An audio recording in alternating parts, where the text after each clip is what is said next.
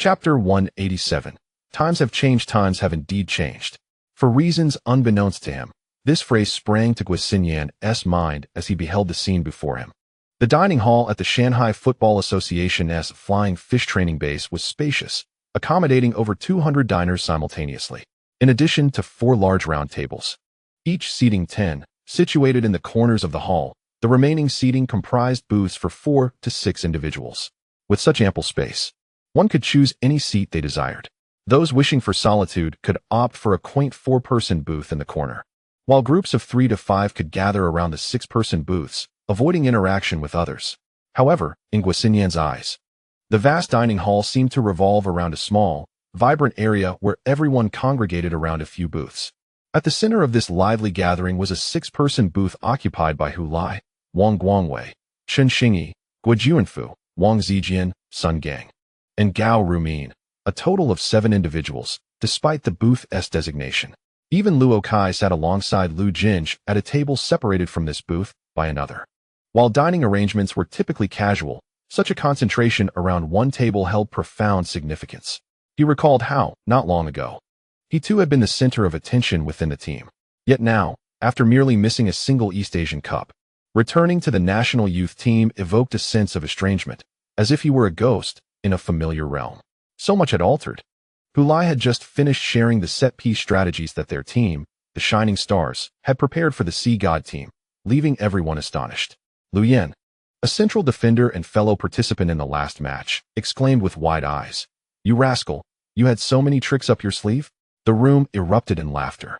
Guo Junfu slapped Liu Yan on the shoulder, chuckling heartily. "Old Liu, you didn't lose unfairly, truly." Wang Zijian chimed in.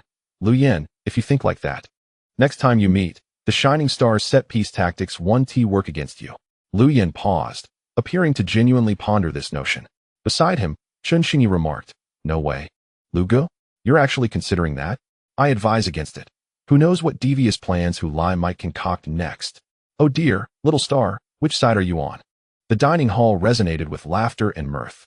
Yet, Guo Xinyan found no amusement in the spectacle. Guo Junfu, Liu Yan, and he were once collectively known as the 3 sons of the national youth team, the most distinguished trio within the squad, forming a formidable central axis. In days gone by, he would have been seated at the center, sharing jovial banter with Guo Junfu and Liu Yan, basking in the admiration of their fellow players. But now, Xinyan, should we join them? Xiao Xiao, holding a tray, gently prompted him. Guo Xinyan snapped back to reality, shaking his head. "No need. We shall dine here and return to our rooms afterward." With that, he placed his tray on a nearby 10-person table. "Oh, very well." Xiao Xiao took a seat beside him. The two of them occupying a 10-person table felt somewhat conspicuous. Some individuals observed the situation but chose to remain silent, merely casting a few glances before averting their gaze. Guo Junfu hesitated to speak, but ultimately restrained himself. During the sign-in, he had subtly reminded Guo Xinyan. Yet the latter seemed unable to lower his pride at that moment. One can only hope he gradually comes to terms with this matter. Indeed, times have changed. On the following day at the training ground, the players of the national under-23 team encountered their head coach, Shi Wuyin, alongside assistant coach Li Jiwei. The coaching staff was also introduced to the new roster of players. Given that this squad included players selected for the first time, I shall reintroduce myself. I am Shi Wuyin, your head coach, and I will lead you in the U23 Asian Cup scheduled for January next year, serving as the Olympic qualifying tournament. Standing at the forefront, Shi Wuyin donned a sharp athletic ensemble, his foot resting on a soccer ball, hands placed firmly on his hips, exuding energy and enthusiasm. He continued, "These next 3 friendly matches are crucial as they represent our most significant preparations before the U23 Asian Cup. I expect each of you to be spirited and perform earnestly, proving your capability to participate in the U23 Asian Cup." Upon hearing Shi's words, every player instinctively puffed out their chests, fearing inadequate performance might draw the coach's disapproval, thereby jeopardizing their chances for the U23 Asian Cup, especially those who had not participated in the East Asian Cup, lacking an opportunity to showcase their abilities.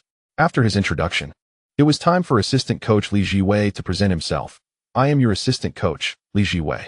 I am a coach who demands strict discipline, and I expect everyone to heed my commands during training. My instructions must not be taken lightly." We have a formidable task to accomplish within a limited time frame. From today onward, the offensive tactics of the team will differ from what you are accustomed to.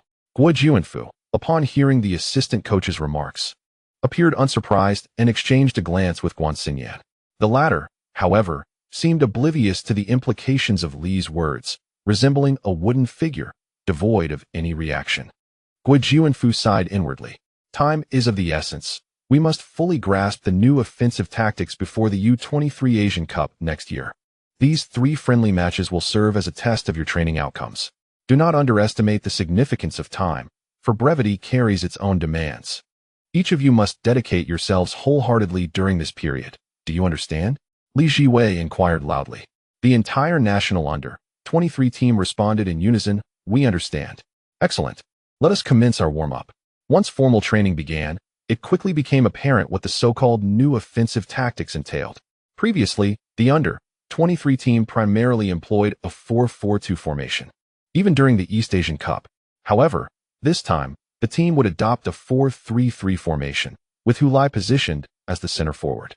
The subsequent tactical arrangements would revolve around how to optimize his offensive capabilities. In this regard, neither Shi Wuyin nor Li Jifei has a fixed selection. They continuously experiment with various combinations during training. Consequently, it became clear to everyone that, in essence, the only constant in this offensive strategy is Hu Lai, while all other positions remain fluid. However, hardly anyone perceives this as problematic, nor do they harbor any jealousy towards Hu Lai. His prowess is evident to all. Who would dare to claim that Hu Lai is unworthy of his position? How did the fear of South Korea dissipate in the East Asian Cup? How did the Chinese team secure their second East Asian Cup title? In club competitions, Hu Lai currently leads the league with 19 goals. Although this is in the China League One, how many others can boast such a tally in this league? Luo Kai and Chen Xingyi are the second highest scorers in the national U-23 team, yet they fall significantly short of Hu Lai's achievements. Guo Xinyan plays in the Chinese Super League, but how many goals has he scored? Merely 2. And Hu Lai? 19 goals. Even if the Super League presents greater challenges, is the disparity in scoring difficulty between it and the China League One truly as vast as 219? Not to mention that Hu Lai has netted 3 goals against Super League teams in the FA Cup, surpassing Guo Xinyan's total goals in all Super League matches this season. In both national and club competitions, Hu Lai has showcased exceptional performance. How could such a player not be a starting center forward for the U-23 national team? What caliber of team is the Chinese U-23 squad? Though Hu Lai's position is established, the 2 flanks surrounding him remain open for competition. Wang Zijian, Guo Xinyan, Luo Kai, Chen Xingyi, and Wang Hua all have opportunities, while Tan Yunlong, a quintessential center forward, is clearly identified as Hu Lai's substitute. However, this does not imply that he is relegated to merely sitting on the bench, cheering on his teammates, or handing out towels. In fact, Shi Wuyin has devised specific tactics for him to employ when he takes the field. The U-23 team's offensive strategy will differ in Hu Lai's absence. This strategy will leverage Tan Yunlong's remarkable physical attributes, his height and ability to hold the ball, positioning him as an offensive fulcrum, facilitating opportunities for the wingers and advancing midfielders. The focus of the U-23 team's attack will thus shift from the center to the flanks, necessitating adjustments in the selection of wing players to prioritize scoring capabilities. Regardless of the tactical approach, Guo Xinyan realizes that he is no longer the indispensable offensive linchpin of this team. Even in the absence of Hu Lai, the strategy that relies on the wingers for scoring does not hinge solely on him. After all, there is another flank to consider. In terms of possession and the authority to shoot, he no longer holds precedence. If his side becomes obstructed, the coach will promptly call for a broad shift, redirecting the attack to the opposite flank. This was not the case previously. In the past, whether the attack was successful or not, it depended on him. Wherever he directed his efforts, that dictated the primary attacking orientation of the U-23 team. Currently, what exacerbates his discomfort is that even if he were to take a significant step back and accept this entirely new tactical approach, he is astonished to discover that his competitiveness within the team's forward line has plummeted. The requirements laid out by Coach Shi Wuyin for the 2 wingers in this tactical scheme are comprehensive. They must possess the ability to dribble, pass, and shoot, along with a requisite pace. In truth, Guo Xinyan possesses all these abilities. However, when considering his prowess, It would still be fairly competitive if placed within the former U23 or U19 national teams. Now, he is taken aback to find that the two forwards who have made their debut in the U23 national team possess capabilities that are entirely on par with his own. And in certain aspects, they even surpass him. For instance, in the Team's speed tests, Chen Xingyi's pace outshines the entire squad, eclipsing the previously fastest player, Wang Zijian, and earning the title of the Team's 30-meter sprint champion. In terms of the combination of speed and strength, Luo Kai excels even further. Chen Xingyi's advantages also include his nearly season-long synergy with Hu Lai, which has fostered an undeniable chemistry. Moreover, Luo Kai's individual skills are exceptionally prominent. When the situation demands solo play, he significantly outshines Guo Xinyan. Chen Xingyi is adept with his left foot, while Luo Kai is ambidextrous. Together, they can interchange positions seamlessly. They can break through on their respective flanks to deliver crosses, cut in to shoot, or horizontally dribble to pass the ball to Hu Lai, thereby enriching the attacking strategies of the front line. It is no wonder that Guo Junfu remarked to him that the competition would be fierce. Nevertheless, Guo Xinyan has his own plans. He refuses to concede defeat. He intends to leverage the practical opportunities presented in the warm-up matches to demonstrate to Coach Shi that he can still be the offensive linchpin of this team and that he is indeed an indispensable asset. After 4 days of training, the U23 national team of China welcomed their first warm-up match against the U23 team of Laos. In this match, Coach Shi did not continue with the previous tactics. Instead, he directly implemented the new strategy. However, in terms of personnel selection, he partially retained players from the prior U23 team. For instance, he started Guo Xinyan and Wang Zijian on the wings, with Guan on the left and Wang on the right, instructing them to interchange positions as necessary during the match, while Hu Lai played centrally. Chen Xingyi and Luo Kai, the two newcomers to the U23 national team, were seated together on the bench, engaged in conversation. Chen Xingyi asked Luo Kai, "Why haven't you removed me from your blacklist yet?" Luo Kai, perplexed, replied, "When did I ever blacklist you?" Chen Xingyi instinctively touched the side of his thigh, only to remember that his phone was locked away in the locker room, as Coach Shi had not permitted them to bring it. "I don't care. You have blacklisted me. I'll prove it to you with my phone after the first half." After some contemplation, Luo Kai suddenly realized, "Oh, right, I did blacklist you. Who told you to send me news about Hu Lai?" He had thought it was appropriate for the two of you, as classmates and teammates, to be aware of each other's circumstances. Little did he know that you were at odds. At this point, Chen Xingyi suddenly chuckled mischievously, leaning closer and whispering, "Honestly, is this related to Li Qingqing?" Luo Kai paused for a moment, then retorted angrily, "It has nothing to do with Qingqing. Before Qingqing transferred to our school, there was already a mutual disdain between us. It's quite peculiar, Luo Kai. I have a general understanding of the situation back then. You mentioned that Hu Lai was displeased with you, and I can believe that. You're esteemed and popular, so it's natural for Hu Lai to look down on you, perceiving you as pretentious. But why? Pray tell, are you irked by Hu Lai? What is it about him that could possibly provoke your annoyance?" Luo Kai's mouth fell open at Chen Xingyi's inquiry, yet no words emerged. He realized that his irritation towards Hu Lai stemmed, in fact, from Li Qingqing. The goddess he revered was inexplicably close to someone who resembled a jester at that time, and a pang of jealousy struck him, observing Luo Kai's sudden silence. Chen Xingyi recognized that he had struck a nerve. He opened his mouth, as if to speak, but ultimately refrained from uttering a single word. At that moment, the spectators in the stands erupted in cheers. Wang Zijian, utilizing his speed, forcefully broke into the penalty area of the Laos national team, only to be brought down by a defender. The referee decisively blew the whistle, issuing a yellow card to the offending player and awarding a penalty kick to the Chinese national team. The designated penalty taker, as appointed by Coach Shi, was Hu Lai. He promptly seized the ball and approached the penalty spot. Hu Lai was poised to score. Although the kick had yet to be taken, Chen Xingyi had already proclaimed his confidence. Indeed, a minute later, Hu Lai successfully converted the penalty, marking the first goal for the Chinese national team. Chen Xingyi rose to his feet, celebrating Hu Lai's achievement, only to turn around and find Luo Kai among the jubilant crowd. This penalty was the sole goal for the Chinese team in the first half. However, before the halftime whistle, the Laos team managed to equalize the score. It can be said that aside from this penalty, the Chinese team's performance was subpar. Notably, Guo Xinyan's display in the first half was particularly dismal.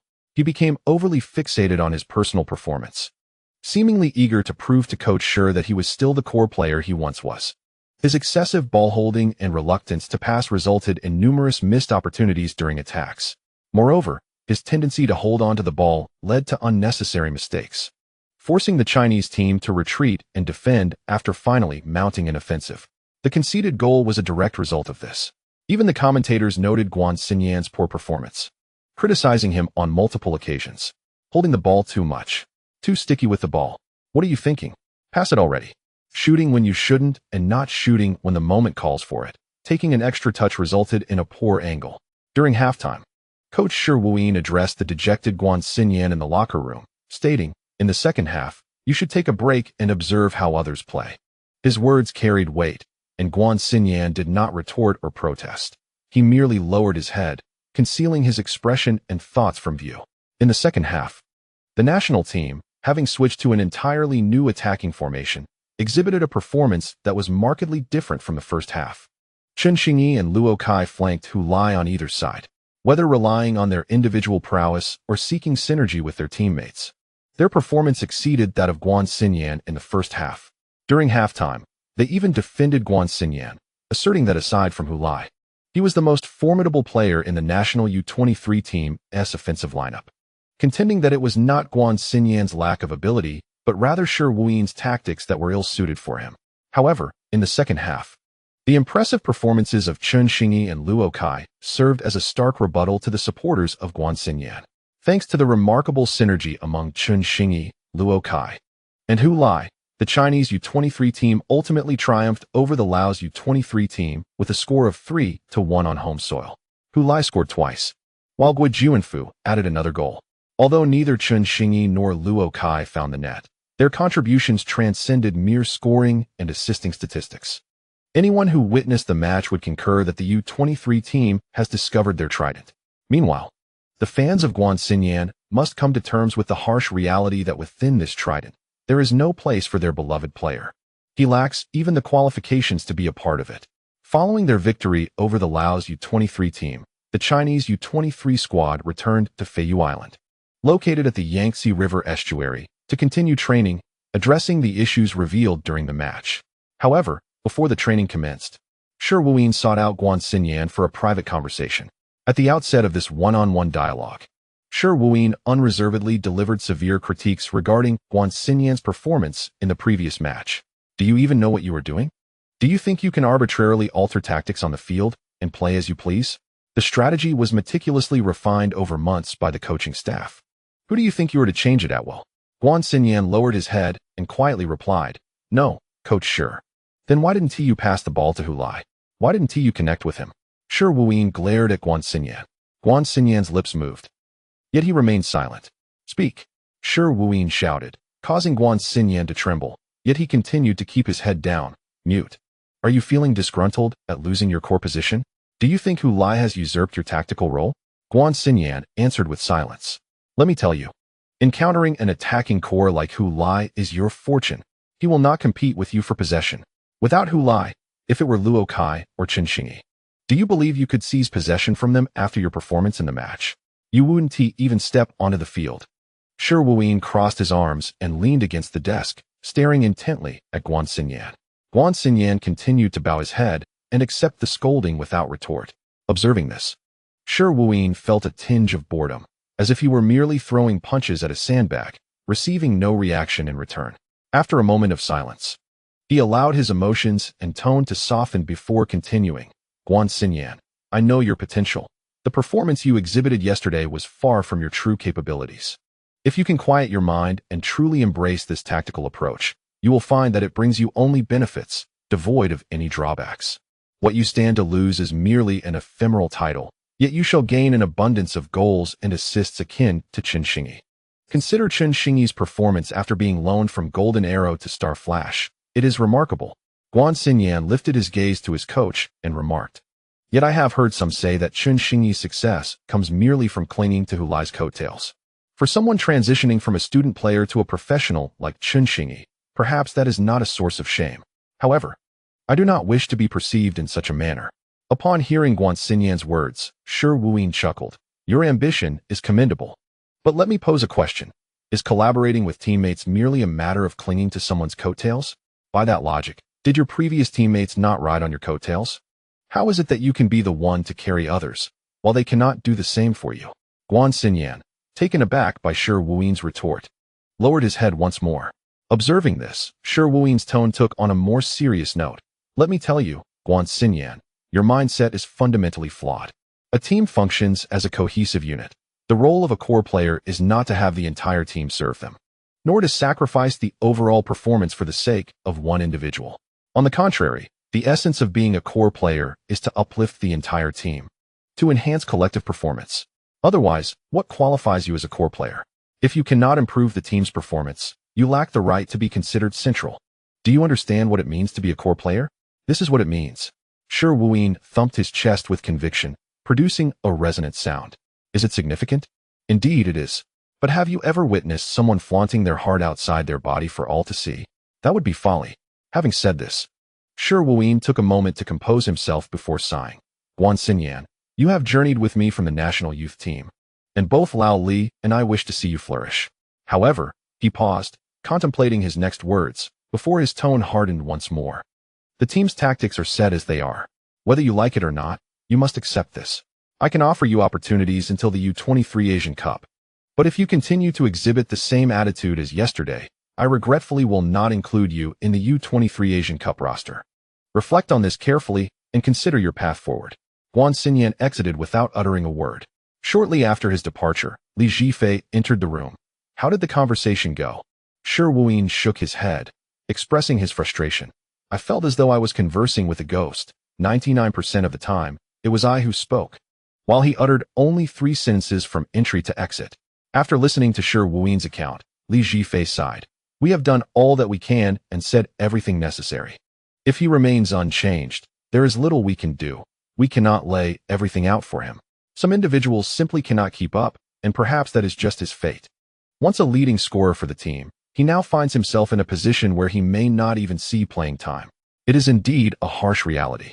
But what, then, is the source of this cruelty? Competitive sports inherently follow the principle of survival of the fittest, characterized by fierce competition. Anyone involved in this realm is akin to rowing against the current. Stagnation equates to regression. A 22-year-old player who neglects self-improvement and fails to devise ways to keep pace with the collective growth, while being fixated on ephemeral notions of pride, surely invites the question of their continued presence in the sport. If Chinese football is inundated with such players, how can the nation's football prospects ever flourish?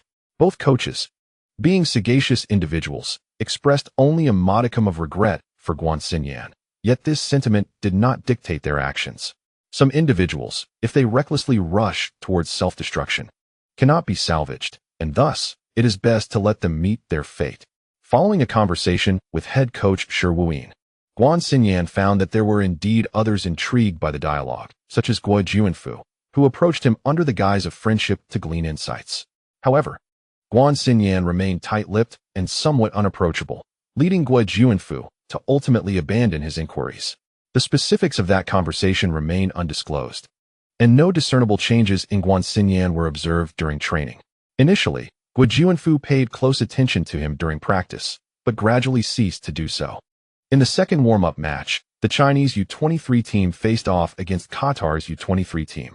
On this occasion, Guo Xinyan did not start and only made his appearance in the 70th minute, and predictably, he did not deliver a noteworthy performance. It could be said without reservation that he was detached from the team's tactical framework. The match concluded with a 2-2 draw. 3 days later, on October 15th, the final warm-up match saw the Chinese team host Uzbekistan's U23 team. Guo Xinyan did not receive any playing time in this match, sitting alone on the bench in a state of despondency, unnoticed by many. Even the television broadcast scarcely featured him, and the commentators omitted his name entirely. The Chinese U23 team suffered a 2-3 defeat, concluding their warm-up journey with 1 win, 1 draw, and 1 loss. In the post-match press conference, Shi Wuyin expressed satisfaction with the team's performance, despite the loss, as the primary focus of this training camp was to address offensive issues. Throughout these 3 matches, regardless of the outcomes, the Chinese team managed to score in each, with no fewer than 2 goals per game. The newly summoned players to the U23 team also shone brightly, with Luo Kai and Chen Xingyi both netting their debut goals for the national team. Chen Xingyi even achieved a remarkable brace in the match against Uzbekistan, accounting for all of his team's goals. The purpose of the warm-up matches was to validate the tactical viability and assess the new players' performances. Both objectives were met, and thus, Shi Ruimin did not place undue emphasis on the results of the matches. However, the fans may perceive the situation differently. In the first warm-up match, the Chinese team triumphed over their opponent, yet in the second encounter, they could only manage a draw, and by the third match, they suffered a loss. To the fans, this represented a stark decline in performance. Coach Shi Ruimin observed that the team's ability to score in every match was a positive sign. However, the fans and media expressed concern over the fact that the team conceded goals in all 3 matches, which they did not view as a good omen.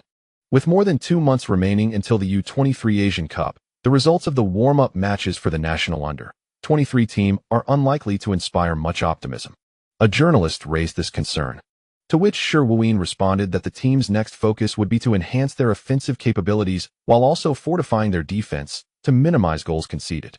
Throughout the press conference, no media representative inquired about Guo Xinyan, not even local journalists from Shanhai. It seemed as though he had been forgotten. Given his performance in the warm-up matches, it was indeed challenging for him to remain in the spotlight. Perhaps only his fans would voice their discontent online, lamenting that the head coach afforded him too few opportunities, culminating in a final warm-up match where he did not see a single minute of play, which they deemed excessive. However, in all honesty, such sentiments expressed by Guo Xinyan supporters have failed to make significant waves in the current climate. Prior to the East Asian Cup, they managed to fabricate rumors against Hu Lai, leveraging the general unfamiliarity surrounding him.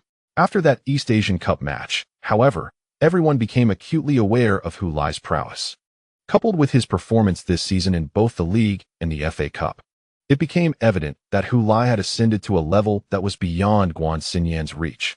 Thus, any attempts to diminish Hu Lai's reputation would be futile. Of course, they did not shy away from attempting to stir trouble for Chen Xingyi and Luo Kai, as it was their positions on the field that had led to Guo Xinyan losing his starting role.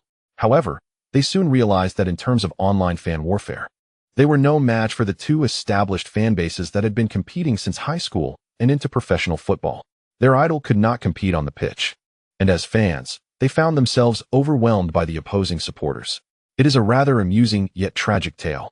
In Chapter 189, League and FA Cup, Zhao Kongming found the greatest joy in encountering the lively and uninjured Hu Lai, Wang Guangwei, Chen Xingyi, and Zhang Qinghuan at the Luqing training base of Anong Shanxing after the international match day. The 4 had not suffered injuries or setbacks during their recent national team appearances. Since coach Shi Ruimin primarily focused on tactical experiments and personnel trials during these 3 warm-up matches for the national under-23 team, Hu Lai, Chen Xingyi, and Wang Guangwei did not play a full 90 minutes in any match, which spared them from excessive fatigue despite participating in all 3 games. Zhang Qinghuan experienced a similar situation, having played only 60 minutes in total across 2 matches for the national team, both as a substitute. It is evident that after a 3-year hiatus from the national team, he must reacquaint himself with the rhythm and essence of the game. While some of his teammates from 3 years ago still remain, his playing style has undergone a profound transformation, necessitating a period of adjustment for all. Nevertheless, regardless of the challenges, Zhang Qinghuan's return to the national squad signifies a commendable advancement in his career. As for the league, the sole ambition of Shining Stars is ascension. Although the first leg of the FA Cup final is merely 2 weeks away, the focus remains steadfastly on the present, with promotion spots designated for the top 2 teams. Maintaining a comfortable lead over the third-place team is paramount. After 26 rounds of play, with 8 remaining, Shining Stars sits atop the league with 62 points. The third-place team, Ning Tianyongan, trails by 7 points, currently holding 55. Examining the remaining fixtures, only Lingnan Nanhai poses a significant threat, as other teams lack the requisite strength. Of course, relegation candidates should not be underestimated. However, as long as Shining Stars maintains their performance, the outcome against these teams appears predictable. The only uncertainty lies within the FA Cup final, which transforms the competition into a 2-legged affair rather than a single decisive match. According to the draw, the first leg will take place on Saturday, November 4th, away against the Shenzhen Jian 2, while the second leg is scheduled for Sunday, November 26th, at home. The primary focus remains on the first leg. Moreover, due to this cup final, the league match against Baishan Lin Chun Hongqi, originally set for the weekend, has been postponed to December 3rd, resulting in Shining Stars playing one fewer match than their promotion rivals. Fortunately, both the league fixtures before and after the final are not midweek matches, thus mitigating the impact on the team's physical condition. Zhao Kongming's strategy is to ensure that the team does not falter before the first leg of the FA Cup final. They must secure victories in the remaining 3 matches. Fortunately, there is a full week between the international break and the league match day, alleviating concerns regarding physical fatigue. With all 4 players called up for national duty remaining uninjured, the situation looks even more favorable. Additionally, it is advantageous that 2 of the 3 upcoming league matches will be played at home, reducing the burden of travel. On October 21st, in the 27th round of the league, Shining Stars hosted the mid-lower tier team Wu Zhou, with Zhao Kongming implementing minor rotations. Ultimately, Shining Stars triumphed with a 3-0 victory. However, as both Lingnan Nanhai and Ningtian Yong also secured wins, the point gap remained unchanged. Conversely, 4th-placed Chuan Nanchongshan, following their 0-1 defeat to Shining Stars, faced a draw against Xiao Jianglu Lin, marking 2 consecutive winless matches and leaving them with only 51 points, effectively falling behind in the promotion race. Ultimately, the 2 promotion spots are likely to be contested among the teams of Anong Shining Star, Lingnan Nanhai, and Ningtian Yong'an. Following this match, there is another league game on Thursday. These 2 matches are closely spaced, yet Shining Star will be playing at home for both, thus sparing them the strain of travel in a short period, giving them a scheduling advantage. In this round, Shining Star faced off against the 6th-ranked Shaojing Green Forest. Shaojing Green Forest is undoubtedly a formidable opponent, having drawn with the 4th-ranked Chuan Nanchongshan in their previous match. Consequently, coach Zhao Kongming fielded his strongest available lineup for this encounter. Fully utilizing their primary roster, Shining Star did not disappoint, decisively defeating Shaojing Green Forest 2-1 at home, thereby continuing their winning streak. Additionally, Hu Lai scored a goal, marking his 20th goal of the season in the China League 1. Despite the 2nd-ranked goal scorer Ivar Mosi displaying impressive form recently, bringing his total to 16 goals, Hu Lai maintains a 4-goal advantage over him in the scoring rankings. Presently, Hu Lai is just 1 goal shy of equaling the record for the most goals in a single season by a domestic player in the China League 1, set by Lin Gang, and many believe he will either tie or break this record without issue. Should he surpass Lin Gang's record, he may also have the opportunity to break the single-season goal record established by Olivier Feller last season, after the match against Shaojing Green Forest. Although 1 more league game remains, Shining Star has already begun preparations for the FA Cup final. The FA Cup final is contested over 2 legs, with Shining Star playing away in the first leg. Thus, Zhao Kongming has devised a strategy focused on a robust defensive setup to minimize goals conceded. While our opponent is indeed formidable, this does not warrant an early surrender. The reasoning is straightforward. We are also participants in the final. On the training field, Zhao Kongming addressed the entire first-team squad as they were about to commence their day's practice. Having reached the final, it would be unacceptable to approach it with a lackadaisical attitude or to simply give up. Why exert such effort to reach the final only to abandon it now? If surrender was an option, it would have been better to forego the effort from the outset. Since we are in the final, regardless of the disparity in strength, our singular objective remains to claim the championship. Zhao Kongming spoke with resolute conviction, as if Shining Star truly possessed the capability to contend for the FA Cup title.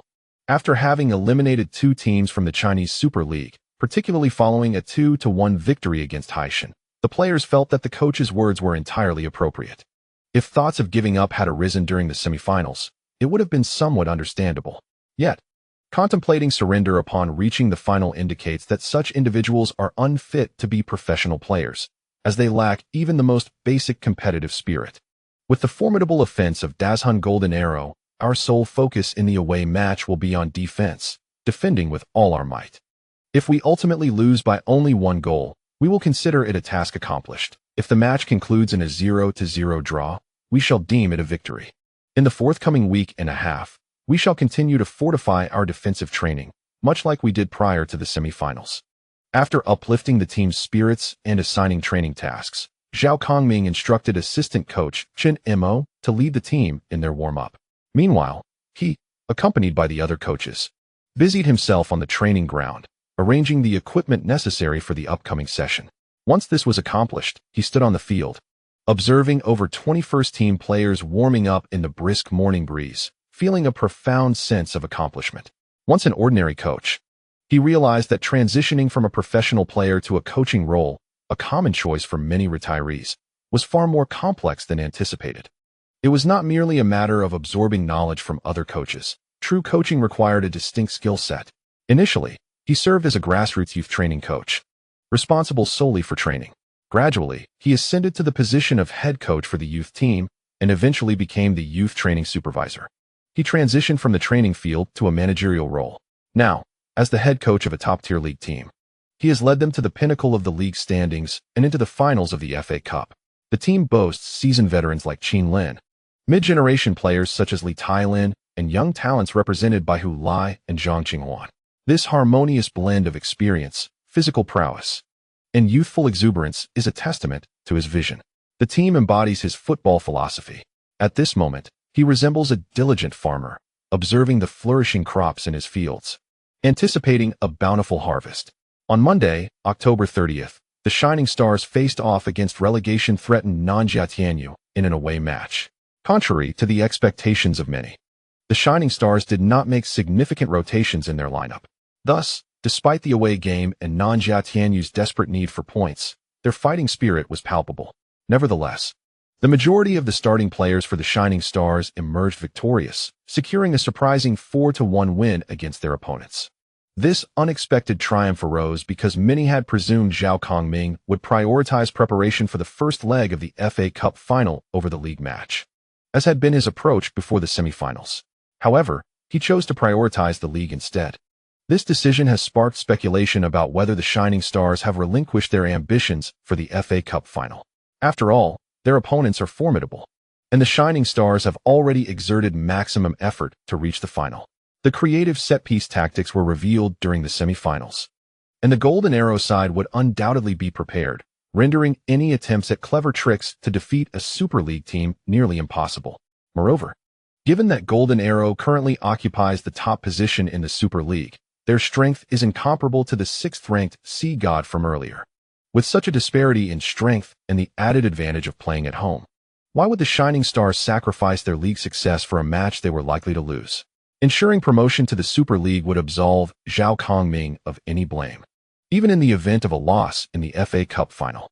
Based on such speculation, everyone believes that the Deshun Golden Arrow will undoubtedly secure the FA Cup championship.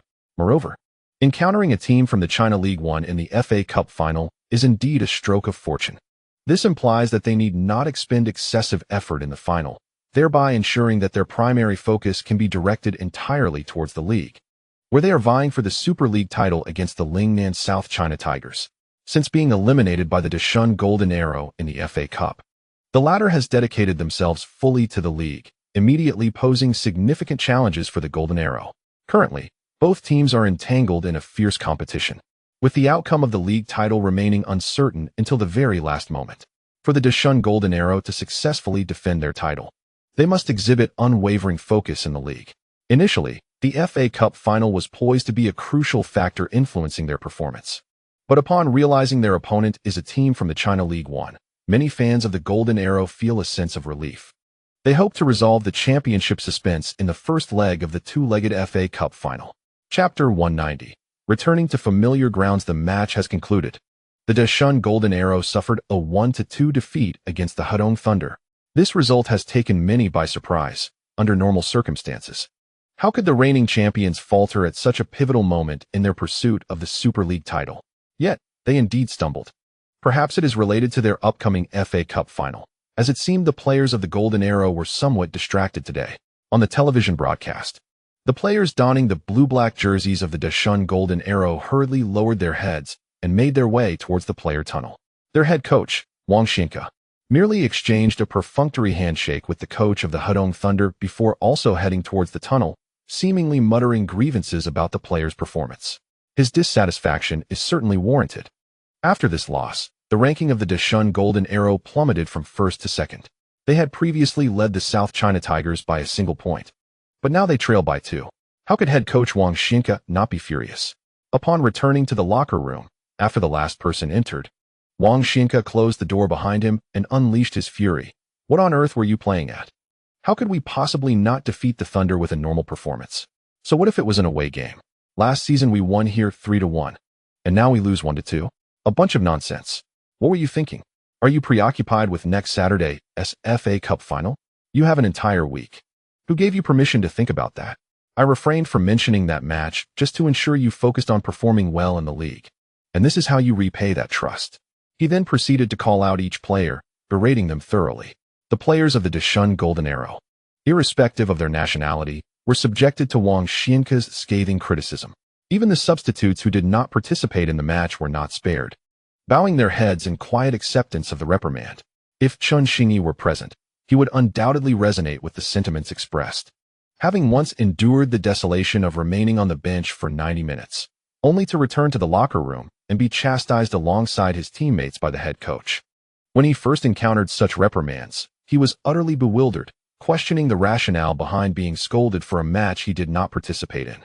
However, he eventually grasped that this was Wang Zijian's unique method of team management, designed to foster a sense of shared glory and shame among the players, thereby enhancing team cohesion. Wang Zijian indeed possessed a remarkable ability to lead his team to victory, yet the psychological pressure he exerted on the players was immense.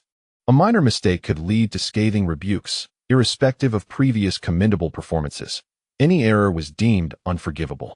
Under his high-pressure management style, each athlete was pushed to their limits, compelled to fight fiercely on the field with unwavering commitment. However, this approach had its drawbacks. If the team succeeded in clinching the championship, any means employed would be justified, and the players would willingly comply with Wang Zijian's directives to attain victory. Yet, if they fell short of the championship, the internalized pressure, lacking an outlet for release, could easily lead to discord within the team. Wang Zijian was fully aware of this, which fueled his frustration. Last season, he had led the Dashun Golden Arrows to a league championship, and this season, the club's objective was to defend their title. Failing to secure the championship would be deemed a failure. The team had performed admirably until the final stretch of the league, when they faltered, a situation that Wang Zijian found intolerable.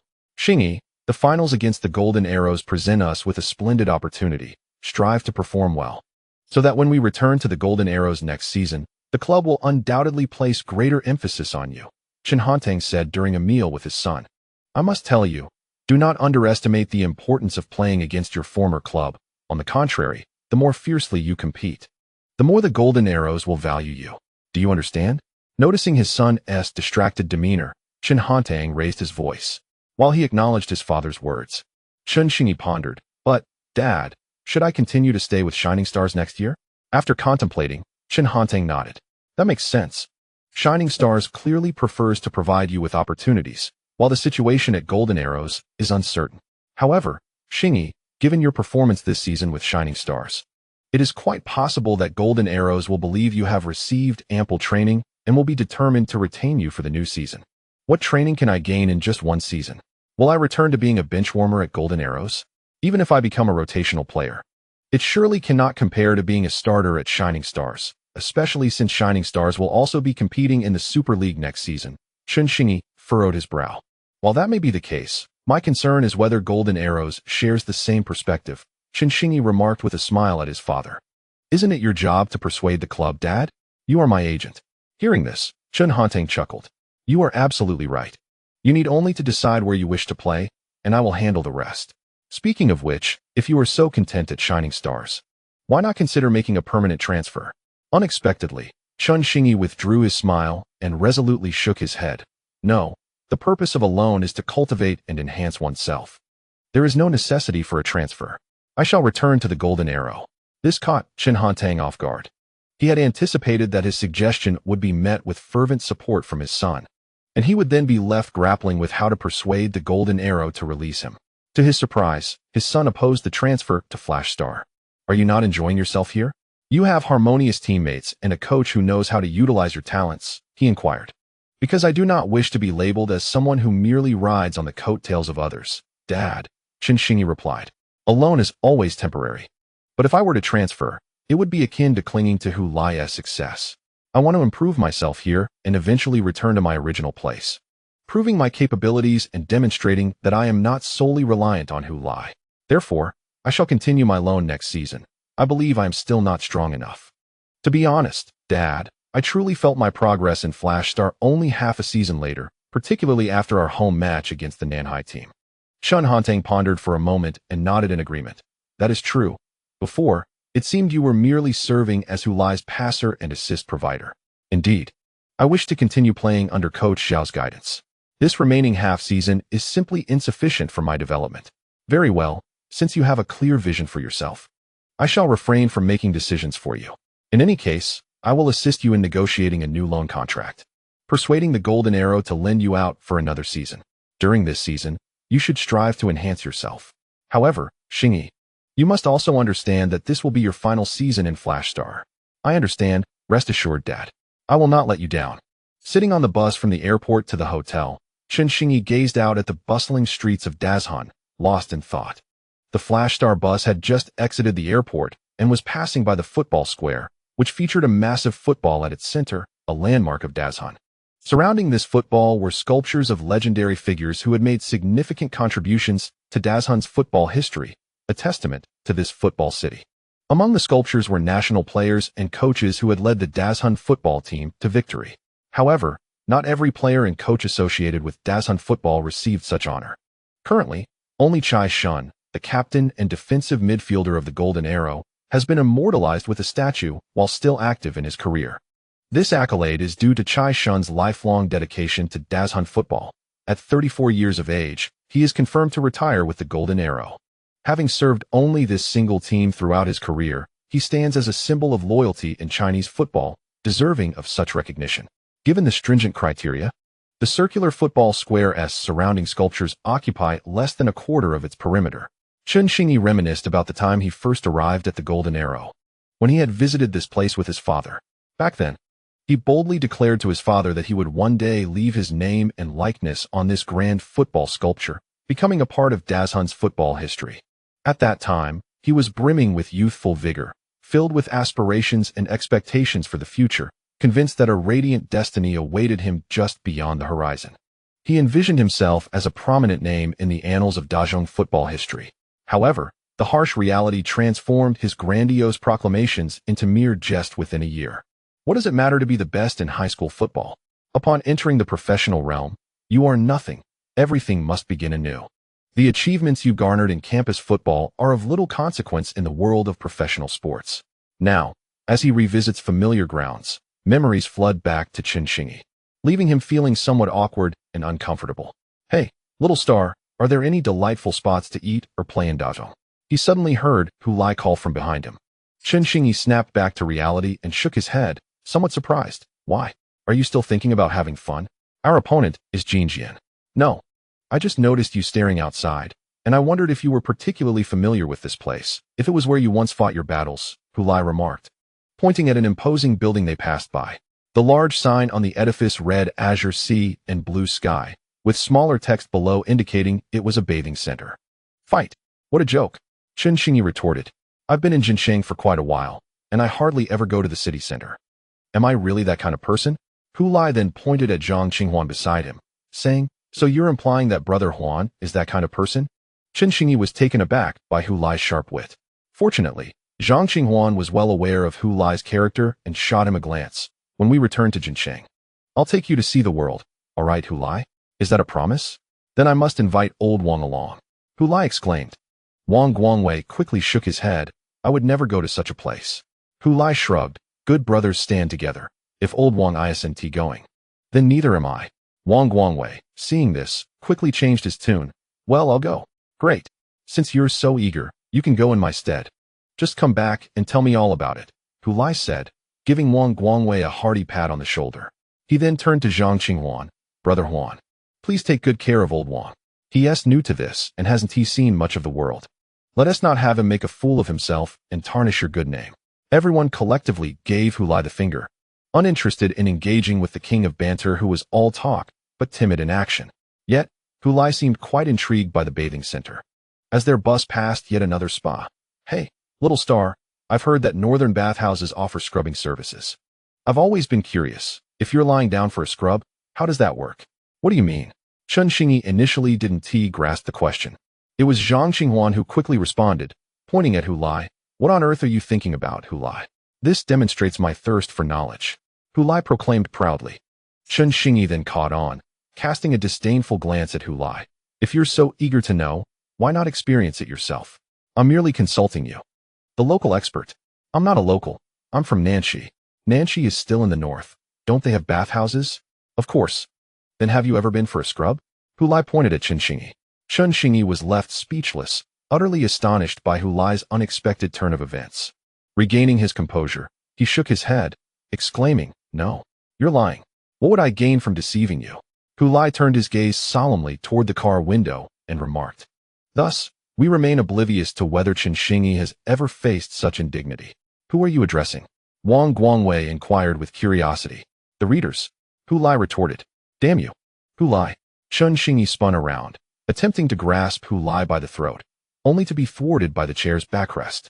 Zhang Qinghuan and Wang Guangwei couldn't contain their laughter at the scene, their mirth drawing the attention of others in the vehicle.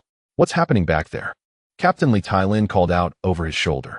"Reporting to you, Captain Li, I was questioning Little Star."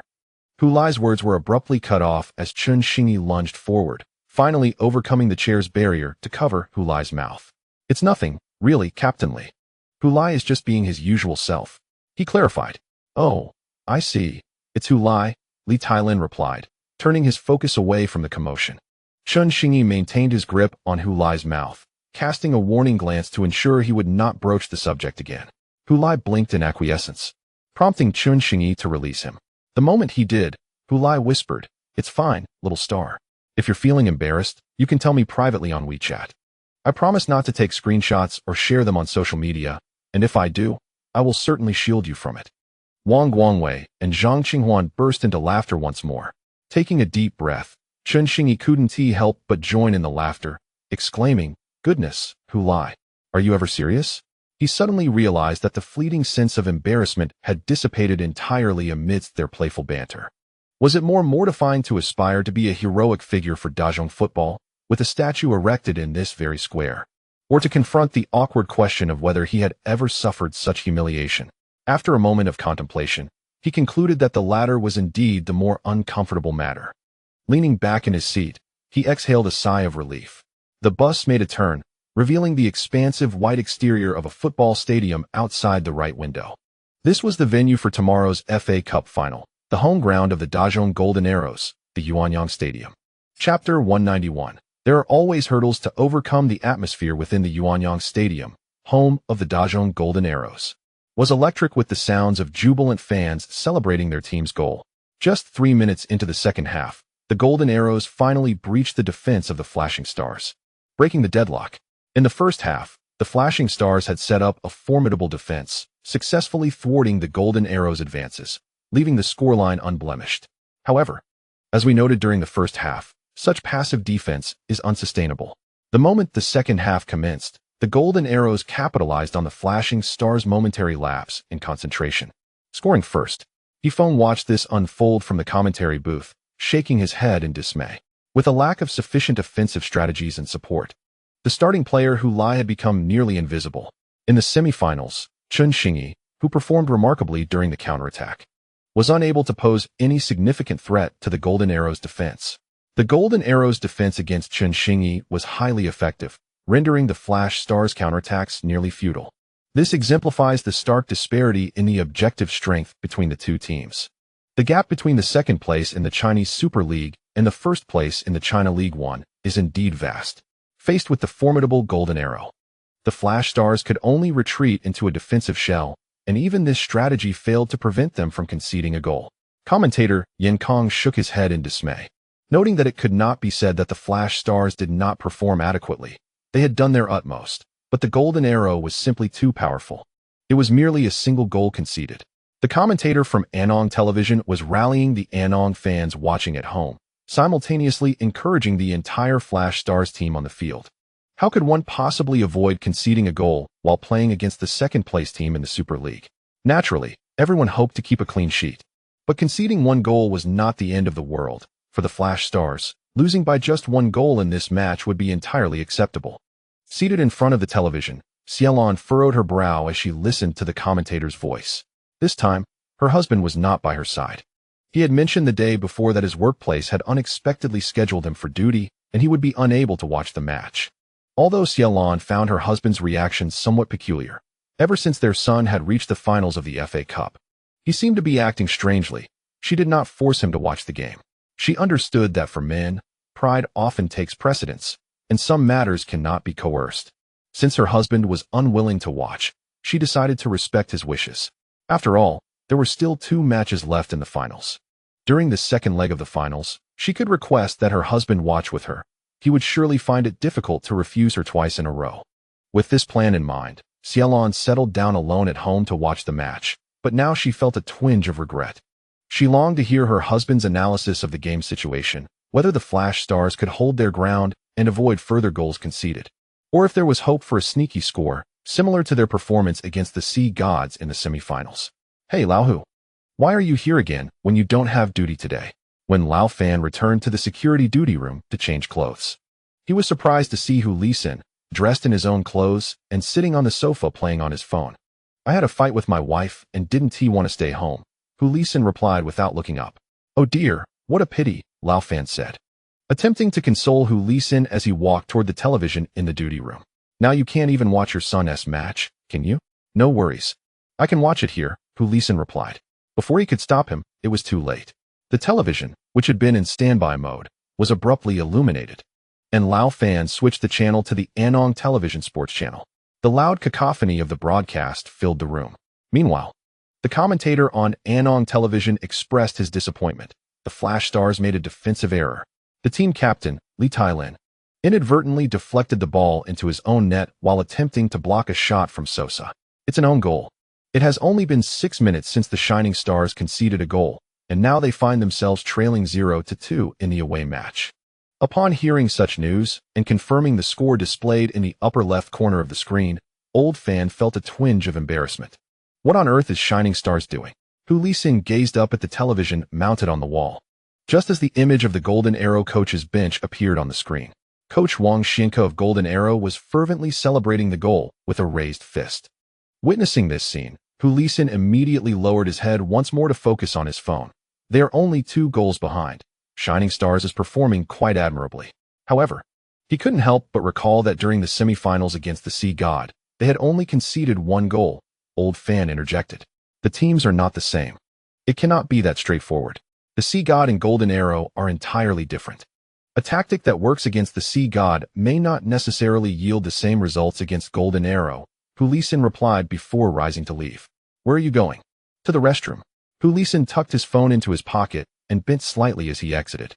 The cacophony from the television was left behind him. Old Fan watched Hu Lai's retreating figure with curiosity, then turned back to the television, scratching his head. He couldn't shake the feeling that Hu was acting strangely today. As Hu Lai stepped out of the duty room, he strolled through the community. Without his security uniform, he appeared more like a resident of this upscale neighborhood. After rounding the 5th and 4th buildings, the view opened up to reveal the lush lawn at the community center. Despite the deep autumn and early winter season, the carefully chosen grass variety ensured that this expansive lawn remained verdant even in the depths of winter. Community residents, peering from their balconies or bay windows, could catch glimpses of the greenery that brought them joy and satisfaction, affirming that their investment was indeed worthwhile. The meticulously designed and maintained landscaping was also one of the reasons this community boasted higher property prices than its neighboring counterparts. More than one person, upon witnessing the community's courtyard, couldn't help but exclaim, "Wow, it's just like a park." Now, on this park-like lawn, several kindergarten children were chasing a soccer ball. 3 boys and 1 girl played without any strategy, simply running after the ball. When one of them reached the ball first, he kicked it forward, prompting his companions to surge past him in a flurry, continuing their pursuit of the bouncing sphere. They dashed back and forth across the lawn, their laughter and chatter filling the air on this Saturday afternoon at 4 o'clock. Hu Lai paused to observe this delightful scene, reminiscing about his old neighborhood, where, many years ago, before cars became so prevalent, the open spaces between buildings were not yet transformed into parking lots. Children often played soccer there. If they accidentally broke a window on the first or second floor, it would elicit scoldings and curses from the occupants, potentially leading to neighborhood disputes. Yet, even so, it was nearly impossible to deter the children from playing soccer there, for their love of the game was undeniable, and with no alternative spaces available, they had no choice but to play in the community's open areas. He recalls that it was during that time when Hu Lai played football downstairs with other children. In a moment of mischief, he kicked a ball through the window of an elderly neighbor's house, which led to a severe reprimand from his father, who used this incident as a pretext to prohibit him from playing football. Subsequently, everyone began installing security bars, and the children could no longer kick the ball into others' homes. They would still play in the vacant lot, but when Hu Lai sought permission to resume playing, he was met with refusal. As cars began to fill the once empty spaces of the old neighborhood, the children found themselves without a place to play football. And Hu Lai no longer had to worry about his son sneaking out to play.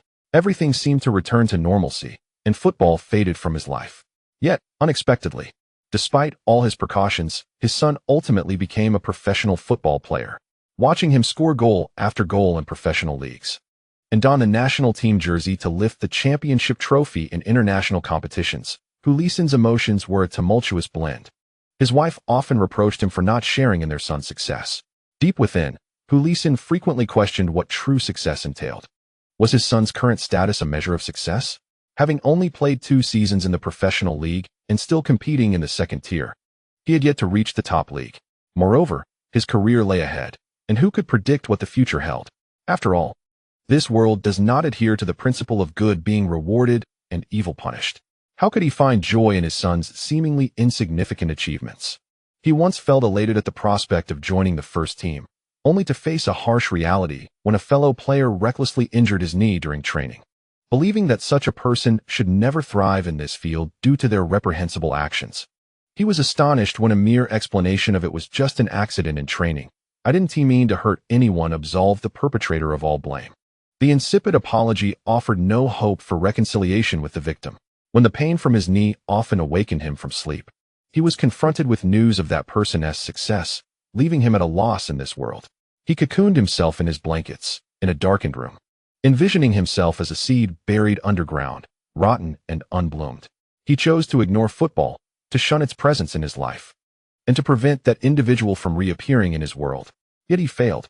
All his efforts proved futile, and he never anticipated that over 2 decades later, it would be his own son who would reintroduce that person into his life. The past could not simply be left behind. Life is fraught with insurmountable obstacles. The person he despised most thrived, becoming one of the most successful figures in the nation's football scene. Now, he was expected to view his son's prospects in Chinese football with optimism. Why? Why do shameless individuals ascend to great heights? Why do despicable and unscrupulous people flourish? Why do those who are morally bankrupt achieve success and earn admiration, while others languish in solitude amidst failure? Why? The match has concluded, and the Flash Stars suffered a 0-2 defeat against the Dajong Golden Arrows on their home turf. Losing by 2 goals in the first leg of the FA Cup final is indeed disheartening. However, the outcome is not the crux of the matter. What truly matters is that this game starkly illustrates the vast chasm in strength between the Flash Stars and the Dajong Golden Arrows, who hold the second position in the Super League. In light of such a significant disparity, even returning to their home ground for the second leg, we must reluctantly concede that a comeback for the Flash Stars appears almost impossible. This contest was never a battle between teams of equal stature. The Flash Stars, as a second-tier team, have already earned respect by reaching the finals. Yet, we must confront the reality. We often say that in life, there are no insurmountable obstacles. Yet for the current Flash Stars, the Dajong Golden Arrows represent not merely an obstacle, but a mountain that seems nearly insurmountable. To conquer this mountain, there remains much work ahead and a long journey to undertake. Thus, patience and understanding from everyone are essential. On the television, the commentator from Anton Sports Channel spoke with a tone of somber reflection, akin to delivering a eulogy for the Flash Stars. His words were directed at the fans watching from home, urging them to temper their expectations, to soothe their emotions, and to refrain from placing blame on the team for this setback. After all, reaching the finals ignites the hope of claiming the championship. Yet, with only one champion to emerge, can failing to secure the title be deemed a failure? Certainly not. The team has performed admirably. It is merely a matter of lacking the requisite strength. What could have been done in the face of defeat? It was unrealistic to anticipate the Flash Stars would triumph over the Golden Arrows on their turf, let alone secure the FA Cup title. This defeat may serve as a realization for the team that the vision of winning the FA Cup is a toxic dream, while the league itself remains the foundation of their existence. Having advanced to the finals and faced 3 Super League teams, they have amassed considerable experience that may serve as a vital asset in their battle for survival in the Super League next season. In front of the television, Xiaolon found herself wanting to refute the commentator's remarks, yet no words escaped her lips. Frustrated, she switched off the television, unwilling to endure the commentator's deliberate neutrality and incessant commentary. Uncle Hu Lai, standing at the edge of the pitch, was roused by the cries of children. "Uncle, kick the ball." A child in the distance pointed at his feet. It was then that Hu Lai noticed the soccer ball had rolled to his side unbeknownst to him. Although the children urged him to kick the ball, he bent down, picked it up, and tossed it back. The ball landed behind the children and bounced, prompting them to chase after it with laughter, while he turned and walked away. Chapter 192. Do you still wish to win? In the visiting team's locker room, the Flash Stars players hung their heads low, their spirits dampened. Particularly, the team captain Li Tailin sat on his chair, draping a towel over his head to shield his expression from others. It was not until Coach Zhao Kongming entered, clapping his hands, that the unsettling silence in the locker room was finally shattered. Do not dwell too heavily on the outcome of this match. We only lost by 2 goals. And your performance has been commendable, he asserted. I am not merely offering words of consolation. I genuinely believe your efforts have been admirable. After conceding the second goal, I observed a moment of panic on the field, yet you quickly regained your composure, and I am proud of your resilience. While some coaches may utter such words to mock their players, Zhao Kongming's intent was solely to commend them. To speak candidly, though the Shining Stars suffered a 0-2 defeat away, their performance was not particularly poor. Otherwise, the margin of defeat would not have been so narrow. Moreover, considering that one of those goals was an own goal, it indicates that it was indeed possible for them to have lost by only a single goal. Thus, there is no need to be overly concerned with the result of this match. From the moment we arrived here, we understood that defeating our opponents on their home ground was an insurmountable task. Fortunately, the finals consist of 2 legs, and we have another opportunity to return to our home turf. We are not without the capability to contend with them. The crucial question is whether you all desire to win. He posed this question to his players. For a brief moment, silence enveloped the locker room. Each individual was engaged in a personal contemplation, grappling with the same query and striving to uncover the answer. Do we wish to win? Who would not desire victory? Yet, some statements may be simple to articulate, but executing them is an entirely different challenge. Can we secure a win? What must we do to achieve it? Seemingly attuned to the thoughts swirling in his players' minds, Zhao Kongming continued, You need not ponder the intricacies of how to win. Simply convey to me your desire for victory. Li Tailin, he suddenly called upon the captain.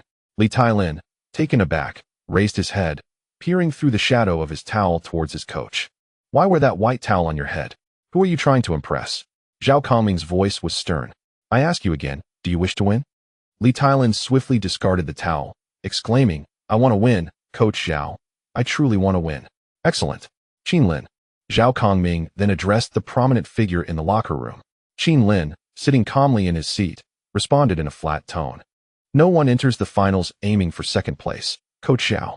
I also wish to win, regardless of the odds. Zhao Kongming turned his gaze to Hu Lai, who, sensing his moment, interjected with a sycophantic grin. Coach Zhao, you know my desire, and with a deep breath, he summoned all his strength to shout.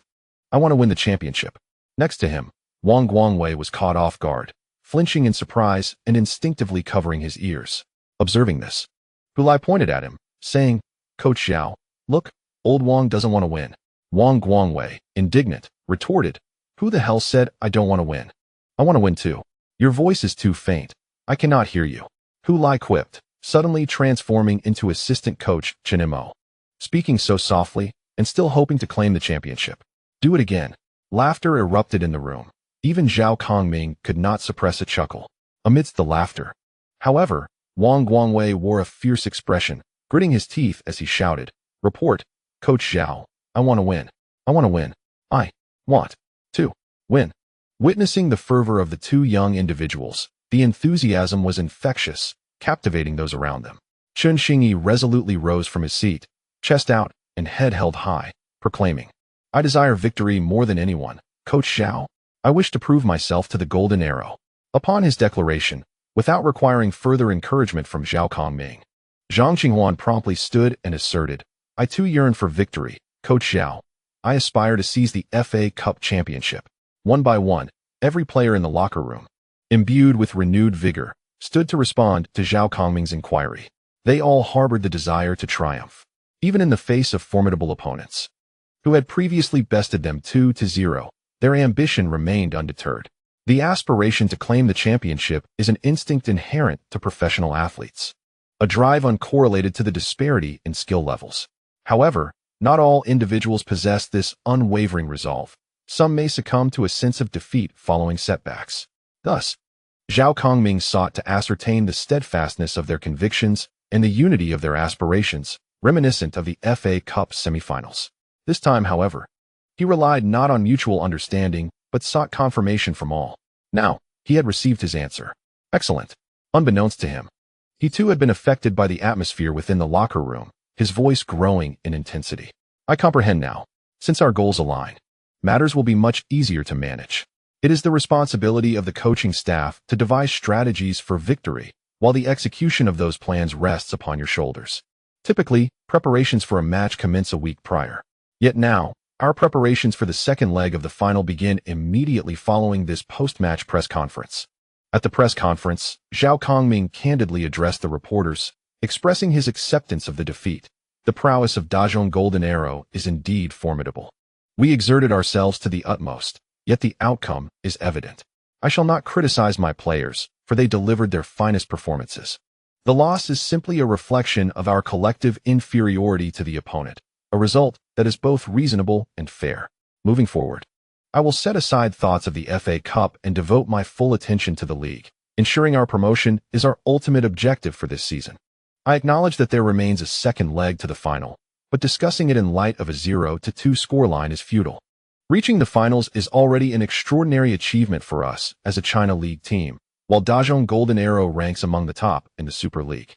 As he addressed the cameras, Zhao Kongming's gaze was particularly sincere. In the recently concluded first leg of the FA Cup final, the away team, Flash Star, succumbed to Dazhong Golden Arrow with a score of 0-2, an outcome that was hardly unexpected, and arguably, the scoreline did not fully encapsulate the disparity in capabilities between the two teams. Flash Star exhibited remarkable resilience throughout the match. However, they nevertheless conceded 2 goals, one of which was an own goal. It is rumored that Dazhong Golden Arrow's head coach, Wang Zijian, expressed dissatisfaction with his team's performance upon returning to the locker room, believing they had failed to meet expectations by scoring only 2 goals.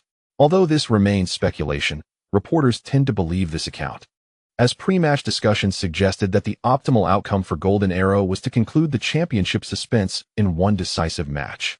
In this manner, Dazhong Golden Arrow can fully dedicate themselves to the upcoming Chinese Super League, contending for the championship against the South China Tigers. Coach Zhao Kongming of Shining Stars acknowledged the defeat post-match, asserting that the team's primary focus should now be on promotion. It seems his mind has finally cleared. Previously, he allowed personal grievances to overshadow the collective interests of the team. His forced rotation prior to the FA Cup semifinals resulted in a loss against Hebei North Star. In retrospect, had that match ended differently, Shining Stars would now be leading Nanhai by 7 points and Ningtianyong by 10, needing only one more victory to secure early promotion. Why subject the fans of Shining Stars to such anxious waiting? Let me clarify. I am not a supporter of Shining Stars. I merely observed that Zhao Kongming had become somewhat inflated in ego before being awakened by Dazhong Golden Arrow. It is astonishing that a team aspiring for promotion in the China League could dare to forego their key players without having secured it. The owner of Shining Stars exhibits remarkable leniency. Had I been in his position, Zhao Kongming would have faced dismissal for such selfish actions. Nonetheless, it is fortunate that they lost to Dazhong Golden Arrow away. Otherwise, Zhao Kongming might have continued down a dark path in the FA Cup. After the match, opinions emerged not only from traditional media, but also across the internet regarding Shining Stars' performance, as exemplified by various comments. The majority believe that Shining Stars' inexplicable fixation on the FA Cup was unwise. Thus, Their loss in the first leg of the final may not necessarily bode ill for the team.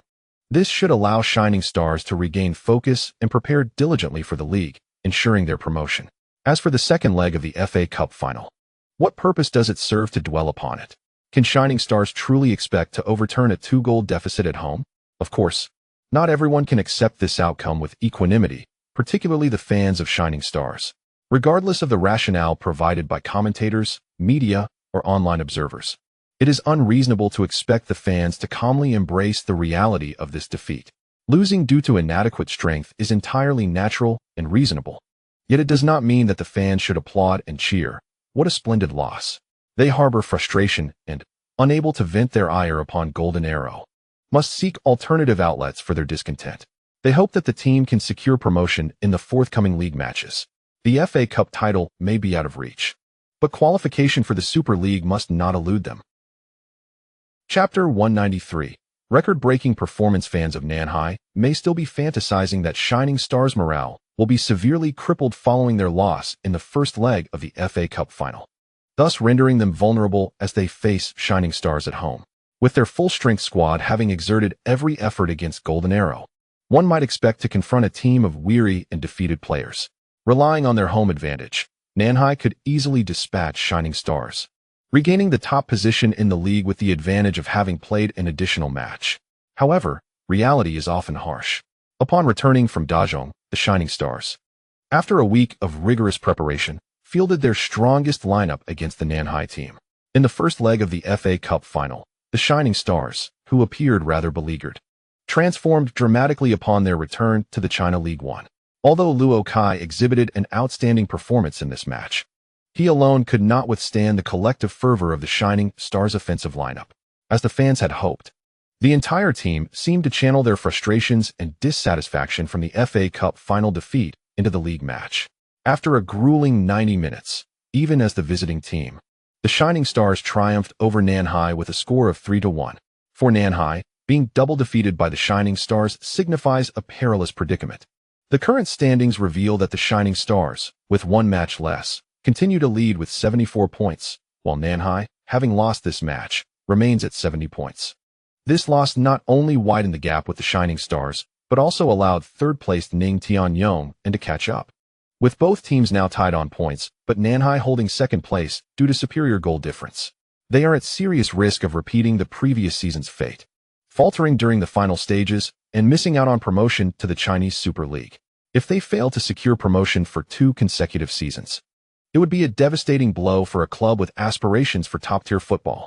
Years of investment by the club would yield no qualification for the Super League, potentially leading to a sharp decline in the team's future prospects, with backers possibly withdrawing their support. The team's fighting spirit could wane significantly, jeopardizing their ability to remain in the China League One. Numerous precedents exist, and Shanhai will not be the last to encounter such a fate. In this match, Luo Kai scored a goal, bringing his personal tally for the season to 11. However, such a performance pales in comparison to Hu Lai's. Hu Lai also netted a goal in this match, but its significance was profound. This marked his 21st goal of the season, equaling the domestic player record for a single season in the China League One, previously set by Lin Gang. He is now just 1 goal shy of the true single-season record established by Olivier Filer. The race for the league's Golden Boot has become unequivocally clear, with 4 matches remaining for the Shining Stars and only 3 for Ning Tianyong, where Ivar Moses trails Hu Lai by 5 goals. It seems almost miraculous for Moses to surpass Hu Lai in the scoring charts. When Yongjun negotiated Hu Lai's new contract, he included a clause that promised an additional 1 million in bonuses if Hu Lai secured the Golden Boot. It now appears likely that he will earn this bonus. Yongjun somewhat regrets not having added another stipulation, an additional 500,000 if Hu Lai could break the single-season scoring record. His initial inclusion of the Golden Boot bonus was to gauge Hu Lai's limits. As a result, he now realizes that he may have underestimated Hu Lai. This season's Golden Boot seems to be within Hu Lai's effortless grasp. In the upcoming Thursday match of the 32nd round, the Shining Stars will host Capital Athletics. Despite having played against Shanhai last Saturday, Zhao Kongming did not rotate the squad for this match, fielding the strongest lineup. Since the 29th round of the league, where the Shining Stars faced Nanjia Tianyu away, they have not returned home for a match in over half a month. The previous two league matches and a FA Cup final were all played on the road. For this home match, over 3/4 of the seats at the Provincial Sports Center were filled. Considering the necessity to leave some seats empty for security reasons, such attendance is truly remarkable. Many Super League matches do not see such crowd sizes. After losing the first leg of the FA Cup final, the Shining Stars fans hope to show their support and encouragement in this manner. Naturally, they also wish to witness a historic moment. Prior to the match, Chen Xingyi reminded everyone in the pre-match segment on Anong TV that Hu Lai was just one goal away from equaling Olivier Ferre's single-season goal record in the China League One. Although he did not explicitly state that Hu Lai would achieve this record in the match, the implication was clear. Thus, many fans came to witness Hu Lai's potential record-tying goal. Hu Lai did not disappoint. Just 13 minutes into the match, he received a cross from Chen Xingyi and effortlessly slotted the ball into the net of Capital Athletics. Hu Lai, wow, what a beautiful goal. This marked his 22nd goal of the season. He officially equaled the single-season goal record in the China League One set by Brazilian foreign player Olivier Ferre of Hushi Daqin last season. The commentator from Anong TV erupted with excitement. The entire Provincial Sports Center resonated with cheers as everyone reveled in Hu Lai's accomplishment. Following his goal, Hu Lai raced toward the corner flag, performing his signature celebration before embracing his teammates in joyous celebration. The thrill of equaling the record was enough to keep everyone elated for quite some time, but just 10 minutes later, in the 23rd minute, Hu Lai struck again. This time, with a long pass from Qin Lin from the backfield, Hu Lai timed his run perfectly to evade the offside trap, leaving the Capital Athletics defenders behind. He expertly controlled the ball, dribbled into the penalty area, and with a composed shot, slid the ball into the near corner of the goal. 2-0. The Shining Stars led Capital Athletics by 2 goals. But that was not the main highlight. The commentator from Tongfei Video, Shun Lang, exclaimed, "What truly matters is that Hu Lai scored his 23rd goal in this season's China League One. He shattered Olivier Ferre's record set last season, a brand new league goal record. Created by the young Shining Stars player, just 20 years of age, he has etched his name permanently into the annals of Chinese football history. From now on, whenever people speak of the goal records in the China League One, Hu Lai will be an indelible name. Just a season ago, he was a player for the Sea God youth team who could hardly secure a spot on the field. Yet now he stands as the leading scorer of the Flash Stars in the league. Should we achieve promotion, Hu Lai will undoubtedly be our greatest contributor." The commentator from Anong Sports Network echoed this sentiment, adding salt to the wounds of the Sea God Club. I must say, while Hu Lai expressed his gratitude towards Sun He, the former head of youth training at Sea God, I too owe him my thanks. For the Sea God Club has gifted us with a head coach and a principal striker. Thank heavens for the Sea God, haha. Ever since the affair between Hu Lai and Sun He was revealed by the Lingnan Evening News, it quickly became common knowledge across the nation. The Sea God Club became a laughingstock among fans. The Anong Sports commentator's remarks have even turned into a meme, suggesting that if the Flash Stars were to secure a place in the Super League, it would be the Sea God Club they owe their gratitude to, as they have not only provided players, but also financial support. The transfer of coaches Zhao Kongming and Chen Mo is easily understood, but what does financial support entail? Hu Lai's transfer to the Flash Stars came with a hefty fee of 500,000. However, astute netizens argue that selling Hu Lai for such an amount is tantamount to the Sea God Club surreptitiously gifting money to the Flash Stars. Given Hu Lai's performance, many would assert he is worth at least 10 million. Thus, the absence of 950,000 from the Flash Stars expenditure can be interpreted as a generous offering from the Sea God Club. Consequently, the Sea God is both a benefactor and a provider, showcasing their utmost care. Upon the Flash Stars promotion, they will honor the Sea God with a special acknowledgement. The fans have resolved that upon ascending to the Super League, they shall prepare numerous banners and even a typho displaying a single message. Thank heavens for the Sea God. In the first half, the Flash Stars took a commanding lead of 2-0 over Capital Athletics, thanks to Hu Lai's brace. The second half saw the Flash Stars maintain their momentum, with Zhang Qinghuan and Wang Guangwei each scoring a goal, culminating in a resounding 4-0 victory at home against Capital Athletics. With one match less played, they have amassed 77 points, still holding the top position in the league. Although Ning Tianyong secured a victory as well, they remain 4 points behind the Flash Stars. It is worth noting that Ning Tianyong has only 2 matches left, while the Flash Stars have 3. This means that in the next round, Should the Flash Stars prevail, irrespective of Ning Tianyong's results, they will secure promotion. With only one match left, Yong'an trailing by 4 points, it is highly improbable for them to catch up in the final round. Even if the Flash Stars were to lose the remaining 2 matches, it would not be a concern, as they would merely relinquish the league title while ensuring their Super League qualification. It must be said that the competition for promotion in this season's China League is fiercely intense, extending into the final 2 rounds. Following the semifinals of the FA Cup, the Flash Stars have embarked on a remarkable 10-match winning streak, yet promotion remains uncertain. Ning Tianyong genuinely aspires to return to the Super League, unlike the utterly distinct South and Jinpeng. Were it not for the Flash Stars' exceptional prowess this season, they might have already ascended alongside Lingnan Nanhai. In this round, the Nanhai team, thanks to the outstanding performance of Luo Kai, managed to avoid a consecutive defeat. They secured all 3 points away from home, thus preventing themselves from being pushed down by Ning Tianyong. Their prospects for promotion appear considerably more daunting than those of the Shining Stars. The latter need only to win one more match, yet they may find themselves in a fierce battle with Ning Tianyong, and that could extend until the final round. Following their match against Capital Athletics, the Shining Stars' busy schedule of back-to-back games has temporarily concluded. With 2 rounds remaining in the league, the Shining Stars still have 3 matches left to play. However, it matters little. As long as they secure one more victory, the outcomes of the other matches become inconsequential. The pivotal moment lies in the upcoming match on Monday, November 20th, in the 32nd round of the league, where the Shining Stars will face Tongdu Jiulong away. This match is the last of that round, and if the Shining Stars can triumph over their opponents, the remaining 2 matches will be mere formalities. Yet, despite Tongdu Jiulong's seemingly modest strength, defeating them on their home turf will not be an easy task, as they are fighting for survival. Currently, they sit in 16th place, third from the bottom, precariously within the relegation zone, just 2 points away from escaping it.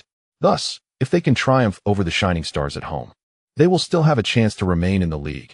Otherwise, they will find themselves back in the 2nd tier next season. Everyone is aware that teams battling relegation are often the most challenging opponents, especially in the final stages of the league. Of course, even if the Shining Stars do not secure a victory against Tongdu Jiulong this round, they still have 2 more matches to play. After all, it is unlikely they would experience 3 consecutive defeats at this critical juncture. Chapter 194. Football in Anong is back, knowing that a single victory would guarantee their early promotion. The 32nd round match against Tongdu Jiulong has become the focal point for Shining Stars fans, garnering even more attention than the second leg of the FA Cup final. The Shining Stars Club is also preparing for the promotion, having reached out to several fan organizations to sponsor their away trip to rally support. Fans have eagerly signed up to participate. Despite it being an away match, they wish to witness history firsthand. Even against a team focused on relegation, the Shining Stars supporters remain hopeful for their team.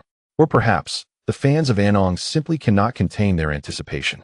This moment marks the return of Anong football to the pinnacle of Chinese leagues, and everyone wishes to be present to witness it. However, the club's sponsorship is limited, prompting some Shining Stars fans to take the initiative to travel by train to the away match, securing tickets online and covering their own travel and accommodation expenses without seeking financial support from the club. To witness the match, many fans have requested time off from work or even resigned from their jobs, all to become part of this historic occasion. The phenomenon of resigning for the sake of watching a game has even made its way onto Weibo's local trending topics, attracting the attention of several local media outlets.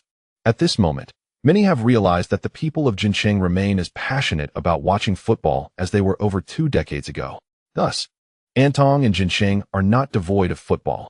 Rather, the fervor of their fans has been buried deep beneath the surface. When the torrential rains finally descend upon this barren land, countless seeds will spring to life, transforming the desert into a lush oasis in a remarkably brief span of time. Everyone will realize that it merely required a single rainfall. Indeed, the transition from desert to oasis hinges solely upon this one rain. Yet, how many years have the fans of Antong and Jincheng waited for this very downpour? A full 20 years. As the saying goes, there are 4 great joys in life: the welcome rain after a long drought, reuniting with an old friend in a foreign land, the wedding night, and the moment of achieving academic success. The welcome rain after a long drought ranks first among them. Antong and Jincheng, this football wasteland, has endured a drought for 2 decades, and now that the rain has finally arrived, how could the fans of Antong and Jinsheng not feel elated, excited, and even ecstatic? To witness a promotion match, what is resigning from a job? Employment can be sought anew.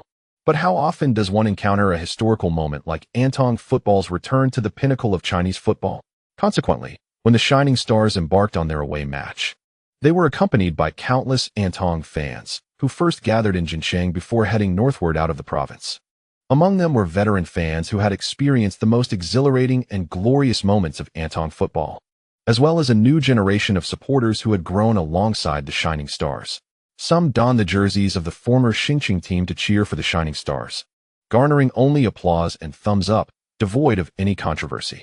As these fans surged into the home stadium of Tongdu Jiulong at the Shigong Sports Center, they startled the local Tongdu Jiulong fans, who had anticipated giving the Shining Stars a rude welcome. In preparation for the relegation battle, many local fans had arrived, expecting to turn the stadium into a hell for the visiting team. However, the sheer number of Shining Star supporters entering the venue created an atmosphere that rivaled, if not surpassed, their own.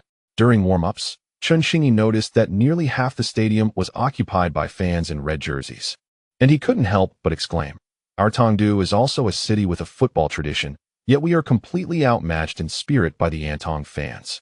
Xin Lin remarked from the side, "At least your Southern River province has a top-tier league team, whereas the entire Antong province has been without one for 20 years. Indeed, it's akin to a robust man who has not encountered a woman in 2 decades. Hu Lai interjected. Zhang Qinghuan exclaimed, "Oh, I can picture that. All right, let's hurry up and warm up. We don't want to injure ourselves from being too tense." The voice of Captain Li Tailin rang out from behind. The players stepped onto the pitch. When they concluded their warm-up and returned to the locker room, Zhao Kongming inquired, "Did you see those fans outside?" Upon receiving affirmative responses, he further asked, "What are your thoughts?" "Spectacular." Hu Lai was the first to raise his hand. "I thought this was our home ground." Zhao Kongming smiled. "This is indeed our home ground. Having so many fans come to support us is a privilege. Yet, it also brings a sense of responsibility and pressure. I hope you fight for these fans, but I also wish for you not to be overwhelmed by this sense of duty." Sounds contradictory, doesn't it? However, it is indeed quite simple. One merely needs to contemplate the forthcoming FA Cup final. Consider this match as a rehearsal for that pivotal encounter. Is it conceivable that the FA Cup final comes without pressure or responsibility? Haven't we been preparing for that very match over the past fortnight? In this game, Tongdu Jiulong, fighting for relegation, will undoubtedly present us with numerous challenges, which is all the better. I would rather they resist than allow us to remain untested in our form. Following our clash with Tongdu Jiulong, we will swiftly transition to the second leg of the FA Cup final. To many, it appears that they have already given up, and perhaps they should have. Yet, only the players of Shining Star are aware that their reckoning with Jinjiantu remains unresolved. The mere thought of the FA Cup final brings a grave expression to the faces of the Shining Star players. Zhao Kongming believes this is the appropriate demeanor, and with a calm wave of his hand, he declares, "Let us proceed to the match." As the players take to the field, the air above Shigong Stadium resonates with the fervent cheers in the local dialect. The exuberance of the visiting fans drowns out the cries of the home supporters. Just as Zhao Kongming suggested, this truly feels like the home ground of Shining Star. Tongdu Jiulong is fighting to avoid relegation, while Shining Star aspires for promotion. The fates of both teams collide in this moment. It is often said that teams battling relegation are difficult to face, yet today, Shining Star intends to demonstrate that teams striving for promotion are equally formidable. From the outset of the match, there was no probing or acclimatization. Shining Star did not allow Tongdu Jiulong the luxury of gradually finding their rhythm. They launched an immediate and vigorous assault on the Tongdu Jiulong goal. The attacking trident of Hu Lai, Zhang Qinghuan, and Chen Xingyi relentlessly pressured, leaving Tongdu Jiulong struggling to regain composure. After 15 minutes, the home side had yet to register a single shot on goal. The Tongdu Jiulong supporters in the stands found their voices stifled by the overwhelming presence of Shining Star's fans. Each offensive maneuver by Shining Star elicited thunderous applause from the crowd, and every shot on goal was met with cheers. The commentator from Nanhua Television could not help but exclaim, "Whose home ground is this, after all?" Amidst this relentless offensive onslaught, in the 20th minute, Shining Star finally broke the deadlock. Zhang Qinghuan unleashed a stunning curving shot from outside the penalty area, breaching the Tongdu Jiulong goal and putting Shining Star in the lead. Zhang Qinghuan. Magnificent! Exclaimed the commentator from Anong Television, his earlier anxieties dissipating. He had been quite concerned. The closer one approaches a critical juncture, the more tension mounts. When one realizes they are part of a historical moment, how can they not be apprehensive? He feared that the players of Shining Star might falter under the weight of pressure, a phenomenon not unheard of in the annals of history, both ancient and modern. With countless examples to draw upon, despite the match's commencement, the commentator felt reassured that the players were managing the pressure well. However, if they failed to score for an extended period, the circumstances could shift unfavorably. As time progressed, Shining Star's fervent attacks could leave their defense vulnerable. Should Tongdu Jiulong seize an opportunity to counterattack and score, the tide of the match might turn. Fortunately, as I observed the jubilant players of the Shining Stars, the commentator from Anong Television exhales deeply. Despite having taken the lead, the Shining Stars do not relent in their fervor. They continue to launch relentless attacks, exhibiting no concern for the goal behind them. This aggressive onslaught has left Tongdu Jiulong particularly disoriented. Although they had previously faced the Shining Stars away from home in the first half of the season and suffered a 0-3 defeat, the home team did not exude such an overwhelming sense of pressure at that time. Now, confronted with the Shining Stars, they feel as though they are up against a pack of ravenous tigers, poised to tear them apart. This perception is not merely an illusion on the part of the Tongdu Jiulong players. Ever since losing the first leg of the finals to the Football Association, Zhao Kongming has been meticulously refining the Shining Stars attack. With a 2-goal deficit in aggregate, it has become crucial for the Shining Stars to mount a genuine comeback. Thus, offensive prowess is imperative. In the second leg of the finals, they cannot afford to merely defend. They must unleash their attack. The challenge lies in ensuring that their defensive line remains intact while executing their offensive strategy. Zhao Kongming's solution has been to counter the opponent's offense with an even more ferocious attack. The team has practiced this approach during training, and he expects them to implement the skills honed in practice during the matches. Consequently, in these 3 league matches, the Shining Stars have displayed an impressive offensive prowess. Against Shanhai, they overwhelmed their opponents with sheer attacking force. Although Shanhai managed to score once, the Shining Stars netted 3 goals, ultimately triumphing 3-1 and securing all 3 points on the road. Similarly, at home against Capital Athletics, they swept their rivals aside with 4 goals, showcasing their offensive firepower in full brilliance. In this match, having scored first, the Shining Stars continued their relentless offensive rhythm, a high-intensity approach that has proven challenging for teams in the China League, including Tongdu Jiulong. This aggressive strategy is a lesson gleaned from numerous encounters with teams in the Chinese Super League. When they adopt the mentality of a Super League team, they realize that most teams in the China League are, as Qin Lin aptly put it, rather unremarkable. A 1-goal lead is not a particularly secure margin. Despite the Anong Television commentator feeling a sense of relief, Shining Stars fans remain anxious, concerned that Tongdu Jiulong might equalize. Thus, another goal is imperative for their peace of mind. The Shining Stars did not keep their supporters in suspense for long. In the 36th minute, Chen Xingyi was brought down in the penalty area by a Tongdu Jiulong player, prompting the referee to decisively award a penalty. Truth be told, when the referee made this call, the loudest sound resonating over Shigong Stadium was the jubilation of the Shining Stars fans, rather than the boos from the home supporters of Tongdu Jiulong. This atmosphere rendered the referee unfazed, as if he were officiating in the Shining Stars' own territory. The penalty was naturally assigned to Hu Lai, although the Tongdu Jiulong fans attempted to drown out his concentration with their jeers. They were swiftly overshadowed by the cheers of the Shining Stars supporters. In truth, whether they booed or not had no bearing on Hu Lai. With poise, he confidently struck the penalty into the net. The score is now 2-0 in favor of the Shining Stars. The qualification for the Chinese Super League is drawing ever closer. The commentator Shen Lang exclaimed with fervor as Hu Lai netted his 24th league goal of the season. His record for the most goals in a single season continues to extend. The Xiangong Sports Stadium erupted in cheers. This time, the home fans fell into silence, for they understood that, given the current circumstances, it was nearly impossible for their team to triumph over the Shining Stars on their own turf. Whether they accepted it or not, they had no choice but to embrace this outcome. Once Hu Lai scored, the suspense of the match dissipated entirely. Even though they were aware of their relegation battle, the players of Tongdu Jiulong found it exceedingly challenging to mount a counterattack against the Shining Stars. In the second half, Zhao Kongming began to make substitutions in preparation for the upcoming second leg of the FA Cup final this weekend. Chen Xingyi was the first to be replaced.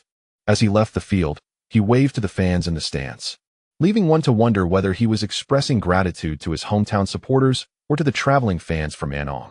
With just 15 minutes remaining in the match, Hu Lai was also substituted. He was unable to score again, leaving his tally at 24 league goals. After his departure, the commentator of Annong satellite television often diverted attention from the ongoing match to discuss promotion matters. Despite having bested 2 Super League teams in the FA Cup this season, the primary objective for the Shining Stars upon ascending to the Super League next season should be survival. After all, the FA Cup offers little in terms of reference. The opposing teams may have underestimated them simply because they are a China League 1 team. Each match will require the same intensity as the semi-finals of the FA Cup, which will pose a tremendous challenge for the Shining Stars. Personally, I believe it is imperative for the Shining Stars to retain Chen Xingyi, as his synergy with Hu Lai this season has been impeccable. Whether through continued loan or outright purchase, he must be kept within the squad. As he spoke, the television broadcast shifted to the Shining Stars bench, where Hu Lai and Chen Xingyi were engaged in conversation, both covering their mouths, making it impossible to discern the content of their discussion. Judging by their expressions, it seemed they were discussing something lighthearted. Perhaps Hu Lai was inquiring about the culinary delights and attractions of Tongdu, given that Chen Xingyi hails from there. Observing this scene, the commentator Liu Guanlin interrupted his partner. Do not dwell on such distant matters. For now, let us simply relish the joy of promotion. The commentator realized he had momentarily succumbed to his professional habits and chuckled. Indeed, savor the present and the happiness it brings. This is truly a momentous occasion for Annong football. The Shining Stars supporters in the stands were singing heartily, and upon closer listening, it became evident that they were belting out the anthem of Annong Xinqing, the soldiers of Xinqing, unyielding against all odds. The warriors of Xinqing, invincible and strong. Our hometown supporters are our steadfast backbone, forever advancing along the path of victory.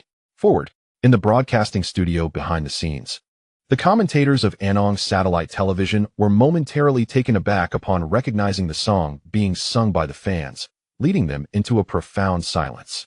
The reason for their silence stemmed from the fear that their quivering voices would reveal their inability to contain their emotions to the audience in front of the television. However, they could not remain silent indefinitely. The commentator took a deep breath, striving to steady his voice as he proclaimed, "The Chinese Super League, our Annong football has returned." Chapter 195. What was Father Hu Lai's occupation? In a remarkable away game, the Shining Stars triumphed with a score of 3-0 against Tongdu Jiulong. Regardless of the outcome of Ning Tianyong's match, they had secured an upgrade spot in advance. This development became a significant event in the China League, garnering attention not only from local media in Annong and Jincheng, but also from national outlets, all clamoring to report on Annong football's return to the pinnacle of Chinese football. The scene of Shining Stars fans passionately singing the anthem of the former Annong Xinqing team moved countless hearts. Even the supporters of their rivals, Tongdu Jiulong, applauded Shining Stars fans post-match, using them as an inspiration to encourage their own team, which stood just a step away from relegation. If Annong football can return to the top tier after 20 years, then we, Tongdu Jiulong, shall surely rise again after this relegation. After the match, Zhao Kongming, the head coach of Shining Stars, was celebrated as the architect of the team's ascent, basking in media adulation. Naturally, the star striker Hu Lai also could not evade the spotlight. Traditional media outlets extensively covered the event, and online discussions flourished. Any news regarding him sparked fervent debate, attracting numerous eyes. With Shining Stars having achieved their team goal, the only remaining suspense was how many goals Hu Lai could net in the current season of the China League. He had already shattered records. Yet the final tally of his new record remained uncertain, as the league had not concluded. Shining Stars still had 2 matches to play. It could be said that the prevailing anticipation centered on just how high Hu Lai could elevate the new record. The domestic football section of the Goal website conducted a poll, querying fans on how many league goals they believed Hu Lai would score this season. There were 4 options. The first was 24 goals, which reflected Hu Lai's current tally, indicating a belief that he would not score in the remaining matches, a choice selected by very few. The second was 25 goals. The third was 26. and the fourth option was over 26 goals, which garnered the most votes, highlighting the widespread optimism regarding Hu Lai's scoring prowess. Unless Zhao Kongming opted for extensive rotation after securing promotion, granting opportunities to other forwards while sidelining Hu Lai, such a scenario seemed unlikely. Given Zhao's fondness for Hu Lai, it was improbable that he would deny him the chance to strive for a record-breaking achievement. In addition to the curiosity surrounding the ultimate number of goals Hu Lai would score, some fans inquired online about the secret behind his remarkable scoring ability. This post was originally intended to serve as an opportunity to disseminate knowledge about football tactics. However, it devolved into a battleground of heated debate when some asserted that Hu Lai's impressive goal-scoring prowess was merely a result of the collective efforts of the Shining Stars team feeding him the ball, suggesting that he was a product of a system rather than a natural talent. Detractors boldly claimed that questioning Hu Lai's ability to score was an excellent litmus test to discern true fans from pretenders. Those who insisted that Hu Lai's goals were solely due to luck or the contributions of midfield players were dismissed as unknowledgeable faux fans. Consequently, the post became a forum for conflict. In addition, there were inquiries about Hu Lai's relationships with Wang Guangwei, Chen Xingyi, and Zhang Qinhuan, as they were often seen together. This led to questions regarding Hu Lai's official coupling. Was it with Wang Guangwei, Chen Xingyi, or Zhang Qinhuan? This sparked yet another round of intense debate. Against this backdrop, when a piece titled "Shocking, Hu Lai's father is actually the security guard of our community" surfaced, it naturally garnered significant attention. Previously, during the East Asian Cup, Hu Lai had performed spectacularly against the South Korean team, scoring a hat-trick that helped Chinese football achieve a historic victory. CCTV even came to Dongchuan to interview Hu Lai's parents, although they only managed to speak with his mother, thus revealing that Hu Lai's family background was rather ordinary. This, however, is not the focal point of my narrative. What I wish to highlight is that during the interview, Hu Lai's mother mentioned that his father worked as a security guard in a certain community. I did not pay much heed to this until one day, while passing by our community security post, I overheard two guards chatting and mentioning that Old, who was Hu Lai's father. I recognized Old, who is the guard in our community who stands at attention and salutes with remarkable poise. Although his uniform was slightly ill-fitting, he appeared respectable compared to his fellow guards. I had taken note of him previously, but I never imagined that Old, who was actually Hu Lai's father. I was astounded. The father of the star Hu Lai saluted me daily. After hearing this, I became curious and discreetly snapped a photo of Old, who at his post. Upon comparing it with Hu Lai's pictures, I was surprised to find a resemblance between them. At the end of the post, the original poster included two images, one of a security guard in uniform standing outside the post, and another source from the Shining Stars official website featuring Hu Lai's headshot. When juxtaposed, as the poster noted, it was indeed evident that the middle-aged guard bore a striking resemblance to Hu Lai. However, if this were the extent of the narrative, the post would have merely been another ordinary entry among the numerous recent discussions surrounding Hu Lai. After all, the fact that Hu Lai's father is a security guard was not news to those truly invested in Hu Lai's story. Genuine fans would not overlook any information pertaining to him. Thus, the revelation about Hu Lai's father being a security guard was not particularly noteworthy. Aside from perhaps a few comments expressing envy towards the original poster for having the chance to ask Hu Lai's father for a photograph or an autograph, what truly distinguishes this post from others concerning Hu Lai, allowing it to stand out amidst the discourse, is a response within the thread. The original poster shared that a few days ago, while rummaging through his father's collection of clippings, he stumbled upon a photograph depicting the starting 11 of the Baishan Tianqi Club's youth team, representing Baishan Province in the National Sports Meetings football competition. Suddenly, he felt that the individual third from the right in the back row bore a striking resemblance to Hu Lai's father in the posted photograph. More precisely, he seemed to resemble Hu Lai himself. The respondent not only shared the starting 11 photograph, but also isolated a screenshot of the individual he found suspicious, enabling others to scrutinize it more closely. Subsequently, a well-meaning individual juxtaposed the original poster's photograph with that of the respondent for easier comparison. It is remarkable that, upon this comparison, the two individuals indeed exhibited certain similarities. Although the pixelation of the old photograph and the limitations of the photographic technology rendered it somewhat unclear, the resemblance was nonetheless apparent. The respondent further provided the names of everyone in the photograph, corresponding to their positions within the image. Coincidentally, this individual also shares the surname Hu, specifically Hu Lisin. Hu Lai had just completed an interview with the team reporter, Chen Xingyi, regarding his recent achievement of setting a new single-season goal record in the China League One and the team's successful promotion. Hu Lai had undergone many similar interviews and was adept at handling them with ease. This particular interview did not present any unexpected challenges.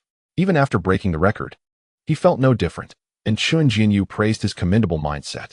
In response, Hu Lai remarked, "It's not the single-season goal record for the Chinese Super League. What is there to be proud of?" Chen Xingyi then smoothly transitioned to the topic of promotion, to which Hu Lai expressed his anticipation and aspirations for the Super League, exemplifying a standard interview format. After the interview concluded, one would expect Hu Lai to take his leave. However, Chen Xingyi called him back. Glancing at the photographer in the distance who was packing up equipment, he pulled out his phone and said to Hu Lai, "Hu Lai, may I ask you a very personal question? If you prefer not to answer, that is perfectly fine. This is not an interview." Hu Lai responded with a smile. "No problem, Uncle Chen, go ahead. I can even tell you if I have a girlfriend." Upon receiving Hu Lai's consent, Chen Xingyi inquired, "Hu Lai, we all know that your father works as a security guard."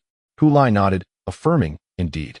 This became known after my mother mentioned it during an interview with CCTV. And I have no objections to it.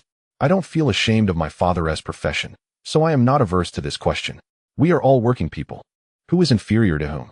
Then Chen Xingyi asked, "I must inquire, did your father ever play as a professional footballer?" After posing the question, he fixed his gaze on Hu Lai's face and eyes, observing a clear moment of shock. It was not confusion, but a moment of stunned realization. He understood that the online post had not been mistaken. Indeed, it is as such, Hu Lai. A post suddenly emerged online, presumably published by a resident from your father's workplace community, featuring a photograph of your father standing guard. Chen Xingyi recounted every detail he had seen on the internet, even pulling out his phone to show Hu Lai. To Hu Lai's surprise, it was a post from the Goal website. Having not visited the site in a while, he was taken aback to discover that even his undergarments had been exposed. After perusing the main content of the post and the most upvoted comments, Hu Lai nodded and candidly remarked, "Indeed, Uncle Chen, my father used to play football." He felt there was no need to conceal this fact, as his father's role as a security guard was equally unembarrassing. Seeing Hu Lai's acknowledgement, Chen Xingyi inquired, "I searched for your father's name, but found no reports of his football career. Bai Mountain Tianqi Club was also a top-tier team in Bai Mountain Province. Yet your father's name is conspicuously absent. This perplexes me." Hu Lai could only respond, he retired due to an injury before he could join the first team." "What a pity," Chen Xingyi expressed, astonished and regretful, before asking, "May I interview your father?" Hu Lai shrugged. "I don't think he would agree to an interview, but I can call him to ask." "I truly appreciate it," Chen Xingyi replied. As Hu Lai stepped outside while shaking his phone, he added, "I'll let you know directly on WeChat once I have an answer, Uncle Chen." "All right, no problem, thank you." When Hu Lai called his mother, Xiaolan was in the kitchen preparing a meal, and it was her husband who handed her the phone. Upon seeing it was Hu Lai calling, she grew irritated. "Can't you just answer your son's call?" she snapped. "If I do, you'll have to talk anyway," Hu Lisin retorted as he turned to head to the bedroom. With no other choice, Xiaolan answered the call and put it on speakerphone, continuing to stir her dish. "Hello, what is it? Mom, has Dad's matter been leaked?" "What matter?" Xiaolan was momentarily taken aback. Meanwhile, Hu Lisin, who was about to enter the bedroom, paused upon hearing Hu Lai's question and looked back. "About his past in football. Today, a reporter named Chen, who travels with our team, came to interview me and asked about it, saying it has spread online. I checked. And indeed, some netizens even found photos of Dad from his playing days. I've sent them to you on WeChat. Reporter Chen wishes to interview Dad. So I thought I'd call to ask." Upon hearing this, Xiaolan glanced at her husband, and as she expected, she saw him shaking his head. However, this time she refrained from relaying his thoughts and instead gestured for him to speak directly to their son. Hu Lisin repeatedly shook his head, unwilling to do so. Observing this, Xiaolan picked up the phone and declared, "Your dad says it's fine."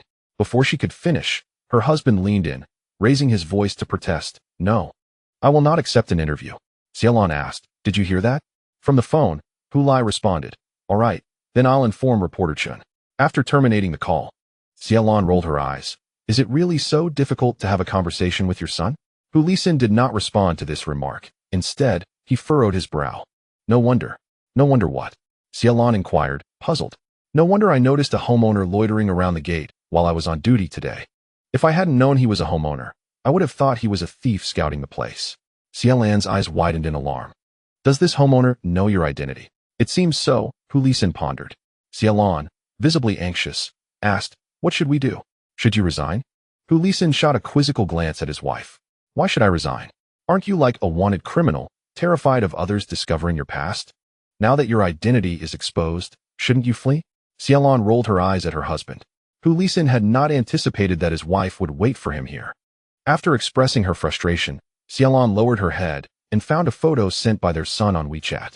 It was a black and white group photo from a debut match. Without needing any explanation, she instantly spotted her husband and pointed to the third person from the right in the second row, exclaiming, "Wow, Hu Lai, I didn't realize you were so handsome in your youth." Upon seeing the photo on his wife's phone, along with the words by Sean emblazoned on the jersey, Hu Lai felt as if a floodgate of memories had been unlocked. If his recollection served him correctly, this was a pre-match photo taken when there by Shan Tianqi U20 team represented by Shan Province at the U20 National Games. He was one of the starting players. And as per protocol, they had to take a group photo before the match, resulting in this image. Xielan noticed her husband entering a trance after viewing the photo. After calling out to him, she asked, when was this photo taken? Hu Lai shook his head. I've forgotten. It was so long ago, who remembers? Xielan felt a tinge of disappointment at his response, but realized it was understandable. After all, it was a distant memory. And it was normal not to recall details from such an old black and white photo. She enlarged the picture, scrutinizing her husband's youthful features, and couldn't help but exclaim, genetics are truly powerful.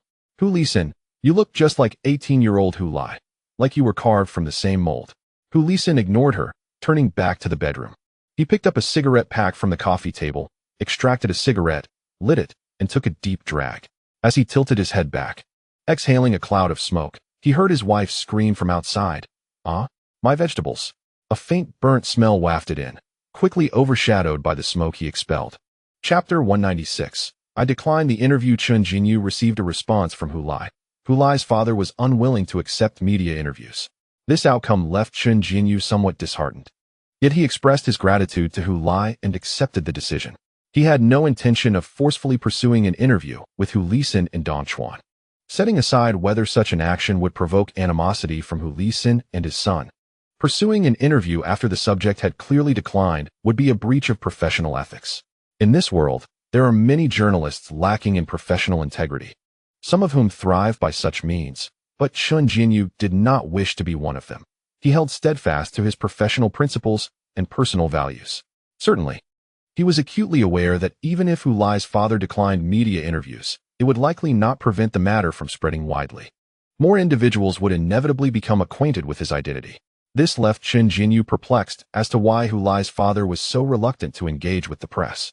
Was it a prejudice against journalists, or did his past harbor some unspeakable secrets that he wished to shield from public scrutiny?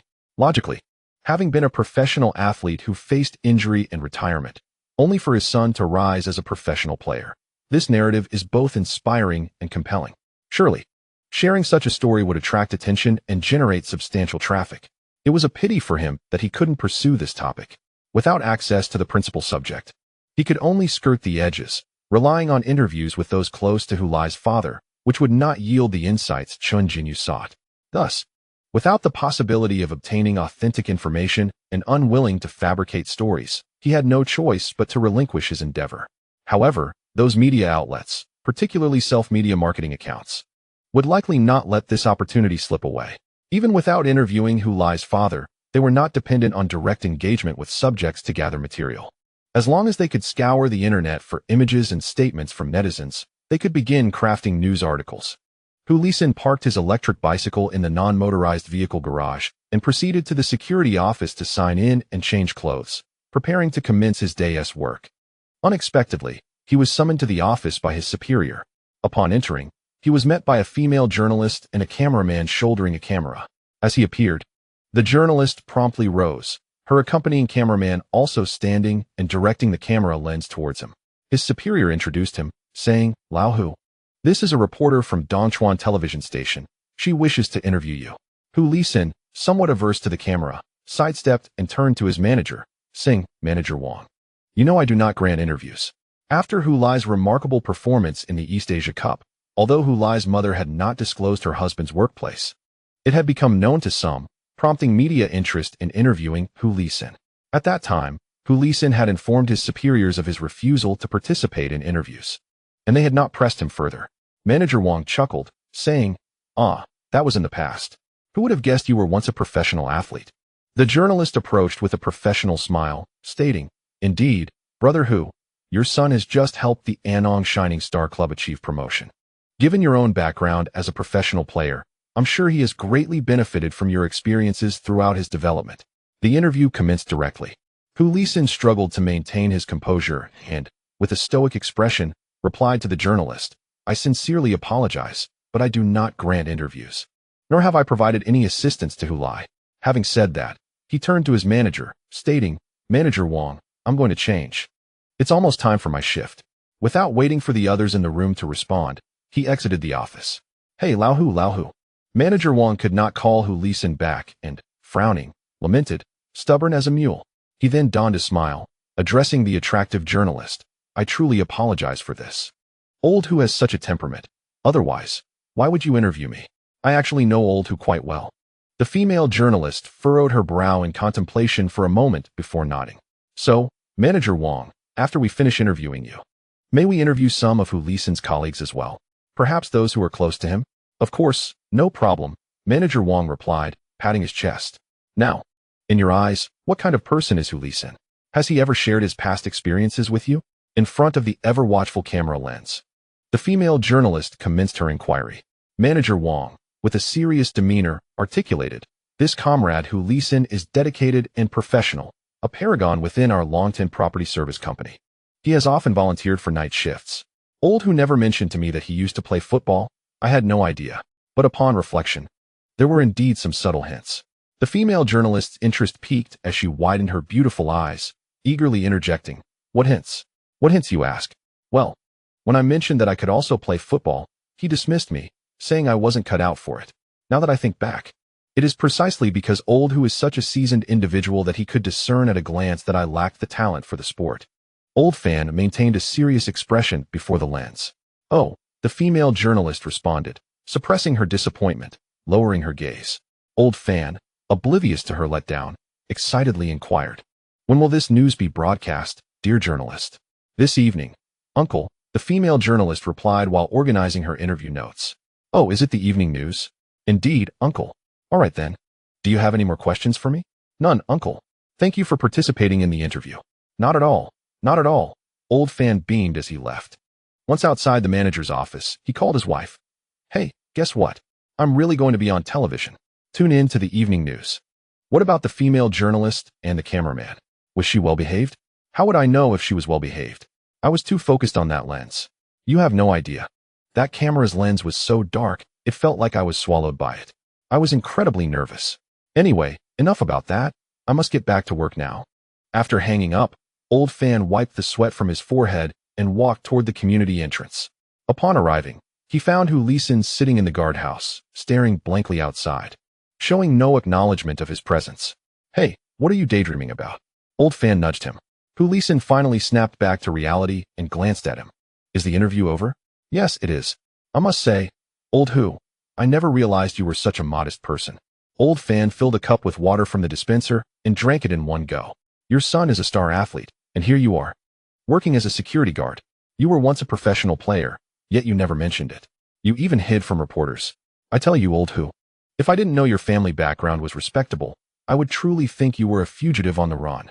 Hu Lisin recalled the words his wife had said to him the night before. They were indeed similar. He is not a fugitive fleeing from justice. Rather, he is merely a failure haunted by the specter of his past. You might say that if your son were an ordinary person, it would be acceptable. For you too are an ordinary individual.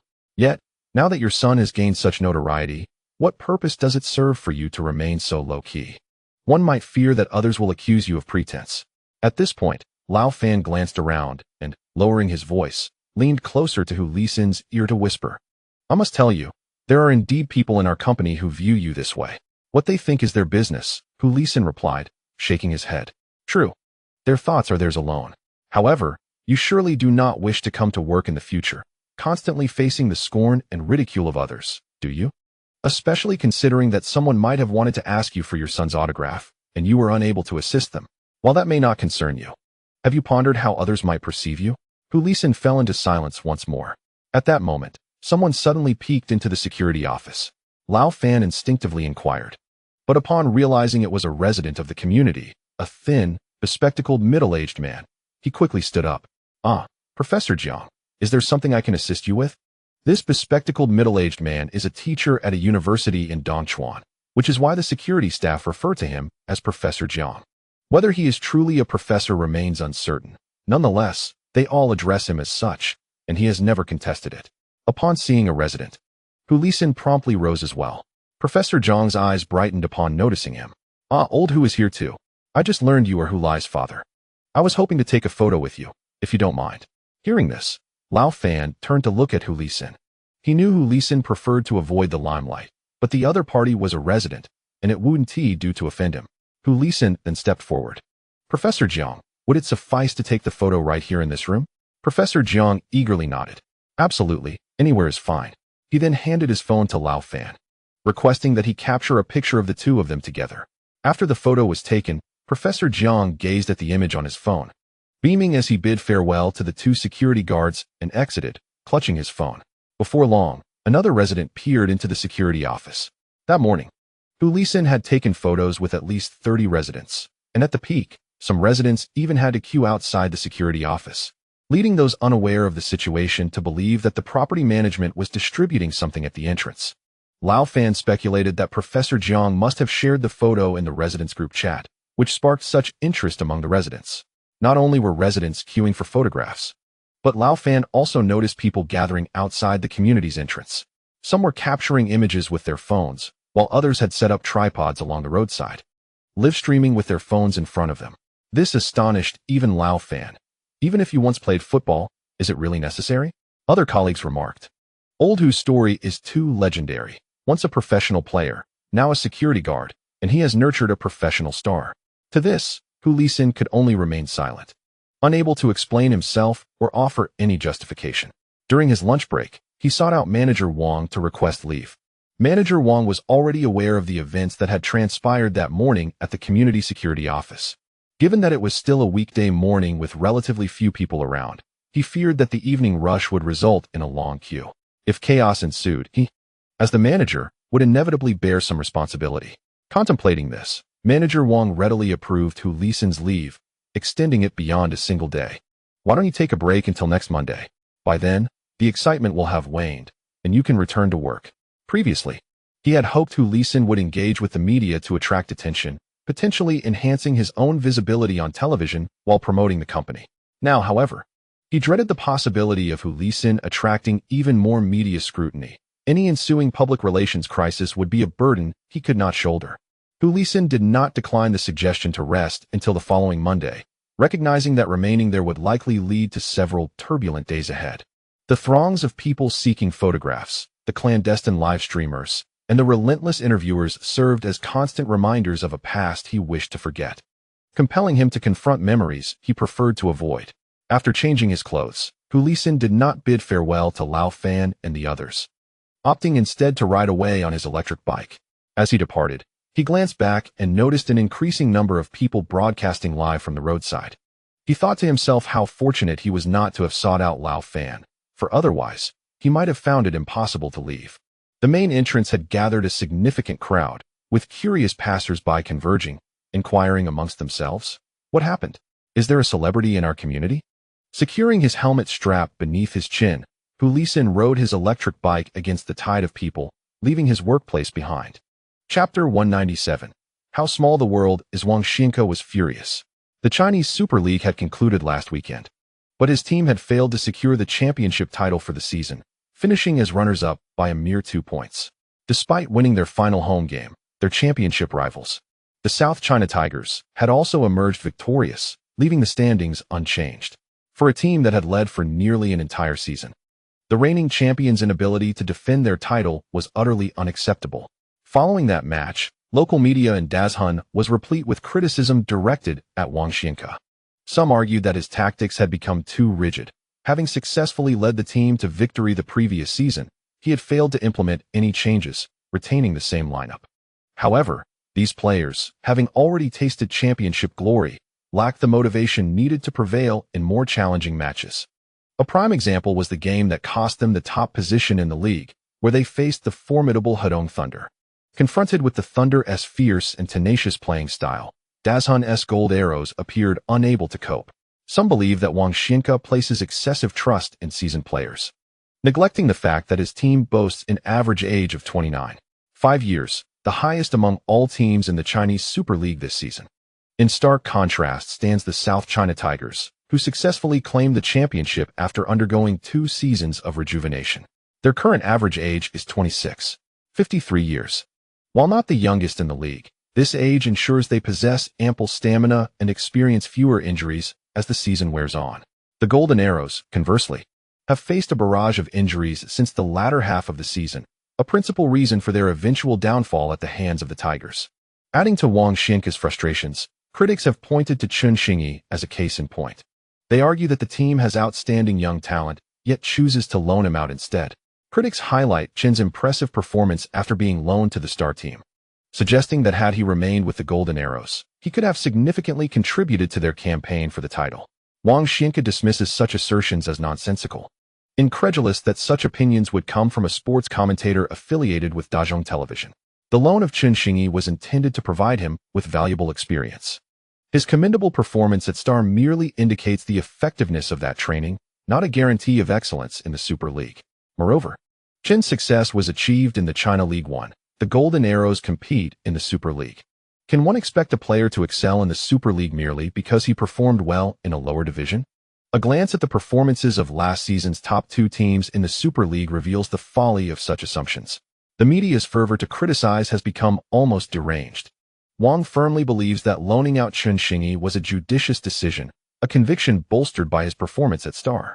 Yet, he is equally convinced that Chen's abilities prior to the loan were insufficient to secure a position in the first team of the Golden Arrows. Even now, he feels Chen is not quite ready. Otherwise, why did Chen fail to deliver a standout performance in the first leg of the FA Cup final? Wang understands that having just lost the league title, any defense he might offer would likely be met with skepticism, leaving him unable to justify his decisions. He can only await the conclusion of the second leg of the FA Cup final, hoping to vent his frustrations after potentially clinching the cup. While the league championship is lost, the opportunity to seize the FA Cup remains. With a 2-0 lead from the first leg, he feels no trepidation about the away match. The players, having relinquished the league title, will undoubtedly unleash their full force against the star team under his encouragement. He aims to channel his inner turmoil into the players, urging them to feel his fury and subsequently direct that emotion towards their opponents. Before the commencement of the second leg of the FA Cup final, his vehement reprimands were believed to instill a fierce spirit in his players once they stepped onto the field. Darling, darling. Wang Zijian was brought back to reality by his wife's gentle call. He turned to face her. His wife, 10 years his junior and now 42, exhibited the fruits of meticulous care and nurturing, leaving little trace of time upon her visage. Once a model, she possessed an elegant stature and a radiant beauty that belied her years, appearing as if she were in her mid-30s. Her exquisite makeup and attire further accentuated her remarkable poise, rendering her a striking figure, inconceivable as a mother of 2 children. Has Hao fallen asleep? Wang Zijian inquired. Yes. He just dozed off, his wife replied as she settled beside him, gently leaning against her husband. Wang Zijian wrapped his arm around her soft shoulders, giving them a tender squeeze. While his professional achievements filled him with pride, the beauty of his devoted wife and the joy of his 2 children were equally cherished accomplishments. Their eldest daughter had already embarked on her university journey, and their 8-year-old son Hao was particularly dear to his heart. In the eyes of many, Wang Zijian represented the epitome of a successful life, blessed with both a flourishing career and a happy family. Although he did not achieve remarkable feats during his playing days, his career took a pivotal turn when he retired at 33 to become a coach. Lacking exceptional talent as a player, he discovered his true calling as a coach. At 38, he became the head coach of Baishan Linshan Red Flag, making him the youngest head coach of a top-tier Chinese league team at the time. However, he was still somewhat inexperienced, and under his guidance, Linshan Red Flag faced relegation from the Super League after 2 years. Subsequently, he departed from his hometown team to seek opportunities elsewhere. In the following years, he coached 2 Super League teams, achieving his best result by leading Chuan Nan Hengshui to victory in the FA Cup, marking the first national championship of his coaching career. This triumph garnered the attention of another Super League team, the Shanhai Mariners, who offered him a lucrative contract, making him the highest-paid domestic coach in the league with an annual salary of 8 million RMB. Wang Zijian did not disappoint his club. Within 2 years, he guided Dasha Jinjiantu to the Super League Championship, restoring the team to its rightful place in the football hierarchy. His career trajectory had fully entered the fast lane, and it was rumored that the Football Association was considering him for the role of the national team head coach, a position currently held by Marcel Wilson. Attaining the status of national team head coach could be regarded as the ultimate goal of Wang Zijian's professional journey. He believes that as long as he maintains this momentum, the position of head coach of the national team will eventually be his. Are you still upset about the league? His wife inquired with concern. No. Wang Zijian shook his head in denial. Do not be angry. Speaking of which, I came across an intriguing piece of news online. His wife remarked as she retrieved her phone and handed it to Wang Zijian, hoping to divert his attention from the lost championship. Look at this news. It mentions a connection between you and Hu Lai from the Shining Stars team. Curious at his wife's words, Wang Zijian took the phone. It was a post from a trending news outlet. Although labeled as news, it was predominantly authored by self-proclaimed media. Most of these so-called news articles lack credibility, with enticing headlines that, upon further inspection, prove to be a frivolous expenditure of one's precious minutes. However, in the face of his wife's anticipation, Wang Zijian suppressed any impatience and clicked on the article. A few days prior, a netizen had revealed Hu Lai's father's past, uncovering that he, too, had been a professional player. This revelation shed light on how Hu Lai, having only begun football training in his first year of high school, could rapidly ascend to become the leading scorer for the Shining Stars. It turns out he hails from a distinguished lineage. Another netizen shared a photograph of Hu Lai's father during his playing days, with Hu Lisin positioned third from the right in the second row. He was once a player for the Baishan Tianqi U20 team. Initially, Wang Zijian feigned interest, merely skimming through to appease his wife. However, upon seeing the name Hu Lisin, his pupils dilated, and he continued reading with newfound seriousness. It is well known that Wang Zijian, the head coach of the esteemed Jinjiantu team, began his professional career at Baishan Tianqi. Through a 1993 snapshot from the national games, we can ascertain that Hu Lisin is approximately 50 years old this year, while Wang Zijian is already 52, suggesting an age gap of about 2 years. It seems improbable they would have been teammates in the youth team. Could they have played together in the first team at Baishan Tianqi? This notion is indeed thought-provoking. Thus, the author sought further information regarding Hu Lisin's tenure at Baishan Tianqi, but regrettably found nothing. Based on Hu Lisin's age, it can be inferred that if he were to play for the first team, it would have been no earlier than 1994. Consequently, the author examined the rosters for the 1993, 1994, 1995, and 1996 seasons of the Jia A League, but did not encounter Hu Lisin's name. We are all familiar with Wang Zijian, who first appeared in the official roster for Baishan Tianqi in 1995.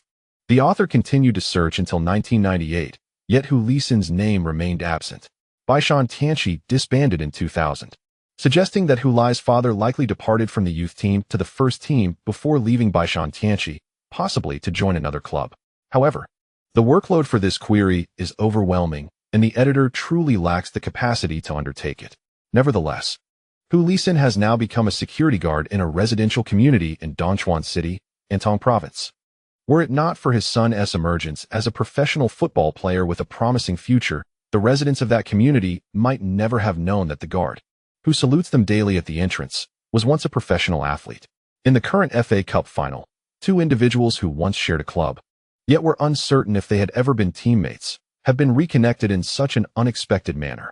Wang Zijian serves as the head coach of the Dasun Golden Arrow, while Hu Lisin's son has risen to become the leading scorer for the Shining Star team, recently breaking the record for most goals in a single season in the China League One.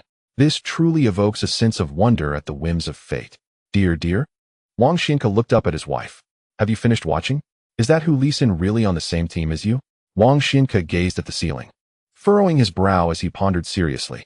I cannot recall. It was nearly 30 years ago, and I've forgotten many of my teammates' names. Perhaps he was one of them. Ah, that is quite interesting. Who would have thought you had such a connection? The world is indeed small. his wife remarked as she retrieved her phone. Wang Xinka rose from the sofa. His wife inquired, "Where are you going?" "To continue my research on the shining star," he replied, making his way to the study. "Oh, don't overexert yourself. Rest early," she advised. "Rest assured, I shall be in bed before midnight," Wang Xinka assured her before closing the study door behind him. Leaning against the door, he quietly murmured the name Hu Lai. He never imagined he would hear news of him again, and in such a manner. "Is that lad your son? The world is indeed small." Chapter 198. The one I dread the most within Zhang Qinghuan's rental apartment. For young individuals were engrossed in a video game before the television. Hu Lai skillfully maneuvered the controller, guiding Louis Francis to unleash a stunning long-range shot that breached the goal defended by Zhang Qinghuan's team. "Huh." Hu Lai raised his controller in triumph, exclaiming, "Brother Huan, your Chinese Francis pales in comparison to the real Francis." Zhang Qinghuan gritted his teeth in frustration. "Damn it. Hu Lai, can't you keep your mouth shut while gaming? Are you playing with your hands or your mouth?" Wang Guangwei chimed in, "Brother Huan, you know the agony I endured battling him just now. This lad spews trash talk like a fountain."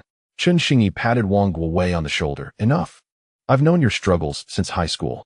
Wang Guangwei paused, realizing what Chen Xingyi was referring to, his expression darkening further. "Chen Xingyi, don't bring up that again." Hu Lai laughed heartily at his gaming adversaries. "Rip him apart. Make it louder." Zhang Qinghuan approached to seize the controller. "Hurry up and press it. Who cares about the goal replay?" The match resumed, and Zhang Qinghuan focused intently on the television screen. Meanwhile, Hu Lai continued to chatter while playing. "Brother Huan, you should have played a through ball there. Why are you dribbling?" I have come to realize that your gaming style, Brother Huan, is in stark contrast to your actual football playing style. If only your gaming prowess matched even half of your skills on the field, I would be compelled to kneel before you and call you father. Behold this ball, my glory." Oh, Hu Lai, in concert with Francis and his teammates, executed a splendid wall pass in the center, pushing the offense into Zhang Qinghuan's 30-meter zone, once again threatening Zhang Qinghuan's goal. Just as he intended to execute a delicate chip pass into the penalty area, a cold, emotionless voice suddenly resonated in his mind. "Mission, the head coach of Dashun Golden Arrow, Wang Xinka, is the very reason your father sustained a debilitating knee injury that forced him to cease playing. He is also the source of your father's long-standing opposition to your pursuit of football. Defeat his team in the FA Cup final and shatter his dreams of victory. Avenging your father. Mission rewards: 200,000 points, 10 stamina potions, 2 intermediate training scrolls for ball control, 2 intermediate training scrolls for shooting, 1 recovery ointment, and 1 mysterious gift package." What should have been a graceful chip pass devolved into a mere short pass, landing directly at the feet of the defender controlled by Zhang Qinghuan. Subsequently, Zhang Qinghuan swiftly launched a counterattack, surging into Hu Lai's penalty area and ultimately scoring. Whoa! After scoring, Zhang Qinghuan leaped into the air, raising his arms in exuberance, even more thrilled than when he scores in an actual match. "Call me father. Call me father," he yelled at Hu Lai. Naturally, he braced himself for Hu Lai's retort. Yet, to his surprise, Hu Lai merely stared blankly at the television screen, speechless, as if he could hardly believe that Zhang Qinghuan had scored against him. Chen Xingyi collapsed in laughter against Wang Guangwei. "Brother Huan, Hu Lai's stunned silence is a testament to his disdain for you. Seeing you score is akin to encountering a ghost." Ha! Zhang Qinghuan first shot a glare at Chen Xingyi, then turned his ire towards Hu Lai. "Whom do you look down upon? Isn't it completely normal for me to score against you?" Hu Lai remained unresponsive. "Enough of this charade," Zhang Qinghuan said, waving his hand before Hu Lai's face. Only then did Hu Lai's eyes regain focus, yet he still offered no reply to Zhang Qinghuan, setting down his controller and standing up to leave. "Hey, the match isn't over yet. You're quitting?" Zhang Qinghuan protested. "No, I just remembered that today is my mother's birthday, and I forgot to call her. If I don't do it soon, it will be too late," Hu Lai explained, as he opened the door to Zhang Qinghuan's side and retrieved the key to unlock the door to his and Wang Guangwei's rented apartment. Once Hu Lai closed the door, the three of them exchanged glances. "Do you think what he said is true?" Zhang Qinghuan asked Wang Guangwei and Chen Xingyi. Chen Xingyi looked to Wang Guangwei, who had spent the most time with Hu Lai. Wang Guangwei shook his head. "I don't know. Forget him. Let us continue playing," Zhang Qinghuan declared. "He probably just can't handle losing. What a dog," he exclaimed, shoving the controller into Wang Guangwei's hands. "Your turn."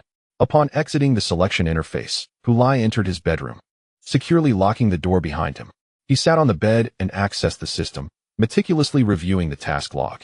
He re-examined the task that had been unexpectedly issued by the system, reading it thoroughly, word for word. Indeed, the system stated that Wang Xingyi, the head coach of the dodgy Golden Arrows, was the very person responsible for his father's inability to play football years ago. Yet, where was the evidence? There was none. The system merely asserted this information. However, what motive could the system possibly have to fabricate such a lie? Hu Lai refrained from contemplating why the system would possess knowledge of this matter. After all, it was a system omniscient in both celestial and terrestrial affairs, spanning 5 millennia of history. It was only natural that it would be aware of such a fact, even if others were not. Truthfully, when the system's voice emerged, he initially expected it to announce a task related to the FA Cup final, with the sole objective of strategizing for victory. Yet, upon encountering a description within the task text, he found himself engrossed in its details, which distracted him from the game and allowed Zhang Qinghuan to score. The task indeed aimed for him to secure victory in the FA Cup, but the underlying purpose diverged from his prior assumptions. Honestly, regardless of any past grievances, he desired to win this final. After all, it was the FA Cup final. Having reached this stage, could he possibly surrender without a fight? Thus, it seemed unnecessary for the system to fabricate a lie solely to ensure he fulfilled the task. Could it be that there was truth to this matter? Hu Lai resolved to confront his father directly for confirmation. Exiting the system interface, he picked up his phone and called his mother. As soon as the call connected, he inquired, "Mom, are you and Dad asleep?" "Not yet. What is up?" She replied, There is something I'd like to confirm with Dad." Xiaolon glanced at her husband, who was sitting on the sofa engrossed in his phone. Upon hearing the call, he looked up. Xiaolon placed the phone on speaker. "Your father is right here next to me. I've put it on speaker. You can ask him directly." She then turned to her husband. "Your son has something to confirm with you." "What is it?" Hu Lisin asked, albeit with a hint of impatience, yet leaning in as his wife urged him on. "Dad, was the person who injured you named Wang Xingyi?" Xiaolon suddenly felt as if the air in the room had thickened with her son's question, making it difficult for her to breathe. She looked towards Hu Lisin, who was staring intently at his phone, silent. "Dad," came Hu Lai's slightly distorted voice from the other end. "Can you hear me? Is the signal bad?" "I just wanted to ask about the person who Hu Lisin interrupted him. "Why are you asking this?" "Because I'm about to play a match against his team, and I heard this news suddenly, so of course, I wanted to confirm it with you," Hu Lai responded, his tone resolute. "Where did you hear this?" Hu Lisin inquired further.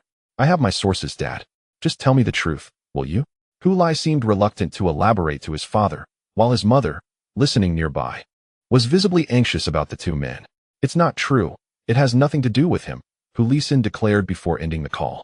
He then looked up at his wife, who was staring at his knees.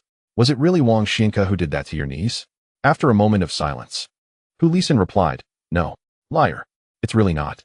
"Still lying." "Hu Lisin, you always hesitate before telling a lie. Do you think I don't notice?" Xiaolon glared at her husband, her anger palpable. What was she angry about? Angry that her husband still attempted to conceal his past from her. "I am your wife. Is there anything you cannot share with me?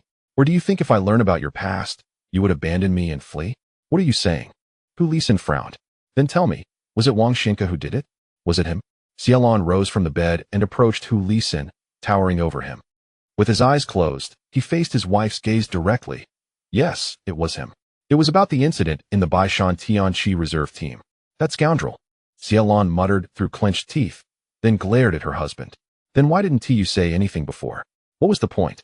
Hu Lisin retorted. "To expose him to the reporters? To ruin his reputation? Now that he is so well known, if his past misdeeds were revealed, how would he continue in this field? It was over 20 years ago. There are no witnesses or evidence. What would be the point of exposure?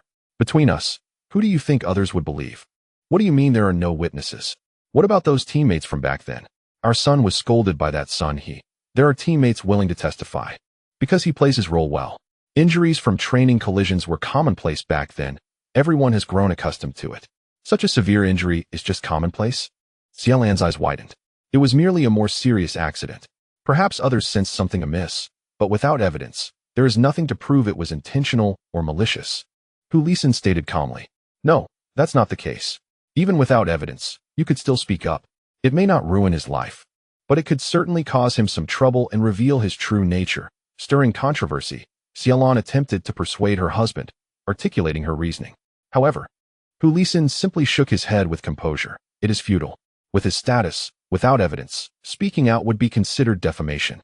If he is in a good mood, he may not pursue it, but if he is displeased, we should prepare for financial compensation or imprisonment. I can even anticipate his response, even if he doesn't sue me. Once this matter reaches the media, he will likely feign remorse for the incident and express concern for me. He might even offer me a sum of money, supposedly as compensation, but in reality, it would be a hush money, hoping I remain silent. Then he would seek out journalists to promote the narrative that it was merely an accident, a misunderstanding, not an act of malice.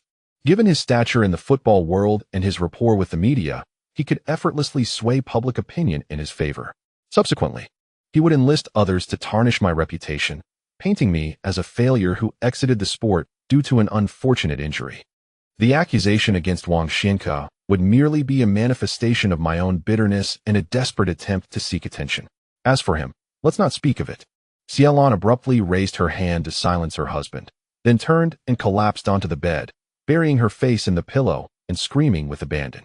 The muffled cries, softened by the pillow, were subdued enough not to disturb the neighbors above, below, or beside them. Once her outburst subsided, she rose, teeth clenched, and glared at her husband. Hu Lai, how can you remain so calm? Why aren't you angry? Because I realized long ago that anger serves no purpose, Xiaolan. With that, Hu Lai stood to leave. Where are you going? To brush my teeth and take a shower, preparing for bed. How can you possibly sleep? Hu Lai glanced at his wife. If I couldn't eat or sleep, I'd be dead by now. As a person of such renown, if I allowed the mere mention of his name to disrupt my life, I would have long since perished. With that, he paid no further heed to his irate wife and exited the bedroom. Behind him, there was a loud slam, followed by a muted scream. Hu Lai, having been denied answers by his father over the phone, was acutely aware that Wang Zijian must be the culprit behind his father's inability to play football. For when his father heard his inquiry, he exhibited no surprise or confusion. Rather, he responded with a calm and measured, "Why do you ask this?"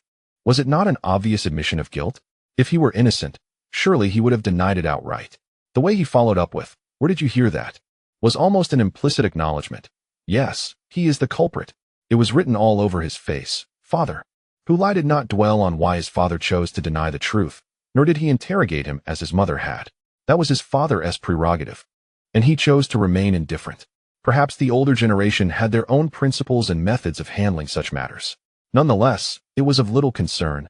He, as a child, would adopt a childish approach to deal with that wretched Wang Zijian. Chapter 199. Matters of significance. Hu Lai had never envisioned that the shadows of his childhood would trace back to Wang Zijian, the head coach of Dashun Golden Arrows. Prior to this incident, his only perception of Wang Zijian was that of a highly competent coach, nothing more. There was no affection nor animosity. Although Chen Xingyi struggled to find playing time under his leadership, it was a commonplace scenario, not a deliberate act of malice directed at Chen Xingyi. While Chen Xingyi may have harbored some grievances towards Wang Zijian, those were his own affairs and had no bearing on Hu Lai. He had anticipated that the final match would merely be a clash between Chen Xingyi and the Golden Arrows, never realizing that the true battleground would unfold on his side. Despite his historically strained relationship with his father, their emotional bond had never run particularly deep. However, this does not imply that he would remain indifferent to his father's plight or side with Wang Zijian. After all, that is his father, the man who, together with his mother, brought him into this world. Furthermore, this incident has directly impacted him. Had his father not suffered a severe injury and retired due to Wang Zijian's actions, how could he have obstinately opposed his own aspirations to play football? The beatings and scoldings he endured during his childhood for playing football, which delayed his formal training until he reached high school and resulted in his poor foundation, leading to a harsh reprimand from Liu Jinge's father, all traced back to Wang Zijian. Have you noticed how Hu Lai has been training with extraordinary fervor, even more so than in recent days? In the locker room, after the team concluded their practice, Hu Lai remained on the pitch for additional drills. Meanwhile, the other teammates returned to the locker room, discussing the issues they had observed during training. With the finals approaching, it was not surprising for some. Others turned their gaze towards Chen Xingyi. Were you with Hu Lai yesterday? Chen Xingyi nodded. Yes. That must be because of you. Chen Xingyi pointed to himself. What does that have to do with me? Everyone knows about your affair with the golden arrow. To be honest, do you want to prove yourself in front of him? I do, but what does that have to do with Hu Lai? Isn't Hu Lai your good friend? One teammate inquired. Recalling Hu Lai's incessant trash talk during their gaming session the previous day, Chen Xingyi almost shook his head to deny it. However, he ultimately nodded, yes. Well, he must be planning to take revenge for you, Han Xiangfei asserted confidently. Chen Xingyi quickly waved his hands. You are overthinking it, Hanji, overthinking it. Then how do you explain his relentless effort? He wants to win as well, Hanji. Please note, it's suddenly such determination. Chen Xingyi found himself at a loss for words. Fearing that if he continued, his teammates would expect him to repay Hu Lai's efforts in kind. Fortunately, Vice Captain Qin Lin, the respected figure in the locker room, intervened to relieve Chen Xingyi from the awkward situation. The important thing is not for whom we fight. This is the second leg of the finals. Our only chance to defeat the Golden Arrow. Don't you all want to win? If we all desire victory, does it matter for whom? Can't we fight for ourselves? Chen Xingyi nodded vigorously. Yes, Lin Ji is right. For ourselves, for a common goal. We are united. With only a few days left until the match, everyone was urged to grit their teeth and put in more effort, ensuring they maintained their momentum. Qin Lin's words resonated in the locker room as everyone nodded in agreement. With Hu Lai, the younger brother, working so hard, how could they afford to be complacent? If word got out that they, the older brothers, had held back, what a disgrace it would be. The entire team's training attitude was commendable and morale was high. Before the FA Cup final, Dong Wen, the general manager of the Shining Star Club, arrived at the training ground to observe the team's practice. Although the chances of Shining Star reversing the odds against the Golden Arrow in the finals were exceedingly slim, the team's internal fighting spirit was undoubtedly a positive sign. As a member of the club's management team, it would be remiss not to express our stance at this juncture. Thus, Dong Wen represented the management and came to the training ground, partly to observe the team's training conditions and partly to demonstrate the club's commitment to the upcoming match, along with other significant tasks at hand. Upon hearing Dong Wen's remarks, head coach Zhao Kongming smiled, noting that just a couple of days prior, spirits were not as high. It was Hu Lai? Oh, Dong Wen's interest was piqued at the mention of Hu Lai. Why was he always at the center of events? Hu Lai, suddenly exerting himself during training, invigorated his teammates, leading to the scene Dong Wen had just witnessed. Hu Lai is truly an exceptional player, Dong Wen remarked sincerely. Observing the fervent training session, his sentiment was genuine. He believed wholeheartedly that Hu Lai was indeed a remarkable talent, capable of scoring on the field and inspiring his teammates off it, young and promising. With no negative press to tarnish his reputation, bringing no troubles to the club. What a treasure Starry Sky had discovered. Indeed, an excellent player. Zhao Kongming echoed with a smile. From the moment he first saw Hu Lai compete in a national high school tournament, he had recognized his potential. Nevertheless, Hu Lai's progress had significantly surpassed Zhao's expectations. Having dedicated a decade to youth training, he now transitioned to coaching the first team, allowing him to reflect on his career in youth development. He could proudly declare that Hu Lai was the finest player he had nurtured over the past 10 years. His most satisfactory achievement. Once training concluded, Chen Mo gathered the players together, delaying their return to the locker room. Club General Manager Dong Wen stood before them, ready to make an announcement. I come bearing good news. With a smile reminiscent of a benevolent Buddha, Dong Wen conveyed the club's promise. Should the team secure the FA Cup championship, the first team would receive a bonus of 10 million. As Dong Wen raised his arms to announce this figure, the players on the training ground momentarily froze before erupting in cheers. Fantastic. Earlier in the season, the club had assured the team that if they achieved promotion, they would award 10 million, with an additional 10 million from the Jin City government. Now, the prospect of a similar sum for winning the FA Cup stirred excitement. Hearing this figure, many players felt their breaths quicken. With 26 members in the first team, a 10 million bonus would equate to an average of 380,000 per player, not accounting for the inevitable unequal distribution, where key and standout players would receive more, regardless of whether the team could clinch the championship. The mere existence of this 10 million would undoubtedly motivate many to give their all. For a professional team, this was the most effective pre-match rallying call. Informing players that their hard work could yield substantial rewards resonates far more than mere slogans about fighting for honor, especially for those whose livelihoods depend on football. Dong Wen's presence and the announcement brought great joy to the players, who would likely continue discussing the 10 million bonus long after they return to the locker room. Perhaps it is only after they gradually calm down that they will contemplate whether the club's promise is merely an empty pledge and whether the 10 million is truly attainable. Meanwhile, the party providing the funds has long been pondering this matter. After the players departed, Dongwen addressed Zhao Kongming, stating that while a championship would yield a 10 million reward, there was no need for excessive pressure. In truth, the team's objectives for this season have all been accomplished. The FA Cup title is merely a bonus, welcome, yet not essential. Zhao Kongming nodded in understanding, affirming, "I am aware, Manager Dong. However, I shall not dampen the spirits of the players at this juncture. Until the match concludes, I will continue to inspire them to strive for victory. Indeed. In essence, I wish to convey that the club is exceedingly pleased with your performance this season and will not impose any pressure upon you. The outcome of the FA Cup final is inconsequential. When shall we discuss your contract renewal?" When Zhao Kongming initially joined the Shining Stars, he signed a 3-year contract. And now, with 2 years elapsed, only 1 year remains. Given his commendable record, Shining Stars certainly does not wish to part ways with him. It is evident to all that Zhao Kongming has achieved remarkable success with the team and has fostered excellent relationships with the players.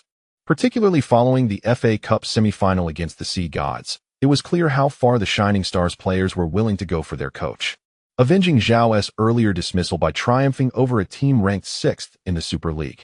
What great esteem Zhao Kongming must command within this team. With a smile, Zhao Kongming affirmed, "Certainly, I wish to renew the contract, though I prefer to wait until after the FA Cup final. I will discuss the renewal with the club thereafter." That is splendid news. Dongwen rubbed his hands together. His primary purpose in announcing the championship bonus was secondary, as the ability to fulfill that promise remained uncertain. His main aim was to gauge Zhao Kongming's willingness to extend his contract. Although their collaboration over the past 2 seasons has been amicable, it has not been devoid of minor frictions, such as the time he unilaterally recruited Qin Lin without consulting Zhao Kongming. While Qin Lin has since become a pivotal figure within the team, the manner of his acquisition might have left the head coach with reservations. What if Zhao Kongming's success drew the attention of other clubs, prompting them to offer him a lucrative contract? Losing a head coach is not as critical as losing several key players. Given Zhao Kongming's stature among the players, should he choose to depart, it would not be improbable for him to take a few core players with him. The memory of the Sea God's downfall still lingers. Do we forget so easily? After Zhao Kongming was ousted by the Sea Gods, he successfully lured Hu Lai from their youth team, and the subsequent events are well known. Thus, it is imperative to retain Zhao Kongming. In other words, securing Zhao Kongming will bolster Shining Stars' confidence in facing other Super League clubs that may seek to poach Hu Lai, Zhang Qinghuan, and Wang Guangwei. Only by preserving the core roster can Shining Stars hope to successfully navigate the challenges of the upcoming season in the Super League. Dongwen's aspirations are strikingly pragmatic. The club has set a goal for the team in its inaugural season in the Chinese Super League: mere survival. As long as they can successfully remain in the league, it will be deemed a success, regardless of the season's overall performance. Securing safety ahead of time would undoubtedly be preferable, yet even a nail-biting escape in the final round would be entirely acceptable. Consider Hushidachin and Capital Shangyun. After a hard-fought promotion, they found themselves relegated after just 1 season in the Super League. Ascending is arduous, while descending is all too easy. Their return to the lower league makes future aspirations of rejoining the Super League an uncertain prospect. Shining Star must heed their cautionary tale and solidify its foundation in the Super League, rather than aspiring to become a dominant force. The goal should be to maintain a lasting presence in the league. To this end, retaining Zhao Kongming and the core players surrounding him is essential. Just yesterday, an agreement was reached with Dashun Golden Arrow to extend the loan of Chen Xingyi for another year. Initially, there was an intention to secure a permanent transfer of Chen, but Golden Arrow was not receptive to any offers. Xue Chaoyu, the general manager of Golden Arrow, was quite forthright, stating that Chen Xingyi is the cornerstone of their future for the next decade, and selling him is out of the question. Thus, a loan became the only viable option. Fortunately, Dashun Golden Arrow did not impose too many obstacles. After requesting a rental fee of 4 million, they agreed to another year of loan. The contract has been signed, awaiting official announcement at the season's conclusion. Chen Xingyi himself is without any objections, as he is eager to continue playing for Shining Star. Envisioning the new season with the youthful talents of Hu Lai, Chen Xingyi, Zhang Qinghuan, and Wang Guangwei, coupled with strategic acquisitions from the transfer market to meet the demands of the Super League. One can only wonder what heights Zhao Kongming will lead the team to achieve in the league. Chapter 200. I do not understand football, but I know. Old Wang. The club has not acquiesced to our terms. Before departing for Jincheng, Wang Xinka received a call from his agent, Tang Yuwei, at the airport, discussing the latest developments regarding their contract renewal with Dashun Golden Arrow. When Dashun Golden Arrow lured Wang Xinka from the Shanhai Mariners, they signed a 4-year contract. Now, with 3 years nearly complete, only 1 year remains. Naturally, both parties must engage in renewal negotiations. After all, Wang Xinka has performed commendably at Dashun Golden Arrow, making a renewal quite standard. Negotiations had, in fact, commenced some time ago, yet Wang Xinka has set his salary demands exceedingly high, proposing an annual salary of 14 million. Previously, his salary of 8 million RMB had already set a record among domestic coaches in the Super League. Now, he seeks to substantially surpass this self-established benchmark. Although 14 million RMB may not rival the salaries of foreign coaches, who convert their figures into euros, this sum is staggering enough to astonish anyone within the realm of domestic coaching in Chinese football. He seems to be attempting to proclaim himself as the indisputable foremost local coach in China, subtly signaling to the Football Association that if they are considering appointing a domestic head coach for the national team, then I, Wang Xinka, am their best choice. However, this figure greatly exceeded the psychological tolerance of the Dashun Golden Arrow Club. Initially, the 8 million annual salary offered to lure Wang Xinka was already a record high among domestic coaches, significantly surpassing the annual pay of other local coaches. Logically, even if the contract was renewed without a raise, this 8 million would still be considered an astronomical salary, especially when many domestic coaches in the current Chinese Super League earn less than 1 million RMB. Of course, after leading the team to a league championship and helping Dashun football reclaim its former glory, it seemed unreasonable not to increase his salary upon renewal. Thus, the Dashun Golden Arrow Club intended to raise his salary to 10 million, making him the first local coach in the history of Chinese football to exceed an annual salary of 10 million. To their surprise, Wang Xinka demanded 14 million without any negotiation. This left the discussions at an impasse. The club decided to adopt a strategy of detachment, allowing matters to cool down. Wang Xinka was not in a hurry either. At that time, the team's chances of defending their title were still promising. He planned to negotiate with the club after successfully leading the team to consecutive championships in the Chinese Super League, believing that with 2 consecutive titles in hand, the club would inevitably agree to his conditions. Who could have anticipated that the coveted championship would slip through their fingers, claimed by the South China Tigers? Wang Xinka suddenly lost his strongest bargaining chip in the contract renewal negotiations. Otherwise, why would he have been so furious after the team lost to the Hedong Thunder during an away game? He raged in the locker room, berating the players for a full half hour and even arriving late to the post-match press conference, forcing all reporters to wait until he finished reprimanding the players. After all, he stood to lose 6 million. Fortunately, apart from the league, Dashun Golden Arrow also reached the FA Cup final. When it became clear that their opponent in the final would be a team from the China League One, Wang Xinka even began to dream of a double crown. Intending to leverage the momentum of such an achievement to demand more from the club, he was unafraid of the possibility that the club might refuse. After all, many teams in the Super League would certainly welcome him to coach them, hoping to secure championships. However, with the league title lost, the FA Cup championship became his last straw. Wang Xinka no longer considered making exorbitant demands. He simply wanted to secure the 14 million annual salary. After losing the league title, the Golden Arrow Club offered him a new contract, which remained unchanged except for the duration. Clearly, without the league title, the club was displeased. They expressed their dissatisfaction through this means, and felt emboldened to present such unchanged terms to Wang Xinka. Wang Xinka instructed his agent, Tang Yuwei, to reject this contract. Naturally, he did not persist in his original demands. After all, without the league title, he had lost the most significant bargaining chip, and he could not afford to maintain his assertiveness any longer.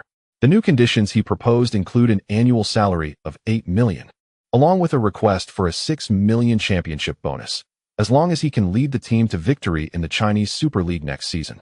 His total annual income would amount to 14 million. He rationalized that this arrangement would serve to motivate both himself and the team. Moreover, the club would incur no loss if he were unable to secure the championship, as the 6 million bonus would not be payable, aligning perfectly with the contract terms suggested by the club. However, despite his significant concessions, the Dasun Golden Arrow Club has yet to acquiesce. His agent, Tang Yue, called to convey this outcome.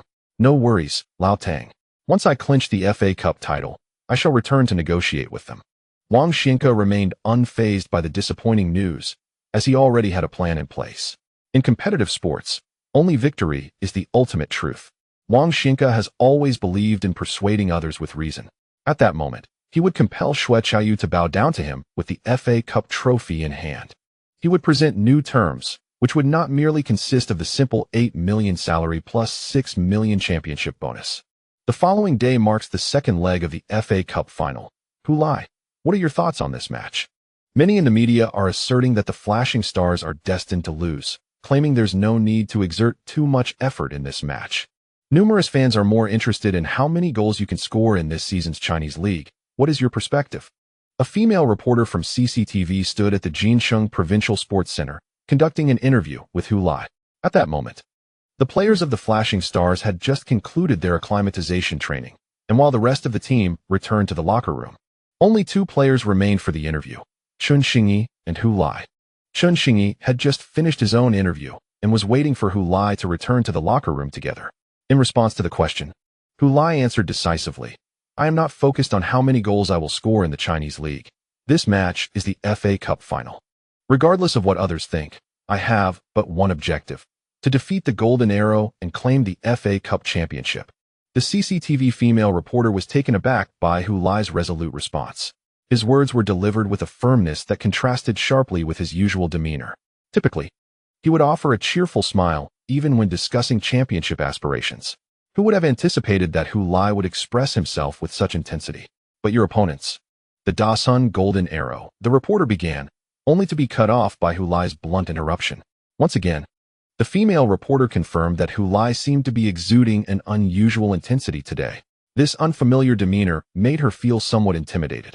Consequently, she hastily concluded the interview, wishing Hu Lai and the Flashing Stars good fortune. In her view, they would indeed require luck to realize the goals Hu Lai had articulated. Damn it, Hu Lai. You stole my thunder. Had I known, I would have declared my goal to be the championship as well.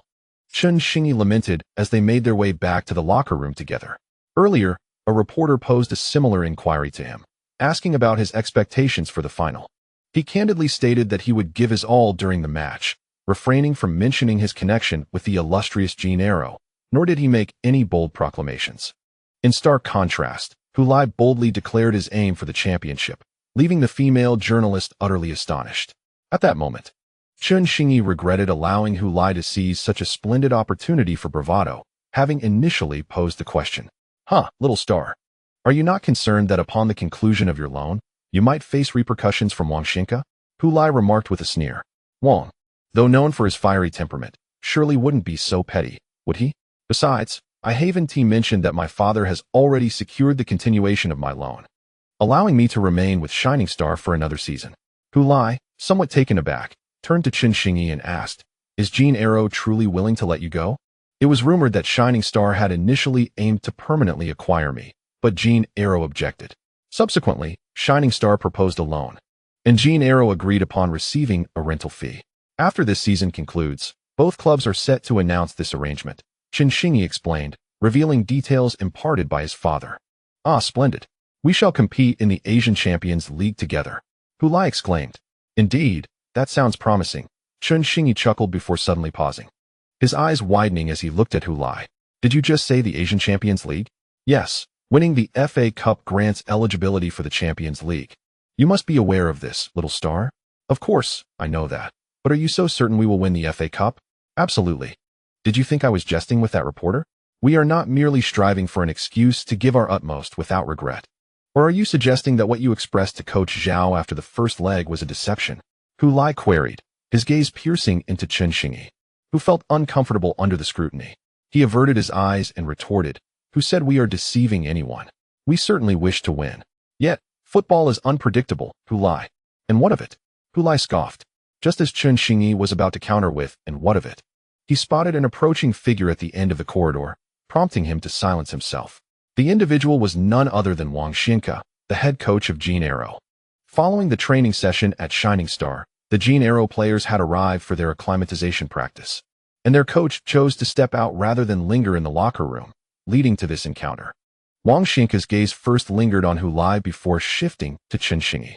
"The club's decision to extend your loan with Shining Star for another season is one I have approved. I have observed your performance this season, and it has been commendable. Yet there is room for further improvement.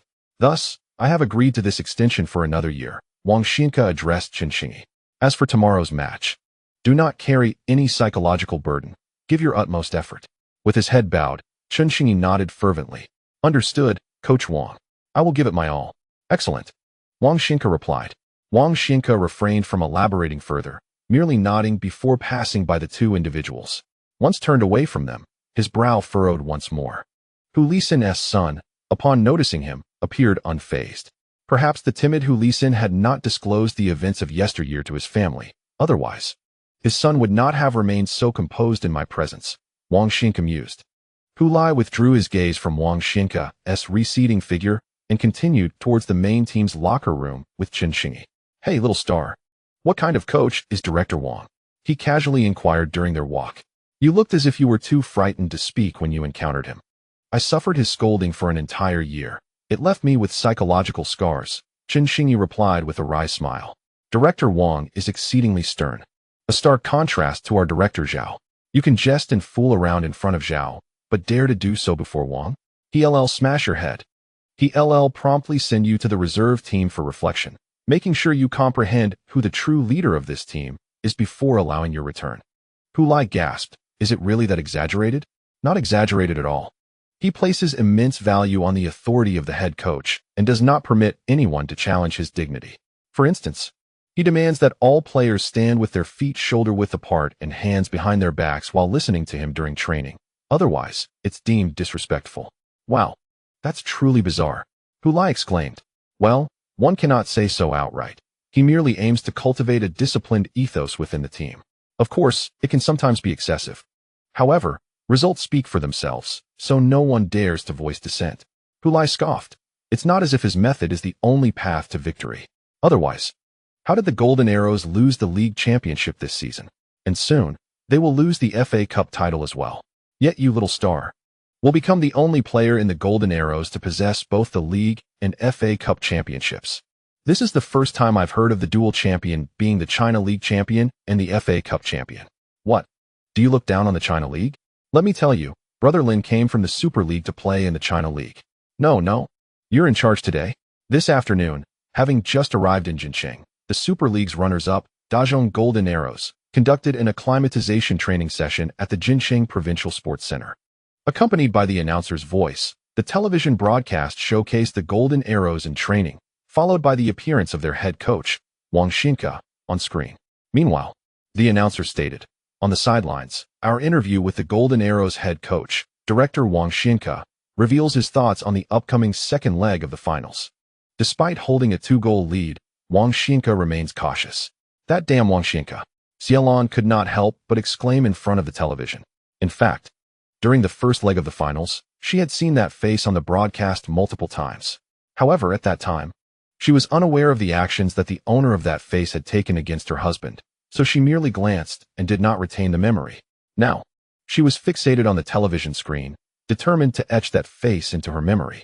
Beside her, Hu Lai responded while watching the television. "It's evident he is not a good character. Just look at those slanted eyes and that drooping mouth." Xiaolon, pointing at Wang Zijian on the screen, unleashed her vitriol. However, Hu Lai could not restrain himself. "Enough. Your cursing here is futile." "Futile? At least I can vent my frustration." Xia spat. As she prepared to spit at the television, Hu Lai was taken aback. "Calm down. If he leads his team to victory against our son tomorrow, you might end up smashing the TV. So should we not watch the match tomorrow?" Xiaolon shot him an incredulous glare. "Why not watch? Who told you our son is bound to lose?"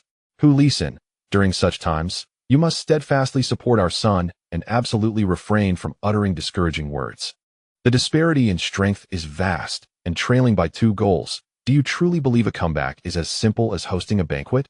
Xiaolan waved her hand assertively, declaring, "Do not burden me with your doubts. I know little about the game, but one thing is clear. The Shining Stars must win, and Wang Xinka must face defeat." Hu Lai opened his mouth, seemingly ready to interject, but upon catching the fierce glint in his wife's eyes, he promptly shut it. Chapter 201. Fully armed Hu Lai, the home team locker room at the Provincial Sports Center, located outside the northern third ring of Jincheng, was filled with a cacophony of sounds. Each time someone entered or exited, the noise from the stadium outside was amplified 1,000-fold. The sound of cleats striking the marble floor echoed as players walked around in their freshly donned soccer shoes. The clattering of locker doors, voices, and the thud of footballs being kicked created the familiar symphony that accompanied every match day. For a professional player, preparing in such an environment had become second nature. However, today's locker room atmosphere was slightly different from the usual pre-match buzz. Once Zhao Kongming led the coaching staff out of the locker room and the door was closed again, the external noise diminished significantly. Qin Lin rose from his seat and stepped into the center of the locker room. With one hand resting on the table piled high with sports drinks and snacks, he placed his other hand on his hip and surveyed his teammates. The previously boisterous locker room gradually quieted. "Brothers," he began outside. "Everyone believes this match is one we should concede. Do not be deceived by the crowd filling the stands. They are here to celebrate our promotion, after all. This is our first home match since securing it." Earlier, when the team went out to warm up, they noticed the stands of the Provincial Sports Center, which could accommodate 60,000 spectators, were nearly full. Prior to this, the venue had only been filled for concerts featuring stars, but today, enthusiastic fans of the Shining Stars, the Anton team, and Jincheng had filled the stands to capacity. As the players of the Shining Stars ventured out to warm up, the stands buzzed with activity as fans busily hung their colorful banners along the railings of each tier. These vibrant flags, slogans, and ribbons enveloped the barriers, creating a scene reminiscent of a championship celebration. Given that this was the FA Cup final, one might assume that the Shining Star supporters were fervently aspiring for the cup victory. However, the reality was that they were merely there to celebrate the team's promotion. Despite the upcoming league matches also being held at the Shining Stars' home ground, the exuberant fans could hardly contain their excitement, leading to a packed house at the Provincial Sports Center hosting the FA Cup final. Undoubtedly, they were also present to cheer on their team in the final, yet their focus on the outcome was not as pronounced. Even if defeat awaited them and the championship slipped away, it would scarcely dampen their spirits. As Qin Lin aptly noted, this was a match that could be deemed expendable. However, the players of the Shining Stars were unwilling to concede. I vividly recall how we responded to Coach Zhao 20 days prior. Each of us yearned for victory. No one was ready to surrender. I believe this match serves as a splendid test for us, a gauge of our readiness for the upcoming season in the Chinese Super League. Otherwise, once we ascend to the Super League, will we simply concede against every opponent stronger than ourselves? In response to Qin Lin's probing inquiry, some could not help but shake their heads. Though we trailed by 2 goals on aggregate, what did that truly signify? The football field is not devoid of instances where teams have turned around a 2-goal deficit in the second half, and we still had a full 90 minutes ahead of us. Our opponents indeed possessed considerable strength, yet so did we. We had triumphantly vanquished numerous teams to reach this final, and we certainly had the prowess to stand before them and fight valiantly. "We are strong," exclaimed our captain, Li Tailin, as he rose to pump his fist in the air. "We are strong," echoed the other players of the Shining Stars, their voices filling the locker room with fervent shouts. "We can battle them fiercely. We can battle them fiercely." The players, nearly leaping from their seats, shouted hoarsely in unison. "Excellent." Qin Lin clapped his hands vigorously, preparing to take the field. "Prepare to enter the arena." Amidst the clamor, Hu Lai seated himself once more, entering the system space. Now, within his consciousness, he found himself in a virtual locker room that bore an uncanny resemblance to that of the Shining Stars. In this digital sanctuary, a table before him displayed his gear. Like a soldier readying for battle, he meticulously inspected his armaments, the red string of the beloved, the damaged grizzly bear shin guards, the worn grizzly bear jersey, and 2 Lynxy cards. This ensemble constituted all he had prepared for today's match, having expended every last point he possessed. The damaged grizzly shin guards were purchased by him from the official store using 30,000 points out of the 100,000 awarded after completing his tasks in the East Asian Cup. Drawing from his father's past experiences, he believed that wearing these protective shin guards during the match against Wang Xinka's team was undoubtedly a prudent choice. Otherwise, he might regret it for a lifetime. The worn Grizzly jersey was acquired through a 10-time lottery draw while he played football at Dongchuan Middle School. However, it had remained unused, as his physical strength at that time was insufficient, rendering the jersey, which enhances defensive capabilities based on one's strength, rather superfluous. Now, however, after extensive professional football training, particularly the strength regimen tailored for him by fitness coach Sun Yi, his physical prowess had vastly improved compared to his middle school days. Hence, this jersey finally had its purpose. Hu Lai had also researched the main center backs of the Golden Arrow team, who were notably tall and robust. One was Mao Junfu, a key center back for the current Chinese national team, standing at 1.88 meters and weighing 86 kilograms. The other was Jin Yong, although not a national team player. His capabilities were commendable, as evidenced by his position as a starter in Wang Xinka's formidable Golden Arrow lineup, standing at 1.90 meters and weighing 85 kilograms. Hu Lai had faced both of these defenders in the first match, and once they were upon him, it was indeed a formidable challenge. Their strength rendered Hu Lai as if he were contending with a sandbag filled to the brim, unable to even make it sway. Thus, he chose to retrieve the jersey from his storage space and allow it to serve its intended purpose. The lover's red string was purchased with 10,000 points from the official store the previous evening. He also acquired 2 Lingxi cards. Why 2, you may ask? After purchasing the lover's red string, Hu Lai found himself with only 63,000 points remaining. Given that the Lingxi card was priced at 30,000 points each, he could afford exactly 2. Why opt for 2? Hu Lai's imagination ran wild. Recalling how effective one card had been for Chen Xingyi, he couldn't resist the thought of the potential outcomes if each of the 3, he, Chen Xingyi, and Zhang Qingyuan, were to each use a card. The external world often referred to them as the Flash Star Trident. So he decided to arrange for all 3 to partake and see what sparks might fly among this trident. Thus, Hu Lai exchanged his remaining points for 2 Lingxi cards. Now, he was left with merely 3,400 points, nearly akin to starting over from scratch. However, Hu Lai felt neither regret nor sorrow. Aside from the prospect of earning 200,000 points upon successfully completing his tasks, this expenditure was a necessary sacrifice to vanquish Wang Xinka. One must take risks to reap rewards. Without the points, how could he hope to conquer higher-level foes? Time to go, Hu Lai. Wang Guangwei, who had already risen, turned back to see Hu Lai still seated and waved him over. Coming. Hu Lai stood up, equipping the damaged grizzly shin guards onto his legs. His right hand glided over his left wrist, revealing a slender red string that appeared on his arm. He tilted his neck and shook his shoulders, the oversized bear jersey now adorning his frame. Following closely behind Wang Guangwei, he walked out of the locker room alongside his teammates. Listening to the rhythmic clatter of cleats striking the floor and observing the numbers and names emblazoned on the backs of his comrades, each step taking him closer to the awaiting tunnel. Outside, the roars from the stadium grew louder and clearer. Rise, Stars! Rise! Every player from the Stars understood that they were there to celebrate their promotion, yet it mattered not. From this moment onward, they would rally to support their triumph over the formidable Golden Arrow. As they traversed the tunnel, the players from both teams crossed paths. Prior to these 2 decisive matches, the Golden Arrow players, save for the lone Chen Xingyi, were unfamiliar with the Stars, with the exception of Qin Lin.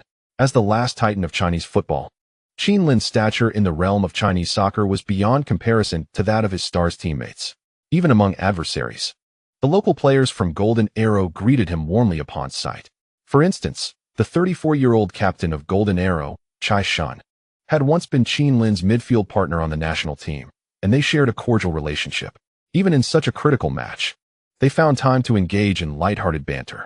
Mao Junzhong, another teammate from the national squad, also approached Qin Lin for a brief exchange. After their pleasantries, they returned to their respective teams. Once back in the center of the gathering, Qin Lin's previously jovial demeanor shifted to one of seriousness, standing resolutely among his peers. The players from Golden Arrow, including Chai Shun and Mao Junzhong, mirrored this solemnity as they awaited the referee to lead them onto the field. Just before their exit from the locker room, they had endured the fervent admonitions of their coach, Wang Xinka, who urged them to reflect on the disgrace of losing the league championship and questioned whether they were willing to become the subject of ridicule. The players responded with fervent declarations of their unwillingness to accept such a fate. Wang Zijian then implored them to seize victory in this match and reclaim the FA Cup championship as a rebuttal to their detractors. With their competitive spirit ignited, he expelled them from the locker room. The atmosphere in the tunnel suddenly turned tense. Everyone was on edge, fearing a lapse in concentration at such a crucial moment. Only Hu Lai stood apart, his gaze vacant as he stared absently into the air, his eyes unfocused.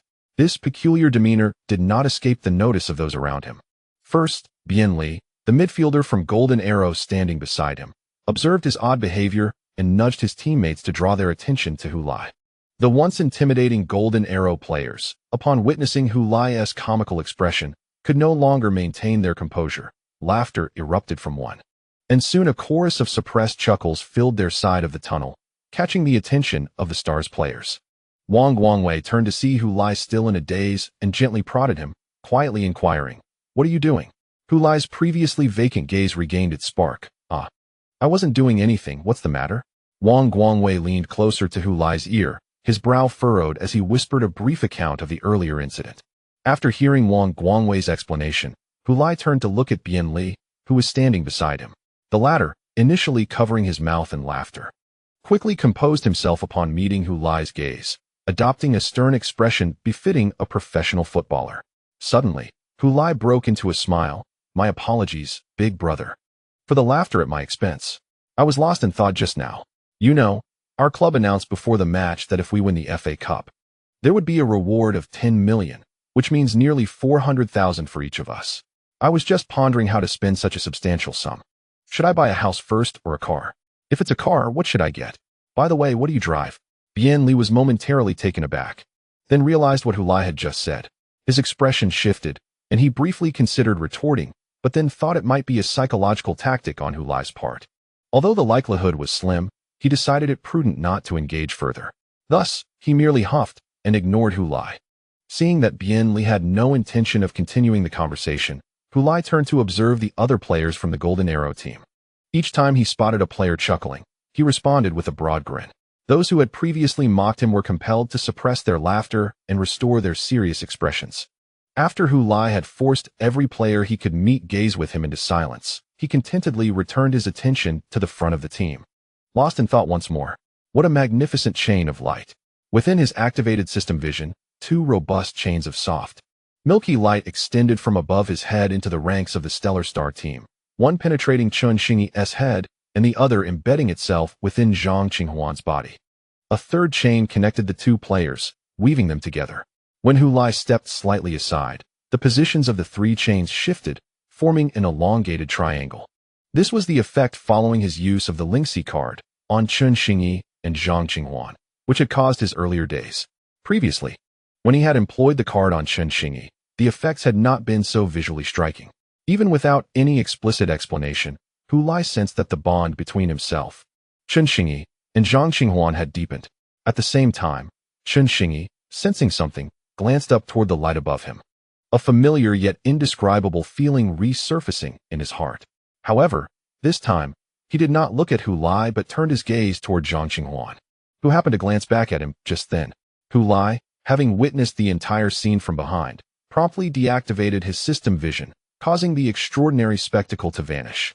Originally, utilizing more than 2 Lingxi cards yields this remarkable effect. If I were to accumulate sufficient points to purchase 10 Lingxi cards for my teammates, would it not enable us to weave a formidable network on the field? Could our team of 11 synchronize their thoughts and actions, functioning with the precision of an extension of one's own limbs? Hu Lai suddenly found himself yearning for a windfall, yet to acquire 10 Lingxi cards. One would require 300,000 points, while the current task rewards merely 200,000 points. At that moment, the quartet of referees approached from the rear of the lineup, beckoning both teams. "Let us proceed to the field." The players followed closely behind, stepping out of the tunnel amidst the deafening cheers, onto the illuminated green pitch. Good evening, esteemed viewers of China Central Television. You are now witnessing the second leg of the 2023 season Chinese FA Cup final, featuring the home team, the Anong Shining Stars, against the visiting team, the Dashun Golden Arrows. The players have taken the field, and the match is about to commence. P.S. Starting tomorrow, There will be updates for 3 consecutive days. Please support with your votes. Chapter 202. Are you serious? The Shining Star supporters in the stands were indeed there to celebrate their team's premature promotion. Yet this did not imply that they would remain indifferent to the ongoing match. They fervently cheered for their team, ensuring their voices echoed throughout the stadium.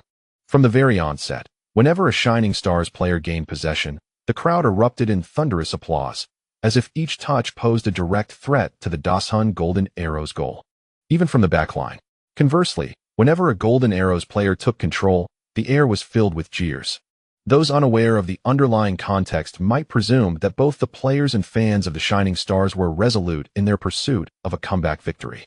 For instance, the substitutes on the Golden Arrows bench were engaged in discussions. Can you believe the Shining Stars are genuinely attempting a reversal on their home turf? They can't simply concede. Can they? I would prefer they surrender outright to spare us the effort. However, if we all play normally, how could we possibly lose to them? By the way, don't you think the Shining Stars on the field seem somewhat different from the first leg? What is different? They appear to be more aggressive in their attacks. Isn't that to be expected? They must launch an offensive if they wish to reverse the outcome on their home ground. But in doing so, doesn't that leave them vulnerable defensively? The more they attack, the more opportunities we have for counterattacks. This could very well turn into a massacre. As the Golden Arrows players noted the Shining Stars' relentless assaults, their thoughts aligned. This is excellent. We shall await our counterattack. However, upon engaging with the Shining Stars' offensive maneuvers, they soon realized something was amiss. The attacking prowess of this second-tier team was unexpectedly formidable. Chen Lin's long-range shot. From 30 meters out, he unleashed a high-quality strike. What a shot! Accompanied by the commentator He Feng's exclamation, the Golden Arrows goalkeeper Zheng Donglin dove to the side, managing to deflect Chen Lin's shot and send the ball out of play. Shanxing earned a corner kick, and based on the quality of Chen Lin's shot, commentator Yin Kong remarked that he seemed to be in excellent form today. The corner was taken but posed no threat to the Jinjian goal, as the goalkeeper, Zheng Donglin, leaped high to punch the ball away. The ball soared towards the midfield, where it was seized by the left back Liu Binwei, who passed it back, allowing Shanxing to reorganize their attack. Chen Xingyi dropped back to receive the ball, and then turned to advance it forward. Meanwhile, Zhang Qinghuan, who had just taken the corner, swiftly returned and made a horizontal run into the center. As he cut across, Chen Xingyi passed the ball to him. After receiving the pass, Zhang continued his lateral dribble, and, drawing the attention of the Jinjian defense, unexpectedly flicked the ball behind him with his heel. At that moment, Chen Xingyi raced past him and perfectly intercepted the ball. Zhang Qinghuan's timing and power on the pass were impeccable, allowing Chen Xingyi to maintain his momentum as he surged into the penalty area. The cheers from the stands escalated abruptly, akin to a thunderclap reverberating through the air. Chen Xingyi, magnificent. As he entered the box, Chen Xingyi took a step before shooting, outpacing the intercepting Jin Yong and directing the ball towards the far corner with his left foot. Once again, goalkeeper Zheng Donglin executed a spectacular save, deflecting the ball out for another corner. Oh, that was close, He Feng exclaimed, as Shanxing earned yet another corner. This attack was executed with remarkable flair. The synergy between Chen Xingyi and Zhang Qinghuan was nothing short of telepathic. Zhang Qinghuan, without even glancing at Chen Xingyi's positioning, instinctively passed the ball backward, as if he knew Chen would be there. Yin Kong commented, I recall a media interview with Zhao Kongming during the season, where he was asked about the formidable attacking trident of Shanxing and how he orchestrated their tactics. Zhao's response was intriguing. He mentioned that he had not prescribed any specific attacking strategy, but rather encouraged the trio to express themselves freely. At the time, many thought he was merely being polite, reluctant to discuss complex tactical training in front of reporters. In hindsight, it appears he was speaking the truth, because with the inherent talents of Zhang Qinghuan, Chen Xingyi, and Hu Lai, their synergy alone is sufficient to generate numerous attacking patterns. This recent offensive display was truly an improvisational performance by Chen Xingyi and Zhang Qinghuan. After consecutively thwarting Shanxing's attempts, Zheng Donglin, feeling in fine form, rose to his feet and raised his arms to rally his teammates' spirits, exclaiming, It's nothing. It's nothing. He urged them not to panic in light of Shanxing's relentless onslaught. He sensed that his teammates were somewhat bewildered by the high-intensity, fast-paced attack initiated by Shanxing from the outset, as they had not anticipated such ferocity from a club in the second tier. Having been reprimanded by their coach before the match, They were eager to vent their frustrations against Shanhai. Before he could even throw a punch, he was already cornered by the opponent's barrage of swift strikes, leaving him crouched in a defensive posture against the wall. As the goalkeeper, he surely needed to calm his teammates, assuring them that everything was within his control. He felt confident in his performance today. Regardless of how fierce the onslaught from the opposing team was or how cunning their shots might be, he was resolute in his ability to thwart every attack. When the corner kick was taken, he leaped into the air, extending his arms to seize the airborne ball before anyone else could. Rather than launching an immediate counterattack, he cradled the ball in his arms and raised a finger, signaling for composure and steadiness. Only after the players of the opposing team had returned to their positions did he execute a powerful kick to send the ball forward. Zhao Kongming, observing from the sidelines, glanced at his watch, noting that merely 10 minutes had passed in the first half. Yet, he felt an inexplicable sensation that the half was nearing its conclusion. With the score still at 0-0, promptly checking the time again, he realized that it had only just begun, allowing himself a brief sigh of relief, albeit a fleeting one. He had instructed his team to unleash their most vigorous offensive from the very first minute, aiming to score early and disrupt the opponent's strategy, thereby dictating the rhythm of the match. However, with 10 minutes elapsed and no goals scored, he worried that if they continued this way without finding the net, the Golden Arrows might soon regain their composure, putting the Stars in jeopardy. They were, after all, pitted against a formidable giant of the Chinese Super League. It was akin to walking a tightrope at 100 meters above ground. A single misstep could lead to a fall. To catch their breath, they needed to reach a safe haven ahead. Scoring the first goal would serve as that sanctuary for the Stars. Equalizing the score to 1-2 would be a monumental psychological shift for both teams. The Stars would likely be invigorated, with ample time remaining to level the match, while the Golden Arrows might find themselves in disarray, leading to further mistakes. If the Stars could seize the moment, it was not beyond the realm of possibility for the Golden Arrows to crumble under pressure. Of course, the prerequisite was to score that initial goal. The Stars wished to take the lead, remarked the assistant coach of the Golden Arrows to Wang Zijian beside him. Both sat on the coaching bench. Despite the apparent disadvantage on the field, they maintained a sense of composure, or perhaps viewed the situation as inconsequential. It was evident that if they were to stage a comeback, there was only one path available to them. Wang Zijian, with his legs crossed and arms folded, stated, "Zhao Kongming is gambling. If he is fortunate, there is a chance for victory. If not, it could result in a catastrophic defeat."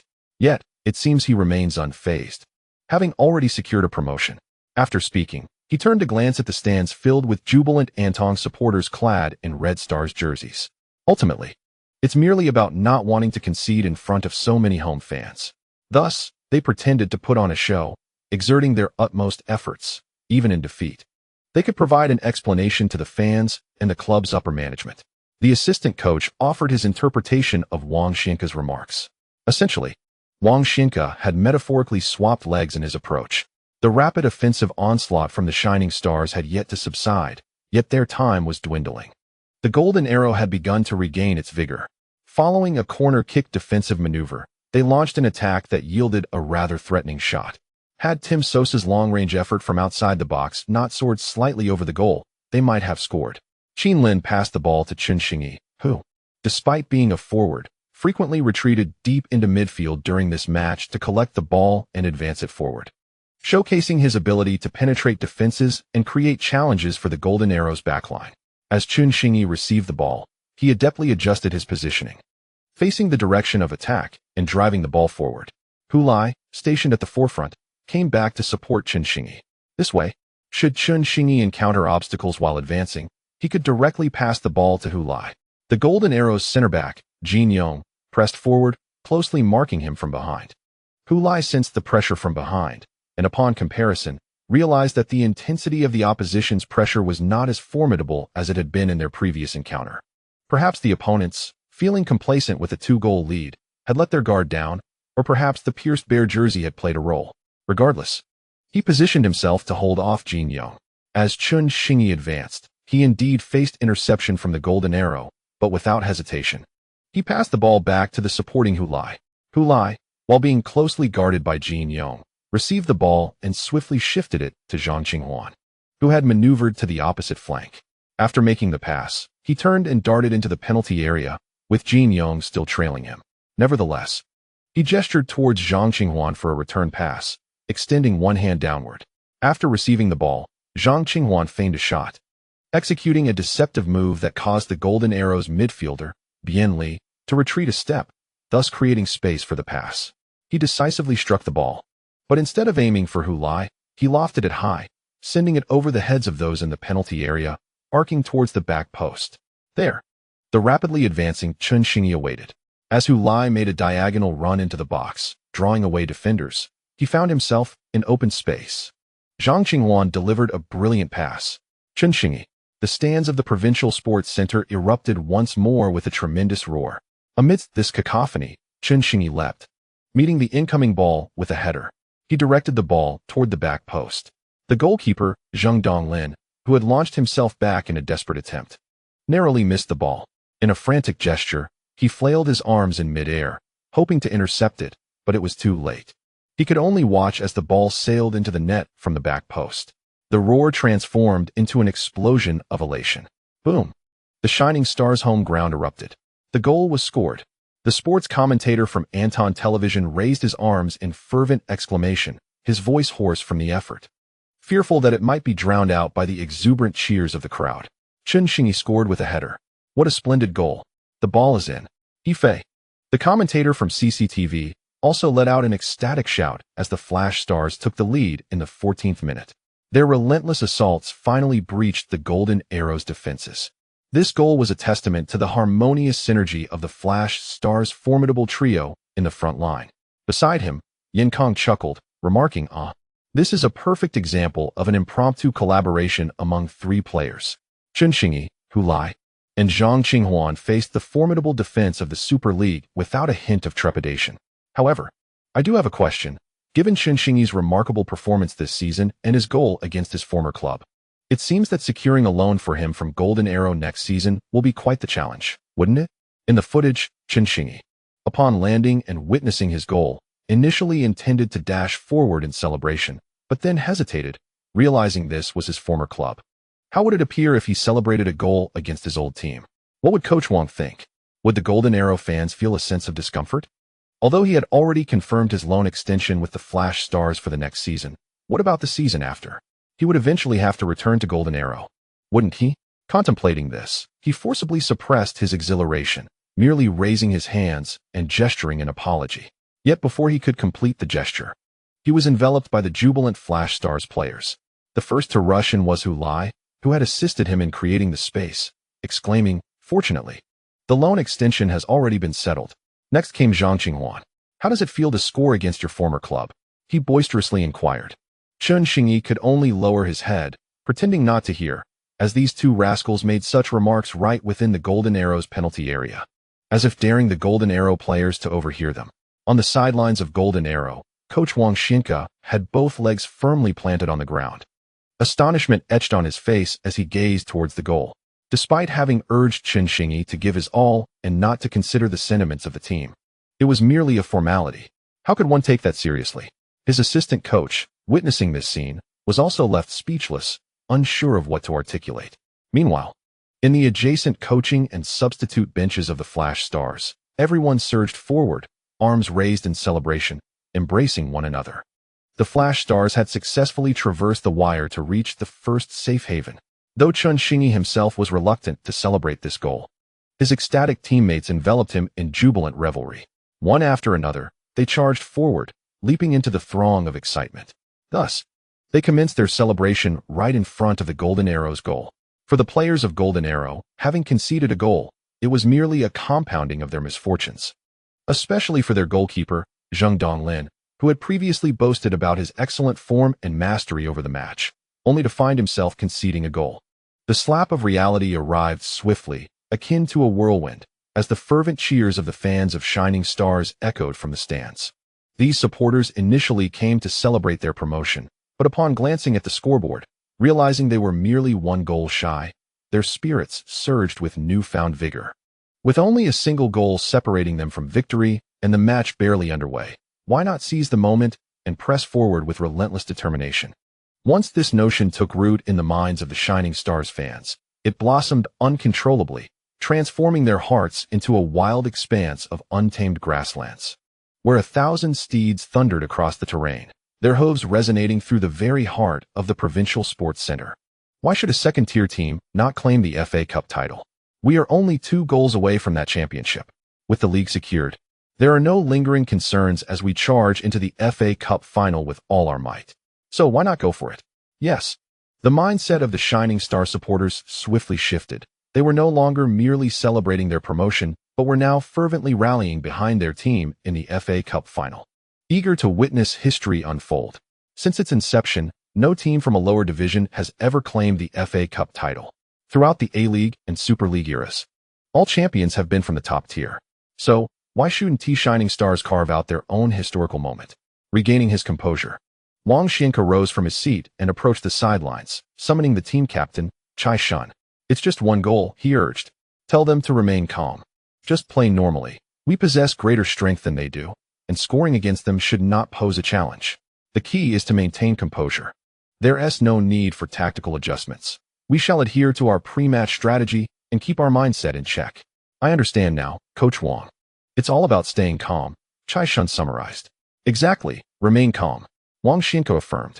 What is there to fear? The opponent is merely a second-tier team. They think that scoring first will rattle us, but let them see the chasm that separates us. That single goal cannot bridge the gap. With that, he gave Chai Shun a firm pat on the shoulder, sending him back onto the field. As Chai Shun relayed Coach Wang's instructions to his teammates, the players of Shining Stars concluded their celebrations and hurried back to their half.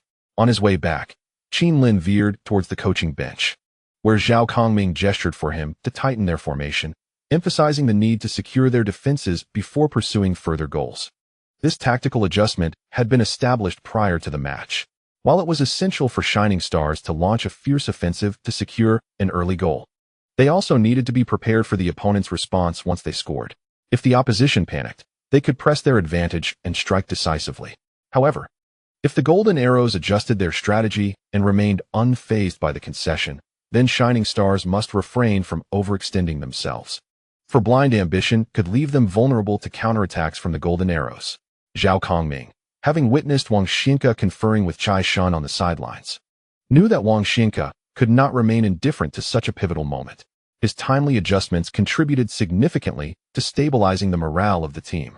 Based on this assumption, Zhao Kongming decided to have the team adopt a more defensive stance, striving to withstand the furious counterattacks following the goal conceded to Jinjian. Once the opposing team found themselves unable to score for an extended period, he planned to launch a vigorous offensive, resuming the rhythm of their previous attacks. As the match resumed, Zhao Kongming's predictions proved accurate. Jinjian was not thrown into disarray by the goal they had conceded. Under the robust intervention of Wang Zijian, the players of Jinjian were acutely aware of their roles. They initiated a fierce assault on the Shining Star's goal, while the players of Shining Star could only contract their defense, retreating near the penalty area to fend off Jinjian's onslaught. One must acknowledge that Zhao Kongming's adjustments were indeed timely. Had he arrogantly assumed that Jinjian would be rattled by the goal from his team and made no changes, allowing Shining Star to continue their aggressive play against Jinjian, the disparity in the strength of the two teams could very likely have resulted in Shining Star being overwhelmed in a single wave of attack, leading to their downfall. But could this defensive contraction withstand Jinjian's offense? Zhao Kongming remained somewhat confident. After all, the defensive line of this team had been tested against the formidable Haishan. Moreover, he did not expect the team to hold steadfast until the end of the match. As long as they could withstand Jinjian's attacks within the 15 minutes following the goal conceded, it would afford the team a moment to breathe for their subsequent counterattack. After all, when the self-important players of Jinjian realized they could not swiftly equalize, they would inevitably grow anxious. This was Zhao Kongming's plan. Yet the actual progression of the match deviated somewhat from his intentions. Following the 7th minute after Shining Star scored, Jinjian, through a series of relentless attacks in the offensive zone, finally breached Shining Star's defenses. The national team striker of Jinjian, Chao Junbing, headed the ball towards the goal, which was valiantly parried by goalkeeper Yu Jiming.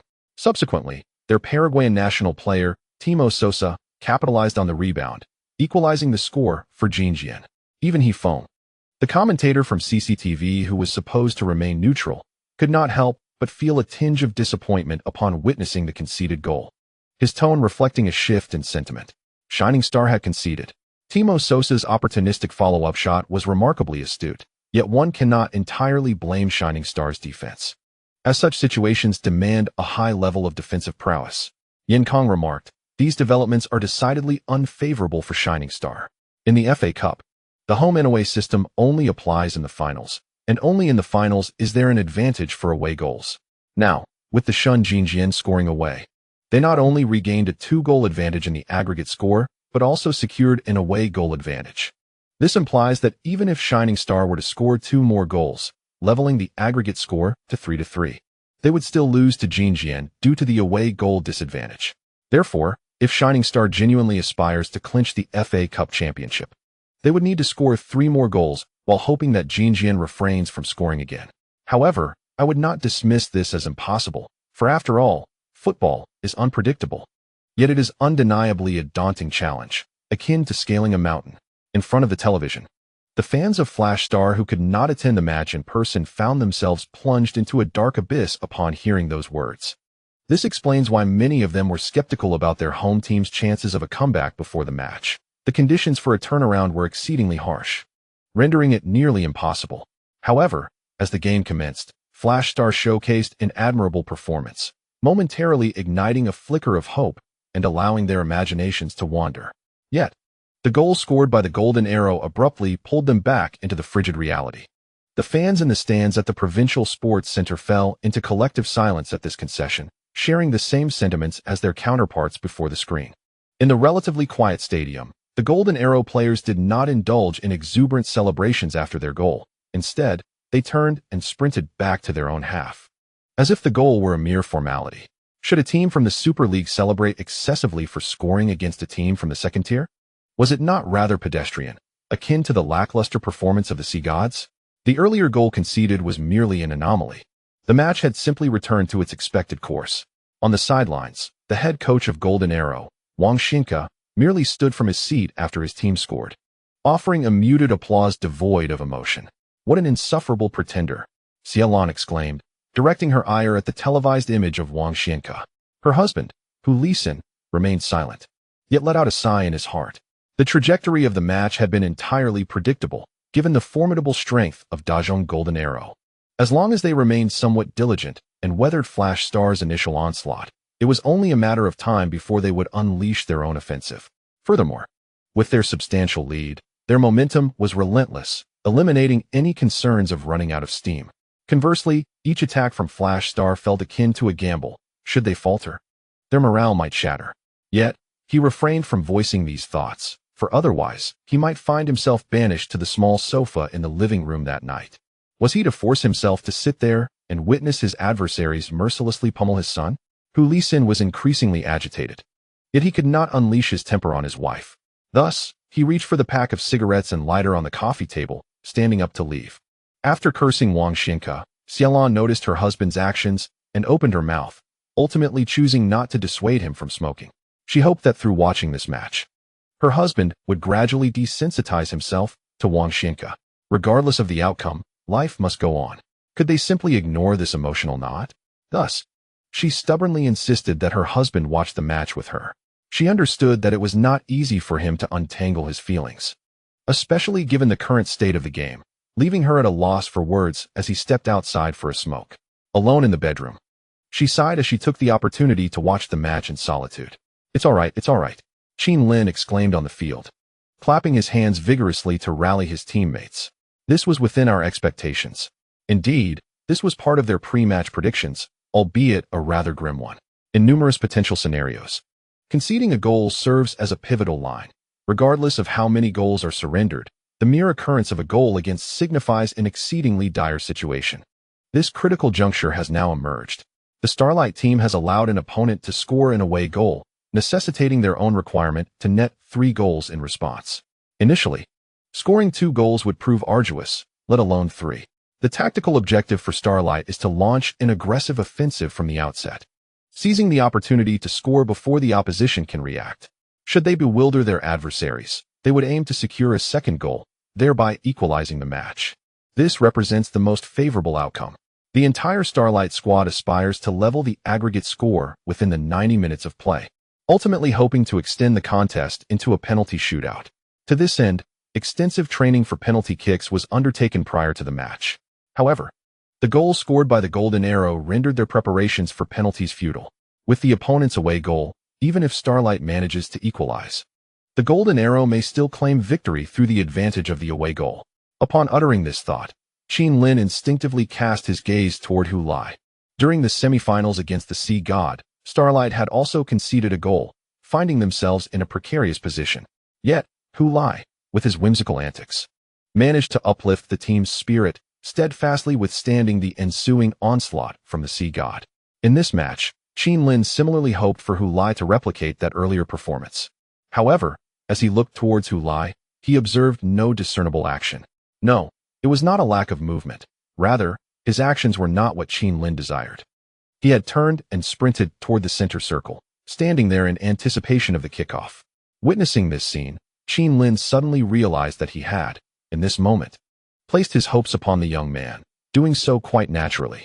He shook his head with a wry smile, acknowledging that his expectations of Hu Lai may have been overly ambitious. The unexpected delight during the semifinals against the Sea God could hardly be anticipated as a standard to uphold. With this thought in mind, Chen Lin clapped his hands together. Cheer up. The match is not over yet.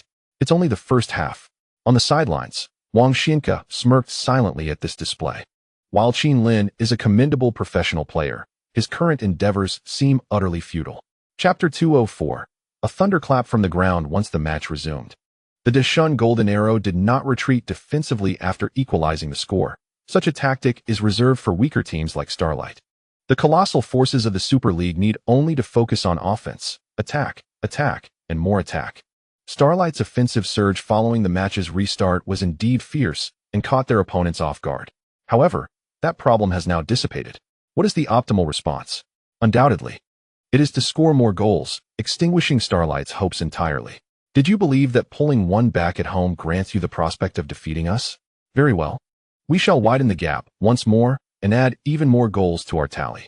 Before the conclusion of the match, the suspense surrounding this championship battle was abruptly extinguished. The equalizing goal invigorated the Golden Arrows, who relentlessly launched attacks on the Flash Stars goal, putting them in a precarious situation.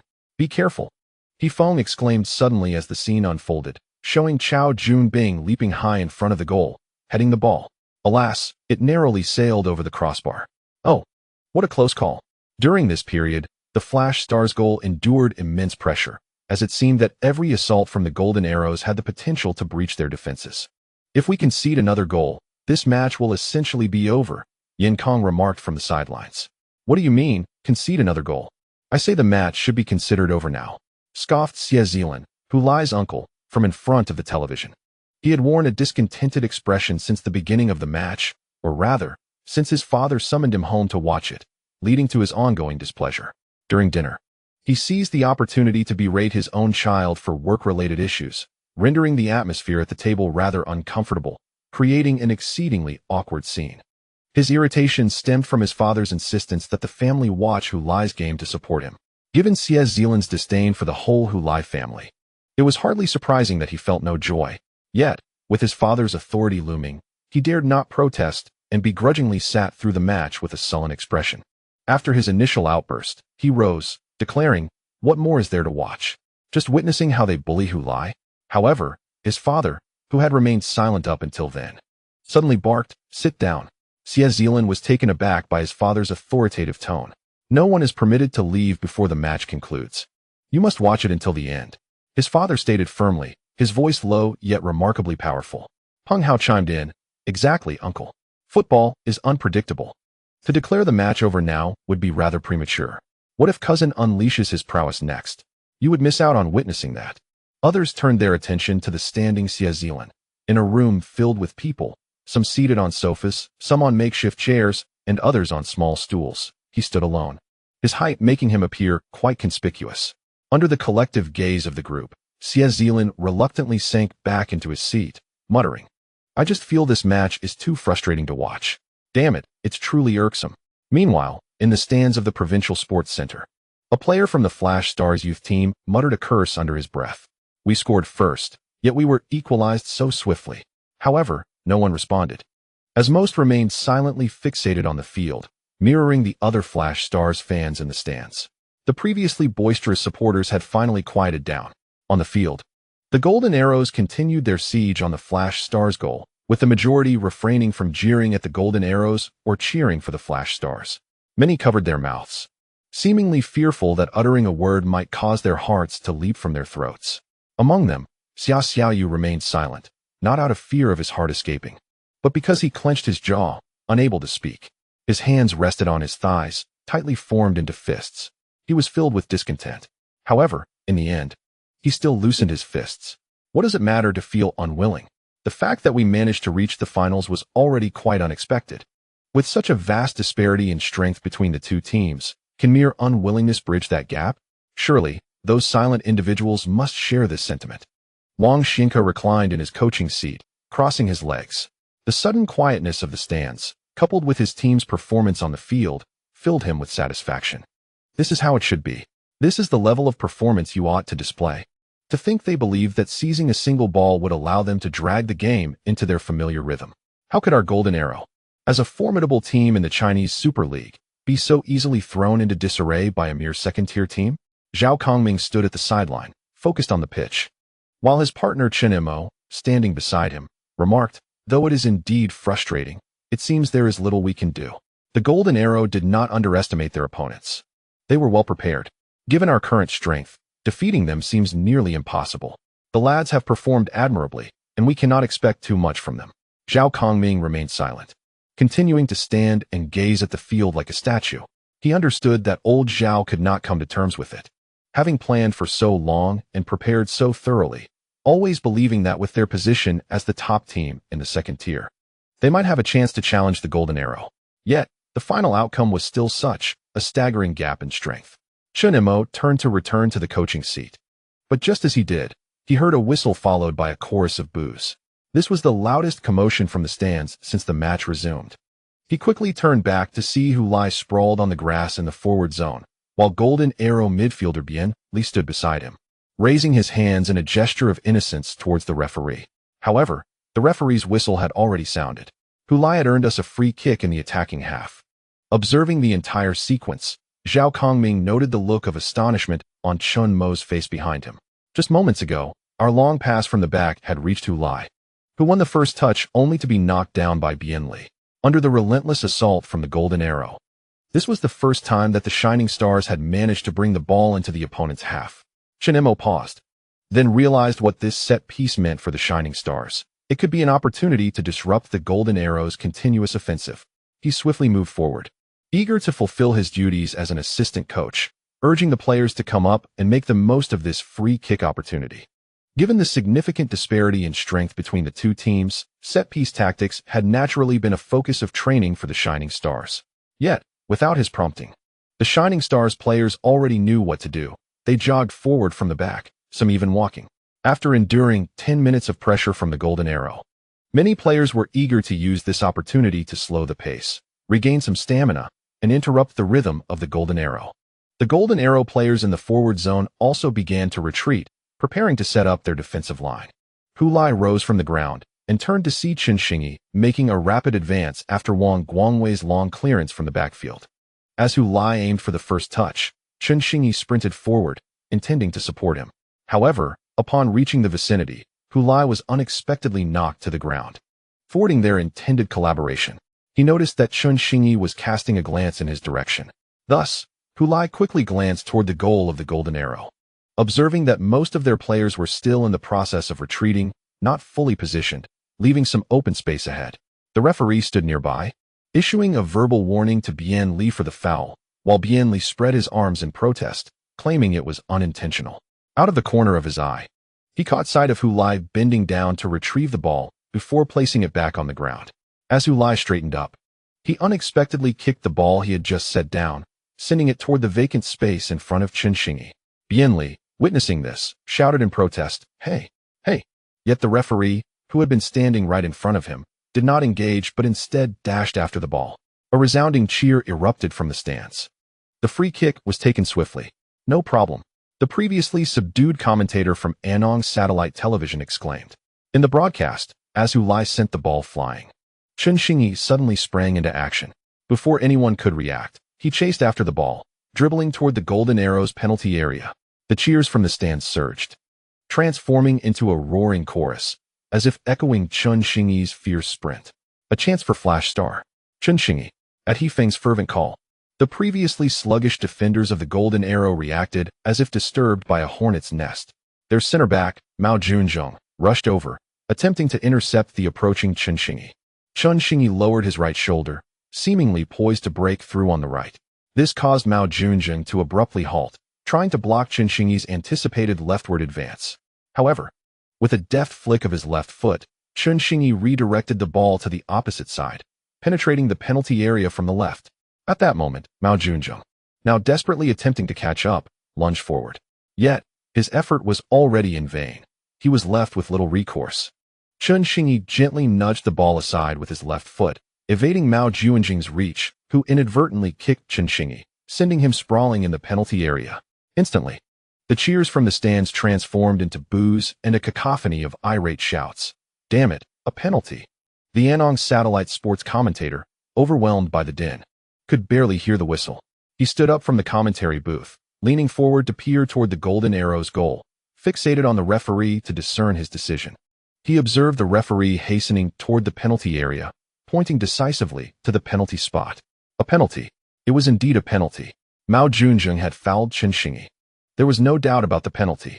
One hand supporting his body, the other mirroring the referee's gesture, he pointed emphatically to the spot. In the surrounding stands, countless fans of Flash Star mirrored his actions, waving their arms and pointing towards the penalty spot in the Golden Arrow's penalty area from various angles. It felt as though over 50,000 jury members had unanimously agreed to impose the utmost penalty upon the Golden Arrow. Hu Lai was uncertain how many cigarettes he had ignited since the moment Flash Star conceded a goal, but he had not returned since. He stood in the unlit kitchen, smoking beneath the hum of the exhaust fan.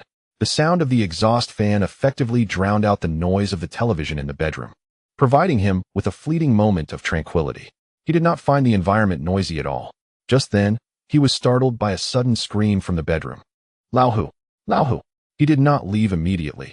Instead, he took a final deep drag from his cigarette, extinguishing it with tap water before discarding the unfinished stub in the sink, and then made his way toward the bedroom. What's wrong? He began, but was met with his wife's astonished face. Penalty. It's a penalty. She pointed eagerly at the television. Hu Lai turned to the screen, realizing with astonishment that the players of Flash Star were embracing in the penalty area, among them his son Hu Lai and Chen Xingyi. Nearby, Golden Arrow players surrounded the referee, animatedly disputing something. The commentator he phoned was fervently exclaiming, Flash Star capitalized on the quick free kick opportunity to earn a penalty. There is no question about this penalty. The referee stands by his decision. Mao Jun indeed fouled Chen Xingyi. This is not a dive. After being besieged by Golden Arrow for 10 minutes, Flash Star has been granted an excellent scoring opportunity. Although even if this penalty were converted, Flash Star would still trail by 1 goal. Hope was nonetheless kindled. Yen Kong, beside him, gritted his teeth and remarked. Hu Lai stared blankly at the television screen. His wife cried out beside him, That's right. There's hope. The game isn't over yet. The cheers in the provincial sports center had diminished significantly. After an initial surge of excitement, anxiety began to permeate the crowd, fearing that the penalty might not be converted. While penalties are often touted as the easiest way to score in football, the pressure at such critical moments can lead to missed opportunities. The very ease of scoring from a penalty spot places immense pressure on the player standing there. Thus, the fans of Flash Star quickly regained their composure, hesitant to cheer further, lest they tempt fate. The players of Golden Arrow had vacated the penalty area. They had protested and argued. Yet they could not alter the referee's ruling. The players of Flash Star also stood outside the box. Inside the penalty area now stood 3 individuals: Golden Arrow's goalkeeper Zheng Donglin, the referee, and Hu Lai, Flash Star's foremost penalty taker. He had placed the ball on the penalty spot and retreated to a suitable distance for his run-up, awaiting the referee's whistle. He took a moment to glance back at the sidelines, where he spotted coach Wang Xianke of the Golden Arrow team. Just moments ago, when the penalty was awarded, Wang had jumped from his seat on the bench, visibly agitated, shouting at the referee, seemingly accusing Chen Xingyi of diving. Hu Lai thought to himself how fortunate it was that little Xingxing had decided to extend his loan for another season. Otherwise, it would have been quite awkward for him to return. He flashed a grin towards Wang before turning back. Wang stood at the edge of the field, anxiously and discontentedly fixated on the game. When he noticed Hu Lai, stationed at the penalty spot, suddenly glanced back. Although there was no evidence to substantiate it, Wang felt as if that young man was looking directly at him. Did he just smile at me? Wang felt a surge of panic. Could he possibly have already discovered their connection? After all, there were posts online discussing his relationship with his father. If he had seen them, would he confront his father about it? How would Hu Lai respond? In an instant, Wang's mind became increasingly troubled. Qin Lin stood outside the penalty area, observing Hu Lai's silhouette. This was the third penalty of the season for him. He had effortlessly converted the previous two, showcasing remarkable stability. However, those earlier penalties paled in comparison to the weight of this moment. Though still a penalty, the pressure he faced at this juncture was entirely different. For the flashing star, this was a golden opportunity. If he could score, there remained hope to challenge the golden arrow. Yet, if he failed, the descent into despair could commence from this very moment. Qin Lin had experienced too many such instances. In the annals of Chinese football, there had been moments when a single penalty could alter the fate of the nation's footballing destiny. Regrettably, at those critical junctures, the individuals at the penalty spot often faltered under the immense pressure.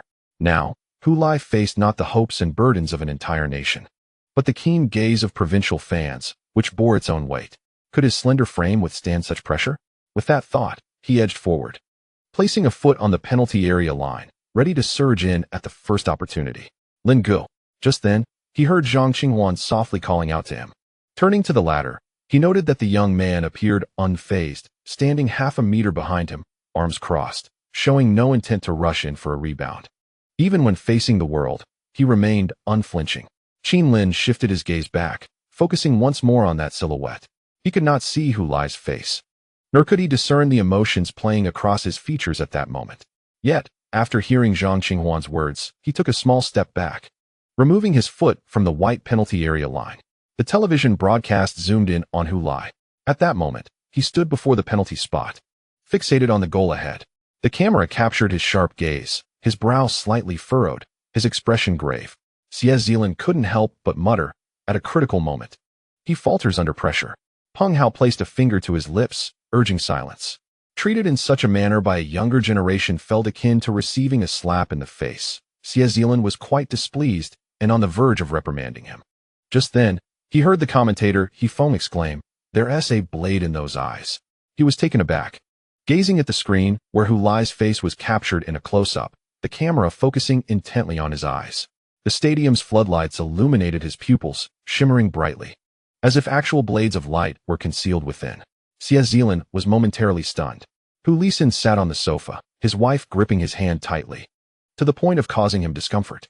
He could even feel the sweat pooling in her palm. He wished to offer her some comfort, yet found himself at a loss for words, so he too pressed his lips together in silence. The once boisterous provincial sports center was now enveloped in stillness. In this quietude, the sound of the whistle rang out distinctly. As the whistle blew, Hu Lai began his run. He dashed toward the ball. Zheng Donglin, positioned at the goal line, fixated on Hu Lai's foot, realizing that, given the rhythm of his approach, Hu Lai was poised to shoot with his left foot. His left foot? Zheng Donglin paused in astonishment. He had never heard of Hu Lai shooting with his left foot. Prior to the match, he had watched the only 2 penalty videos of Hu Lai, both showcasing right-footed shots. Why the sudden switch to the left? Had he secretly trained his left foot, concealing it until this moment? As various thoughts raced through Zheng Donglin's mind, he saw Hu Lai indeed swing his left foot toward the ball. In that instant, he disregarded his thoughts, lunging forward to shorten the distance to the ball, widening the angle to block the shot, and then leaping to his left, Hu Lai's right. Based on his prediction, if Hu Lai were to shoot with his left foot, the ball would most likely veer to his right, the most reliable path for a player less proficient with their left foot. Yet, as he leapt, he witnessed Hu Lai's left foot merely graze over the ball. He had missed. No. He then noticed that Hu Lai's right foot, which should have remained grounded, twitched behind him, and the ball suddenly shot forth, rolling toward the right side of Zheng Donglin's goal. He had completely misjudged the direction. The ball was not traveling swiftly, but he was still in midair, unable to reposition or exert force to redirect himself. All he could do was turn and watch helplessly as the ball bounced and rolled across the grass, silently praying for it to veer wide of the goal. Under Zheng Donglin's gaze, amidst the scrutiny of players behind Hu Lai, in front of 60,000 spectators and countless viewers before their screens, the ball rolled into the net of the De Shunjin arrow. Hu Lai's run and shot not only deceived Zheng Donglin, but nearly left commentator He Feng in disbelief. As he marveled at the spectacle unfolding before him, he realized with astonishment that the ball had indeed found the back of the net. "It's a goal," he exclaimed, raising his arms in triumph. "A goal." Hu Lai, the commentator at Anong Television, stationed at a considerable distance from the action, found it difficult to perceive the intricacies of Hu Lai's shot. All he witnessed was the ball soaring into the net, followed by Hu Lai exuberantly sprinting towards the corner flag, arms outstretched. "What a goal!" exclaimed Peng Hao, his voice startling the stunned Xie Zilan, causing him to shudder and nearly leap from his seat. Attempting to convey his indignation and disdain through a glare, Xie Zilan turned only to see Peng Hao, with a fierce countenance, wildly gesticulating towards him. His gaze retreated, and he surveyed the living room, where not only Peng Hao but others, including his sister, were clapping and laughing heartily. Meanwhile, his elderly father remained seated on the sofa, yet the flush on his face indicated his excitement. As he surveyed his surroundings, he realized that everyone around him was celebrating, including his son and wife, leaving him feeling like an isolated figure amidst the revelry. This unexpected solitude left Xie Zilan disoriented amidst the chorus of cheers. Xialan, with a shriek, tackled her husband onto the sofa, pointing at the television screen and shouting to Hu Lisin, "He is your son. He is your son." Amidst her fervent cries, Hu Lisin, reclining on the sofa, turned his head to watch the television. The broadcast had just cut to the camera positioned at the top of the stands at the Provincial Sports Center, and from that angle, the trembling images made the venue appear as though it were collapsing. Hu Lai's goal seemed to turn the very world upside down. Listen to the roars emanating from the Anong Provincial Sports Center, thunderous applause. The voice of commentator He Feng emerged through the cacophony, noting that although this goal did not grant the Shining Stars a lead in the aggregate score, it kindled a glimmer of hope. At the moment when the Shining Star supporters felt engulfed in darkness, helplessness, and despair, he struck like a stone, igniting sparks that flared the dry grass, kindling the first bonfire in the night. In his poetic commentary, Hu Lai leapt high and landed gracefully, completing his celebration. He then turned, arms wide open, to embrace his rushing teammates. Zhang Qinghuan and Chen Xingyi led the charge towards Hu Lai, both launching themselves to envelop him in a jubilant embrace. During Hu Lai's penalty kick, Wang Guangwei, positioned as a center back, lagged behind to guard against any potential counterattacks. Upon witnessing Hu Lai's goal, he immediately dashed forward, yet could not outpace the eager Zhang Qinghuan and Chen Xingyi. As he raced towards the celebration, the scene evoked memories of a year prior when he, Zhang Qinghuan, and Hu Lai last took the bus to training. After Zhang Qinghuan's pretentiousness exposed his identity, they could no longer share that commute to the training facility. Both he and Zhang Qinghuan lamented how little understanding others had of professional players, who, despite their glamorous facade, bore untold grievances and frustrations. Only Hu Lai, with a somewhat juvenile remark, noted that those well-fed could not comprehend the hunger of the starving. While such a comment was rather irritating, it nonetheless elicited laughter from both him and Zhang Qinghuan. Before them, Hu Lai proclaimed with fervor that he would succeed at any cost. Resembling a child who dreams of becoming a scientist, athlete, artist, singer, or astronaut. Is this sentiment childish? Indeed, it is rather juvenile. For only those who are blissfully ignorant possess such an abundance of dreams. As children mature and gradually recognize the formidable challenges of realizing their aspirations, they are deemed to have grown up. Yet, is this truly a sign of maturity or merely a surrender? Wang Guangwei suddenly comprehended why Zhang Qinghuan once expressed envy towards Hu Lai, urging him to retain this spirit and remain eternally youthful. Perhaps it was because Qinghuan himself could no longer embody the essence of youth, which made him admire Hu Lai's boundless hopes for the future. When Qinghuan was once hailed as the foremost genius in Chinese football, did he not share a similar mindset with Hu Lai, believing that, in this vast world, there was no place beyond his reach?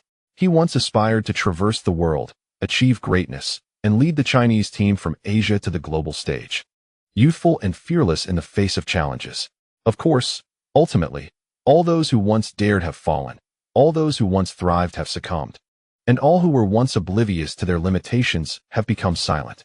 Even the remarkably talented Qinghuan could not escape the grip of reality, yielding to the cruel world and fate, compelled to kneel in submission. At that sunny bus station, he surely saw the glimmer of dreams shining forth from Hu Lai. Recognizing the differences between them, his words were both a reflection of his own sentiments and a blessing bestowed upon Hu Lai to remain forever young at heart. As for us, your teammates, we will always take pride in you. Wang Guangwei plunged into the jubilant crowd when the star players commenced their exuberant celebrations.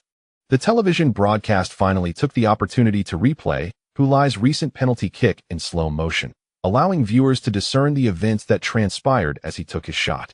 In the replay, Hu Lai swung his left foot towards the football, leading everyone to believe he would strike with his left, despite having rarely done so before. The goalkeeper, Zheng Donglan, also moved in the direction of the anticipated shot. If Hu Lai were indeed to kick with his left foot, he would have had an 80% chance of blocking the ball. However, who could have anticipated that Hu Lai's left-footed kick was merely a feint? Thanks to the multi-angle slow-motion replay, everyone, including commentator He Feng, clearly observed how Hu Lai executed the kick. He used his right foot, which should have served as his supporting leg, to nudge the ball towards the opposite side of the goal. This may seem straightforward, but only those who have attempted it understand the difficulty involved. Many struggle to even maintain their balance, let alone accurately direct a football toward the goal. As Sun Yonggang sat before the television, engrossed in the live broadcast of the match, he couldn't help but widen his mouth in astonishment upon witnessing Hu Lai's penalty kick replay. It reminded him of the time he followed Xia Xiaoyu to meet Hu Lai, where he had fortuitously observed him practicing penalty kicks on the field. The very technique Hu Lai employed during the match was precisely what Sun had witnessed back then. At that time, Hu Lai had instructed his photographer to delete the footage, and Sun had assumed it was due to the fear of ridicule in case the peculiar penalty kick he executed failed. Little did he know, as Hu Lai had explained, it was indeed his secret weapon. He had utilized it in the FA Cup final. He Feng was marveling in disbelief. Such penalty opportunities in crucial matches can bring immense pressure to many, with countless world-class players approaching such moments with caution. Yet Hu Lai? He executed a juggling-like maneuver, sending the ball soaring into the net. One could not help but admire his remarkable composure under pressure. It was hard to fathom that he was merely a 20-year-old, astonishing indeed. Yin Kong, grinning beside him, remarked, "Perhaps this is what defines Hu Lai. Just think back to the East Asian Cup match against South Korea and what he endured online prior to it. Most would have been crushed by such overwhelming pressure. Yet he went on to score a hat-trick in the subsequent match. This is precisely the caliber of performance one expects from Hu Lai. He truly lives up to his reputation." "You are absolutely right, Yin Kong. This young man possesses a tenacity that many lack." He Feng continued to praise Hu Lai, especially in light of the penalty goal replay. Sun Yonggang wholeheartedly agreed, sensing that Hu Lai embodied qualities that defied conventional wisdom. From the moment he had gone to Dongchuan Middle School to film Luo Kai, only to have this young prodigy steal the spotlight, he recognized that Hu Lai was extraordinary. The celebration that had once drawn ridicule had now transformed into his signature move, capable of igniting fervor among the fans. Whenever he performed it, the fervent supporters of Shanxing would undoubtedly be stirred to excitement. Having witnessed Hu Lai's growth from the sidelines, Sun Yonggang felt a peculiar sense of pride, as if he had played a part in his journey. It felt strangely personal, especially since Hu Lai still referred to him as Brother Sunday. Sun Yonggang relished this thought. After the goal celebration, the players scurried back to their half. Lagging behind, Hu Lai turned to Wang Xianke as he passed the coach's bench, shrugging his shoulders and raising his hands in a gesture of nonchalance. Wang Xianke was momentarily taken aback, his expression darkening as he confirmed his earlier intuition. Hu Lai's glance before the penalty kick had indeed been directed at him. Furthermore, his instincts suggested that Hu Lai seemed to harbor some resentment towards him. From this intuition, Wang Xianke speculated that perhaps Hu Lai had heard something from his father. Otherwise, his apparent targeting seemed unwarranted. After all, the online discussions suggesting a connection between him and Hu Lisin were merely conjectural, devoid of concrete evidence. If Hu Lai were to take such a keen interest in him based solely on online rumors, it would be rather unfounded. The only plausible explanation is that this fellow must have learned something. Upon contemplating this, Wang Xianke's countenance darkened to the hue of ink. In contrast, Hu Lai, upon witnessing the shift in his expression, immediately broke into a radiant smile. This moment was deftly captured by the broadcasting cameras. The commentator, He Feng, evidently well-prepared, remarked. There have been rumors online suggesting that Hu Lai's father, Hu Lai, was a professional player who once played alongside Wang Xinka at the Baishan Tianqi team. However, it seems he retired early due to an injury. Perhaps Hu Lai is merely jesting with Wang Xinka, indicating that there is likely an acquaintance between Wang Xinka and Hu Lai's father. Upon hearing these words, Xiaolon, seated before the television, turned to glance at Hu Lai, saying, "Well, now the entire nation is aware that you and Wang Xinka are acquainted." Hu Lai scoffed in response. He did it on purpose. Xiaolon stifled a smile. Her intention in having her husband watch the match was to desensitize him, yet their son had outdone her expectations. Hu Lai had wished to keep this matter private, yet it was thrust into the limelight through the platform of CCTV. Now, all the fans watching the match were cognizant of the connection between Wang Xinka and Hu Lai, leaving Wang Xinka to confront the media's inquiries. As a wife, Xiaolon sometimes took her husband's feelings into account, but her son seemed entirely unperturbed by such considerations. She found it rather delightful. Nature has its way of balancing things. Following Hu Lai's successful penalty kick, the score of the match stood at 2-1, with Shining Star leading at home. However, in terms of the aggregate score, Shining Star trailed by 1 goal at 2-3. Even if they managed to score again to equalize, the situation would still be unfavorable for Shining Star. They needed to score, and not just once more.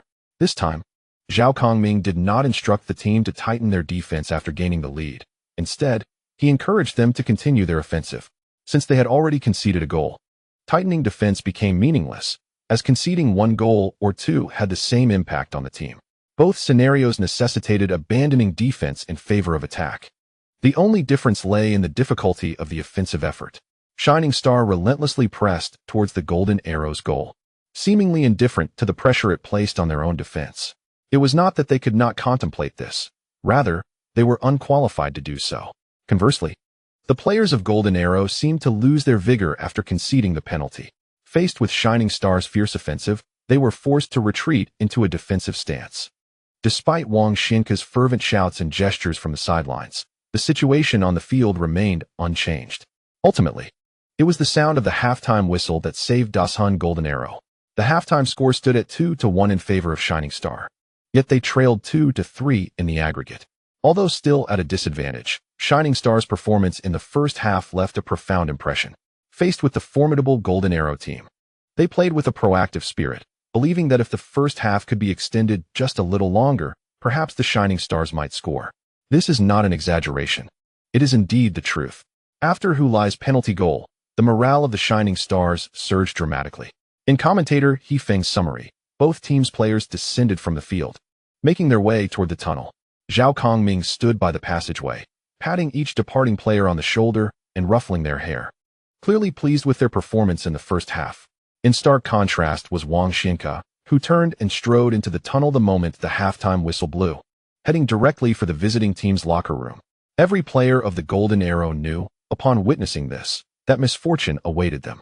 Indeed, once the last Golden Arrow player had entered the locker room, Wang Xinka approached the door and forcefully slammed it shut.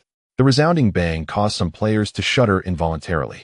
Once the door was closed, the sounds from within became indistinct, with only a few emotionally charged phrases faintly audible, such as "damn it" and "idiot." Had there been live audio from the scene, every word would likely have been censored, leaving only the echo of Wang Xinka's vehement outbursts. Meanwhile, in the Shining Stars locker room, Zhao Kongming was recounting a story to his players. "Do you remember the amateur team we faced in the 5th round of the FA Cup? We won that match quite comfortably. Despite their efforts, the disparity in strength led to their elimination. After the game, when I shook hands with their coach, his first words were an apology for his earlier dismissive remarks about us. He confessed that those comments were merely intended to provoke us, hoping to disrupt our composure to create an opportunity for themselves."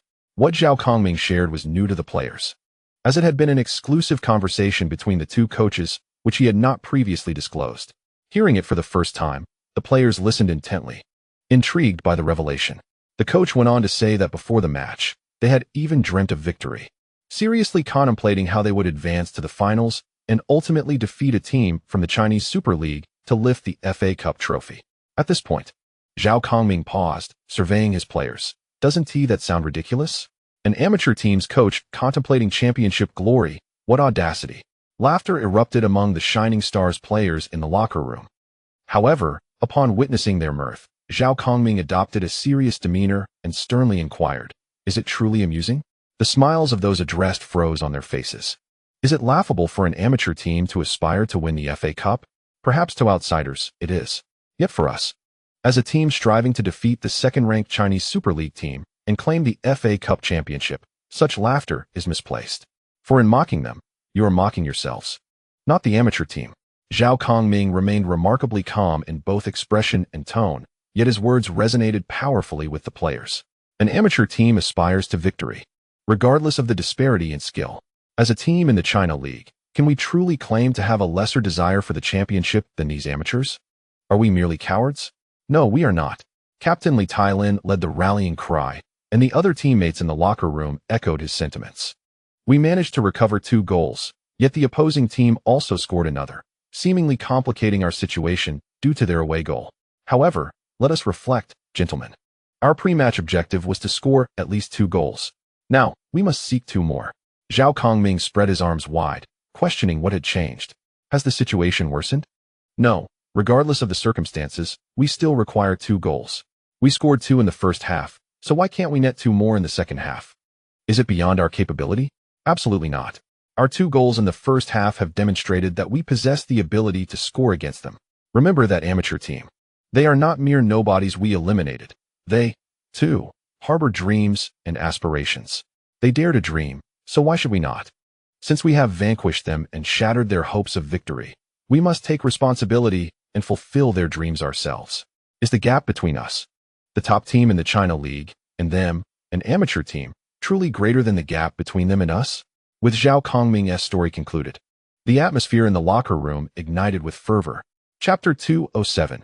A moment of inspiration. Jin Yong, what were you doing in the first half?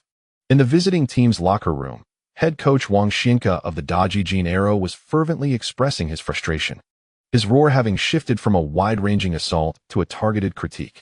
At that moment, main defender Jin Yong was unable to lift his head, overwhelmed by Wang Zijian's reprimands. What were you doing when they executed a quick free kick? The area where Mao Junzheng committed the foul was your defensive zone. Where were you? If you hadn't been dawdling nearby, how could Mao Junzheng have only resorted to a foul to stop Chen Xingyi? Wang Zijian stood before Jin Yong, hands on his hips, leaning slightly forward as he interrogated him. Yes, I'm sorry, Coach Wang, Jin Yong mumbled, unable to meet Wang's gaze. Does saying sorry help? We've already conceded a goal, and you offer me an apology? The sight of you lowering your head and mumbling your apologies only fills me with disdain. Wang Zijian seethed, his teeth clenched. You must become more assertive in the second half. Do you see that, Hu Lai? Even a fool can discern his lack of physicality. Why can't you be more aggressive with him? Use your body to press against him. Be more forceful, instill fear in him. As long as you don't foul him in the penalty area, you can handle him however you wish. Do you understand? Jin Yong attempted to respond, but was again interrupted by Wang Zijian's bellow. Look me in the eye when you speak. With that, Jin Yong had no choice but to lift his head, facing his furious coach, and replied through gritted teeth, Understood. Upon receiving a response, Wang Zijian dismissed Jin Yong and turned to seek out another individual. Jin Yong, in turn, lowered his head once more, his fists tightly clenched upon his thighs, trembling slightly due to the intensity of his grip. As the second half of the match resumed, Wang Zijian remained seated on the coaching bench. Despite his hurried and visibly furious departure at the end of the first half, he now appeared as calm and unruffled as ever. As if defeating the Flash Stars away from home to claim the FA Cup title posed no challenge for him, rendering his earlier fury mere pretense. He even crossed his legs, seemingly signaling to everyone that everything remained well within his control. On the pitch, the players of the Golden Arrow, who had endured 15 minutes of scolding from him, attempted to launch an offensive towards the Flash Stars penalty area, aiming to shatter their carefully crafted plans with their formidable attacking prowess. However, their efforts bore no direct threat to the Flash Stars' goal, as Qin Lin utilized his extensive experience to intercept their forward passes effectively. Subsequently, the Flash Stars initiated a swift counterattack, advancing to the edge of the Golden Arrow's penalty area with a seamless sequence of 3 passes, exploiting their harmonious movement and passing to breach the Golden Arrow's defense. Ultimately, after Chen Xingyi delivered the ball to Zhang Qinghuan at the forefront of the penalty area, he decisively made a forward run, signaling for Zhang Qinghuan to pass to him, seemingly requesting a lob over the defense so he could receive the ball behind the golden arrows line. This forward movement effectively drew away the defenders positioned at the edge of the penalty area. Simultaneously, Hu Lai actively maneuvered, ensuring another golden arrow defender remained occupied. Together, they created a fleeting opportunity for Zhang Qinghuan to take a shot. Without hesitation, Zhang Qinghuan unleashed a spectacular long-range strike. A shot of exceptional quality that compelled the golden arrow's goalkeeper, Zheng Donglin, to execute a remarkable save, deflecting the ball onto the crossbar with one hand. What a stunning effort from Zhang Qinghuan, He Feng praised enthusiastically. If it weren't for Zheng Donglin's timely reaction, that ball could very well have found the net. Yin Kong remarked nearby, reflecting, I remember when Zhang Qinghuan first emerged at Capital Tunglong. He was hailed as a prodigy with immense promise. Back then, he was regarded as the future core and leader of Tunglong Club. Yet here he is now, playing for a team in the China League One. Though he has taken some detours, he has ultimately returned to the right path, He Feng remarked. Those who have experienced a fall from grace tend to cherish their current lives even more. For him, rediscovering himself in the China League One is quite an accomplishment. His performances this season with the Flash Stars have been outstanding, earning him a spot on the national team. With the Flash Stars' successful promotion, we hope Zhang Qinghuan can deliver equally brilliant performances in the upcoming season in the Super League. Just as they were speaking, the Flash Stars took a corner kick, executed by none other than Zhang Qinghuan. He accurately delivered the ball to Wang Guangwei's head. Unfortunately, Wang Guangwei's header was slightly off target, sending the ball flying past the far post and out of bounds. The Golden Arrow launched an offensive through a goal kick. Yet the threat posed by their attack was significantly less than that of the two attempts made by the Shooting Stars moments earlier. Next, it was the Shooting Stars' turn to advance. As they pressed into the attacking third, Chen Xingyi shifted to the right flank to receive the ball. After attempting to break through along the wing, he sent in a cross, but the ball was deflected out of play by the left back, Cui Shuangwen of the Golden Arrow. The Shooting Stars quickly earned a series of corner kicks, mounting a fierce offensive that placed immense pressure on the Golden Arrow's defense. The commentator from Anton TV was quite pleased, despite the Shooting Stars not scoring in the second half. Witnessing their relentless assault lifted his spirits, indicating a buoyant morale among the players. The ball deflected by Cui Shuangwen flew directly into the advertising boards, and a young ball boy standing behind them promptly threw the ball to Chen Xingyi, who was calling for it, before dashing off to retrieve another. If it had been a corner for the Golden Arrow, he certainly would not have been so eager. Upon receiving the ball from the ball boy, Chen Xingyi turned towards the corner flag, placing the ball there before rising to head back into the field. It was not his role to take the corner kick, as Zhang Qinghuan was also making his way towards him. Just then, Chen Xingyi glanced up at the Golden Arrow's penalty area and noticed that perhaps due to his swift actions, the defensive formation of the Golden Arrow was not yet established. Many of their players remained near the edge of the box, not yet positioned within the 6-yard area. This, of course, was understandable, as most of the Shooting Stars players had not yet entered the penalty area either, still advancing from the back. Thus, the Golden Arrow players had no pressing urgency to retreat to their goal. The goalkeeper, Zheng Donglin, had yet to direct his teammates on positioning. After all, the attacking side had not yet fully set up, so how could the defenders be expected to position themselves? However, there were exceptions. Hu Lai had arrived early in the penalty area, standing at the penalty spot, as if awaiting his teammates and opponents to complete their preparations for the corner kick. Not a single defender from the Golden Arrow occupied the space in front of him, while their main goalkeeper, Zheng Donglin, was energetically clapping his hands to rally his teammates, all of whom were positioned near the edge of the penalty area behind him. Before Chen Xingyi lay the typical scene preceding a corner kick, with both the attacking and defending sides displaying ordinary behavior. The only exception was Hu Lai, who was fixated on Chen Xingyi, not merely casting a casual glance, but rather staring intently at him. Upon meeting Hu Lai's gaze, a bold idea suddenly flashed through Chen Xingyi's mind. Thus, despite Zhang Qinghuan still approaching and Chen Xingyi having taken a couple of steps away, leaving the ball behind, when their eyes met in the air, it was as if a spark of inspiration had ignited. In a moment akin to enlightenment, Chen Xingyi suddenly pivoted, sprinting towards the football that had been expertly placed, and unleashed a powerful kick towards the Golden Arrow's penalty area. A gasp escaped from the commentator, He Feng, at CCTV, as the ball soared towards the Golden Arrow's box. The players remained nearly oblivious, Even the goalkeeper Zheng Donglin was still clapping his hands. Only Mao Jun, after a brief moment of bewilderment, dashed towards the goal. Racing towards Hu Lai. Time was against him. He could only hope to intercept the ball that Hu Lai was about to strike. In his vision, Hu Lai approached the ball, raised his right leg, and struck it with a rigid foot. Hu Lai, exclaimed the sports commentator from Anong television. The ball was sent hurtling towards the goal by Hu Lai. It flew like a cannonball, powerful and unstoppable. Zheng Donglin, in a hurried attempt, opened his arms to defend but was utterly unable to prevent the shot. The ball soared directly over him. He had no time even to raise his hands. Mao Jun, retreating to the far post to block the goal, also failed to intercept the ball, arriving just a moment too late as it zipped past him into the net. He Feng's first instinct was to observe the referee's gesture on the television broadcast, watching as the referee turned and pointed towards the center circle.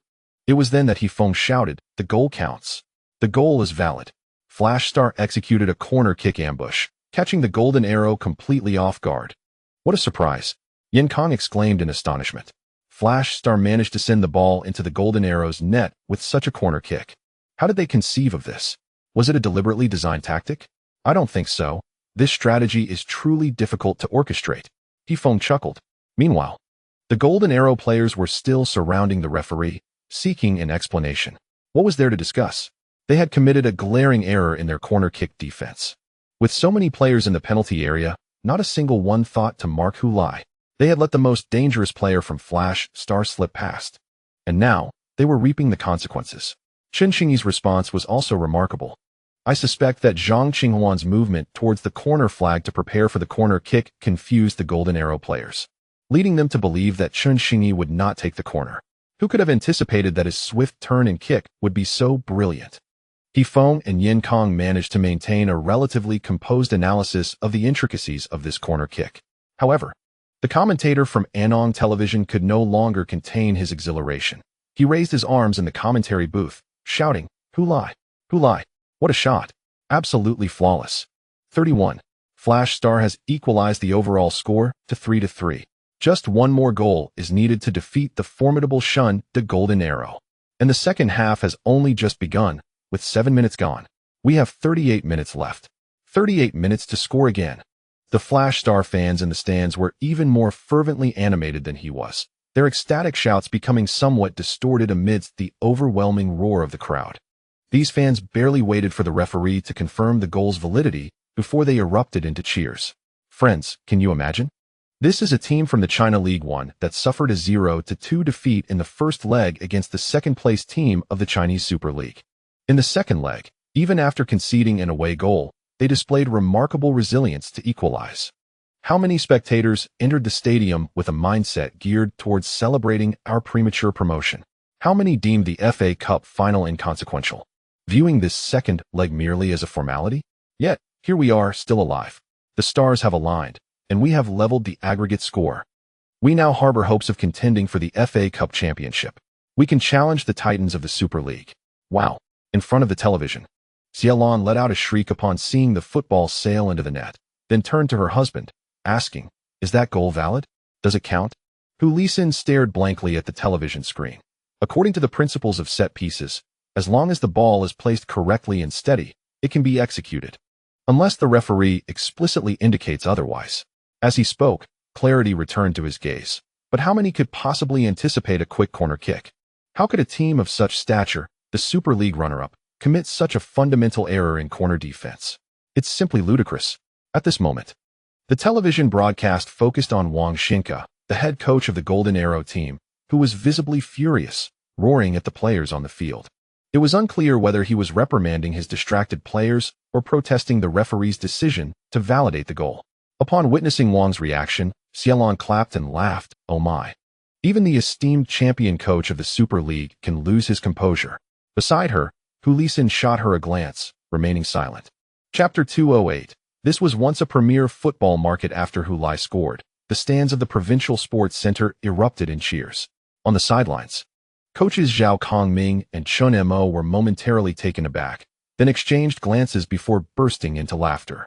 This was not merely the result of a set-piece tactic. It was a testament to the players' synergy. What a delightful surprise. Chen Mo slapped his thigh in exhilaration, exclaiming, These youngsters. Zhao Kongming shook his head with a smile. To be frank, old Chun, securing Chen Xingyi's loan extension before the final was one of the finest decisions made by our manager, Dong. If we had waited until after the final, I doubt the Golden Arrow would have let him go, huh? Wang Xianke must be seething. Chen Mo glanced towards the Golden Arrow's coaching bench, witnessing Wang's animated frustration, which only added to his amusement. It felt like another esteemed name was being added to the list of those we should thank for our promotion. What on earth are you doing? After berating his players, Wang Xianke turned and spotted a water bottle on the sidelines. Unable to contain his fury, he kicked it with force, sending it flying several meters away, splashing water everywhere. The Golden Arrow players on the bench were caught off guard, many getting drenched. This only added to the disarray of the Golden Arrow players, who were already grappling with the equalized aggregate score. Amidst the jubilant cheers of the Flash Star fans in the stands behind the bench of the Golden Arrows, a burst of laughter erupted, directed at the Golden Arrows themselves. Although the final score stood at 33, confirming the Golden Arrows championship triumph for many Flash Star supporters, the mere sight of the prestigious Super League runners-up in such disarray was a source of solace, devoid of any grievances.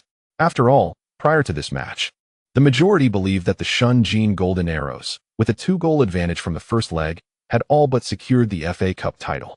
Their visit to the Flash Stars' home ground was merely a formality, a routine endeavor. No one anticipated that the Super League runners-up would falter under such significant superiority. They were expected to not only clinch the championship, but do so with ease. Having already secured promotion to the Super League, the Flash Star were presumed to relinquish this match, merely going through the motions to avoid being accused of unsportsmanlike conduct. They had no vendetta against the Golden Arrows and had no need to contest fiercely, or so it seemed. However, to everyone's astonishment, the Flash Star players commenced the match by exhibiting remarkable courage and resolve. They faced their formidable opponents without retreat, even fully aware of their disadvantage, ready to fight valiantly. Remarkably, they managed to equalize from a 2-goal deficit to a thrilling 33. This ignited an emotional response from the Flash Star fans in the stands, who had entered the stadium in celebration of their premature promotion, yet now cast aside that notion, declaring, "To hell with promotion, we are here to rally behind our team." They deserved every ounce of our unwavering support. Even if the championship eludes them, the mere fact that they could render last season's champions, the Golden Arrows, so flustered was a badge of honor, a glorious defeat. The roars of the Flash Star fans resounded like thunder, their laughter echoing through the air. Meanwhile, the Golden Arrows players, seated just below them, found themselves bewildered by such exuberant cheers intermingled with derisive laughter. They exchanged puzzled glances, with one player quietly lamenting, "Can this really be the atmosphere of a second-tier team's home ground?" Another chimed in, "Surely this must be a joke? We have visited numerous Super League venues, and few can compare to this." An experienced player scoffed, "Have you forgotten that Jincheng was once a premier football city during the A-League era?" His words silenced the conversation on the bench. Indeed, Jincheng was renowned during the A-League days, and the fervor for football among its people was legendary. It was here that fans first chartered flights to support their team on the road. Yet, with Antong football long distance from the pinnacle of Chinese football, many had forgotten the formidable legacy of this stadium. Some players huddled within their padded jackets, seeking warmth. Following his goal, Hu Lai refrained from performing his signature celebration, opting instead to embrace Chen Xingyi. "How did you know I wanted you to take the corner quickly?" Chen Xingyi replied with a huff, "When you raise your backside. I know exactly what you're up to." Zhang Qinghuan was taken aback, exclaiming, "What? Chen Xingyi, you have this quirk too?" It was only then that Chen Xingyi realized he had misspoken. Observing the astonished expressions around him, the players of the Flash Star team erupted into laughter. The jubilant athletes, gathered in celebration, laughed with an audacious abandon reminiscent of a band of rebels defying authority. They understood that equalizing the score would not crown them champions. Yet with the second half just commencing, the prospect of scoring filled them with boundless confidence. At that moment, they recalled the story their coach, Zhao, had shared during halftime about amateur teams, and an exhilarating spirit surged from within. If amateur teams dare to dream, why should we not? What does it matter if we are the runners-up in the Chinese Super League? We have thrown them into disarray, transforming a 2-goal lead into a tie. We, the brothers of the robe, never falter. Let us bring it on. As the Flash Star players concluded their celebration and returned to their half of the field, Hu Lai, Once again passing by the Jean Arrow coaching bench, gestured toward Wang Xinka with a shrug and open palms. Chen Xingyi, intrigued, asked Hu Lai, "Did you know Coach Wang before?" Hu Lai shook his head. "No, I didn't know him prior." "Then what was that all about?" "This is the second time." Hu Lai replied, "Oh, I don't know him, but my dad does." Chen Xingyi recalled an online discussion and, astonished, asked, "Your dad really was teammates with Coach Wang?" Of course, Hu Lai smiled, his gaze drifting away. They were not just ordinary teammates. That's why I'm greeting Coach Wang. Chen Xingyi observed the stern expression on Coach Wang's face and felt something was amiss. If Hu Lai and Coach Wang were truly on good terms, why did Wang's reaction seem so peculiar? Noticing the unfriendly gaze directed at him, he quickly averted his eyes and lowered his head, running back to join his teammates. Internally, he felt a wave of relief, grateful that his father had arranged the lease renewal agreement between the two clubs before this match. Otherwise, how awkward it would have been to face Coach Wang upon returning to Dazhun Jean Arrow. "Damn you, Hu Lai, you relentless ghost." Wang Xinka cursed inwardly. He was now utterly convinced that Hu Lai had divulged past incidents to his son, which explained the current scene on the field. Hu Lai's actions following 2 consecutive goals would undoubtedly attract public attention. Regardless of the match's outcome, media inquiries about his relationship with Hu Lai would be inevitable. How should he respond? Deny it? That was Wang Xinka's initial thought, akin to his reaction when questioned by his wife. However, he quickly dismissed that option, recalling Hu Lai's actions after the FA Cup semi-final against the Sea Gods. Who would have imagined that he would exploit a post-match interview with CCTV to air his private grievances with the Sea Gods youth training director? This young man is utterly unpredictable. What if he resorts to his old tricks after this match? The more Wang Xinka contemplated this possibility, the more he felt it was highly likely. In his view, that despicable scoundrel Hu Lai would undoubtedly do so. How should he respond? Would denying it only reveal his own guilt? After all, those who were privy to that incident are still alive. Yes, denial is not an option. To deny would be to admit culpability. It was merely an accident on the training ground. Why should I deny having been teammates with Hu Lai? Not denying it seems the safer path.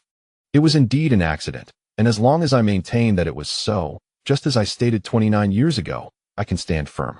This was an unfortunate incident, and I sincerely regret that Hu Lai has become a security guard post-retirement. I offer him my heartfelt apologies. Yes, that is how I shall articulate it. Just an accident, and with a sincere attitude. What more trouble could that rascal stir up? In the end, who will have more believers, me or him? Have I, Wang Xinka, spent so many years in Chinese football for nothing? Stay calm, Wang Xinka. It's nothing grave. Merely a minor public relations crisis that may tarnish your image a bit, but it will eventually pass and will not shake your foundation. Repeating this mantra in his mind, Wang Xinka gradually regained his composure. He shifted his focus to the team, fervently gesturing from the sidelines and bellowing, "Show some spirit. You are the mighty golden arrows. How can you allow the opponents to underestimate you? Attack. Don't cower in the back like cowards. Engage them head-on. Can't you even withstand a second-tier team?" However, his fervent exhortations were drowned out by the thunderous cheers of the home crowd at the Anong Provincial Sports Center, barely heard by the few players of the Golden Arrows on the field. Naive. Hu Lai scoffed at the interaction between Hu Lai and Wang Xinka from in front of the television. What was so naive about it? Upon hearing her husband chastise their son, Xiaolan was incensed. Isn't this merely a tactic to attract media attention? I suspect there will be media inquiries after the match regarding why he repeatedly behaved this way during the game. Does he think that such petty antics would garner media exposure? And even if exposed, so what? As we previously discussed, whose words would people be more inclined to believe? His or Wang Xinka's? Hu Lai shook his head, displaying his impatience. Xiaolan opened her mouth to speak, but ultimately refrained, as she had to admit deep down that her husband had a point. So what benefit does he gain from this? Not only will it fail to convince people of his words, but it might also embroil him in controversy. In the end, he would be labeled a player who slanders a renowned coach. How could he possibly continue in the domestic football scene with such a reputation? Hu Lai retorted. His wife, defiantly, replied, "If he can't make it here, he can go abroad. I refuse to believe that with our son's talent, he wouldn't find a team abroad. You have no idea what you're talking about. Going abroad to play is not as simple as you make it sound. Moreover, should he venture out like this, it is unlikely he would find his way back. Wang Xinka is a favored candidate for the position of head coach of the national team. Do you think If he ascends to that role, Hu Lai would still have a chance of being selected for the national team? Hu Lisan scoffed coldly. This time, Xiaolon fell silent, rendered completely speechless. Hu Lisan fixed his gaze on the close-up of his son on the television screen and snorted disdainfully. This is why he is so immature. Who asked him to step up for me? Unable to contain herself, Xiaolon retorted, he is your son. He should focus on living his own life. Why should he concern himself with my affairs? In a moment that should have been filled with joy, Hu Lisan found himself in a state of agitation, displaying no gratitude. P.S. The second update will be at 1 o'clock in the afternoon. I humbly request your monthly votes. Chapter 209. Pressure as motivation. After Flash Star equalized the score to 33, the momentum of the match began to shift gradually in their favor. The chants and cheers from the Flash Star fans on the stands were relentless, only transforming into jeers when the Deshun Golden Arrows players had possession of the ball. Regardless of whether Flash Star ultimately secures the FA Cup championship, their supporters stood unwaveringly by their team until the final whistle. Meanwhile, the players of Flash Star displayed unyielding spirit and formidable drive, continuously launching attacks into the half of the Golden Arrows. Under normal circumstances, such aggressive play would leave gaps in their defense for Deshun Golden Arrows to exploit during counterattacks. However, in reality, the Golden Arrows struggled to mount a counterattack, completely overwhelmed by the relentless offensive pressure from Flash Star. It was truly astonishing, to be honest, before witnessing today's match. I could not have imagined that a team from the China League could render a Super League runner-up in such a disarray, remarked He Feng from the commentary studio. Just 10 seconds prior to his statement, Qin Lin had unleashed a long-range shot from outside the penalty area, compelling the Golden Arrows defensive midfielder and captain, Chai Shun, to block the shot with his body, resulting in him being struck in the chest and collapsing to the ground, unable to rise. The match was subsequently halted. The Golden Arrows players gathered around their captain, their heads bowed in concern. To be frank, the scene carried an ominous undertone. The head referee crouched down to inquire if Chai Shun could continue playing, or if medical personnel should be summoned. The Flash Star fans, indifferent to the circumstances, began to jeer, believing that Chai Shun was deliberately stalling for time. After all, a score of 33 was advantageous for the Golden Arrows. If they could maintain this score until the end, the championship would belong to them. He Feng and Yin Kong certainly did not believe that Chai Shun was intentionally delaying the game. Given Chai Shun's reputation in Chinese football, he was not one to resort to such tactics. If time wasting were to occur, it would be more likely conducted by others. They merely felt that it was highly symbolic for Chai Shun, the captain of Deshun Golden Arrows, to be brought down by Qin Lin's strike and remain incapacitated for such a duration. It is noteworthy that Qin Lin is 5 years Chai Shun senior, and the fact that they could still compete on the same pitch, with Qin Lin holding his ground against Chai Shun, was quite remarkable. Logically, Chai Shun should possess superior physical capability and mentality compared to Qin Lin. One could observe his disheveled appearance, a true reflection of the turmoil within the two teams. As Chai Shun rose from the ground, clutching his chest, Qin Lin approached to pat the shoulder of his former national team midfield partner, a gesture of camaraderie. While the match was a matter of competition, it should not tarnish their personal relationship. Nevertheless, the bond they shared did not imply leniency on the field. Initially, Deshun, the Golden Arrows forward, faced the fierce onslaught of the Shining Stars with a sense of defiance, particularly as an attacking player eager to exploit any counterattack opportunities. They hoped to regain control once the Shining Stars' offensive diminished, thereby suppressing their momentum and either scoring again or maintaining dominance. However, as the match progressed, the Golden Arrow players began to perceive the Shining Stars' relentless offense as an unyielding tide, ceaseless and unwavering, leaving them uncertain of when it might subside. This shift in mentality occurred subtly, almost imperceptibly. They resolved to fortify their defense, aiming to secure a 3-3 draw, which would still grant them the championship title. Hu Lai, having scored twice, found himself closely marked by the Golden Arrows defense, particularly by Jin Yong, whose defensive approach had become noticeably more aggressive and even brutal compared to the first half. When Hu Lai ventured outside the penalty area to receive a pass from Qin Lin, Jin Yong lunged at him, executing a reckless tackle to clear the ball before Hu Lai could react. Had Hu Lai not evaded swiftly, the outcome could have been far more severe. The stands erupted with a chorus of boos. Glancing back at Jin Yong, Hu Lai noticed the fierce glare directed at him. He speculated that this change in Jin Yong's tactics had been ordered by Wang Xinka during halftime. Otherwise, how could there be such a stark contrast in defensive intensity between the two halves?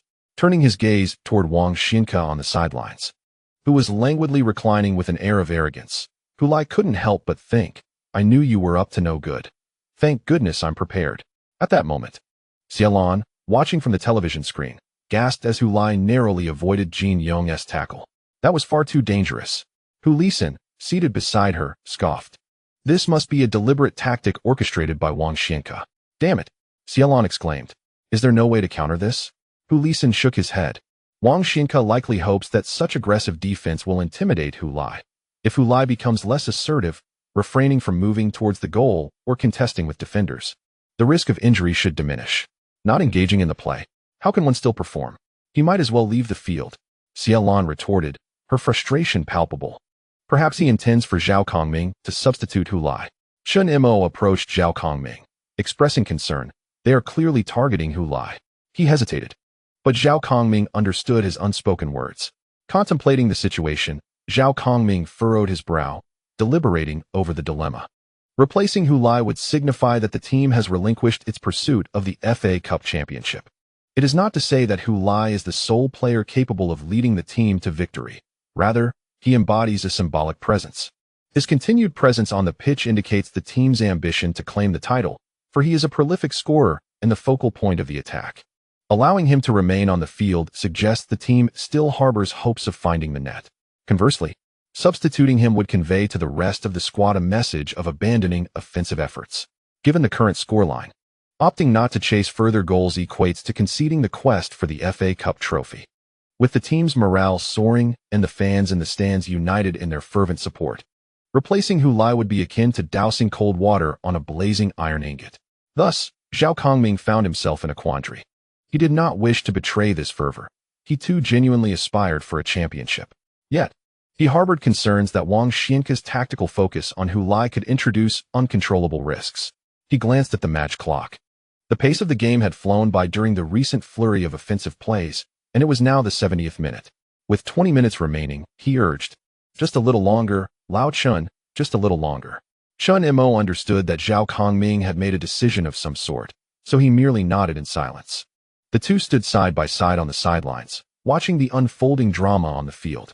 As Hu Lai prepared to receive the ball and shoot, he felt the pressure from the central defender Jin Yong, whose imposing presence made it difficult for him to maintain his balance. In a moment of impending fall, he launched the ball, but this time his shot soared high above the target. After falling to the ground, Hu Lai raised his arms in protest to the referee, indicating that Jin Yong had fouled him. The chorus of jeers from the fans echoed throughout the stadium, as they believed Jin Yong had committed a foul within the penalty area. However, the referee disagreed, signaling for a goal kick for the opposing team. Damn it, yelled Yin Yin from the stands, frustrated with Jin Yong's cunning play. As a fellow central defender, Yin Yin observed how Jin Yong, under pressure from Hu Lai, raised his hands to indicate he had not committed a foul, relying solely on his lower body strength to nudge Hu Lai off balance as he took his shot. It was indeed a debatable call, showcasing Jin Yong's seasoned experience. Had a defender from Flash Star executed such a play, Yin Yin might have even praised their cleverness. But at this moment, all he could do was berate Jin Yong for his cunning. Sighing, Wu Yu shook his head, commenting on the stark disparity in height and strength. Jin Yong had become even more formidable than in the first half, and if this continued, Hu Lai might not be able to endure much longer. No, we must have faith in Hu Lai. He is the chosen one, isn't he? You are rather superstitious, Yin Yin, Wu Yu replied earnestly, dismissing the notion of a chosen one. While Hu Lai had indeed performed admirably prior, it did not imply he could resolve all challenges. I believe you are inadvertently setting him up for failure, Wu Yu remarked, unfazed by the reality of Hu Lai's precarious situation. Surprisingly, Yin Yin did not refute him. After listening to Wu Yu's words, he merely fixed his gaze on the court in silence. So long did this silence persist that Wu Yu began to believe Yin Yin had withdrawn into himself, only for Yin Yin to suddenly declare, I am unwilling to concede. With the match reaching this pivotal moment, he felt a deep-seated reluctance to surrender. I too am unwilling, Wu Yu replied, spreading his hands in exasperation. Who among us is truly content? You have Hu Lai, and I have Team Wang and Flashing Star. However, he mused, There are times when understanding the necessity of letting go is a form of compassion. One should not press them too tightly. Do you understand why? Since Wang Guangwei, your Jiaxiang High School has been unable to triumph over our Dongchuan Middle School in the Anton Cup, Yan abruptly interrupted him, posing a question that seemed unrelated to the match at hand, and even somewhat humiliating. Wu clicked his tongue in annoyance. Yan, this is rather tedious. I genuinely care for Hu Lai. What does this have to do with our school's competition? It has everything to do with it, Yan insisted earnestly. Do you believe we are exerting pressure on Hu Lai, that we are pushing him too hard? Isn't it so? Wu retorted. Of course not. We are not coercing Hu Lai. Nor are we placing undue stress upon him. It is his own desire that drives him.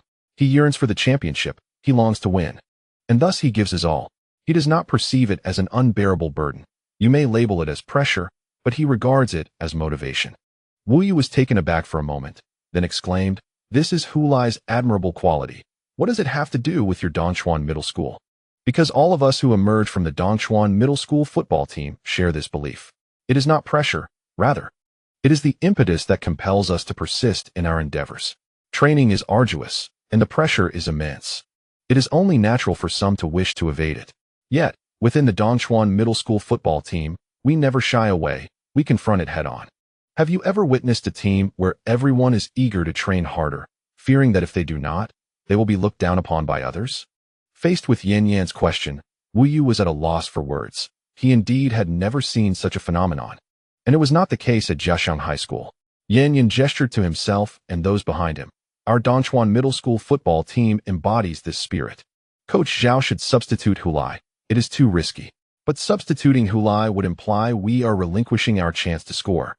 The players of the Flashing Star youth team in the stands were engaged in discussion regarding the situation on the field, with the focus falling on Hu Lai. Opinions diverged on whether he should remain on the field or be replaced.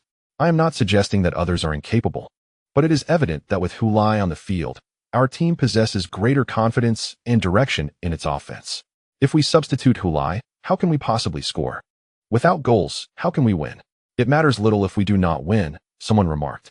Winning the championship was already a daunting task, given the state of the match. Even if we lose in the end, I believe it would still suffice as an explanation for everyone. Suddenly, Xiaoyu spoke up. No, I disagree. In the first half, I held a similar sentiment. Although I felt a twinge of reluctance, the reality is that it is exceedingly difficult for us to win. Thus, if we truly cannot secure the championship, I would accept that outcome. However, my perspective has shifted as the match has progressed to this point. We have tirelessly fought to equalize the score. Now, with our momentum surging, I cannot concede hope. As one of the standout players in the youth team, Xiaoyu's declaration silenced many, though some opposed him. Xiaoyu, I too desire victory, but I worry that if we continue this way, Hu Lai may sustain an injury. If you had to choose between a championship in the FA Cup and a healthy Hu Lai, which would you select? Xiaoyu shook his head, resolutely replying, I want both. Laughter erupted among his teammates. Hey, Xiaoyu, that is not fair. I am serious. I yearn for the championship, and I believe Hu Lai is too cunning to be easily injured. Xiaoyu asserted, gazing at Hu Lai on the field. Hey Xiaoyu, weren't you just expressing admiration for Hu Lai? Is it appropriate to describe him as cunning? Xiaoyu chuckled. Ah, quite the contrary. Cunning is the highest praise for him, and I am certain that Coach Hu Lai would take great delight in it. Hu Lai initially made a forward run, but upon spotting Zhang Qinghuan with the ball, he suddenly halted and pivoted back toward the center. Meanwhile, Zhang Qinghuan sent the ball into the middle. Jin Yong, the main center back for Dazhun Golden Arrows, swiftly closed in, attempting to unbalance Hu Lai with his body. Yet, at the moment of striking the ball, Hu Lai remarkably withstood Jin Yong's impact and executed a shot. Though he collapsed immediately after, it was inconsequential. He had delivered an exceptionally high-quality shot. The football hurtled toward the lower left corner of the goal, and had it not been for the attentive Zheng Donglin, who made an extraordinary save, the ball could very well have found the net. Oh, exclaimed the commentator from Anong Television regretfully. Zheng Donglin has once again saved the goal for Dazhun Golden Arrows. Hu Lai's shot was of remarkable quality. Despite being closely defended by Jin Yong, he tenaciously found the opportunity to shoot. Jin Yong glanced back at the goalkeeper Zheng Donglin, who had nearly deflected the ball with just the tips of his fingers. For a fleeting moment, Jin Yong almost believed that Zheng Donglin would be unable to make the save. Hey, did you know? Hu Lai's voice resonated behind him just as Jin Yong felt a twinge of anxiety. Turning around, he saw Hu Lai standing up, brushing off the dirt from his jersey as he spoke. When I was in high school, my coach subjected me to rigorous strength training, launching me through the air. At the time, I thought he was targeting me, but upon entering professional football, I realized that the physical confrontations among professionals are indeed of that magnitude. Fortunately, I had trained beforehand. Your strength is of no consequence to me now. Upon hearing Hu Lai's words, Jin Yong's expression shifted, and he lowered his voice to retort, my strength? Hu Lai raised a hand, fingers spread wide.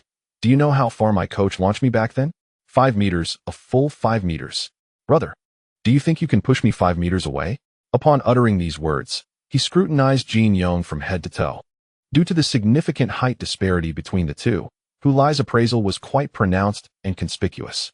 Upon hearing Hu Lai's challenge and witnessing his demeanor, a surge of blood rushed to Jin Yong's head.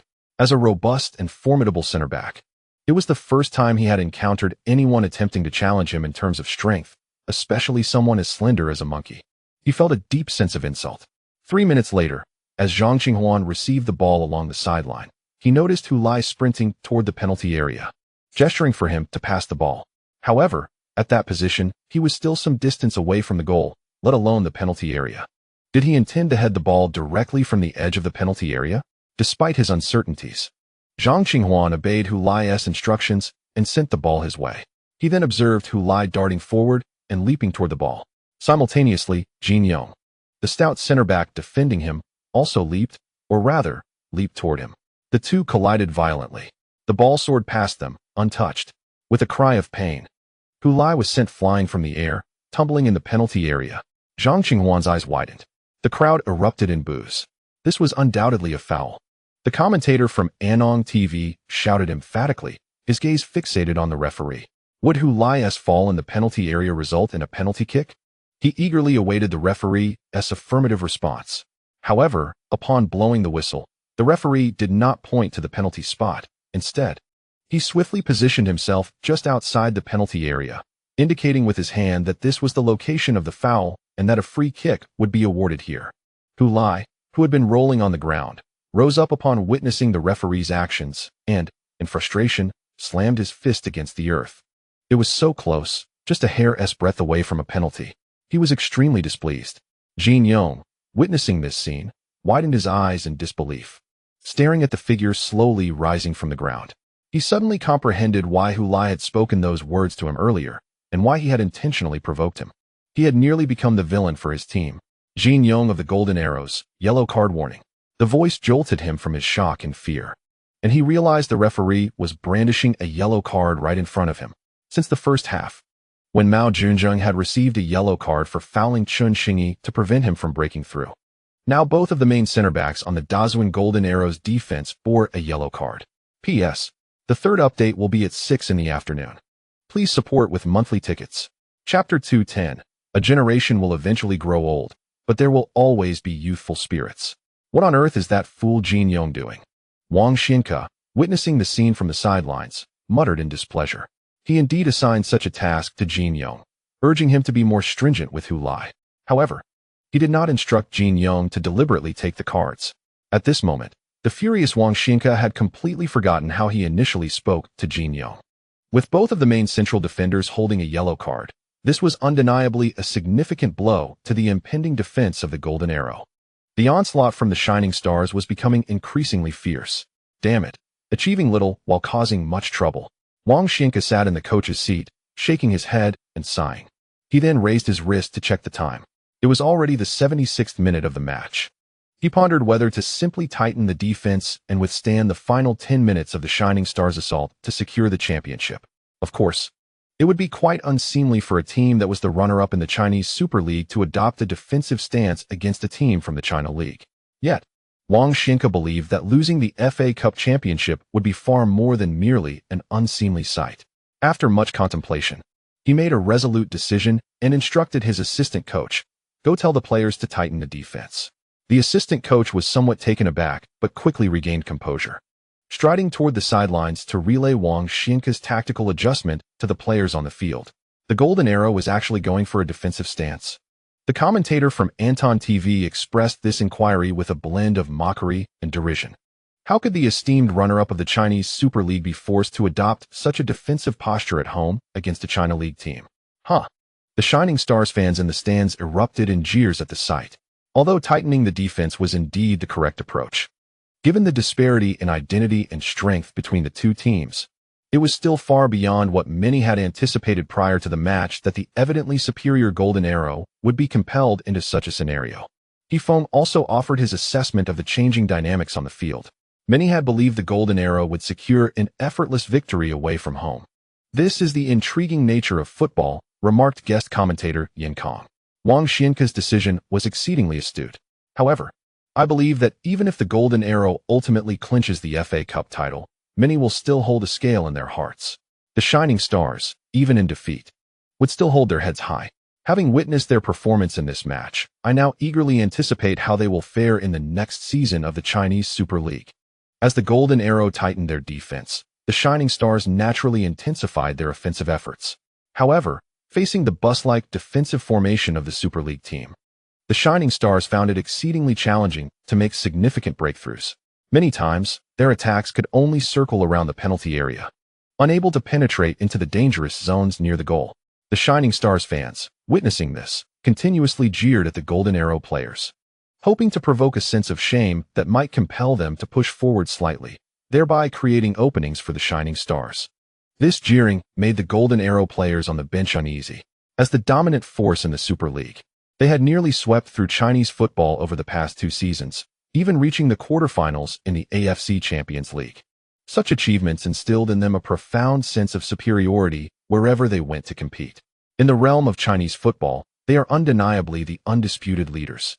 Yet, this so-called leader finds himself cornered in the home ground of a second-tier team, crouching with his hands clasped over his head in a display of utter defeat. It is simply disgraceful. The substitute players of the Golden Arrow team hung their heads low, absorbing the cacophony of jeers, their emotions a tumultuous blend. They were acutely aware that this strategy was likely the most effective route to securing the championship, understanding that triumph in competitive sports signifies everything. Nevertheless, a sense of discontent lingered within them. Had they been up against a team of equal caliber, the Golden Arrow would have felt no psychological burden in retreating to a defensive posture. Yet, to struggle against a second-tier team in such a manner was disheartening for the Golden Arrow players. Why must it be us who adopts a defensive strategy? Shouldn't it be us unleashing a fierce and incisive assault, leaving the opponents unable to raise their heads, ultimately forcing them into a defensive shell, only to emerge victorious? Just as in the first leg, when the Shining Stars maintained a defensive stance, yet still succumbed to a 0-2 defeat. That is the essence of a proper match. Wang Xianke also heard the jeers from the stands, but remained unfazed. For the sake of the championship, what does a little ugliness matter? As long as I emerge victorious. The world will remember that the champion of the 2023 Chinese FA Cup is the Great Shun Golden Arrow, and nothing else will endure. Sitting on the coach's bench, he glanced at his watch, realizing that only 10 minutes remained in the match. His heart steadied slightly. If they could endure for just 10 more minutes, the championship would belong to him, and he would retain his status as a successful coach. Even if that young man concocted some mischief, it could not shake the foundation of his achievement. As the match approached the 80th minute, only 10 minutes remained until the conclusion. If the score held, the Great Shun Golden Arrow would claim the championship of this season's Chinese FA Cup, benefiting from the advantage of away goals. However, as He Feng spoke, his tone seemed rather lackluster. Frankly, after witnessing such a match, if the final outcome were a championship for the Great Shun Golden Arrow, He Feng would struggle to feel exhilarated.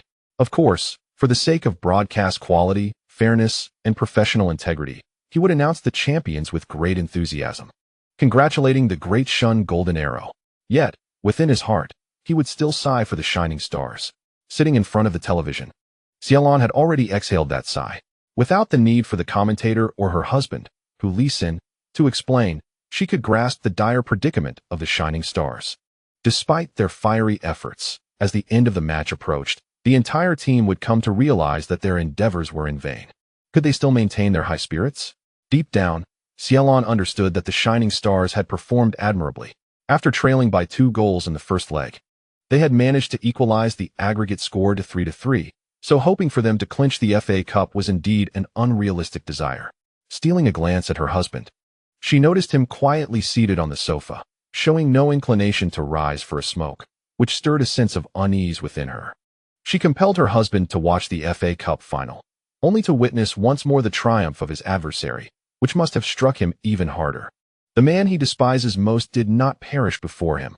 Rather, after more than 2 decades, he has vanquished his son. Is this a form of fate? As this thought crossed her mind, Xiaolan abruptly rose from the sofa. When Hu Lai cast a glance her way, she flusteredly explained, "I need to use the restroom." With that, she fled the bedroom in a hurried sprint toward the bathroom. Behind her, Hu Lai briefly glanced after her, but ultimately returned his focus to the television screen. On the live broadcast, Flash Star was preparing to launch an attack on the goal of Golden Arrow.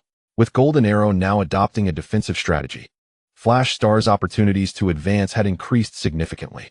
However, most of their assaults ultimately proved fruitless.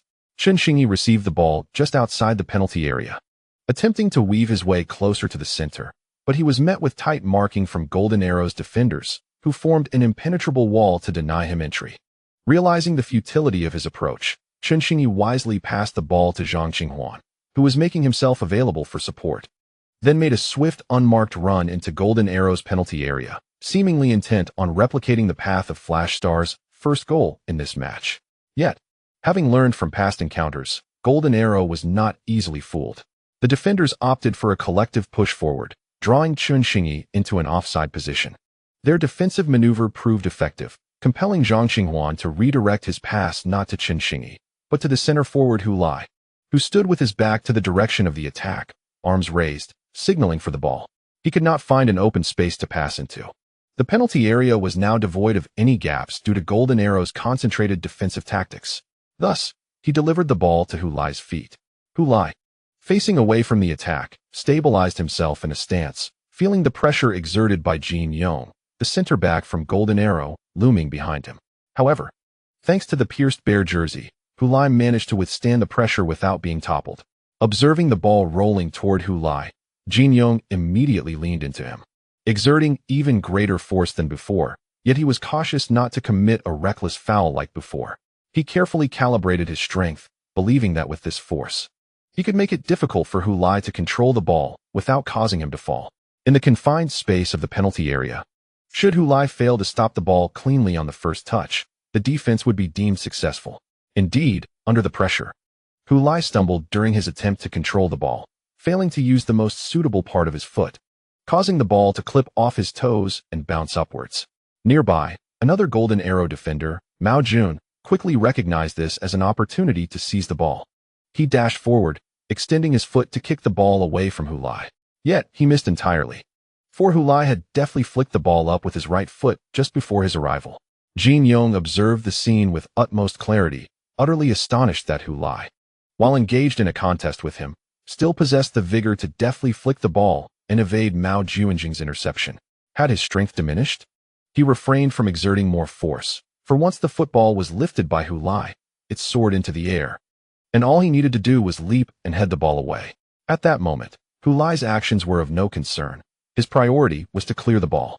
He abandoned Hu Lai, attempting to maneuver in front of him to head the ball clear. Jin Yong's gaze was solely fixed on the football, completely oblivious to Hu Lai's movements ahead. Yet, others were acutely aware. Feng exclaimed, "Wait, what is this?" He witnessed Hu Lai arching his body back as he jumped, simultaneously swinging his left leg down. As his left leg descended, his right leg followed suit with a powerful kick. Mao Junjing, witnessing this, charged forward without a thought for potential fouls, driven by a singular thought. He must not allow this young man to execute such a move under their noses. Just as Jin Yong was about to connect with the ball, a sudden rush of wind whistled past his ear, and an unexpected foot appeared in his line of sight. The wind compelled him to instinctively blink. Bang! A dull thud exploded in his ears. When he opened his eyes again, the football had vanished. Zheng Donglin, initially completely obstructed from view by Jin Yong, had no time to react when he saw the ball suddenly whisked away from beside Jin Yong's head. He could only watch helplessly as the football soared into the goal from his right side. Wow! The sports commentator from Anton Television leapt from his seat in excitement, one hand pressing against his headset while the other clenched into a fist. waving in the direction of the golden arrow goal. The ball has gone in. Hu Lai, a stunning bicycle kick. He has elegantly struck the football into the golden arrow's net. We have now overtaken with an aggregate score of 4-3. This is magnificent. He Feng nearly exclaimed an inappropriate word, but thankfully, he quickly regained composure and redirected his enthusiasm. Brilliant. Astounding. An extraordinary goal. This is undoubtedly a world-class strike. Yan Kong, equally exhilarated, disregarded his coordination with He Feng and interjected, Hu Lai, under the defense of two top-tier central defenders, has executed this breathtaking bicycle kick to propel the Shining Stars into the lead for the first time in the aggregate score. Having excused herself to the restroom, Xiaolan, hiding from the tumult, heard the jubilant shouts emanating from the television in the bedroom. She rushed out of the restroom, neglecting her disguise.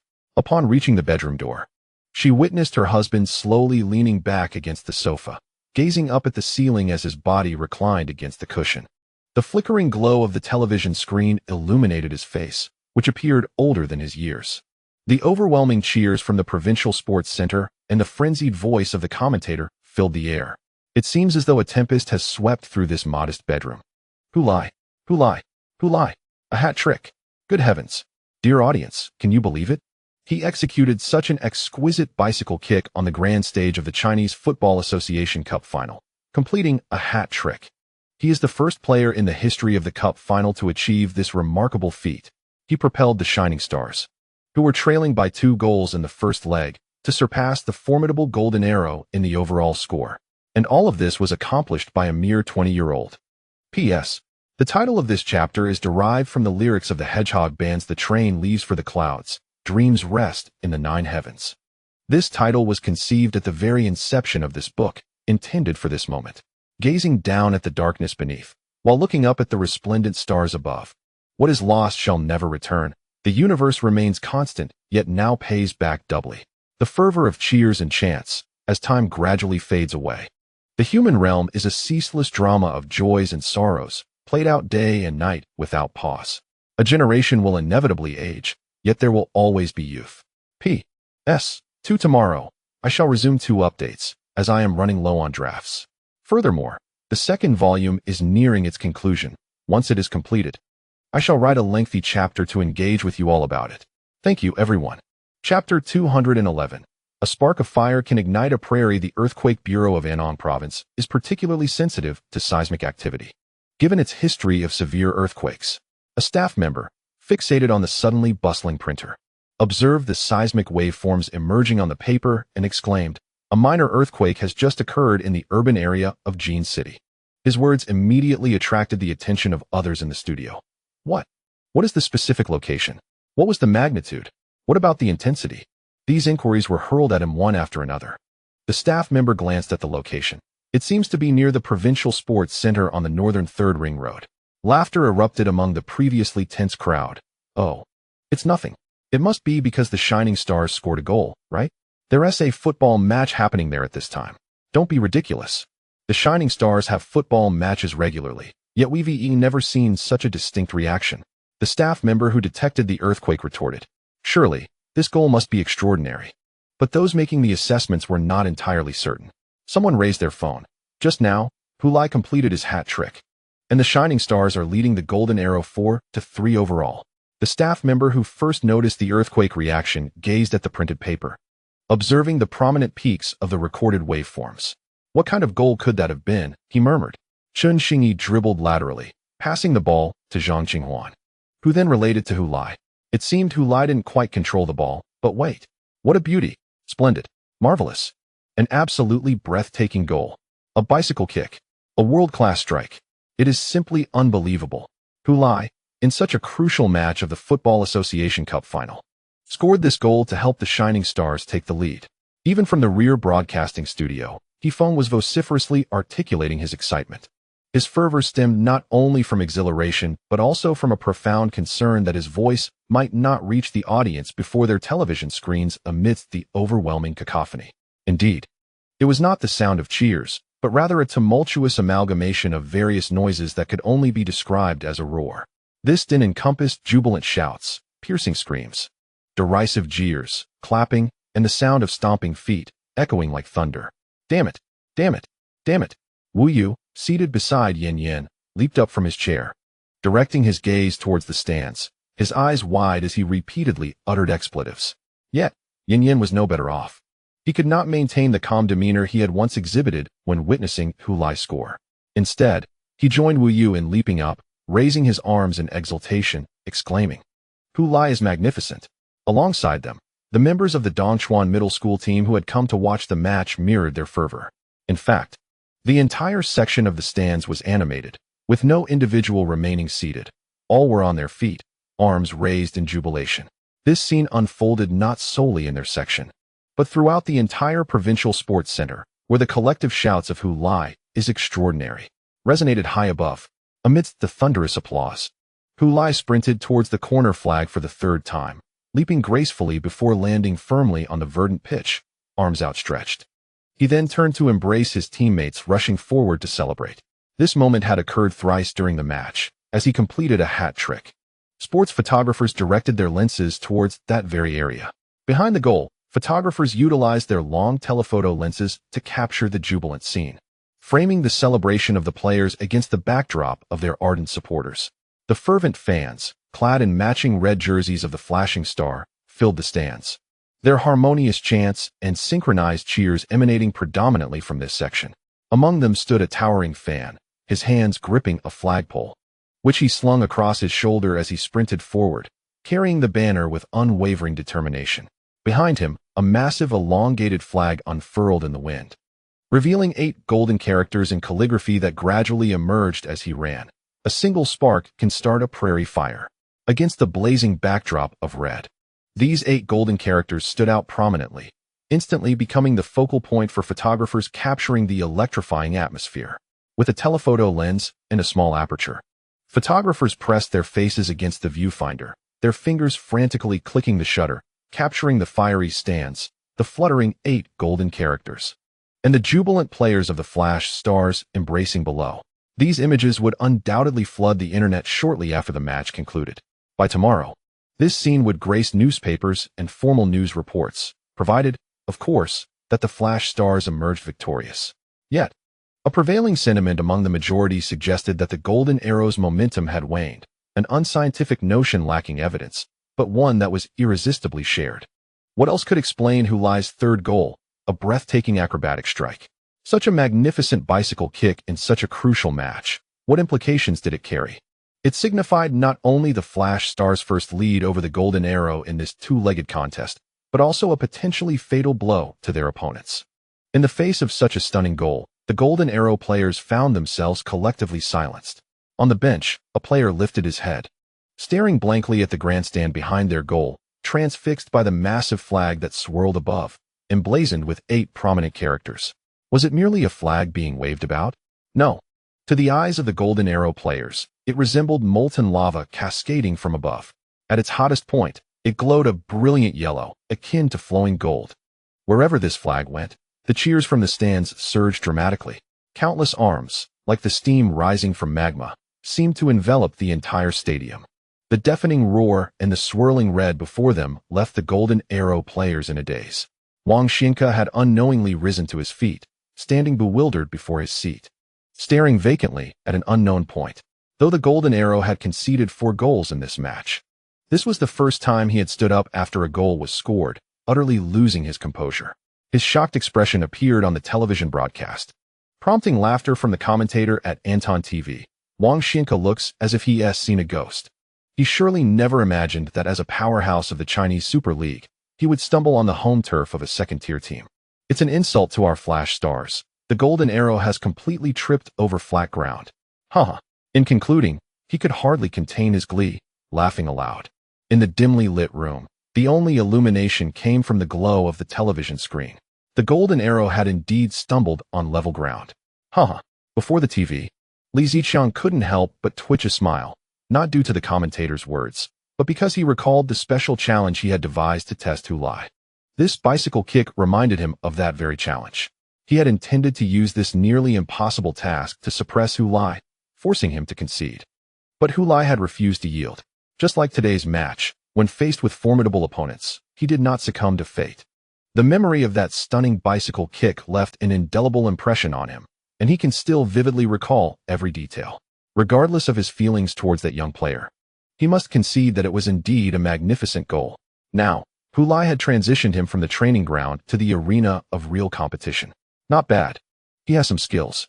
Hu Lisin regained his senses and noticed his wife standing at the doorway, gazing at him with a look of bewilderment, her cheeks glistening with tears. Why are you crying? He grabbed a tissue from the coffee table and approached her, gently wiping her tears away. I don't know. I just feel like crying. Xiaolon sobbed. After drying her tears, Hu Lisin wrapped his arms around her tightly, pressing her face against his chest. Your heartbeat is so fast, Xiaolon remarked, hearing the rhythm of her husband's heart, and she broke into a smile. I thought you would remain composed. Feeling slightly embarrassed, Hu Lisin did not push her away but instead continued to hold her close, explaining, I just got up too quickly. Let us revisit Hu Lai's goal. That bicycle kick was truly exquisite, executed with grace and power, striking the ball with precision. Hu Lisin turned his gaze towards the television screen, reliving the moment of their son's goal alongside his wife. He agreed with the commentator that it was indeed a beautiful goal. As Hu Lai and his teammates concluded their celebration and returned to their half of the field, he once again passed by coach Wang Zijian, wanting to shrug his shoulders in jest. However, this time several others mirrored his gesture. Hey, you guys, he exclaimed in surprise. Zhang Qinghuan chuckled. How could you be the only one to stand up for little Xingxing? Wang Guangwei nodded in agreement, adding, exactly. You must have done it to defend Chen Xingyi, right? Chen Xingyi, hidden among the crowd, dared not meet Coach Wang's gaze, feeling a twinge of shame for not reciprocating Hu Lai's kindness. He silently resolved to refrain from retorting in future games with Hu Lai, no matter how much he pressed. Hu Lai glanced back at Chen Xingyi, and then at his teammates who had joined him in gesturing towards Wang Zijian. He laughed. All right, let us all do it together. 1, 2, 3. Except for Chen Xingyi, all the players around him shrugged their shoulders in unison towards Wang Zijian, followed by a burst of laughter as they dashed away, leaving Wang Zijian in a state of delightful confusion amidst their joviality. The close-up shot captured him, still standing in astonishment, resembling an exaggerated clown meant to amuse. P.S. No third update today. The second update will be at 6 in the afternoon.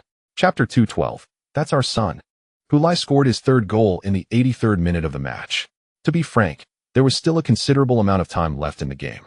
And accounting for stoppage time, there could be around 10 minutes remaining.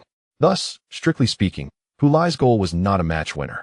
If the opponents scored again within the remaining 10 minutes, equalizing the score to 4-4, they could still secure victory through the advantage of away goals. For the Golden Arrow team, it has not yet reached a point of utter despair. However, upon the resumption of the match, the players exhibited a demeanor akin to that of a team trailing by a significant margin. They frequently committed unforced errors, displaying a palpable impatience, seemingly incapable of maintaining a calm and composed mindset. In their haste to shoot whenever they obtained possession in the attacking third, they disregarded the positioning and opportunities of their teammates. Hefeng observed this scene and could not help but shake his head in dismay. The Golden Arrow's performance was even less commendable than that of the Shining Stars when they found themselves 2 goals down away from home. At that time, despite trailing due to an own goal, the Shining Stars remained composed and disciplined in defense, ultimately conceding only 2 goals. Had they collapsed at that juncture, the final score might well have been 0-4 or 0-5, transforming the second leg into a mere formality. The Golden Arrow players appeared completely bewildered by the Shining Stars.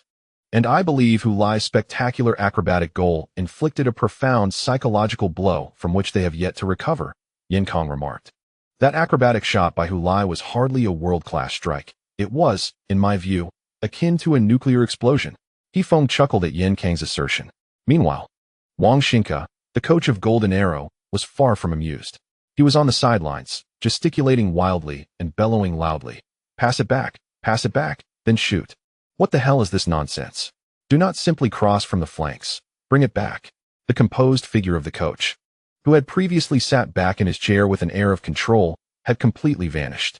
Now, his agitated demeanor suggested he was bordering on exasperation. However, apart from his vocal outbursts, Wang Zijian had little recourse left. All 3 substitution slots had been utilized, leaving him with virtually no tactical adjustments to make.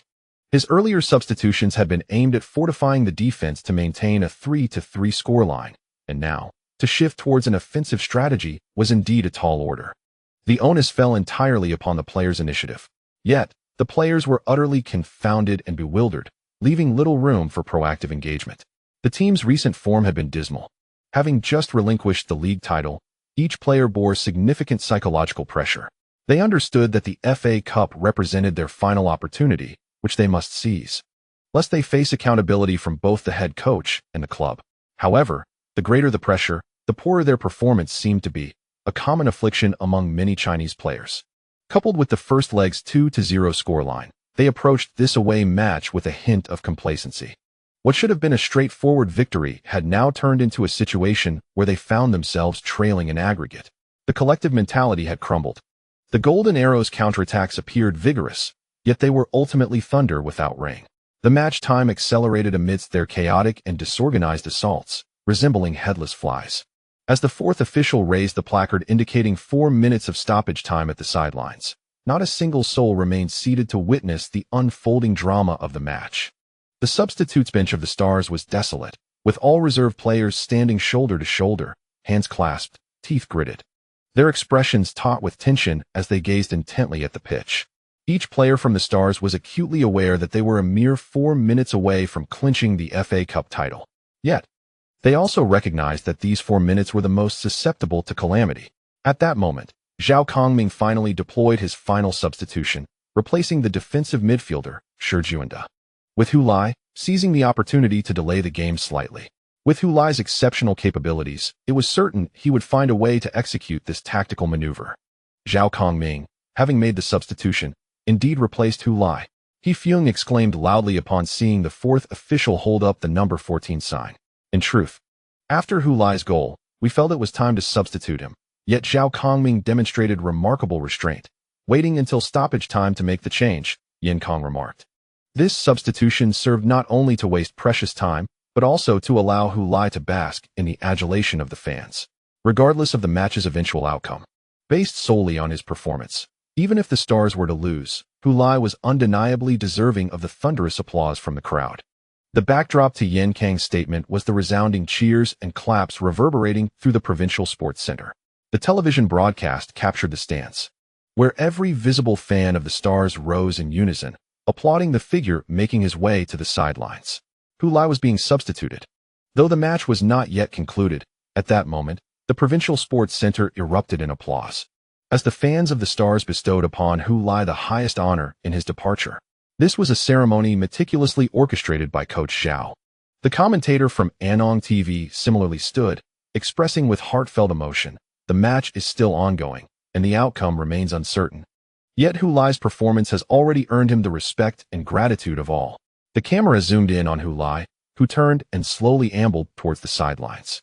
His pace was deliberate, and he appeared to be limping slightly. For the victory of this match, Hu Lai had truly expended every ounce of effort, frequently colliding with opponents, perhaps carrying some injuries. I sincerely hope they are not severe.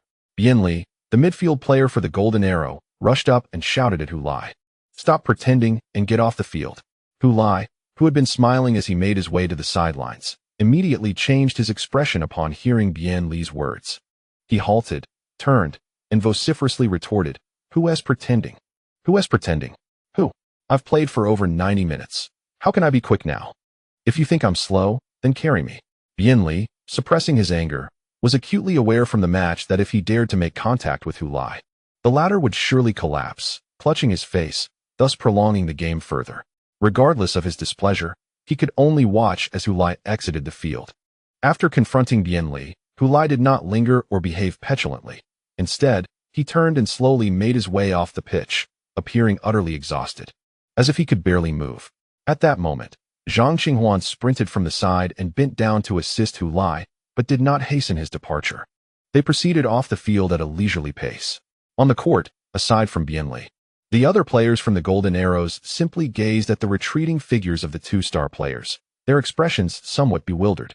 Many stood with hands on hips, panting heavily. Yet none stepped forward to accuse them of deliberately wasting time. Wang Xinka, standing at the sidelines, complained to the fourth official, "They are doing this on purpose. They are stalling." The fourth official shook his head, stating that only the main referee could determine if time was being wasted. The referee offered no response, merely glanced at his wristwatch, showing no intention of warning Hu Lai or issuing a yellow card. The applause from the stands was incessant, and amidst this continuous ovation, Zhang Qinghuan finally escorted Hu Lai to the sidelines, where he exchanged places with Shi Juanda. Go take a break. Zhang Qinghuan gently patted Hu Lai's back before turning to run back to his position alongside Shi Juanda. Hu Lai did not immediately head to the substitutes bench. Instead, he paused at the sidelines, a satisfied smile on his face, raising his hands to reciprocate the applause from the star fans in the stands. He first acknowledged the front section, then turned to the left, proceeded to the rear, then to the right, finally returning to face the front again. He made a complete circle, ensuring that all sections of the audience felt appreciated. With each turn, the cheers grew louder, echoing like thunder, not only in the stands, but also from the substitutes and coaching staff of the Stars, who stood in a line awaiting the conclusion of the match. Applause and whistles erupted in solidarity with Hu Lai. In front of them, Zhao Kongming and Chen Mo smiled as they watched the lone figure standing tall, gently clapping their hands. It had been a long time since the Anton Province Sports Center witnessed such a scene, and even longer since a hero had emerged. He Feng, observing this moment, couldn't help but reflect on the prolonged decline of football in this city, which had made them forget how passionate it once was. The ground was now overgrown with grass, earning the name wasteland. Yet, it only needed a spark, a single ember, to ignite the barren land into fertile soil. The figure on the screen began as nothing more than an insignificant spark. He and his teammates, each a small flame, converged to ignite the first fire. And with a gust of wind, the wildfire spread. In front of the television, Xiaolon pointed at Hu Lai on the screen, proudly exclaiming to Hu Lisin, "That's our son." Hu Lisin nodded in agreement. Chapter 213. I am your retribution. 3 minutes after Hu Lai was substituted, the ball was cleared out of bounds by a player from the Flash Star team. At that moment, everyone heard a crisp whistle, followed by another. The Flash Star fans in the stands were the first to react, erupting in a tremendous cheer that drowned out the referee's third whistle. The match is over. After Hu Lai was taken off the field, the commentator from Antong Sports Channel, who had not yet settled down, was nearly leaping from his chair, seemingly believing that such fervor would amplify his voice. "We are champions. We are champions. Antong Flash Star is the champion. The champions of the 2023 Chinese Football Association Cup." Who could have foreseen this before the match? Who could have imagined that we, Antong Flash Star, a team from the China League One, would become the champions of the Chinese Football Association Cup? We have qualified for the AFC Champions League next season, what the Super League teams failed to achieve. We Flash Star accomplished. The commentator was utterly ecstatic, his mind racing faster than he could articulate, yet his heart brimmed with unexpressed sentiments. He paid no heed to the potential broadcasting mishap his exuberance might cause. He simply wanted to proclaim, "Congratulations to Flash Star. They have rightfully earned this season's Chinese Football Association Cup championship." This honor was hard-won. As they overcame numerous challenges along the way, none as formidable as the final. Trailing by 2 goals in the first leg, they returned home to score 4 goals, ultimately triumphing with a total score of 4-3 against the formidable Deschun Golden Arrow. Their performance in securing the cup is undeniably deserving and well-earned. He Feng also extended his congratulations to Flash Star, visibly delighted. For this was precisely the outcome he had hoped for. Though as a commentator, one should remain impartial and not favor either side overtly. After witnessing this match, anyone unwilling to stand with Flash Star or to genuinely celebrate and admire their success would, in He Feng's eyes, lack a heart. Yin Kong was equally exhilarated. This final exemplified the essence of football, overcoming the odds, never giving up, and creating miracles. Flash Star has wrought a monumental miracle before us. I believe that many years from now, when people reflect on those astonishing comebacks, they will not overlook this match. From this perspective, both teams are destined to be immortalized in history, right? The commentators spun their eloquent narratives while the match venue transformed into a joyous sea of celebration. The Flash Star substitutes, who had been waiting at the sidelines, rushed onto the field to embrace their teammates, like spirited young horses galloping across the meadow. They still had the energy to celebrate, while the players who had been on the field collapsed to the ground upon hearing the final whistle. Despite their elation, they lacked the strength to run in celebration. The energy that had sustained them ebbed away in an instant. Many lay motionless on the grass, their chests heaving, gazing up at the night sky illuminated by the lights. In the stands, Jubilant cheers and songs reverberated through the air, creating an atmosphere of sheer exuberance. Many fans of the Shining Stars were so overwhelmed with emotion that tears streamed down their faces. This was a spectacle they had never dared to imagine. They had thought that merely ascending to the Super League would be sufficient to bring them joy, yet an even greater surprise awaited them: the FA Cup Championship. A true national title. The immense elation felt as though celestial starlight had descended upon every Shining Stars supporter, enveloping the entire stadium in its glow. A podium was swiftly erected on the field, as the diligent staff, filled with fervor and excitement, executed their tasks with remarkable efficiency, ensuring that no one had to wait too long. Initially, it was believed that this award ceremony was intended for the Golden Arrow, but little did they know that the Shining Stars would soon be celebrating their victory in front of their hometown supporters. Not a single fan in the stands departed early. They continued to sing and dance, eagerly awaiting the moment of historic significance. This marked the first national championship for the Shining Stars since their inception, and also the first national title for football in Anong. During the previous era of Xinjiang, the team never managed to secure a national championship, whether in league play or cup competitions. Now, the Shining Stars, a team that is young both in terms of its establishment and the average age of its players, had achieved what their predecessors could not.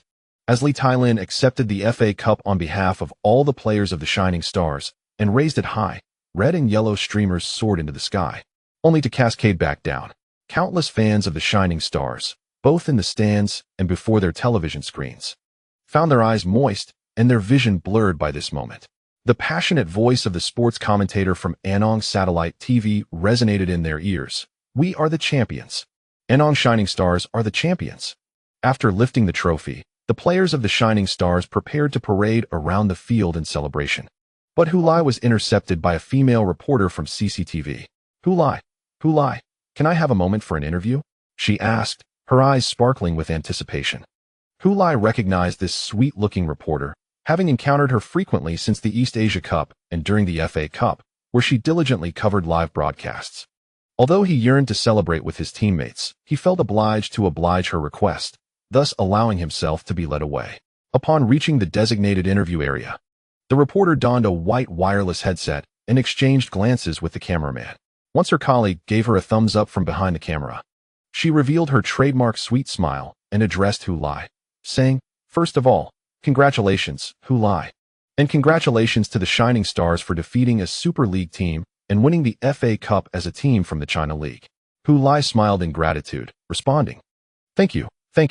Your performance in the match was remarkable, and you are also the first player in history to score a hat-trick in an FA Cup final." Hu Lai's expression shifted to one of surprise. "Oh, is that so?" Indeed, no individual had ever scored 3 goals in the FA Cup final prior to this. The female journalist nodded earnestly, noting that in addition to this remarkable feat, you are also the player with the highest number of goals in a single season of the FA Cup's history, having netted 11 goals this season. Faced with the astonished gaze of the journalist, Hu Lai could only respond with a sheepish grin. "I still recall your assertion during our pre-match interview, when you confidently declared your intention to seize the FA Cup championship. May I inquire what instilled such confidence in you, making your ambitions so clear and resolute?" The journalist had meticulously set the stage before finally posing her question. In truth, it was not an unusual inquiry. Grandiose claims are often made in the football realm. However, having witnessed the match in its entirety, her curiosity intensified. He was not merely boasting. He genuinely aspired to claim the title. What, then, was the foundation of his conviction? What thoughts occupied his mind? This was the crux of the journalist's concerns. What granted me confidence? Hu Lai mused. What an excellent question. It's as if someone offered a pillow when one felt drowsy. He composed his expression, adopting a serious demeanor as he replied, "It is my father. He is the greatest driving force behind my victory in this match." The female journalist's eyes widened in astonishment. She felt a surge of excitement as the themes of victory on the football field intertwined with paternal affection. It was an exceptional news angle. To her surprise, she had unwittingly stumbled upon this revelation. Previously, she had never heard anyone mention the bond between Hu Lai and his father. Recently, some online sources uncovered my father's identity. Indeed, he was once a player for the Baishan Tianqi Football Club. However, he never became a professional athlete due to a severe injury he sustained during training, when a teammate shattered his knee. The once enthusiastic journalist was momentarily taken aback, never anticipating the conversation would veer into the shadows of Chinese football. Whatever happened to the heartwarming father-son narrative? The tone had shifted unexpectedly. But what does this have to do with my motivation in this match? Seeing the journalist in a daze, Hu Lai took it upon himself to provide an answer. It is because the perpetrator who shattered my father's knee is among the opponents we faced in this match. At this point, he turned to the camera, enunciating each word clearly as he revealed the name. Wang Zijian, the head coach of the Dashun Golden Arrows. The very individual responsible for my father's injury that led to his retirement. Coach Wang, although you claimed it was an accident, we both know it was no mere mishap. It was deliberate. You faced no repercussions for your actions back then, and now you bask in success. But justice may be delayed, yet it is never absent. And I am your reckoning, he proclaimed, pointing assertively at the camera, the metal around his neck gleaming under the arena's lights. Beside him, the female journalist stood utterly stunned. In the broadcasting studio, He Feng and Yin Kong had been eagerly anticipating Hu Lai's remarks, their smiles illuminating their faces as they listened to the live interview relayed from the field. To their astonishment, they were met with such explosive news. As the scene shifted back to the studio, the expressions of the two hosts remained frozen in disbelief. Faced with the illuminated green light of the camera, they found themselves momentarily at a loss for words. Yet, it was undeniable that He Feng's mind was racing at high speed, forcing him to speak slowly in an attempt to buy time for the appropriate response. Hu Lai seemed to have revealed something astonishing. Indeed, I had come across a rumor online prior to the match stating that Hu Lai's father, Hu Lisin, had once played football at Baishan Tianqi. Given the timeline, it was likely that Wang Xinka was also playing for Baishan Tianqi at that time. The potential for the two to become teammates had become a trending topic online. Unexpectedly, Yin Kong shook his head, leaving his thoughts unspoken. Xiaolon cautiously glanced at her husband. Sensing his wife's gaze, Hu Lisin sighed. I cannot simply go up and cover his mouth. What has been said cannot be unsaid. Xiaolon chuckled in response. Isn't this rather good? Someone had to bring this to light. If you don't, your son will, and it amounts to the same. And then what? Just look at the commentators. They can hardly find their words. We can discuss it later. After tonight, everyone will be pondering this matter. Even without evidence, we can certainly rattle that despicable fellow. She huffed. Having lost the FA Cup championship, Wang Xinka berated his players mercilessly in the locker room. After finishing his tirade, he was late to the post-match press conference. However, upon his arrival, he found the reporters were in no rush, patiently awaiting his appearance. Especially once he entered the room, an uncanny silence enveloped the space. This puzzled him, yet he concealed his confusion, adopting a sullen demeanor as he sat down and began to articulate his views on the match. We played dreadfully. The reason for losing the championship lies solely with us. Had both teams performed normally, we would never have lost to a second-tier team away from home. His words constituted the obligatory remarks made by any head coach during a post-match press conference. And only after he concluded did it become time for the journalists to pose their questions. However, today, the reporters did not delve into the implications of Wang Xinka's statements, nor did they care for his disdainful remarks towards Shining Star. They gazed at Wang Xinka, eager to raise their hands and ask questions as soon as he finished speaking. Although not all reporters were present during the CCTV interview, how could such shocking news remain concealed in the media circle? Indeed, some quick-witted journalists could no longer restrain themselves and had already disseminated the news online, regardless of its veracity or lack of evidence, prioritizing attention-grabbing over accuracy. As expected, the social media posts of those who leaked the information saw their shares and responses surge rapidly. Firstly, this FA Cup match was broadcasted nationwide, drawing the attention of numerous fans. Secondly, Hu Lai's performance in this match was unprecedented, ensuring that any discussion surrounding him would naturally become a hot topic. When Hu Lai revealed that his father had suffered a shattered knee at the hands of the current head coach of Dashun Jinjian, Wang Xinka, leading to his premature retirement, the news ignited a flurry of attention and dissemination online. Presently, a multitude of journalists has gathered to seek verification from Wang Xinka regarding this matter.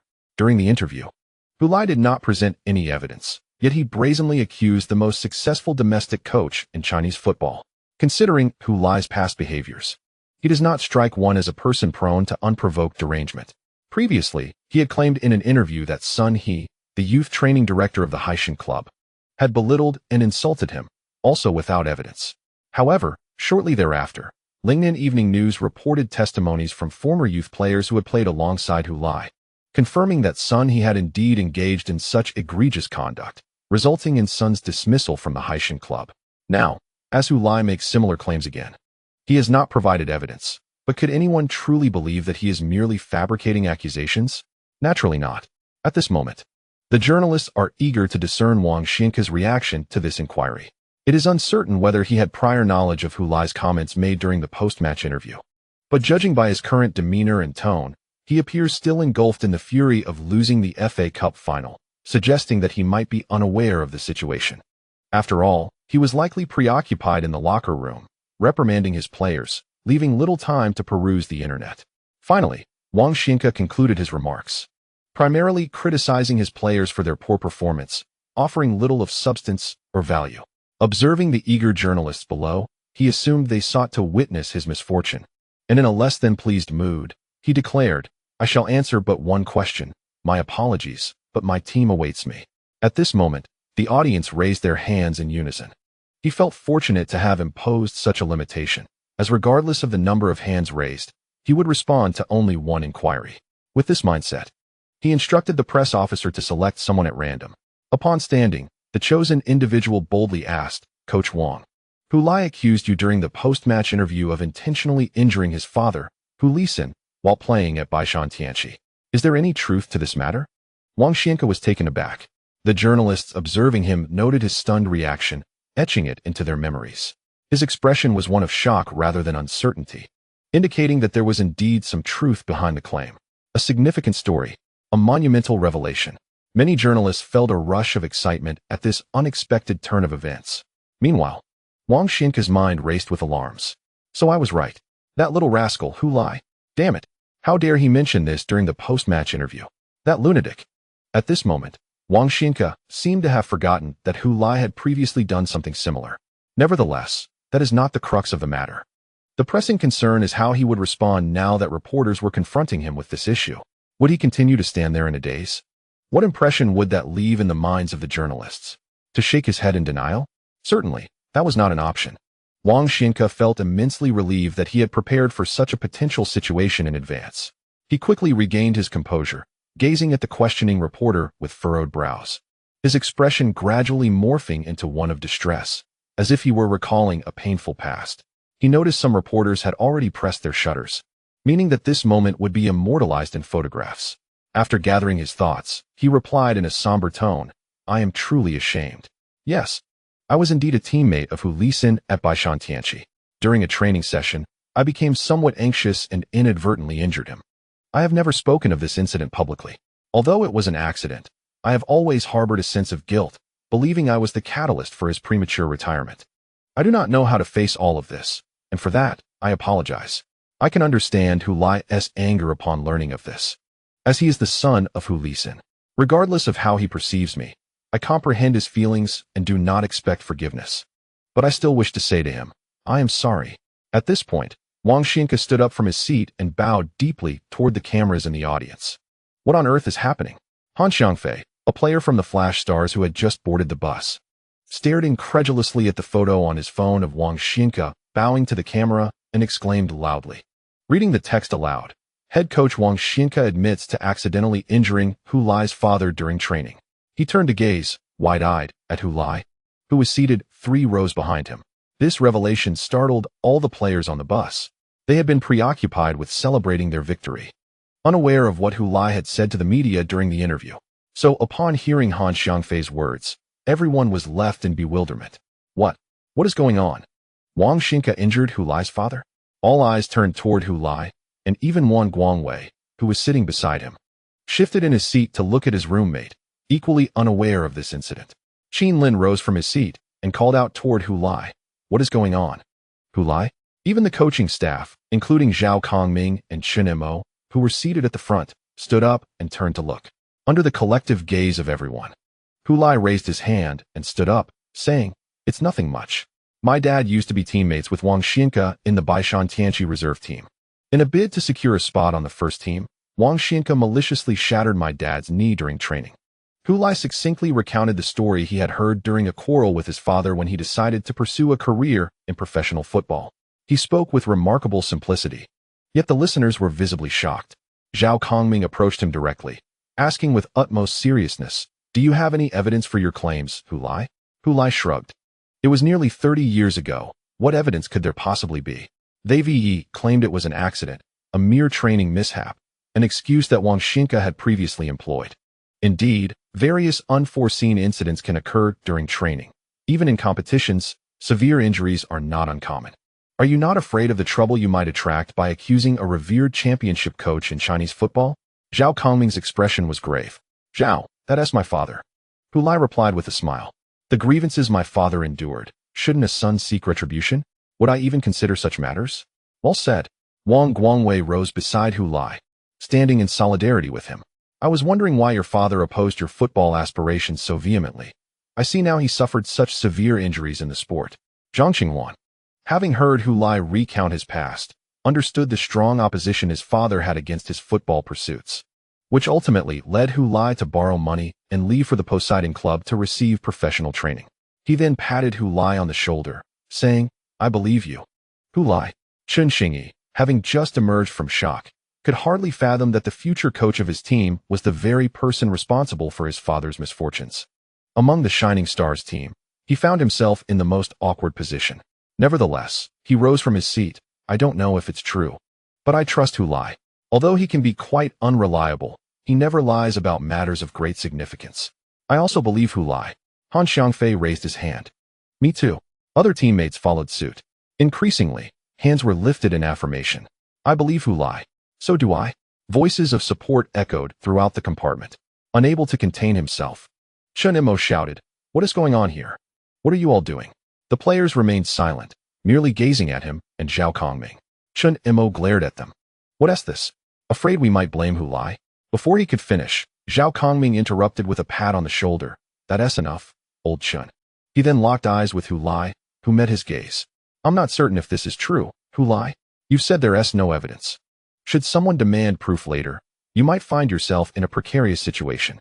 Given Wang Xinka's influence and connections in domestic football, the odds would be stacked against you." "I'm not concerned, Zhao," Hu Lai replied with a smile. "I contemplated this before speaking out.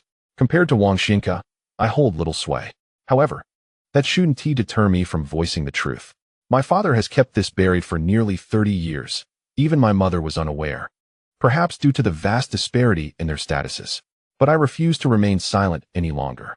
Now that I know, I must bring this to light. As for what others may say about me, I couldn't care less. Regardless of how much one suppresses their feelings internally, it does not alleviate the discontent within." He patted his chest. Zhao Kongming shook his head and sighed. "My young friend, I will communicate with the club. However, I am uncertain of their stance on this matter. It remains to be seen whether the club can withstand any potential pressure." Hu Lai promptly nodded. I understand, Director Zhao. Allow me to finish." Zhao Kongming interrupted him once again, asserting, "The club is the club, and the team is the team. I give you my word, Hu Lai. As the head coach of the Shining Star football team, it is my duty to protect my players. Regardless of external opinions or pressures, I will shoulder the burden for you. Does Wang Xinka possess connections in this circle? Am I Zhao Kongming without my own?" "Director Zhao," Hu Lai was momentarily taken aback. "Coincidentally, I also have some connections," smiled Qin Lin, the last significant figure in Chinese football, who had been standing nearby. "No matter what happens, Hu Lai, the team will stand behind you. We are a collective."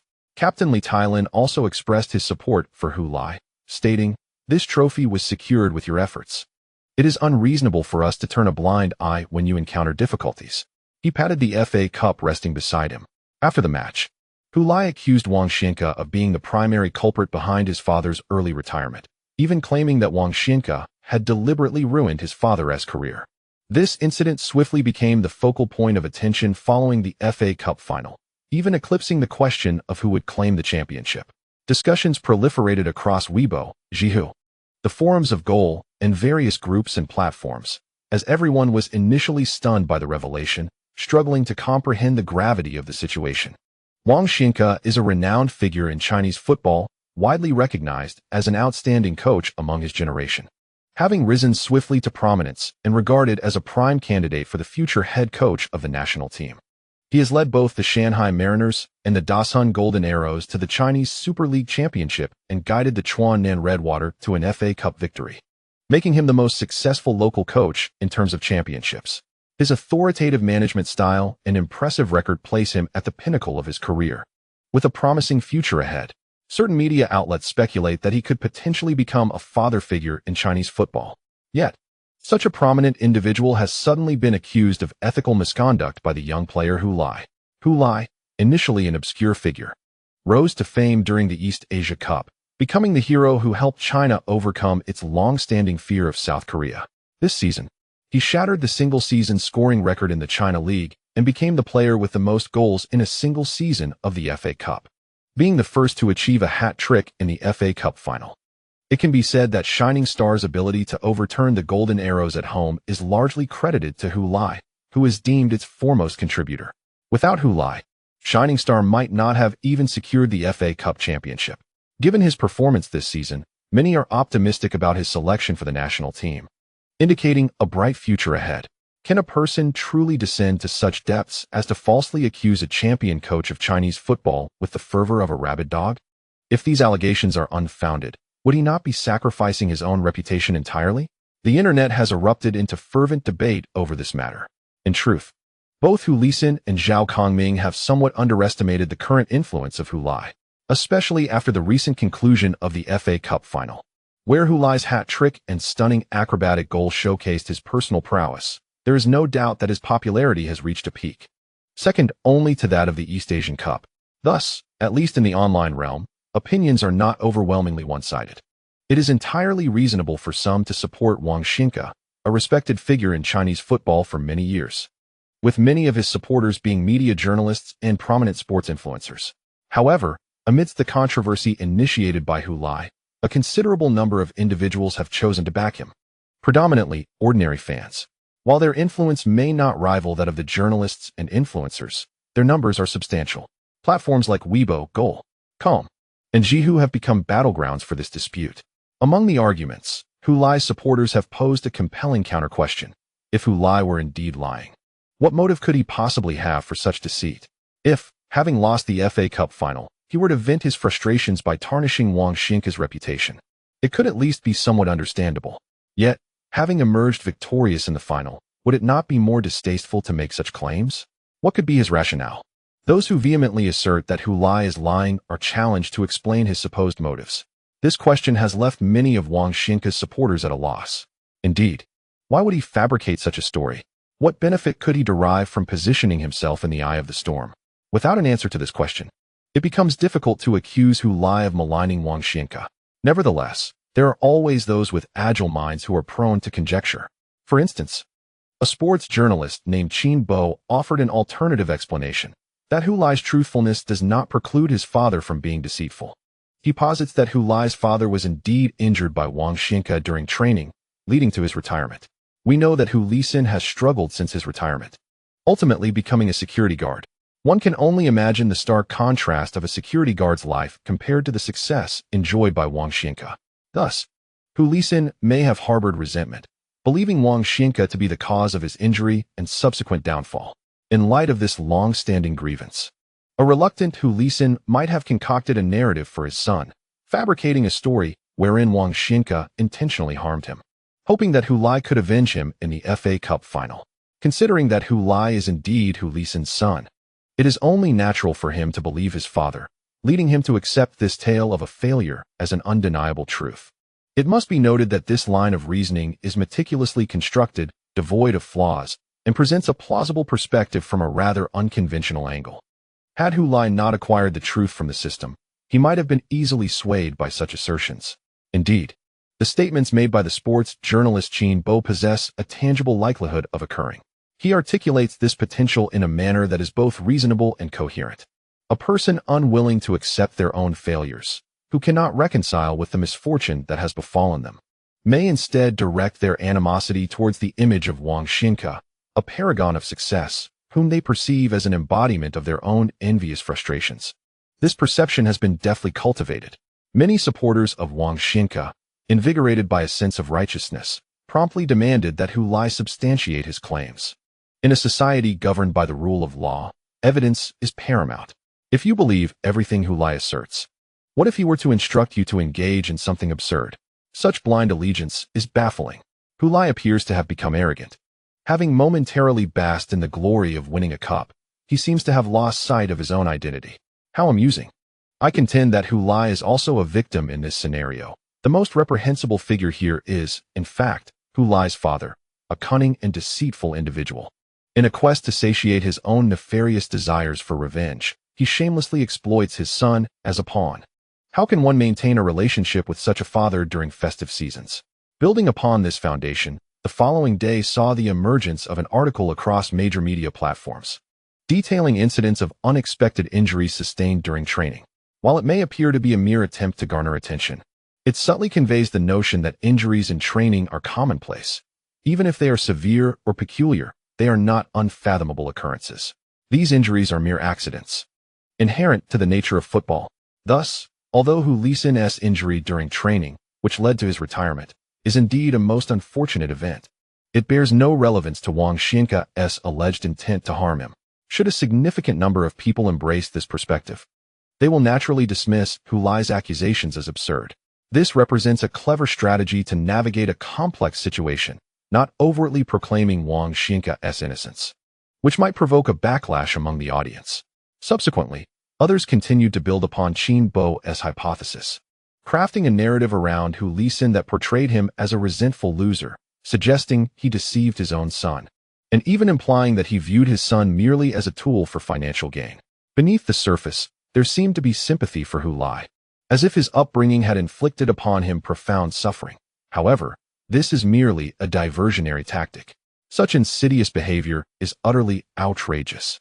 Xiaolon trembled as she held her phone. It was Monday, yet neither she nor her husband attended work, fully aware of the turmoil unfolding outside. Had they ventured to their workplace, they would undoubtedly have become the subject of much gossip. "We had advised you not to peruse those online posts," Hu Lisin remarked, exasperated. The reason they both took a leave of absence today was precisely to avoid exposure to external opinions.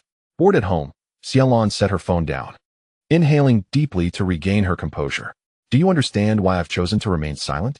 What good would it do to speak?" Hu Lisin spread his hands in resignation.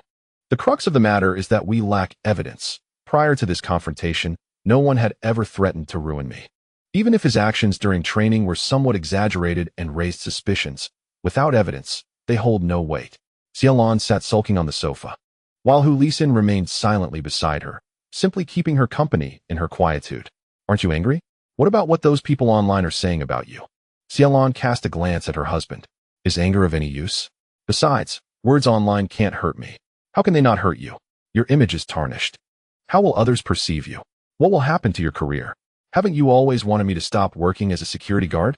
Xiaolon found herself momentarily speechless at Hu Lisin's retort. It was Hu Lai who had caused great trouble. Hu Lisin sighed, unusually expressing his concern for their son before his wife. "Great trouble? Do you think Wang Xianke will sue our son? Will he send him to jail?" Xiaolon suddenly felt a surge of anxiety. Hu Lisin pondered for a moment before shaking his head. "That is unlikely. Did you not see Wang Xianke's statement at the press conference? He positioned himself very low, claiming not to care about how Hu Lai viewed him. Nor did he expect forgiveness. His demeanor was one of restraint, not retaliating against accusations. I believe it is precisely this attitude that has garnered him support in public opinion.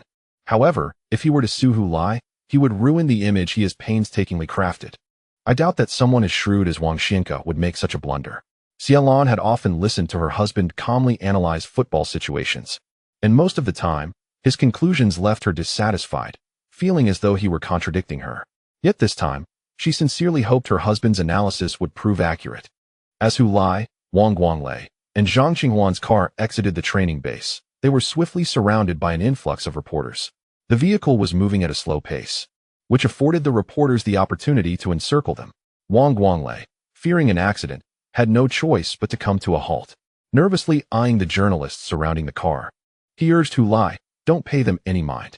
If it gets out of hand, we'll call the police." Just then, before he could finish his sentence, Hu Lai rolled down the window, exposing himself to the media's gaze. The reporters, seeing this, became agitated, throwing their microphones and questions at him. Their primary concern echoed in unison.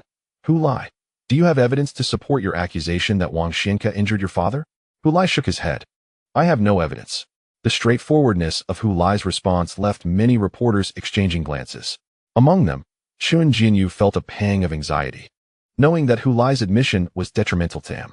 Since there is no evidence, does that not mean you are making baseless accusations? Indeed. Some reporters posed questions laced with a hint of hostility. Yet Hu Lai merely smiled. That is correct, I have no evidence. But as I stated yesterday, I am fully aware of how this situation unfolded, and I believe Coach Wang is also cognizant of the truth. Whether he admits it is inconsequential. As he paused momentarily, the reporters gazed intently at him, their cameras, mobile phones, camcorders, and DSLRs fixed upon him. He was acutely aware that each of his words would be meticulously recorded. And thus he continued. My father remained silent back then because he knew that no one would believe the words of an ordinary man. I am indifferent to whether you believe what I say, but I lay my words here. He gestured downwards. Justice is not something others can provide. It matters not. For I shall deliver it myself. We are set to join the Chinese Super League next season, and ISNT Coach Wang also in the Super League? Quite fitting. ISNT it? Each time I encounter Coach Wang, I shall confront him, just as I did in yesterday's match. Coach Wang, you had better never admit to it, otherwise I would feel hesitant to go all out. Amidst the multitude of lenses, Hu Lai smiled with genuine sincerity. Chapter 215, We support Hu Lai. Justice is not something others can provide. It matters not, for I shall deliver it myself. Hu Lai proclaimed to the camera. An off-screen voice followed. Hu Lai seemed to have issued a challenge to Wang Xinka, yet his audacity in confronting the runner-up of the Super League was bewildering. How could Hu Lai possess such fervor? Even if Wang Xinka had once injured his father, leading to his retirement nearly 30 years ago, that event was but a distant memory. Time has elapsed, and Hu Lai's life has taken a favorable turn. What could possibly weigh upon him still? Wang Xinka exited the video currently playing on his phone. Such videos proliferated online, a result of his public relations efforts. He had financially incentivized certain sports influencers and media platforms to subtly advocate for him, averting a collapse of his public persona. This strategy yielded initial success online, as many came to believe that he had not acted with malice. Although he faced criticism, he remained unperturbed. That was sufficient. As long as he could muddle the waters and prevent a unanimous belief in his intentional wrongdoing, he was content.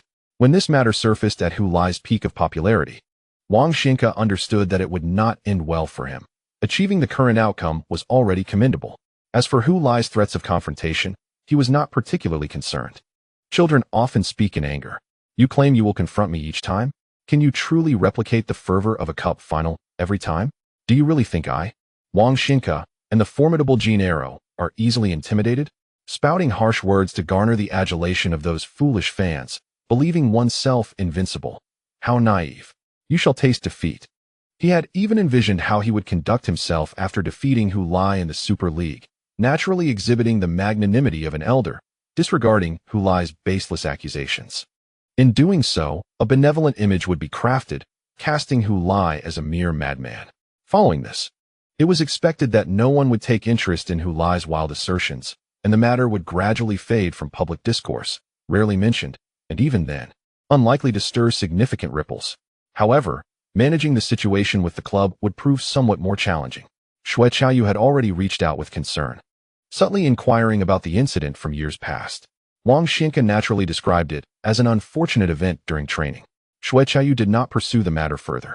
A day later, Wang Xinka's agent called to inform him that the club had suspended negotiations regarding his contract renewal, seemingly reluctant to be drawn into the maelstrom of public opinion. Wang Xinka was fully aware that the cunning Shui Qiaoyu was attempting to leverage this situation to negotiate a lower price, waiting for him to concede. Yet, how could Wang Xinka ever yield? With a year remaining on his contract, he resolved to reclaim the championship within that time, proving his worth before departing from Dashun Golden Arrow. With his capabilities, he would have no trouble finding a new home in Chinese football, undoubtedly securing a salary far superior to what he earned at Golden Arrow. Even if Shui Qiaoyu were to kneel before him, pleading for him to stay, he would categorically refuse. During the midweek routine press conference at the Star Club, a throng of reporters gathered. The modest press room was filled with over 40 journalists, a stark contrast to the usual dozen or so attendees. Many unfamiliar faces were present, having traveled from various corners of the country, especially from local media in Dasan. They had journeyed far for one reason: the feud between Hu Lai and Wang Xianke. Following the recent FA Cup final, this rivalry had garnered significant attention, captivating not only football fans but also the general public, effectively transcending its niche. For those critical of Chinese football, this incident provided fresh material to critique the sport. However, Hu Lai was notably absent from the press conference. Present were player representative Chen Lin, head coach Zhao Kongming, and the rarely seen general manager of star club, Dong Wen. While the absence of Hu Lai disappointed some reporters, they understood it was likely a protective measure to shield him from the media spotlight and reduce controversy. But Dong Wen's presence raised eyebrows. His attendance typically signaled the club's stance. Was he there to announce a disciplinary decision regarding Hu Lai? As the press conference commenced, Zhao Kongming first provided an overview of the team's preparations for the upcoming Sunday match. Yet, this information barely registered with the reporters. Once the floor opened for questions, every journalist eagerly raised their hands. The first reporter called upon immediately directed his inquiry towards the rarely present Dong Wen, manager Dong. How does the club view the dispute between Hu Lai and Wang Xianke? Dong Wen shrugged, seemingly adopting a stance of non-committal neutrality, stating, "That is a personal matter between them, unrelated to the club." The second journalist summoned inquired, "May I ask if the club plans to impose any sanctions on Hu Lai for his actions of framing Wang Xianke without conclusive evidence?" Dong Wen's eyes widened in surprise. "Sanctions? Why would we punish him?" "So, the club chooses to believe Hu Lai's words?" The journalist pressed further. Dong Wen chuckled, "My dear journalist, your question is quite peculiar. Hu Lai is a player of shining star.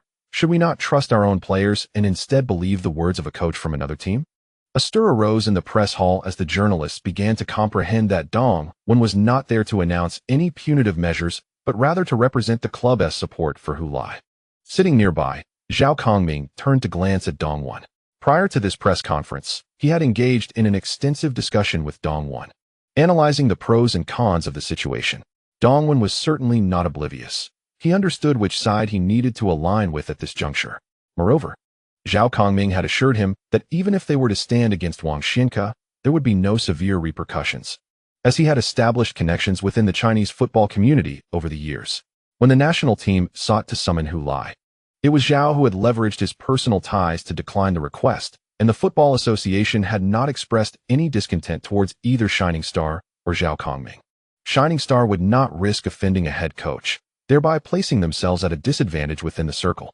Hence, Dong Wen's presence at the press conference was to boldly and unequivocally declare the club's backing of Hu Lai. With the club's support, the circumstances changed significantly. After all, the Dazhun Golden Arrow Club had not issued any statement regarding the matter, remaining as silent as the deaf and mute. It was unclear whether they were unaware of the situation or simply reluctant to comment. This juxtaposition appeared remarkably delicate. Shining Star supported Hu Lai, while Dazhun Golden Arrow refrained from endorsing Wang Xianke. Why would Shining Star support Hu Lai? Did they possess evidence validating his claims? And why did Dazhun Golden Arrow not express their support for Wang Xianke? Were they also harboring doubts regarding his honesty? In addition to the club's endorsement, Zhao Kongming also articulated the coaching staff's support for Hu Lai. "I have known Hu Lai for a considerable time, and I am well acquainted with his character. He would never lie about such a significant issue. He is a kind-hearted individual, and it is uncharacteristic for him to malign others without cause. However, his palpable anger suggests that this matter is not merely a fabrication. I believe that, as Hu Lai stated, the true circumstances may only be known to both parties involved." Zhao Kongming's close relationship with Hu Lai was no secret, and his support did not come as a surprise to those present. Subsequently, Chen Lin, in his capacity as vice-captain of the team, voiced the collective endorsement of the players for Hu Lai. "We stand united with Hu Lai." Following this, he added from a personal perspective, "Based on my understanding of Hu Lai, he is certainly not one to speak frivolously. Since he has spoken, there must be some truth to it. Unlike Zhao Kongming, who has not asserted himself with such certainty, he has made a definitive statement." Chen Lin's stature in Chinese football is well known to all. He is often referred to as the last great figure of Chinese football. While debates linger among fans regarding whether he is a domineering presence among professionals in the football community, who would dare to disregard Brother Chen? All the journalists present regained their composure, recognizing that this press conference was clearly a protective shield for Hu Lai, fortified by 3 endorsements from the club, Zhao Kongming, and Qin Lin. Through this event, they conveyed to everyone that they stand by Hu Lai, and anyone who dares to challenge him is essentially opposing them.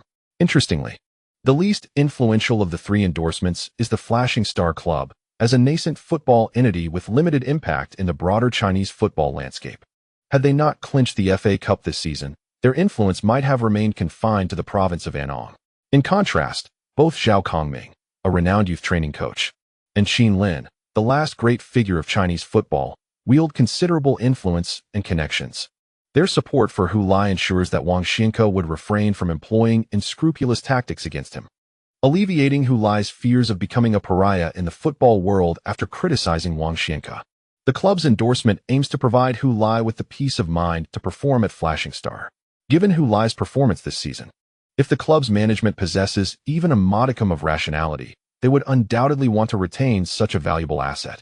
The journalists, witnessing the 3 endorsements behind Hu Lai, resolutely aligned themselves with him, willing to stake their own reputations and honor to support him.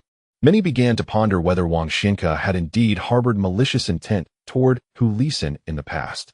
After all, in a competitive environment like that, instances of sabotaging teammates are not unheard of, though rarely reported. Among football journalists, it is likely that there are numerous stories of such nature. However, the majority of victims remain unheard and unacknowledged, their voices drowned out by the relentless tide of time. Many have chosen silence altogether. Before Hu Lai exposed this matter, Hu Lai had lived in obscurity for nearly 30 years. Who truly knows his past and his story? Those present, especially the older ones, are acutely aware of the dark history that once plagued Chinese football. To dismiss Hu Lai's claims as mere fabrications would be difficult to substantiate. Moreover, considering Wang Zijian's unremarkable career as a professional player, his ascent to the first team of Baishan Tianqi without resorting to dubious means, especially in light of his feud with Hu Lai, raises eyebrows. While they may be unaware of Hu Lai's potential achievements had he played, Hu Lai's accomplishments suggest that Hu Lai's talent is not to be underestimated. Ultimately, it was Wang Zijian who triumphed in their competition, leading many to question whether there was some underlying intrigue at play. Once such a notion takes root, public opinion concerning Wang Zijian may turn unfavorable. Shortly after the press conference, a flurry of self-media articles emerged online that illuminated the dark history of Chinese football, detailing controversial incidents of injuries sustained during training, which were not merely accidents. The examples cited in the article were widely acknowledged as contentious and dubious events. Through this exposé, the article aimed to convey that injuries during training are not solely fortuitous. They can also be disguised as such. The piece rapidly gained momentum, spreading virally across the internet. Although it made no direct mention of Wang Zijian and Hu Lai's recent affairs, discerning individuals could readily perceive it as a targeted action against Wang Zijian. A rebuttal to the preceding articles discussing the unexpected injuries during training. The strategy was similarly designed to subtly alter public perception regarding this issue.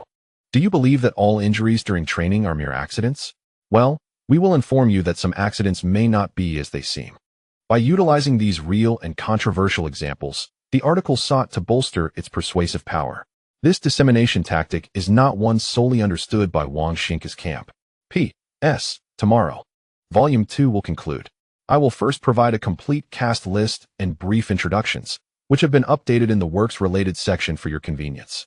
Chapter 216. Any connection to Wang Zijian amidst the online commotion, life must continue. Xiaolan and Hu Lai cannot hide at home indefinitely. Hu Lai can request another week off, a notification personally relayed by the manager, but Xiaolan must return to her workplace. On her way to the office, she rehearsed in her mind the possible scenarios she might encounter, particularly how she would confront Wang Jia. If she dares to mention the online evaluations of Hu Lai in front of me, I shall slam that keyboard against her face. However, upon entering the office, Xiaolan discovered that Wang Jia did not rise to challenge her.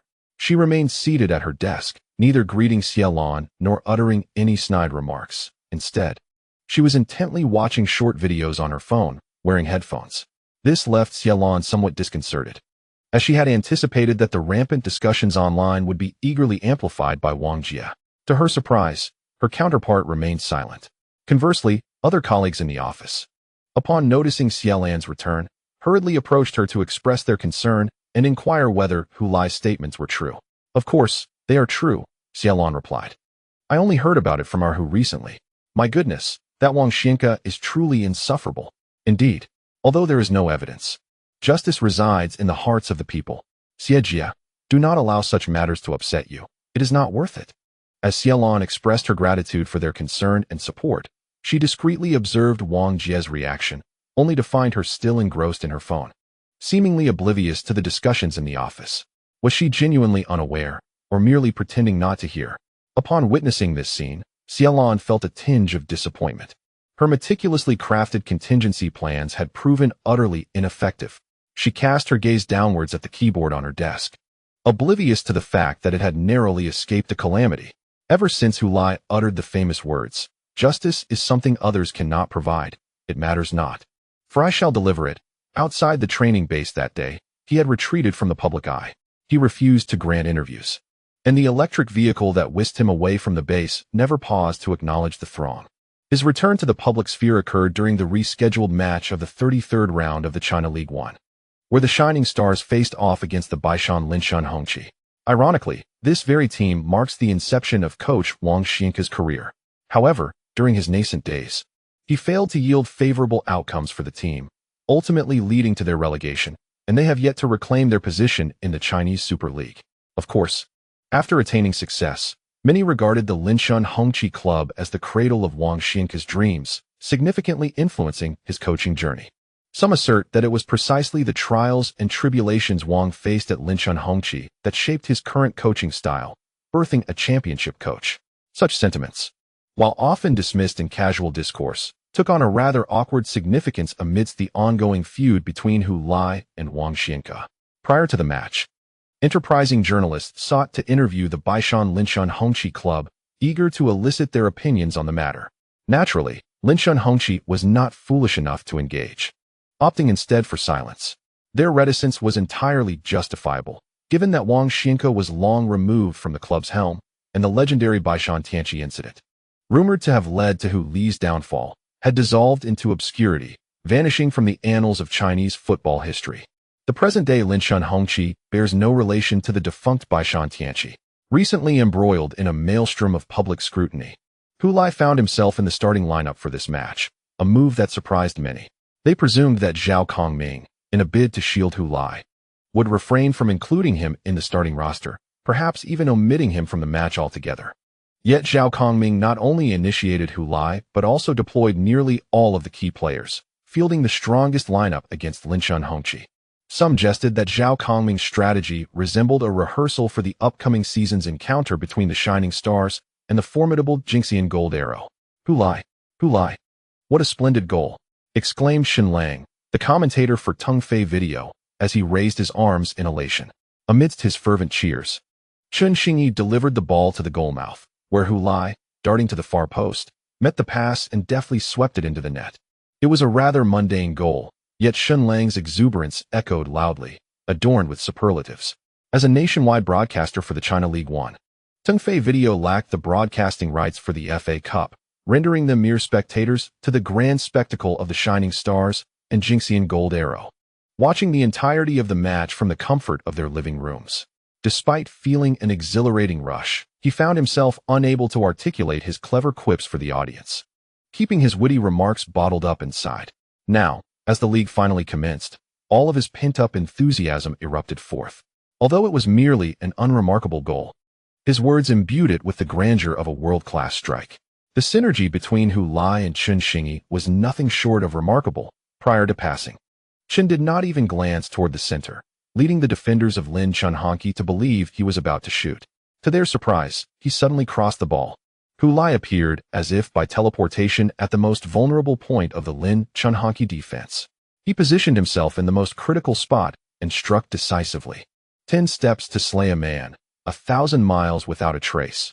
Once the deed is done, he brushes off his robes and conceals his identity. This goal may have seemed ordinary, yet it exemplified the finesse of a top-tier assassin. Truly, a skilled warrior's accomplishments often go unnoticed. The actions of a master assassin may appear commonplace, yet this very ordinariness can be lethal. The commentator from Anong TV was far more blunt. Hu Lai opens the scoring for Shining Stars, marking his 25th league goal of the season. as he continues to etch his name in the annals of the China League one single season scoring record. The stands of Anong Sports Center erupted in jubilant cheers, the atmosphere rivaling that of the FA Cup final just a week prior, for Shining Stars, who had already secured promotion. The turnout of fans for the remaining two seemingly inconsequential matches was indeed remarkable. Many supporters had come specifically to rally behind Hu Lai, eager to express their unwavering support. Witnessing Hu Lai's goal, how could they not cheer with all their might? How else could Hu Lai know of their allegiance? On the sidelines, Chen Xingyi clapped while speaking to Zhao Kongming. I told you this kid's heart is as strong as steel. The online uproar over him has been immense, with countless people criticizing him and his father. Yet here he is, scoring within 10 minutes of the match's start. This kid has the potential to achieve greatness. Zhao Kongming nodded in agreement. I even believe that the greater the pressure, the better he performs. Just 5 minutes after this assessment, Hu Lai received a pass from Zhang Qinghuan inside the penalty area of Lin Chunhanqi, feigned a shot, causing the approaching defender to stumble, and then struck again, sending the ball soaring into the top left corner of the net. Wow, a brace! Hu Lai's on fire, Shen Lang exclaimed. That's his 26th goal of the season. Only 10 minutes later, Shen Lang began to regret having used the phrase on fire too early, faced with Hu Lai's hat trick. He found himself at a loss for words. In disbelief, he could only shake his head in the studio, astonished that the first half wasn't even over yet, and Hu Lai had already completed a hat trick. It was astounding. He had taken 3 shots in the match, and all 3 found the back of the net. A 100% conversion rate. Even Chen Xingyi and Zhao Kongming stood speechless on the sidelines. They were well aware of Hu Lai's heightened desire for competition, having observed his excellent form during training. However, they had not anticipated that Hu Lai's form could reach such extraordinary heights. The two exchanged glances, and Chen Xingyi inquired, could it be that this lad truly regards Lin Chunhanqi as a mere target for his arrows, akin to Dazhong Jinjiantu? Zhao Kongming slowly shook his head, somewhat perplexed. I do not know. Before the conclusion of the first half, Zhang Qinghuan assisted Chen Xingyi in scoring yet another goal. Thus, merely at halftime, the home team, Shining Stars, had already established a commanding 4-0 lead over Lin Chunhanqi. Although there existed a disparity in strength between the two teams, such a significant gap in prowess left many feeling disoriented, particularly the fans of Lin Chunhanqi. They had witnessed their team play against Shining Stars before. In fact, during their first encounter this season, Shining Stars had only managed a narrow 2-1 victory away at Lin Chunhanqi. How could it be that, after half a season and returning to their home ground, Shining Stars had transformed so drastically? Could it be that winning the FA Cup had such a profound impact? Was this FA Cup akin to a magical elixir? The complaints from the Linchun fans were not unfounded. After facing off against teams from the Chinese Super League in the FA Cup, particularly formidable adversaries like Haishan and Jinjiantu, the entire Shining Stars squad now possessed a perspective and confidence that set them apart from other teams in the China League. If they could triumph over a formidable opponent like Jinjiantu, what challenge could a 10th-ranked Lin Chunhanqi possibly pose? During the halftime interval, Lin Chunhanqi made adjustments, substituting out a central defender who had underperformed in the first half. In contrast, Shining Stars opted not to make any changes. Nevertheless, merely 3 minutes into the second half, Shining Stars scored again. This time, it was Hu Lai once more. A remarkable 4th goal. My goodness. Shen Lang was in the studio, practically biting his own hand. As someone had jokingly remarked before the match that anyone who had any connection to Wang Xinke would, in Hu Lai's eyes, be seen as a reflection of Wang Xinke himself. While many had perceived this as mere jest, it now appeared that only Hu Lai did not consider it a jest. He was genuinely intent on challenging Wang Xinke to the utmost. I am unaware of the full truth behind this matter, but I am certain that if Hu Lai can maintain such performance and form in the upcoming matches against Dazhong Jinjian next season, Wang Xinke may indeed need to ponder whether Hu Lai's prior declarations were mere bravado.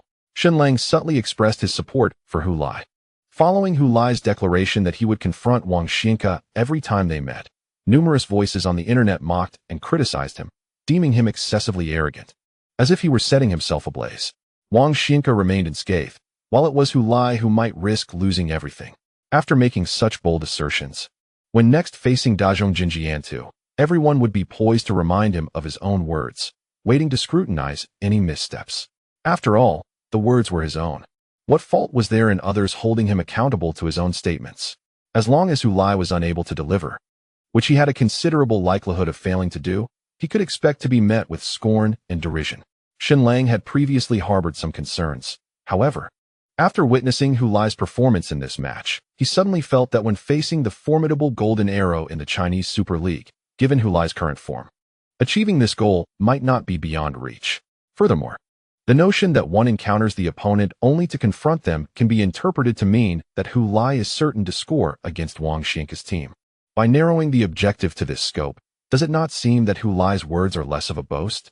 Is scoring a goal truly an insurmountable task for Hu Lai? Ultimately, with Hu Lai's remarkable 4-goal contribution, the Shining Stars triumphed over Lin Chunhongqi with a resounding 6-0 victory on home turf. In addition to Hu Lai's 4 goals, Chen Xingyi and Zhang Qinghuan each recorded 1. Interestingly, Chen Xingyi's goal was assisted by Zhang Qinghuan, and conversely, Zhang Qinghuan's goal was set up by Chen Xingyi. The attacking trident of the Shining Stars sparkled brilliantly. However, it also left the fans anxious about whether this trio would still exist in the next season. After all, Shining Stars had initially only secured Chen Xingyi on a 1-season loan. Following their victory over the Golden Arrow in the FA Cup final, it seemed increasingly difficult to either borrow or permanently acquire Chen Xingyi from them. At that moment, Chen Xingyi took to social media to unveil that the Shining Stars had successfully negotiated a renewal for Chen Xingyi's loan for the upcoming season. At the very least, in the new season, Chen Xingyi will continue to don the Shining Stars jersey, standing shoulder to shoulder with Zhang Qinghuan and Hu Lai. Upon the revelation of this news, the hearts of Shining Stars fans were set at ease. Everyone eagerly anticipated the arrival of the new season, yearning to see what this formidable trident could stir within the realm of the Chinese Super League. As for Hu Lai's performance in this match, what more can be said? Hu Lai demonstrated through his actions that he was not merely speaking in jest. Shortly after the match, an article began circulating online, intended to enlighten readers about Wang Xianka's coaching history with Lin Chunhongqi. Yet, the text was rife with complaints about Wang Xianka's coaching tenure, depicting him as obstinate and self-willed, lacking any first-team coaching experience while being utterly dismissive of others' opinions, ultimately leading Lin Chunhongqi to relegation from the Super League. Many remarked that Lin Chunhongqi was where Wang Xianka's coaching journey commenced. However, after understanding his tenure at Lin Chunhongqi, one must ponder the veracity of such a statement. For Wang Xianka, it may have been the inception of his dreams, but for Lin Chunhongqi, a once prominent Super League team, it was the onset of a nightmare. The article concluded with such sentiments. The reason this article gained traction and widespread attention might be attributed to their recent humiliating defeat, having conceded 6 goals to the Shining Stars away from home. After all, both teams are in the Chinese Jia League, with the Shining Stars successfully promoted to the Super League this season. While the fans of Lin Chunhongqi continue to endure the agonizing wait, uncertain of when they will return to the Super League. In this poignant moment, the fans of Lin Chunhongqi were reminded of Wang Xianka, the individual responsible for their team's relegation. Consequently, someone penned an article addressing Hu Lai. With grievances come their bearers. Dear brother, if you seek vengeance, direct it towards Wang Xianka, for we too are his victims. Chapter 217. Failure is the father of success. During the match against Lin Chunhongqi, Hu Lai performed remarkably, achieving a remarkable 4-goal feat. This not only raised his total league goals for the season to 28, but also marked the first time in his professional career that he scored 4 goals in a single match, having previously only managed a hat trick. Following the match, his astounding performance prompted a reconsideration of his prior statements, wherein he claimed he would be Wang Xianka's retribution. He also asserted that every encounter with Wang Xianka would result in a confrontation. Among those who had previously mocked Hu Lai, a number found their laughter abruptly silenced. While a distinct gap in strength exists between the China League and the Super League, Hu Lai had already demonstrated his exceptional scoring ability against Super League teams in the FA Cup. He is not a player who needs the ball at his feet to pose a threat to the opponent's goal. Rather, he is one who perpetually awaits and seizes opportunities. With his high efficiency, he requires but a few chances to find the net. How could Super League teams possibly deny Hu Lai a single opportunity in a match? Moreover, he has behind him Zhang Qinghuan, Chen Xingyi, and Qin Lin, who provide him with ample chances to score. Therefore, Hu Lai's words were not mere bluster. They constituted a solemn promise. Whether this promise can be fulfilled remains uncertain, but it is certainly not to be dismissed as frivolous nonsense. For days later, Shining Stars welcomed their final league opponent, Nanling Nanjinping, to their home ground. This team, which had competed in the Super League last season, performed dismally after their relegation to the China League this season and had long since lost the qualification for promotion. Currently, they sat in 15th place, having already secured their survival in the league, existing in a state of indifference. In this match, Hu Lai's performance was not as dazzling as the previous one. Yet he still managed to score twice and provided his second league assist of the season, aiding Chen Xingyi in netting his 13th goal of the league. Ultimately, Shining Stars triumphed over their opponent with a score of 3-1, concluding the season with a remarkable 13 consecutive victories, thus setting a new club record. They finished the league with 86 points, comfortably atop the standings, 7 points ahead of second-placed Lingnan Nanhai, who, in a thrilling finale, secured their position with 79 points. Meanwhile, Ning Tianyong'an, who had previously been tied with Lingnan Nanhai, faltered in the final round, ending with 77 points and losing their promotion qualification by a narrow margin of 2 points. Thus, the final 2 promotion slots for this season's China League were claimed by Shining Stars and Nanhai. The Shining Stars have exhibited remarkable prowess in this season's China League 1, emerging as the league's most formidable offensive team with an astonishing 81 goals, while simultaneously boasting the fewest conceded goals at 17. It is fair to say they possess both the sharpest spear and the sturdiest shield, which explains their ascension to the championship title. The Shining Stars have also achieved a unique form of dual championship, clinching both the China League 1 title and the FA Cup within a single season, a feat that is arguably more challenging than that of the Super League's dual champions. After all, securing the FA Cup for Super League teams is considerably less arduous than for their League 1 counterparts. In this season, Hu Lai netted a total of 30 goals, significantly surpassing the previous record of 22. This remarkable achievement is unlikely to be matched for a considerable duration. This season marks Hu Lai's first complete season and his second in professional football. While many feared he might encounter the rookie wall, he delivered an impressive tally of 30 league goals and 2 assists, 11 FA Cup goals and 1 assist. 5 national team goals, notably participating in the East Asian Cup under the U-23 team, but officially counted as national team goals, and 3 goals for the U-23 team. His total of 49 goals shines resplendently, a dazzling accomplishment not only within League 1, but also unmatched in the Super League. Although all matches have concluded, the Shining Stars did not disband. Instead, after a brief day of rest, all players and coaching staff, accompanied by club general manager Dong Wan, boarded a plane to the capital for the China League 1 awards ceremony. Unlike the FA Cup and Super League, the championship trophy for League 1 is not awarded on the pitch, but rather at a unified ceremony held after all matches are completed. As champions, every registered player must attend the ceremony to receive their medals. At this awards ceremony, the Shining Stars rightfully emerged as the most celebrated victors. In addition to being crowned the champions of the 2023 China League 1 season, they also received the Club Cultural Development Award, attributed to their unparalleled home atmosphere and the highest average attendance among the 18 teams in League 1. General Manager Dong Wan was honored with the Outstanding Manager Award, recognizing his exceptional contributions to club operations, despite not being a particularly large club and lacking substantial financial backing. The Shining Stars achieved the remarkable dual championship in both League 1 and the FA Cup, a testament to Dong Wan's tireless efforts and adept strategies. Furthermore, the Best Business Maintenance Award was bestowed upon the Shining Stars, while their home ground, the Jinqing Competition Zone, earned the Best Popularity Zone Award, rightfully recognized for its impressive average attendance, especially during the latter half of the league. These accolades exemplify the club's numerous achievements. In terms of individual awards, the Shining Stars remain the foremost winners.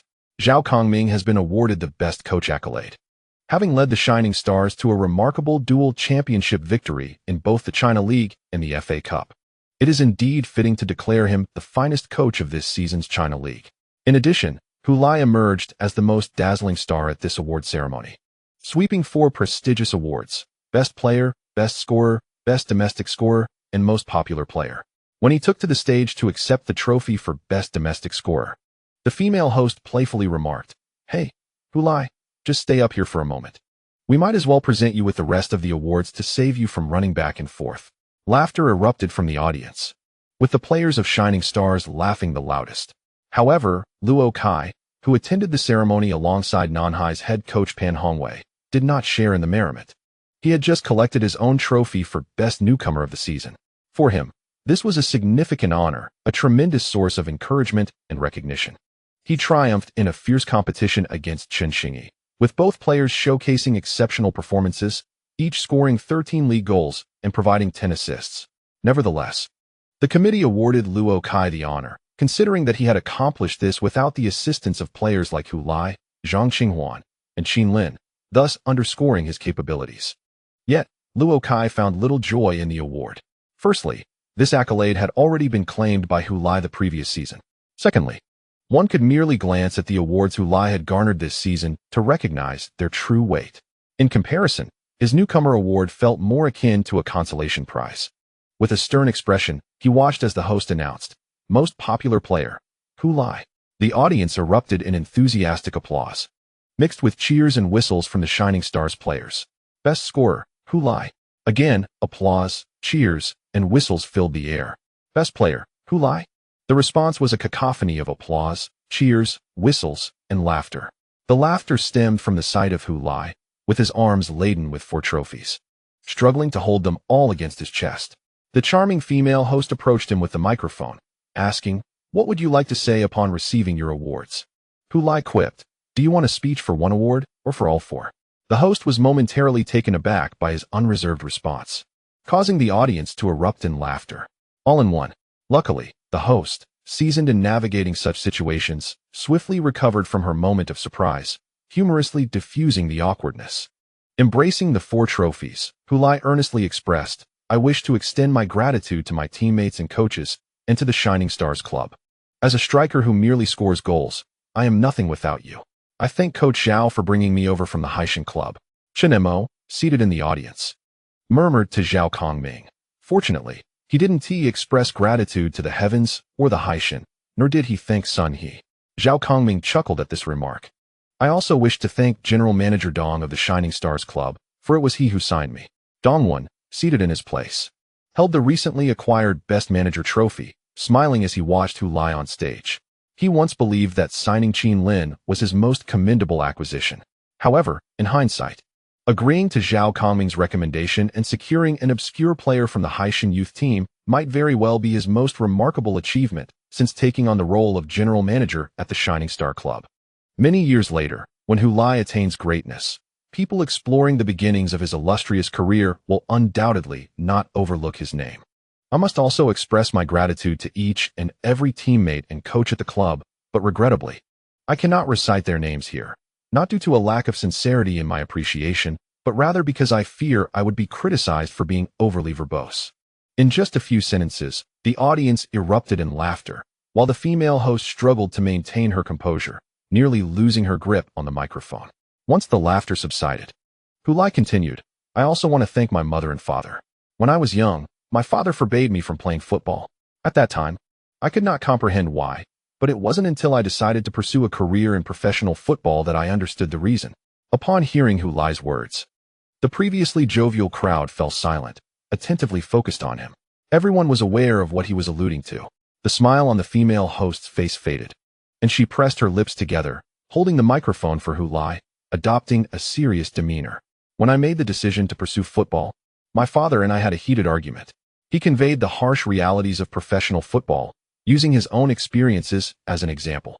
In front of the television, Xiaolon pointed at the screen and remarked to Hu Lisin, 'He has certainly revealed everything.'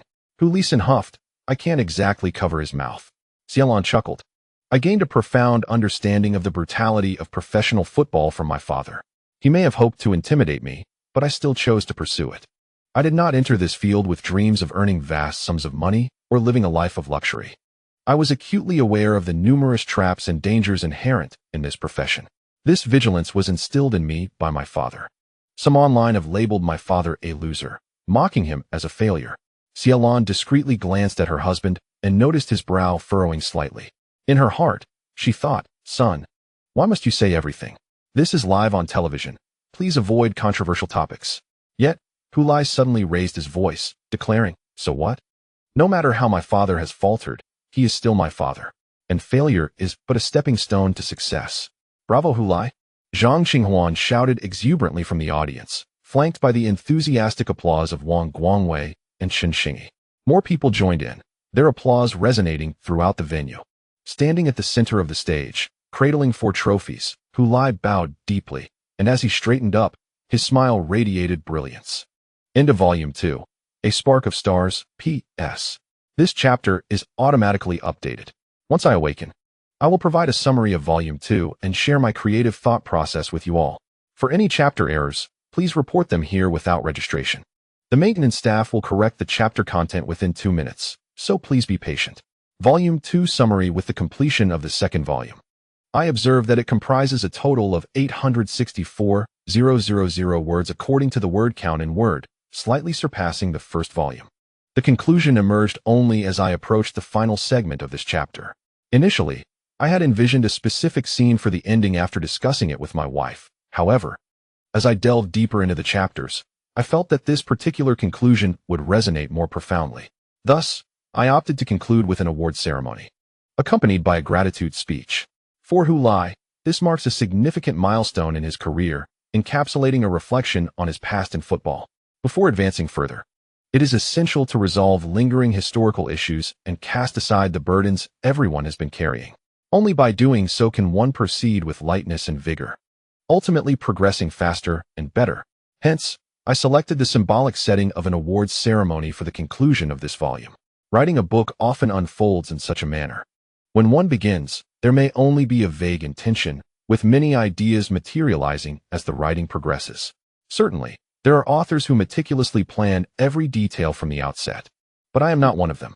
I am an author who struggles with outlining and does not compose detailed outlines. Often, attempting to create a detailed outline makes me feel the book is impossible to write. Conversely, when I dive directly into the narrative, I frequently find myself moved by spontaneous ideas that arise unexpectedly. The primary content of the second volume chronicles Hu Lai's initial 2 seasons in his professional career, emphasizing the relationship with his father. This aspect was firmly established before I commenced writing the second volume. The plot of avenging his father in the FA Cup final gradually took shape in my mind even before I began the second volume.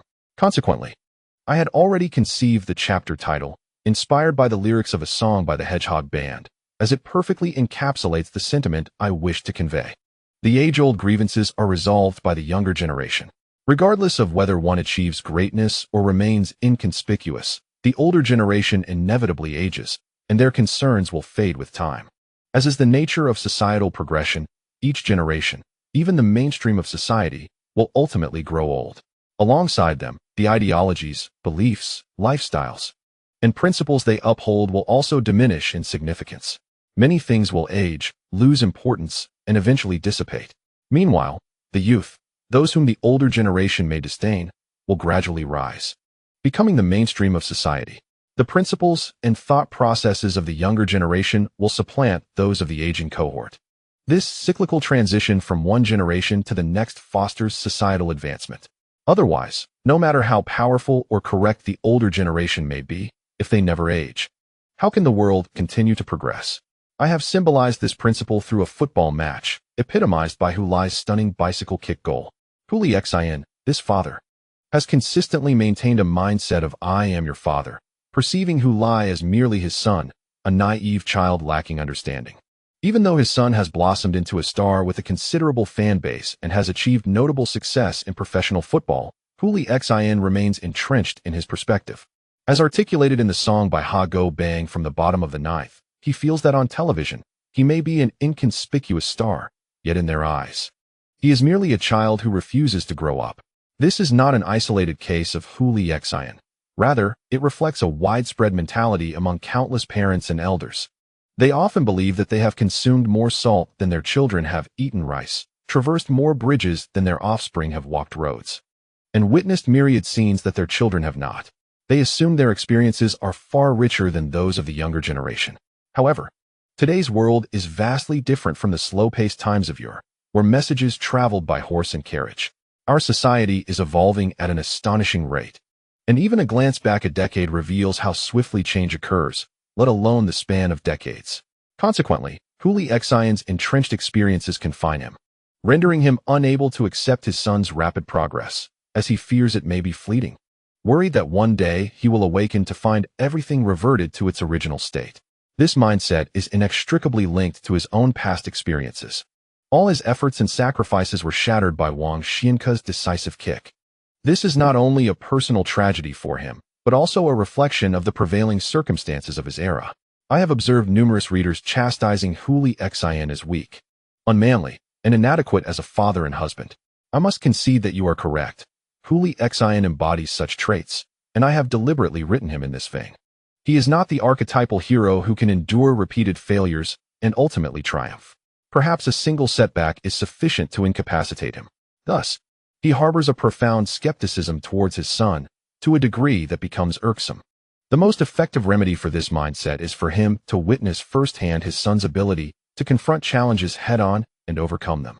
This culminated in the FA Cup final, where he witnessed his son face his former nightmare, executing a stunning acrobatic goal to complete a hat trick, toppling the once lofty victor and reducing him to the mire. This signifies a young man's triumph over and transcendence of the older generation. At that moment, Hu Lai's perspective began to shift. The once impenetrable shell surrounding him began to crack. He recognized that his attempts at what he deemed stringent protection of his son were misguided or, perhaps, a failure. He once believed that by steering his son away from the perils that led to his own dismal state in football, and by encouraging him to diligently pursue academics and follow the conventional path, he could secure his son's future against repeating his own misfortunes. From a father's viewpoint, his intentions were not unfounded. Yet, from Hu Lai's perspective, his acts of rebellion and resistance are equally valid. In this world, amidst the myriad complexities of life, how can one delineate right from wrong in every circumstance?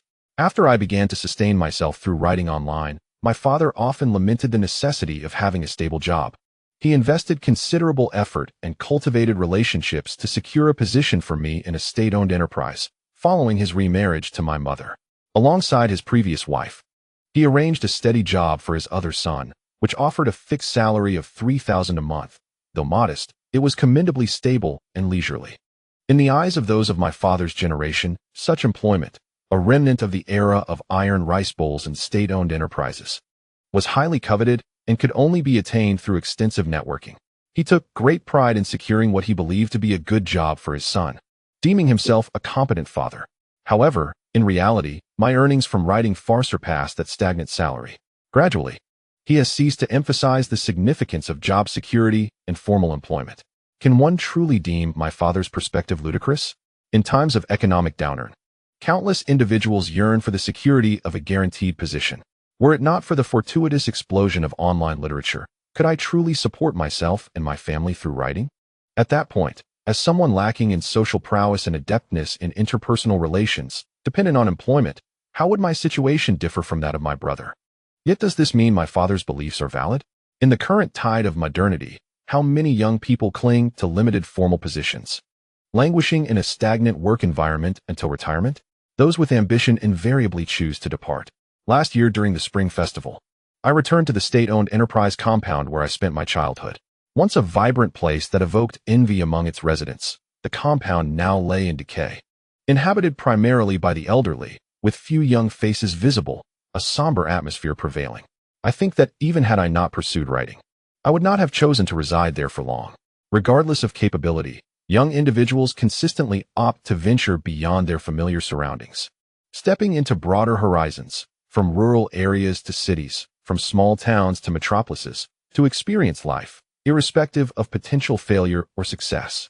This drive stems from a personal desire, propelled by the currents of an era that cannot be altered by individual preference or will. Returning to the dynamics between Hu Lai and Hu Lixin, the same principle applies. Hu Lixin's arrangements for his son, informed by his own experiences and beliefs, represent what he perceives as the optimal solution. Conversely, Hu Lai's rebellion and dissatisfaction with his father arise from his own abilities, which he considers the best path forward. There is no absolute right or wrong. One cannot simply dismiss Hu Lixin's steadfastness in the past due to Hu Lai's current success. Presently, after witnessing his son triumph over former adversaries, Hu Lixin's internal conflicts have eased, and his opposition to his son's choices has lessened. While he may still harbor concerns for his son's future, he recognizes that his child has matured, and regardless of what the future holds, it is for his son to navigate, not a role that a father can usurp. To utter a statement that provokes disdain, his son earns over $1 million annually, a sum that far eclipses the incomes of children from ordinary families. Yet, this achievement fails to instill any sense of reassurance in him as a father. What, then, are the parents of those ordinary families to do? As for Wang Xinke, it is evident that his fate has yet to unfold. Hu Lai's revelations merely serve as the initial alarm in what has been a tranquil and untroubled existence for him. He has not yet reached a point of utter despair. In my design for the narrative, the conclusion of the second volume does not aim to obliterate Wang Xinke entirely. The essence of the second volume revolves around the resolution of the conflict between Hu Lai and his father, Hu Lisin, which has, for the most part, been addressed. Regardless of Wang Xinke's outcome, Hu Lisin has found peace within himself, enabling him to cast aside the burdens of the past and move forward like a normal individual. However, Hu Lisin's release does not imply that Hu Lai has likewise relinquished his burdens. Hu Lai has taken upon himself the weight of his father's struggles, determined to confront Wang Xinke with unwavering resolve. This sets the stage for the next volume. I have contemplated various strategies regarding the resolution of the Wang Xinke dilemma, yet I am disinclined to replicate the simplistic approach taken with Hu Lai and Sun He. While such an easy resolution may be fitting for Sun He, a minor antagonist, it would be inadequate for Wang Xinke, who is positioned as a formidable adversary within the narrative, a significant figure in Chinese football, crafted as a quintessential victor, not easily toppled. Moreover, the act of intentionally injuring a teammate is truly a matter of subjective interpretation, lacking definitive proof. Even if past teammates are located, they can only affirm that such incidents occurred, but cannot establish Wang Xinke's intent. His denial leaves no grounds for conviction. Thus, I have opted for an alternative method to address this issue. For Hu Lai, whether Wang Xinke admits guilt has become inconsequential. Even public opinion regarding his intentions holds little significance. What matters is Wang Xinke's complete downfall.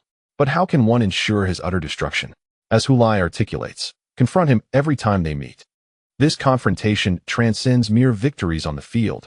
It encompasses a comprehensive assault on his stature.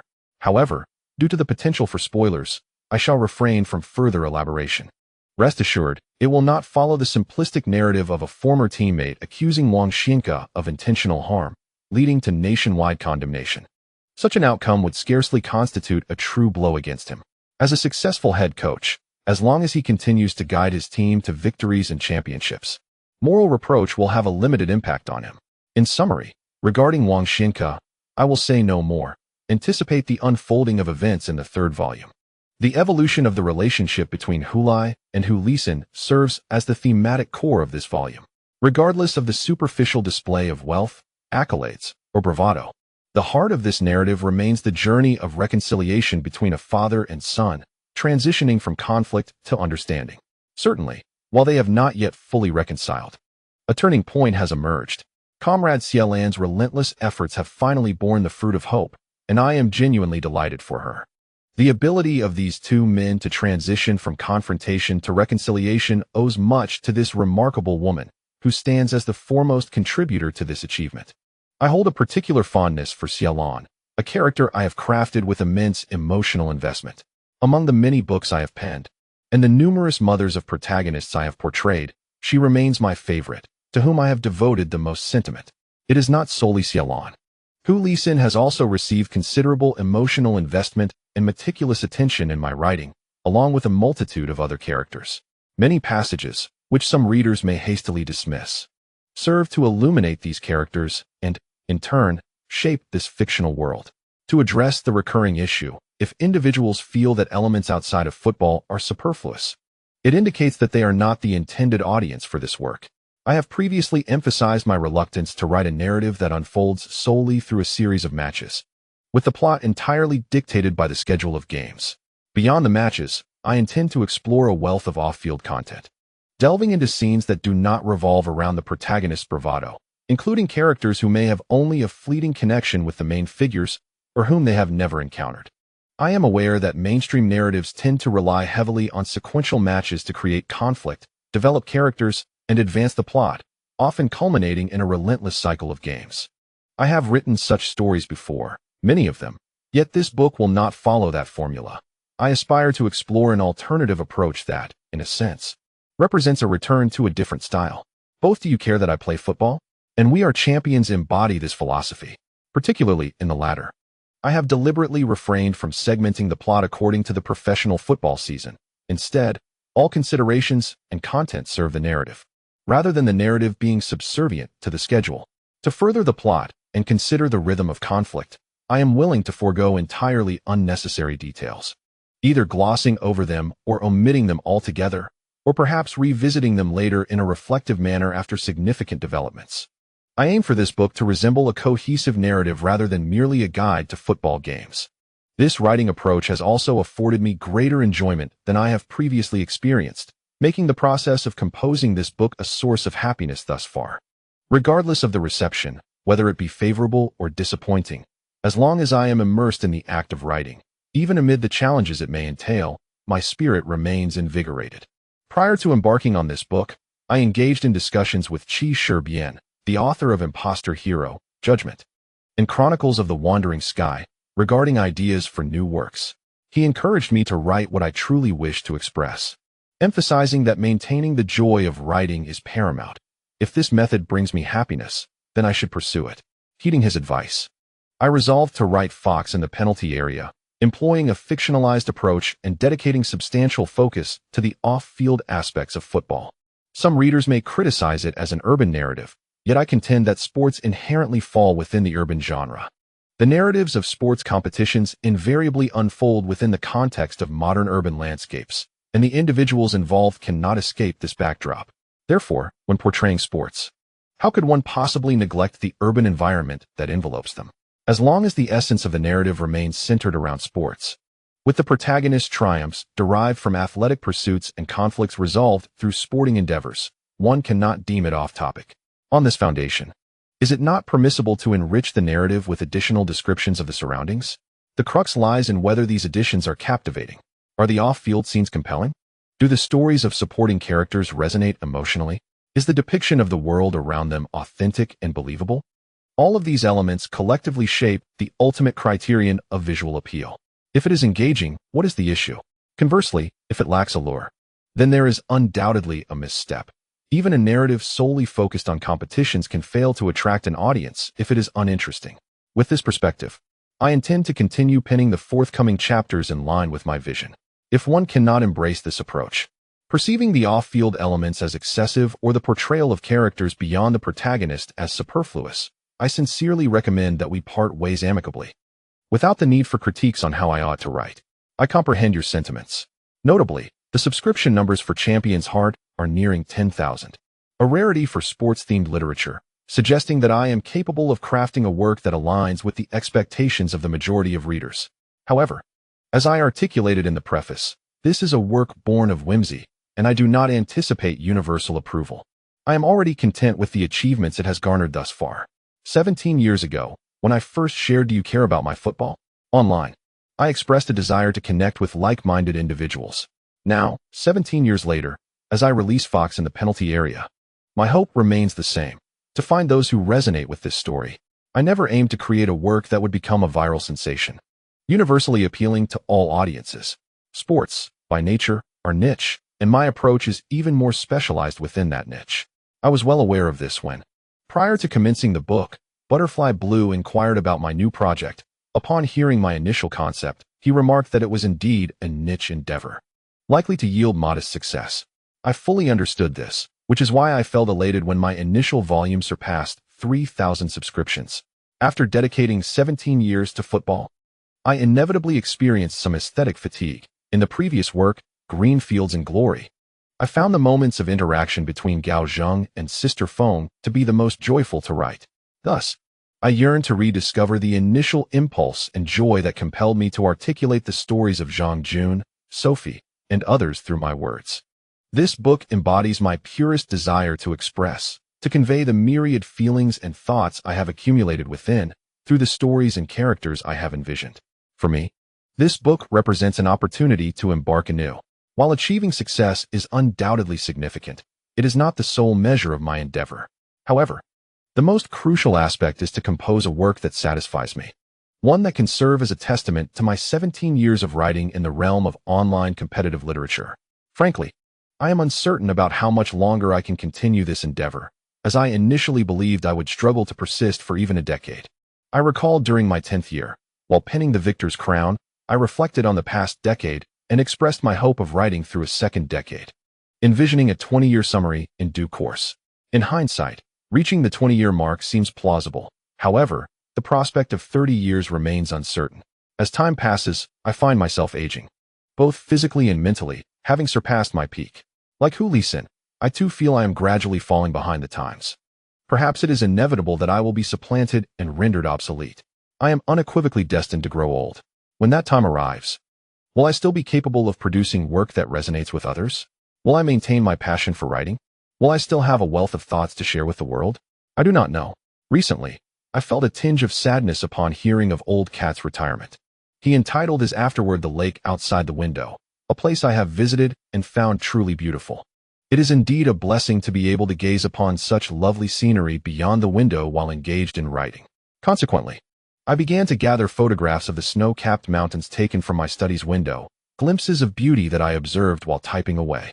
I intend to use these mountains as a title for a lengthy afterword when I retire, reflecting on my career. There are a select few books that hold immense significance for me, serving as a means to convey my thoughts to both myself and my readers. What a profound joy that would be. Among these works, The Fox in the Forbidden Zone is one I aspire to include in that esteemed list. I am grateful to you all for indulging my musings. Initially intended as a summary of the second volume, my writing has morphed into a farewell sentiment. In summary, the tale of Hu Lai is still unfolding and has not reached its conclusion. I urge you all to anticipate the forthcoming chapters, and I shall endeavor to execute them to the best of my ability, in my own distinct manner. Lastly, I would like to share a few images of the mountains visible from my study, included in the bonus chapter. Chapter 1. This is our home. Hu Lai returned to his home in Dongchuan, bearing 4 trophies and a gold medal. On the day of his return, his mother, Xialan, took a day off from work, citing the need to accompany her son. The director readily consented. Sister Wang refrained from commenting on Xialan's actions, not even expressing her discontent to colleagues in private. Hu Lai had gone to work and did not wait at home for his son's return. Following that incident, he did not resign. However, his responsibilities were adjusted. The property management company, considering the crowds that gathered whenever he was on duty, which posed potential safety hazards, decided to reassign him to an office role. He received a promotion, transitioning from a frontline security guard to a managerial position overseeing security personnel, thereby reducing his public exposure. Yet, Hu Lai found himself earnestly contemplating whether to continue in this role, as encounters with former colleagues and occasional homeowners had become rather awkward. Others felt awkward, and he too experienced a twinge of discomfort. He understood all too well that once his identity was revealed, his position as a security guard would inevitably come to an end. It was not that he was particularly attached to this humble role. Rather, he found it difficult to adjust, having spent over a decade in this profession, which had become an integral part of his life. In truth, with Hu Lai's current income, even if both he and his wife ceased working, their son could fully support them. However, he and his wife shared a consensus on this matter.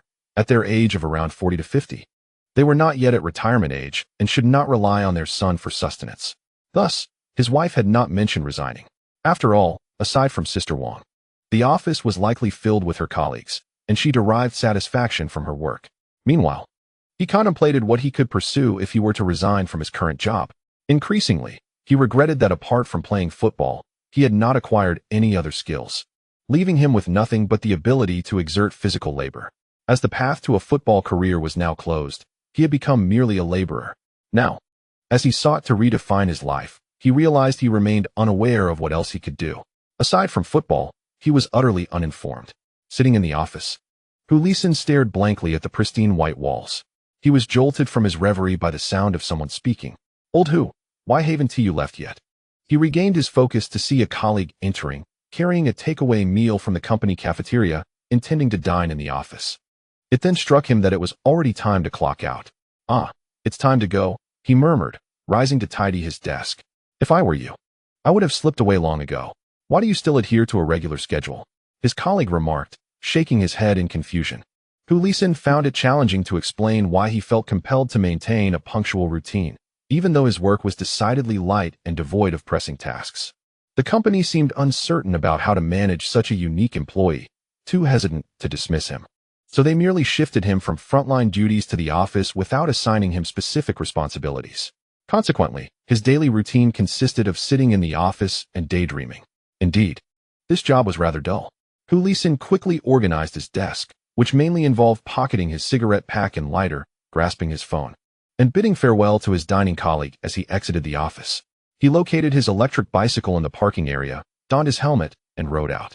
Before departing, he glanced back at the resplendent entrance of the community, noticing old fans standing on a platform, saluting each returning resident.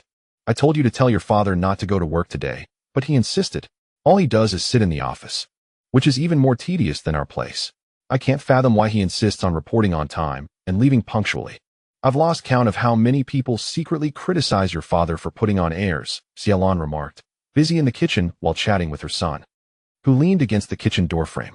In a modest restaurant, a small square table had been set, adorned with several dishes, all of which were Hu Lai's favorites. Tomato, pea shoots, and egg soup, braised beef with potatoes, tender meat with cowpeas, and spicy diced chicken were all present. At that moment, Xiaolan was busy stir-frying the last dish, a vegetarian one, stir-fried phoenix tail. She had initially timed her cooking, but as the final dish neared completion, her husband had yet to return home. Concerned that the food on the table might grow cold, she voiced her complaints to her son. Hu Lai leaned against the kitchen doorframe, arms crossed, and smiled at his mother, saying, "Oh, what's the fuss? Mom, let me tell you. I've often imagined that if I ever won a lottery of 300 million, I would never resign. I would diligently clock in every day and serve the people with utmost sincerity, resolutely battling the misconduct within the company." Xiaolan shot her son a disapproving glance. "You're just talking nonsense. Do you know how that might offend others? What will your colleagues think of you? Aren't you afraid of your superiors making things difficult for you?" Hu Lai laughed. "Mom, if I had 300 million in assets, why would I fear office politics or my boss trying to undermine me?" Xiaolan was taken aback, and upon reflection, she realized that her newfound assertiveness when facing Wang Zijian stemmed largely from having a successful son. In other words, if she were to lose her job in a moment of impulse, she wouldn't need to worry about her family's livelihood. Thus, she naturally felt confident and cheerful at work each day. Just then, the sound of a key turning in the lock echoed from the living room as Hu Lai entered, donning a helmet for his electric bike. Hu Lai turned to see his father, and they exchanged glances, both seemingly at a loss for words. Noticing the awkward silence, Xiaolan began to scold Hu Lai. "Ah, you're finally back. Your son has been home for 4 days, and you've been so unmotivated. Let me tell you, you might not even get to see him again." "For days?" Hu Lai looked at his son in surprise. "Yes, the U-23 Asian Cup is coming up in January, which is also the qualifying event for next year's Olympics. I'll be attending the national team's training camp," Hu Lai explained to his father. Hu Lai nodded thoughtfully. "Why are you standing at the door? Wash your hands and come eat." Not wanting the atmosphere to grow cold, Xiaolan hastily brought the last dish from the kitchen to the table before it turned cold. "Honestly, I timed my cooking perfectly, and you still come home so late," she continued to murmur, while Hu Lai quickly changed his shoes, set down his helmet, and headed to the kitchen to wash his hands. Hu Lai squeezed in to serve rice. With 3 people in the kitchen, it felt somewhat cramped, making it difficult to move. Unable to contain himself, Hu Lai remarked, "Mom, I've made a fortune this season. Let us consider upgrading our house. This kitchen is far too small." Hu Lai instinctively wanted to oppose his son's suggestion. "What's wrong with this place? It's perfectly fine. Just because you have money doesn't mean you should waste it." Before he could finish, his wife interrupted. "Oh, we need to hurry then. Fortunately, we need not visit every single property. Allow me to inform you that your father has taken a liking to a particular residence and has already frequented the sales office several times, to the extent that the sales staff recognize him." Hu Lai glared at his wife, who had seemingly betrayed him. Observing this, Hu Lai chuckled. "Splendid. Tomorrow we shall go to view the property. It conveniently falls on a Saturday. But I have work tomorrow." Hu Lai frowned. Xiaolan shot him a disapproving glance. "Work? With that job of yours? Let me tell you, your company is at a loss regarding how to handle you. They cannot dismiss you, nor can they allow you to continue your mundane duties, so they have assigned you a position devoid of responsibility. Do you truly believe it is a matter of significance? Take a leave of absence and join us in viewing the house." Hu Lai felt somewhat helpless, but Recalling the stark white walls of his office where he often found himself lost in thought, he eventually nodded. Very well. Thus, the decision was made. Xiaolon, brimming with joy, waved her hand. Let us eat. The family of three gathered around their modest dining table, each taking up their chopsticks and reaching for their favorite dishes.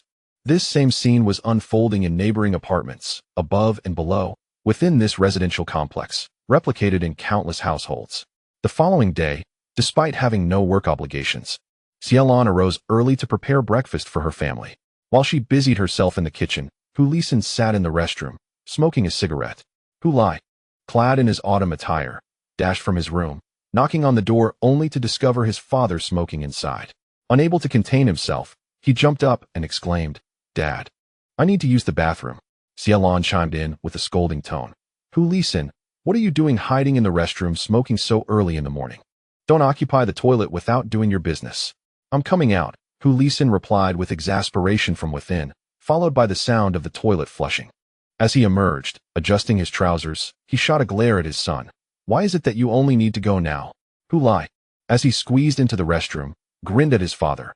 "Once we move to a bigger house, it will be splendid, Dad. We can have 3 bathrooms. And then no one will have to fight for the toilet." "What nonsense are you spouting?" Hu Lai retorted, bewildered. "Why would we need such a large house? Most of the time, it's just your mother and me." Xiaolon, peering from the kitchen, couldn't he help but chuckle at the exchange. Just yesterday, when the father and son had first encountered each other, an air of awkwardness lingered between them, but now the ice was beginning to thaw. Winter would eventually yield to spring. After the family finished breakfast, they stepped outside, hailed a cab, and headed toward their destination. It was a newly constructed property in the southern district of Dongchuan, reportedly developed by a renowned real estate company from the neighboring city of Chongshan in the province of Anong. This developer has established several high-end residential complexes in both Chongshan and Jincheng, known for their excellent property management services. The southern area is also home to the Dongchuan South High-Speed Railway Station, with the new development located merely 5 kilometers from the station. For Xiaolon, the choice to settle in the southern district was motivated by the convenience of visiting her son. She could simply take a cab to the station and, in less than an hour, be reunited with him. Upon seeing Hu Lai's father, Hu Lai, the sales representative at the property center broke into a smile. "Sir, welcome. Which type of unit would you like to view today?" Xiaolon whispered to her son. "See, I wasn't lying to you." Hu Lai, feeling somewhat embarrassed, pointed to Hu Lai beside him and said, "He is the one looking today." "Oh, is this your son? What a fine young man, so accomplished." The sales representative lavished praise upon Hu Lai, who, donning a cap and sunglasses, remained unfazed and asked with a stoic expression, "What is the largest unit you have here?" The sales representative's smile widened at this inquiry. "Sir, our largest unit is a duplex penthouse, 200 square meters with an additional floor, totaling 300 square meters. And it comes with an 80 square meter rooftop garden, fully furnished." Hu Lai nodded. "Sounds good. What is the price per square meter?" "The unit price is 15,000, totaling 4,500,000. Hu Lai mentally calculated his finances and awkwardly realized that he did not have enough funds. His annual salary was 1,800,000, supplemented by a bonus of 1 million for winning the league's Golden Boot this season. Additionally, he scored 41 goals, earning 8,000 per goal, which amounted to 328,000 in bonuses. Furthermore, due to the team qualifying for the Super League and winning the FA Cup, the total team bonus was 30 million, of which he received 270,000 for his outstanding contributions. Altogether, this equated to 5,828,000. However, upon closer inspection, this figure was gross income. After the highest personal income tax rate of 45% was deducted, he would only take home around 350,000. And even that was not his actual disposable income due to daily expenses. Consequently, the current balance in his bank account stood at 3,400,000. This amount was insufficient for the property price, let alone the various taxes associated with purchasing a home. Of course, he could consider a mortgage. But Hu Lai was not fond of loans. He firmly believed that if one had the means, paying in full was the safest option. At that moment, Xiaolon exclaimed, "That's too high?" The sales representative, hearing this, quickly smiled and explained, "Madam, the unit price at Heilong Xingjing is indeed higher than surrounding developments. But both our hardware and service are the best in Dongchuan." Xiaolon interrupted, "No, young man, I am not referring to the price. I mean the height of the floors. I have a fear of heights and cannot live on the top floor. She finished her sentence while holding her forehead. Hu Lai quickly nodded in agreement. Right. Do you have any other suitable units to recommend? Well, sir, how about this 180 square meter flat? The total price is only 270,000. Hu Lisin interjected. I was previously looking at the 90 square meter unit. However, Hu Lai quickly calculated in his mind, factoring in all expenses, and determined that he had sufficient funds to purchase this unit. Thus, he decisively stated, I'll take this one. Is there a ready-to-move-in option? Please take us to see it. The salesperson nodded enthusiastically, assuring them, Yes, yes, yes. Please wait a moment while I fetch the keys. Once he left, Hu Lisin began to voice his discontent. Why purchase such a large place? It's just you and your mother living here. Isn't it a waste? Hu Lai shrugged in response. Nowadays, homes come with shared spaces. They claim it's 180 square meters, but it's certainly less. Besides, as one lives in a house, they invariably find it too small. Standing alongside her son, Xiaolon supported his viewpoint. Exactly. If our previous house hadn't been so cramped, we wouldn't have had to discard that large wardrobe when we got married. Upon hearing his wife bring up this matter, Hu Lisin fell silent. The couple's marital home was not the same as their current residence. They had moved here after tying the knot, but due to the limited space of the new house, much of their old furniture could not fit, necessitating its disposal. Xiaolon had lamented this decision to him for many years. The salesperson soon returned, keys in hand, ready to show them the available property for sale. What I will show you is not a mere model home, but an actual, fully renovated unit, complete with furniture and appliances, ready for you to move in without any hassle. Before a grand door on the 10th floor, the salesperson unlocked the security door with the keys and stepped aside, gesturing elegantly for them to enter. Upon crossing the threshold, Xiaolon was immediately dazzled by the brilliant sunlight flooding the space. Even Hu Lisin, who had been grumbling earlier, was momentarily taken aback by the sight of this new home. The unit faced south, directly overlooking the community garden courtyard. Unobstructed in its views, truly the prime position within the complex. What you see now is a glimpse of your future life here. This is not a simulation crafted with model homes and artificial lighting, the salesperson proudly declared. Golden sunlight poured through the floor-to-ceiling windows at the entrance, illuminating the entryway and casting a brilliant glow that was almost blinding. Here is the entrance. To the left is the living room and dining area. The space is well ventilated and filled with natural light, he continued. The Hu family, captivated by the radiant beauty of the home, wandered through each room with eager curiosity. Hu Lisin, initially skeptical about the necessity of such a spacious residence, now pointed excitedly to the balcony facing the southern courtyard. We could move our dining table here and add a couple of chairs. On a day like today, we could enjoy our meals right here. Despite the chill of December in Dongchuan, the enclosed balcony offered only warm sunlight, devoid of any damp winds. Standing in the sunlight felt wonderfully cozy. Xiaolon nodded in agreement, envisioning the scene and finding it entirely feasible. They could enjoy their meals while gazing through the bright glass at the lush courtyard below, or even catch a glimpse of the river view from the nearby building. A truly refreshing prospect. Hu Lai paused for a moment. Dad, I want to even mention why we want to bring that old table here, but I'm curious. Why 2 chairs? There are 3 of us. Hu Lisin shot him a glance. How often do you even stay at home? Why would we need 3 chairs? Isn't that a bit cramped?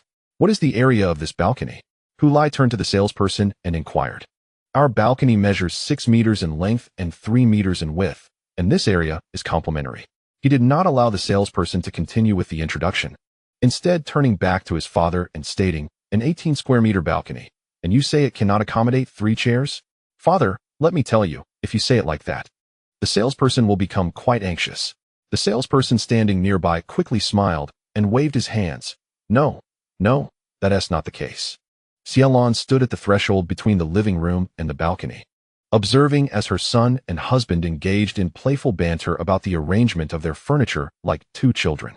She remained silent, simply watching them. The brilliant winter sunlight streamed through the glass window, bathing the entire balcony and extending into half of the living room, casting a warm glow that was almost drowsy. Thus, Xiaolon gently leaned against the frame of the floor-to-ceiling glass door, tilting her head to admire the playful exchange between her husband and son, the sunlight glimmering upon them. She slightly squinted her eyes, a smile curling at her lips. It was approximately the latter half of 2013 when my wife and I In our quest to move out and live independently with our child, diligently explored numerous properties. However, we were yet to find one that met our expectations. One day, the staff at the Community Leasing and Sales Center guided us to a particular residence. Upon opening the door, we were immediately greeted by an influx of sunlight. The afternoon sun poured in at 2 o'clock, illuminating the still raw space with a brilliant brightness. The entrance garden, living room, and balcony were all enveloped in sunlight. My wife and I shared a singular thought. This house was destined to be our future home. Despite the distressing experience of the original owner raising the price by $50,000 after signing the contract at the Housing Transaction Center, I never contemplated relinquishing this property. Instead, I compelled the landlord to relent on her unreasonable demands by threatening to forfeit the double deposit, ultimately securing the purchase of the house.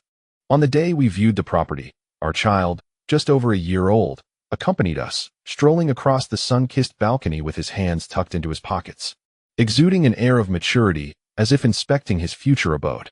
Initially, my wife and I intended to incorporate this house-hunting narrative as the conclusion of the previous chapter, but I later resolved to position it at the beginning of this chapter. For Hu Lai's family, a spacious and bright new home signifies the commencement of a new life, making it far more fitting to place this at the start rather than the end of the chapter. Chapter 2. A pact sealed with a promise ultimately. Hu Lai purchased the home that captivated the hearts of his entire family. With the added area, it approached 200 square meters, boasting 4 bedrooms, 3 living areas, and 3 bathrooms, which were indeed advantageous features. For Hu Lai's family, currently residing in a modest 58 square meter apartment. This was the pinnacle of luxury they could ever envision. With so many rooms, they even found themselves at a loss as to how to allocate them. In the end, apart from their respective bedrooms, they unanimously agreed to designate one room as Hu Lai's honorary display room, a space to showcase all the medals and trophies he had earned from his school team to his professional career, including the championship medal and golden boot from the Anton Cup, the National Competition Championship Trophy, Golden Boot Trophy, and Best Player Award, as well as the 4 trophies and a gold medal recently acquired from the Capitals award ceremony at the close of this season, along with last season's Rookie of the Year trophy. Moreover, one must not overlook the championship gold medal and golden boot, as well as the Best Player Award attained during the East Asian Cup. Each of these honors chronicles Hu Lai's football journey, holding extraordinary significance for them. Furthermore, Xiaolan is resolute in her belief that her son will undoubtedly earn more accolades in his future career, necessitating a dedicated room to showcase these symbols of recognition, rather than merely placing them on the desk previously used by Hu Lai. Hu Xian, too, expressed no objections. Thus, on that morning, both parties convened at the sales office to finalize the contract. The property was purchased in the name of Hu Lai's parents, with Hu Lai transferring the funds from his bank account to his mother, thereafter relinquishing responsibility. This decision stemmed largely from his lack of time to remain in Dongchuan to navigate the procedural intricacies, as the home buying process entails online signatures before proceeding to the real estate transaction center, which is time-consuming. Hu Lai, unfortunately, lacked this luxury of time. This is also one of the reasons he opted against a mortgage, as it would prolong the process even further. By providing the funds to his mother, he entrusted the remaining tasks to his parents. The property deed bears both parents' names, serving as a gift and gratitude for their nurturing. With the home purchase settled, Hu Lai prepared for his imminent departure. Before leaving, he made a point to visit Li Qingqing's father, his school team coach. He initially intended to treat the coach to a meal, but was met with a direct refusal. "Let's skip it. I fear it might be awkward with just the 2 of us." Hu Lai, with his unyielding boldness, felt no embarrassment. However, respecting the coach's sentiments, he acquiesced. Indeed, Hu Lai did not encounter Li Qingqing during this visit. In mid-December, the first half of the European League was yet to conclude. By the time Li Qingqing returned for the holidays, Hu Lai would have already reported for training with the national U23 team. Thus, they perfectly missed each other. However, there was little to be done, as the U23 Asian Cup was hosted in China and was crucial for the national team's chances of participating in the Olympic Games in Madrid next summer. Both the Football Association leaders and the media held this matter in high regard, especially following the national team's stellar performance in the East Asian Cup last March, where they clinched the championship, raising expectations significantly.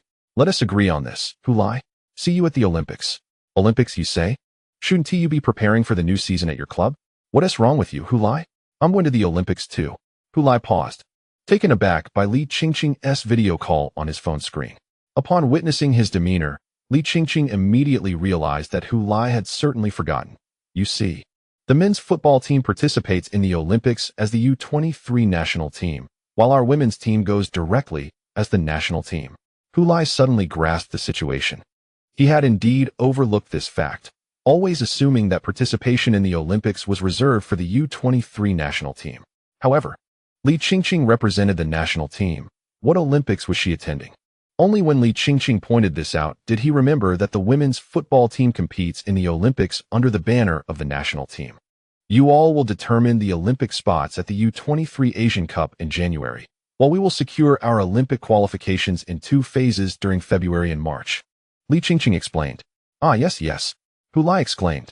So you must ensure that you qualify for the Olympics. Don't just point fingers at me. You need to qualify too. She replied with a chuckle. When has our women's team ever missed the Olympics? Meanwhile, when was the last time the men's team participated in the Olympics? Oh right.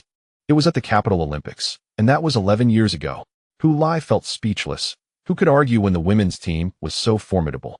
Regardless, we have made a pact. We must meet at the Olympics. At this point, Li Qingqing suddenly raised her pinky finger towards Hu Lai through the screen. What are you doing? Let us make a pinky promise. Li Qingqing wiggled her pinky on the other side of the screen. How can we make a pinky promise through the screen? Hu Lai thought Li Qingqing was being ridiculous. Just do it from afar. Hurry, I want to see your pinky. Reluctantly, Hu Lai raised his pinky in response. How childish. Li Qingqing, however, laughed joyfully. Come on, repeat after me. Pinky promise. Pinky promise, Hu Lai said, rolling his eyes in a dismissive manner. 100 years, no changing. 100 years? That's just for next year. What are you talking about? He couldn't help but retort. Then it's a pinky promise. See you at the Olympics next year. Hu Lai echoed, then lowered his hand. Listen, Hu Lai, you must pay attention. If you fail to attend the Olympics, you owe me 30 meals. Li Qingqing withdrew her hand from the screen. Why 30 meals? Missing out on the Olympics. A grand event that garners global attention? You think 10 meals would do justice to the significance of the Olympics?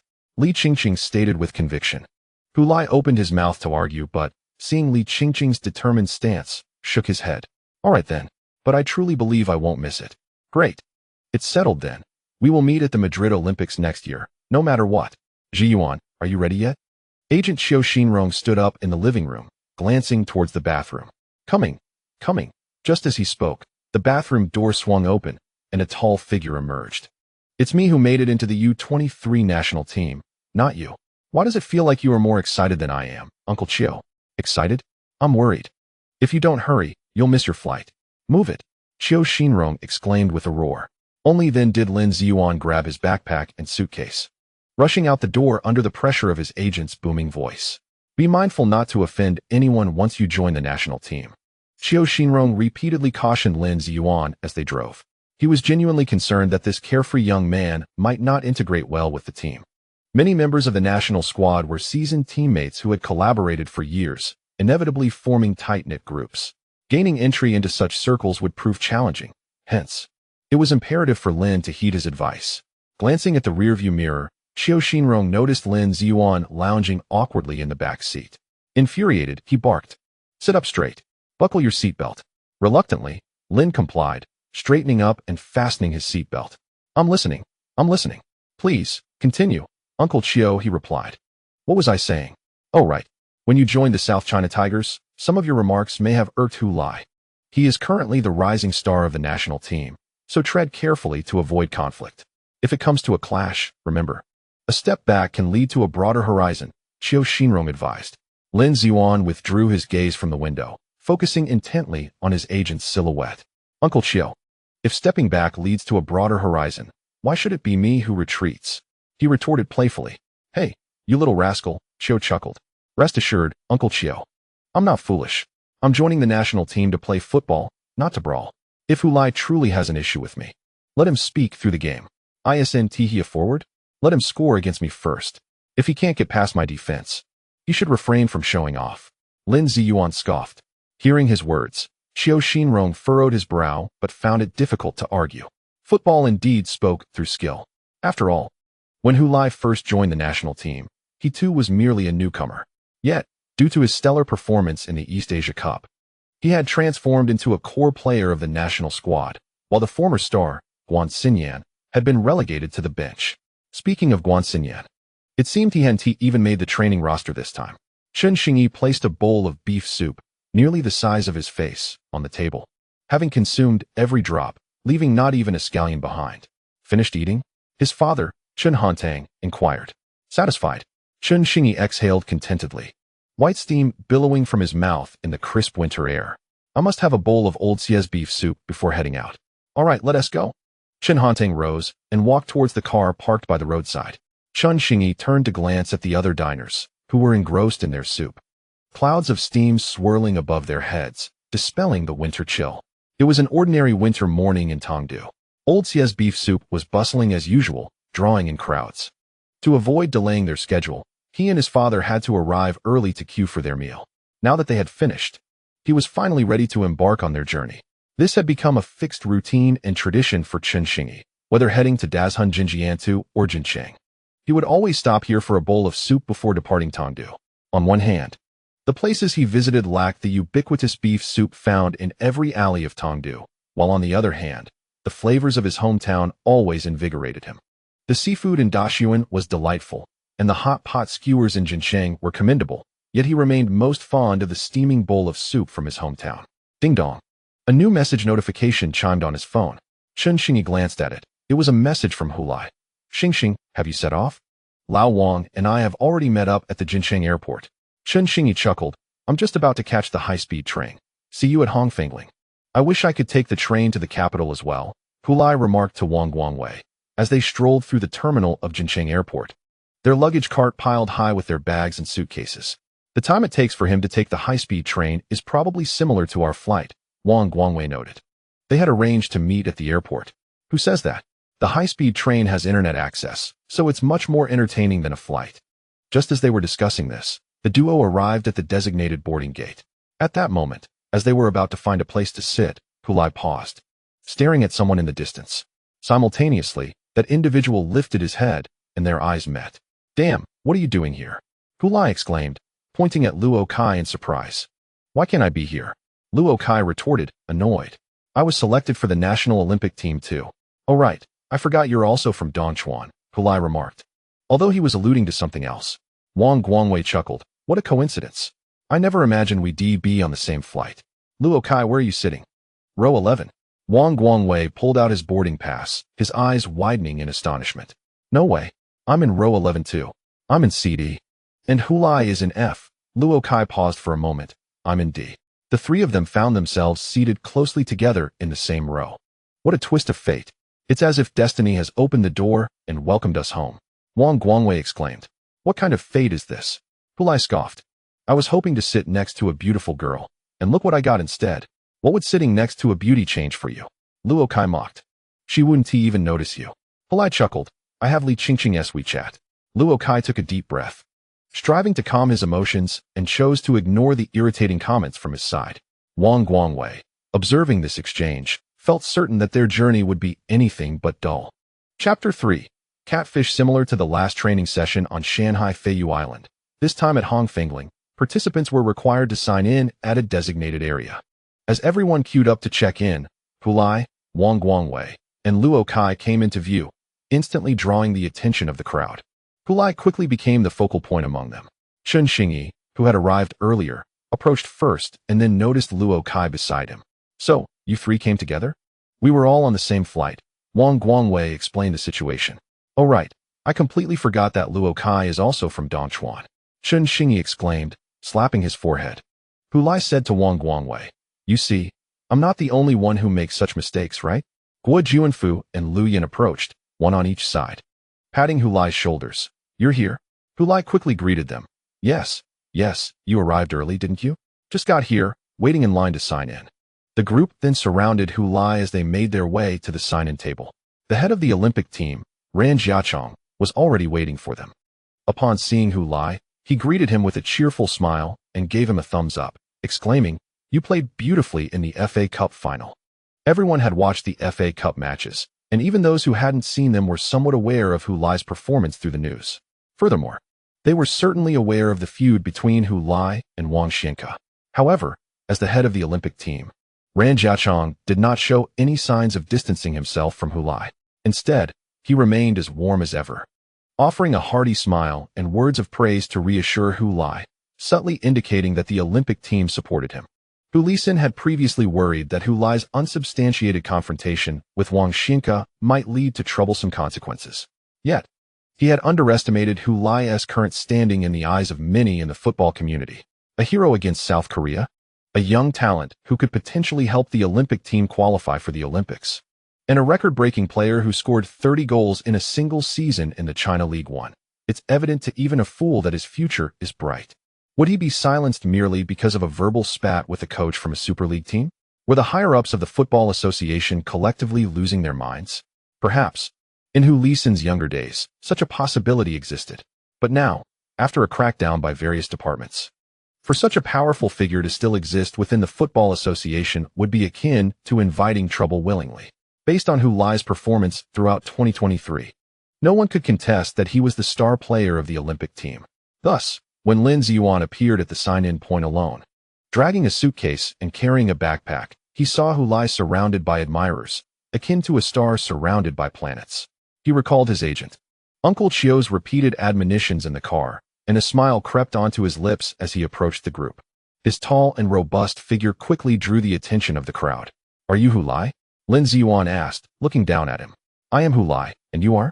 Hu Lai looked up at him. "I am Lin Ziyuan." A look of confusion crossed Hu Lai's face.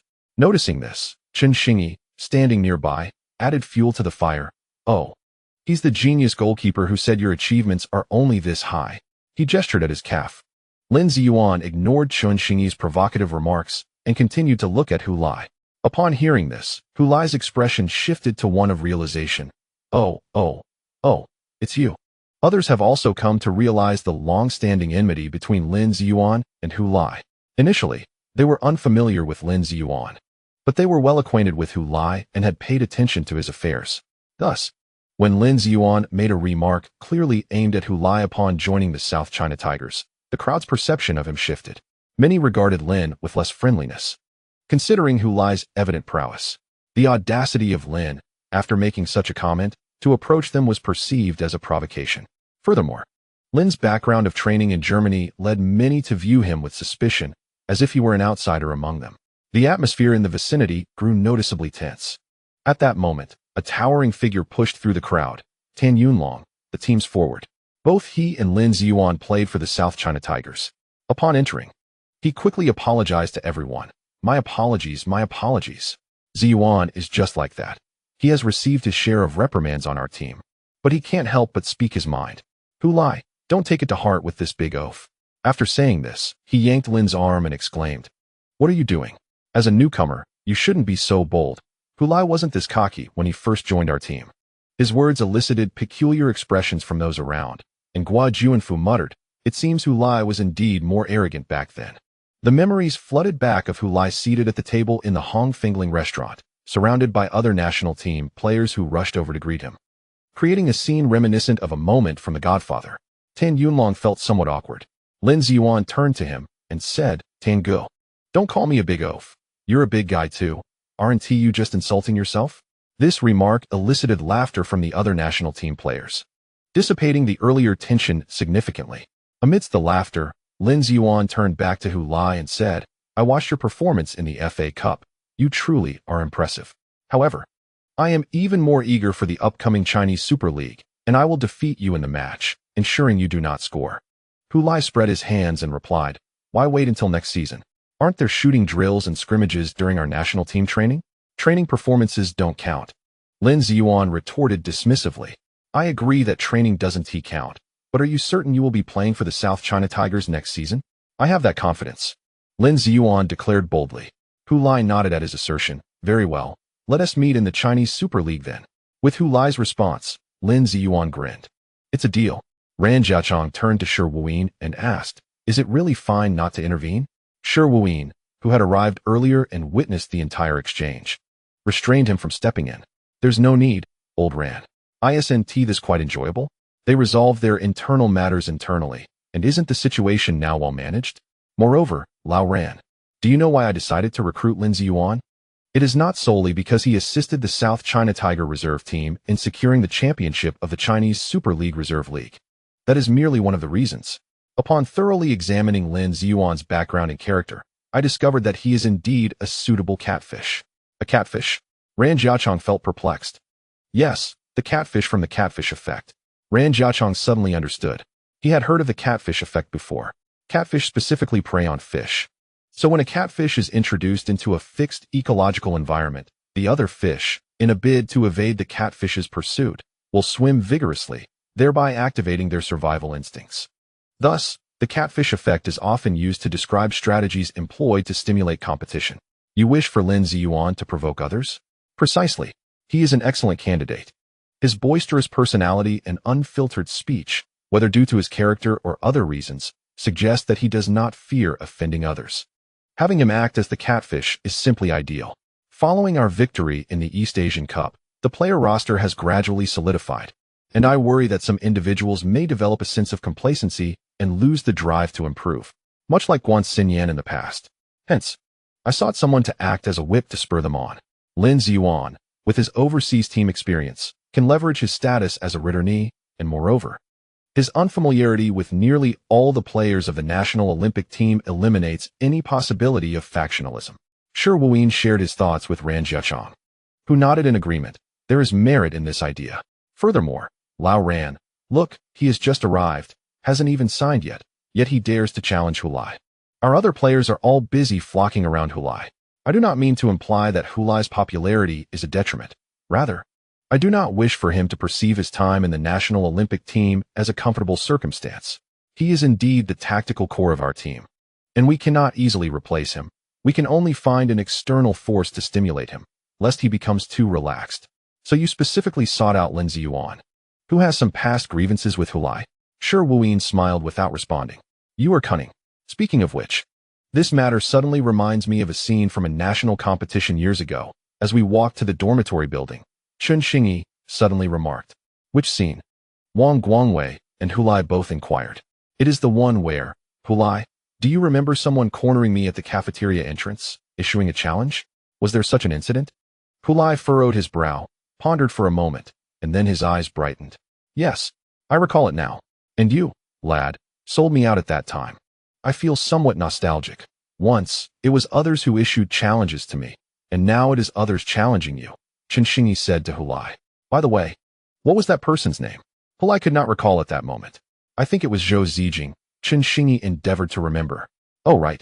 He later approached our dormitory building claiming he would defeat me in the professional league, yet we have not heard from him since. Has he joined a professional team? Uncertain. Chen Xingyi shook his head. Zhou Zijing, have you lost your mind? Running a half-marathon at this late hour.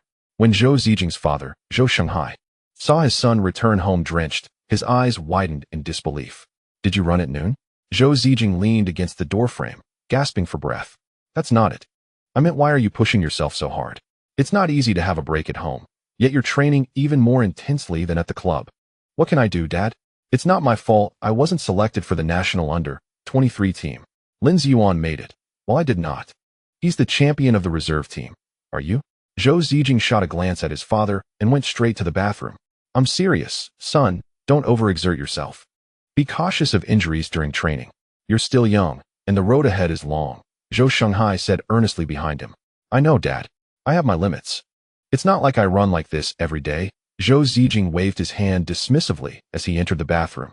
I was just a bit upset today, so I went for a run to clear my mind. With that, he shut the bathroom door. Zhou Shanghai, standing outside, shook his head helplessly. Hu Lai and Chen Xingyi had both been selected for the national team, and even Lin Ziyuan had become a member. Watching his former competitors from national competitions drift further away, he couldn't help but feel anxious. But son, everyone has their own path. Just focus on yours. Don't rush. What is meant for you will eventually be yours. Chapter 4. Hu Lisan's decision thus. The national team commenced its final training session before the U-23 Asian Cup amidst the biting cold of the capital. Lin Ziyuan indeed infused the squad with a fresh vigor. Although he and Hu Lai reached a consensus at the sign-in desk, it was challenging to ensure that all team members found him agreeable. There would always be those who attempted to challenge Lin Ziyuan during training. Particularly during the shooting drills, the atmosphere on the training ground peaked. Everyone was eager to score against the goal defended by Lin Ziyuan. Seizing this opportunity, Lin Ziyuan showcased his prowess, elucidating why he had secured a starting position in a German football club's youth team and how he swiftly became a key player for the South China Tiger reserve team, aiding them in clinching the Reserve League championship. While he could be somewhat irksome in conversation, this did not imply he was merely a talker.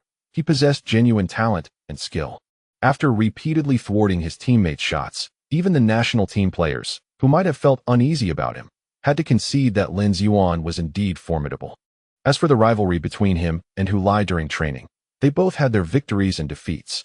At times, Hu Lai's well-executed shots were saved by Lin Ziyuan, while at other moments, despite Lin Ziyuan's utmost efforts, he couldn't touch the ball as Hu Lai scored. It was indeed as Lin Ziyuan had stated. Performance in training did not equate to actual results. The true measure would only reveal itself in competitive matches. Lin Ziyuan's displayed strength during training even earned the admiration of his direct competitor, the former starting goalkeeper, Song Kuan. He may lose his position as the main goalkeeper due to Lin Ziyuan, yet he finds himself at a loss for words, for Lin's abilities are indeed remarkable.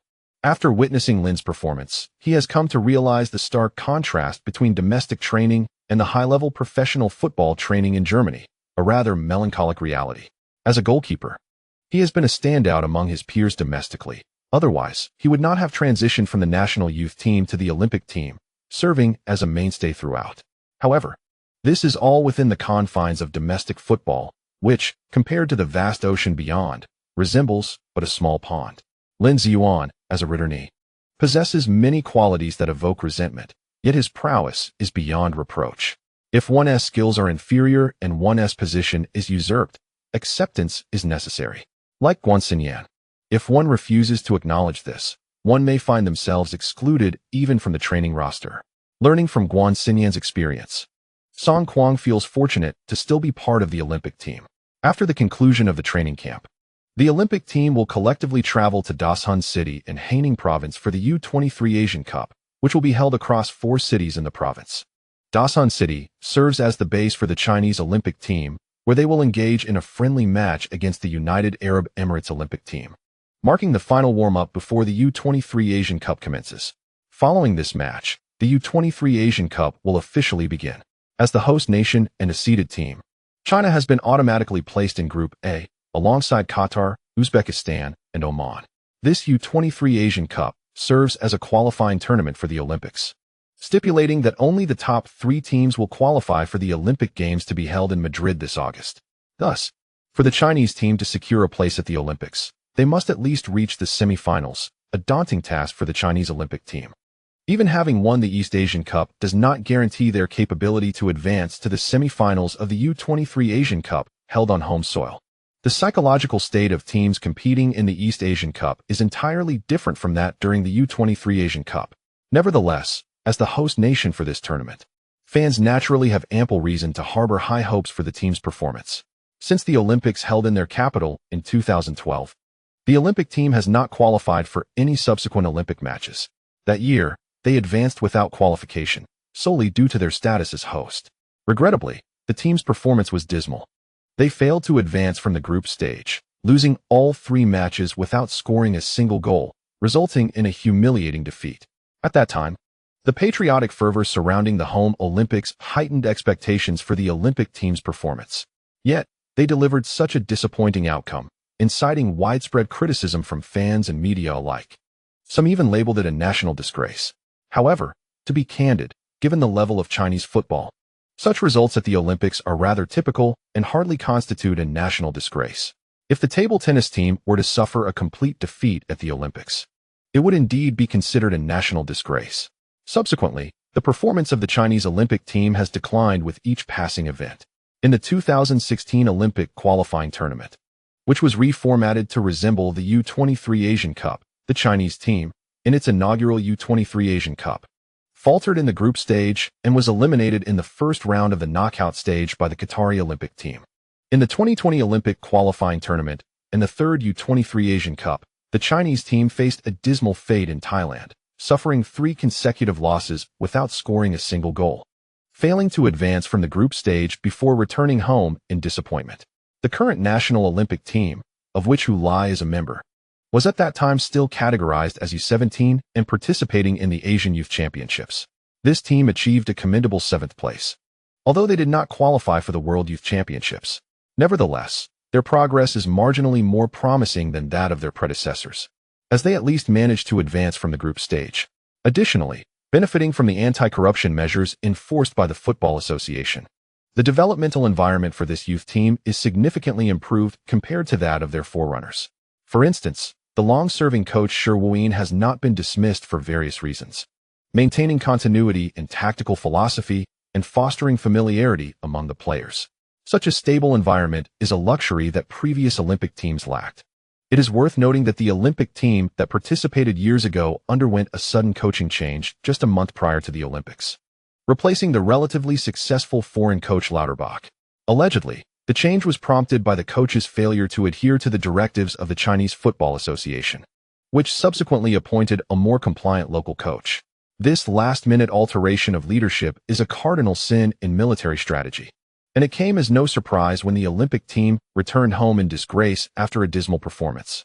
Now, under the stewardship of Shi Wuyin, this Olympic team has finally achieved commendable results in the East Asian Cup, leading to heightened expectations from the public. Indeed, upon witnessing the remarkable performances of these young players in the 2023 season, should this team fail to break through in Asia and secure a place in the Olympic finals, Chinese football fans may sink into profound despair. After all, if such a talented team cannot succeed, who else can? Thus, even before the commencement of the U23 Asian Cup, this team carries a heavy burden of pressure. Of course, with Hu Lai on the team, the atmosphere is bound to be a bit different. During a training match, after Hu Lai executed a feint to outmaneuver Liu Jinge, Chen Xingyi exuberantly shouted, "Everyone, stand up, applaud and cheer." The sidelines erupted with a chorus of cheers. Hu Lai is incredible. Hu Lai is amazing. Originally positioned to defend against Hu Lai's shot, Song Kuan dashed out of the goal, arms wide open in celebration, leaving Hu Lai with an empty net. Infuriated, Hu Lai shouted, "Come back. What are you running for? If you have the guts, take the goalpost with you." The entire field, both on and off, erupted in laughter. Shi Wuyin and Li Jifei, witnessing this scene, shared in the amusement, showing no intention to intervene. They both knew it was the players from the national under-23 team playfully teasing Hu Lai. Just moments ago, Hu Lai had successfully dribbled past an opponent outside the penalty area. Everyone was aware that dribbling was not Hu Lai's forte. So when he managed to outmaneuver Liu Jinge during training, the entire group erupted in cheers, as if Hu Lai had accomplished something truly remarkable. Liu Jinge, who had been outplayed, lay on the ground with his hands covering his face, clearly frustrated that he had been surpassed by Hu Lai. He realized he would be the subject of his teammates' jokes for several days. Indeed, Wang Zijian rushed over, squatting beside Liu Jinge with a fist half clenched, as if presenting a microphone to him. "Hey, brother Yin, let us have an interview. What is it like to be dribbled past by Hu Lai? Damn it. I thought he was going to go past me on the left, so I moved to position myself, but unexpectedly, he tripped himself and sent the ball to the right. I was caught off guard." Liu Jinge lamented from the ground. Wang Zijian summarized, "I understand. It's like when I play FIFA. I randomly mash the joystick and somehow pull off a Francis turn. I reckon Hu Lai doesn't even know how he managed to get past you." Hu Lai retorted, "Nonsense. This was clearly my strategy. I had it all planned." Wang Zijian pointed at Liu Jinge. "Well then, do it again, brother Yin. Use the same move you just did." Hu Lai shook his head. "That won't work. I can only use that dribble once. It's absurd, isn't it?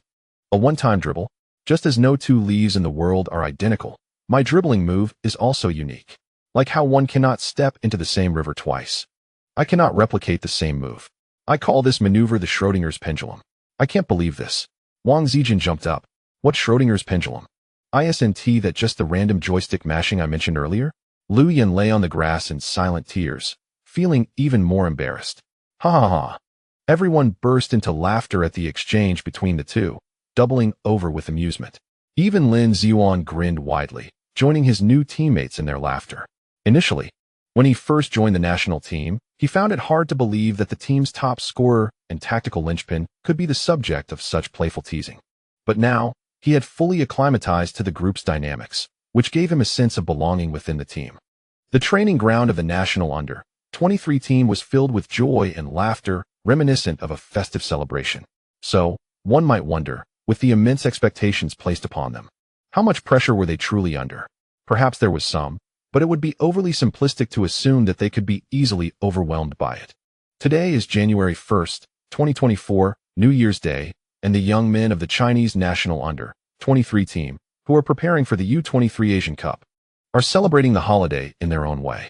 Let us follow our reporter's lens into the Hongfengling training base to discover how they are spending this festive occasion. The television broadcasts scenes of the national team's training, accompanied by frequent bursts of laughter. It seems the young men of the Chinese national under-23 team are spirited and relaxed. The base restaurant has prepared a sumptuous festive feast specifically for the national Olympic team, ensuring that the young men at the training base can enjoy a delightful New Year's celebration. In the final shot before the restaurant scene fades, Hu Lai is playfully lifted by Wang Guangwei, who jokingly kicks him in the rear. However, Hu skillfully evades the gesture and scurries off-screen while clutching his backside, provoking hearty laughter from the remaining players captured in the frame. Witnessing this scene, Xiaolon feels a surge of joy. Look at how well our son is liked. Hu Lai, however, remains unresponsive, casting a sidelong glance at his husband. What are you thinking? Your gaze is so intense.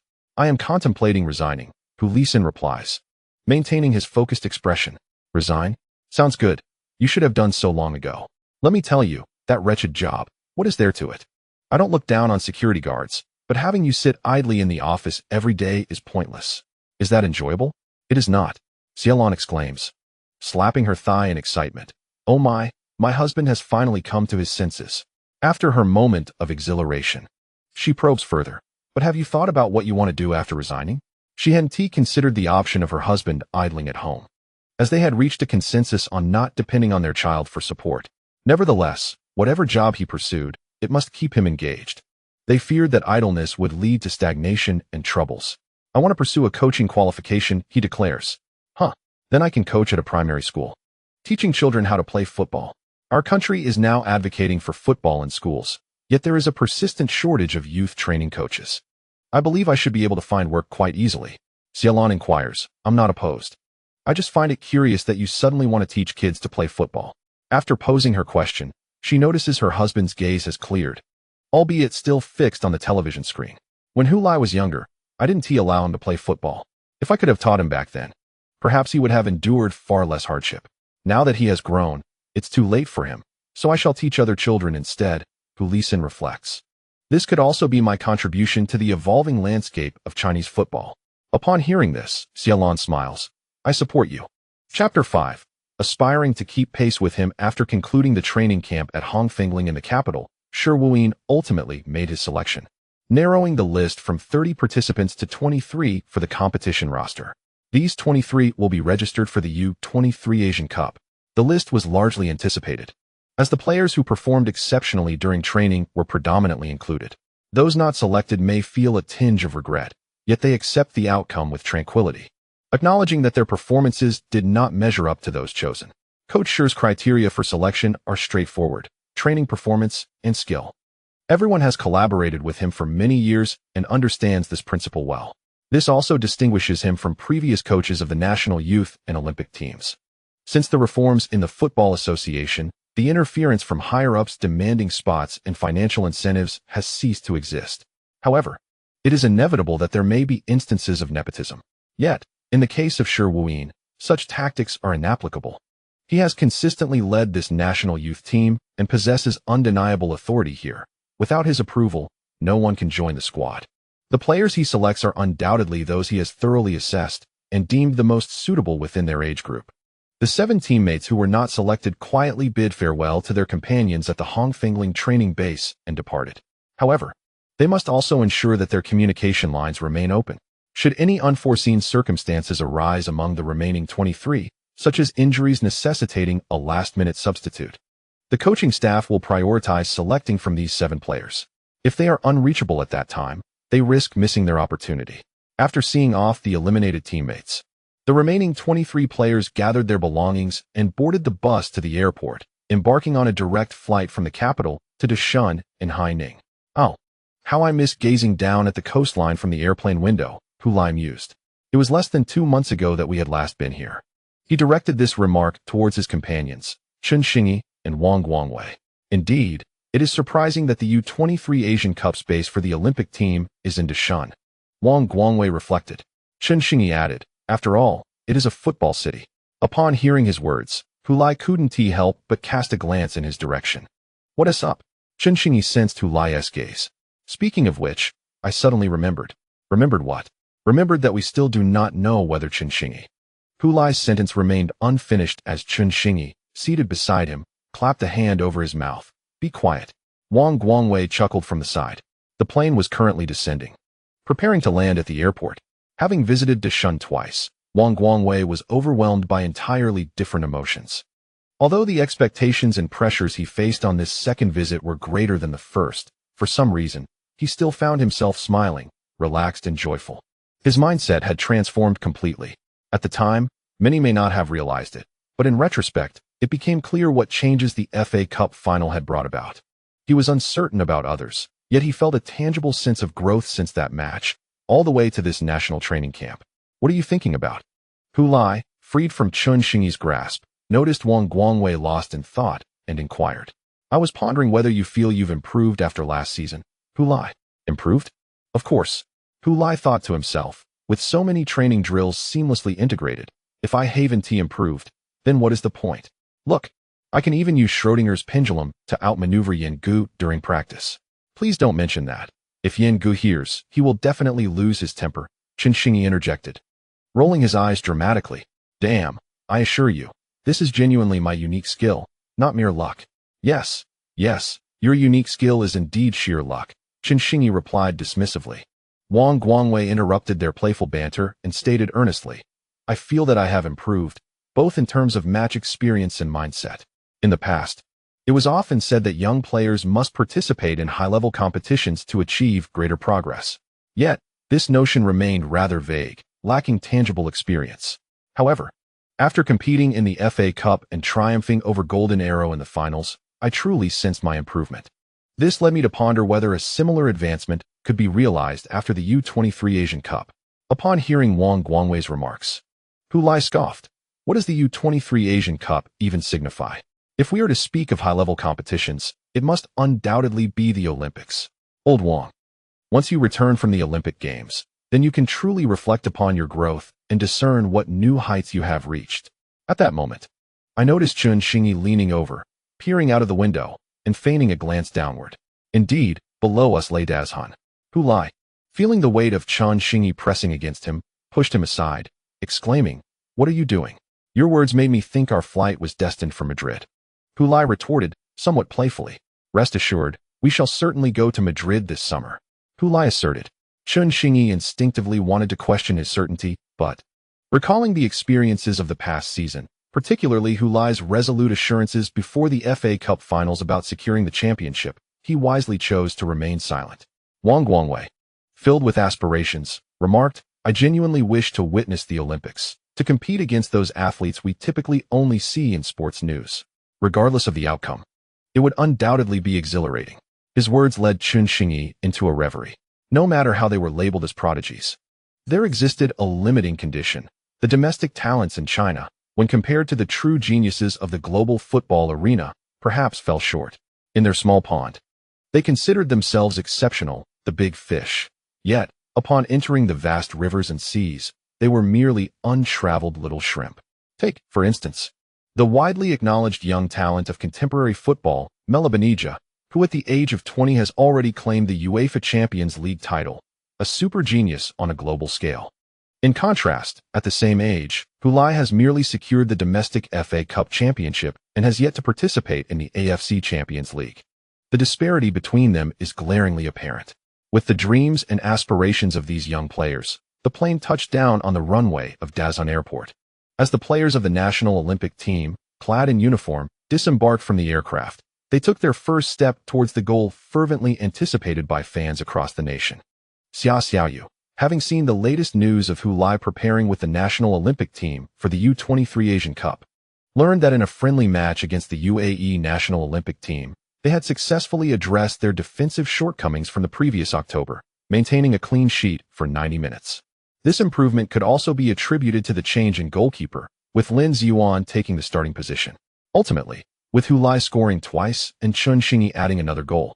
They triumphed 3-0 against the UAE national Olympic team, concluding their final warm-up match before the U-23 Asian Cup.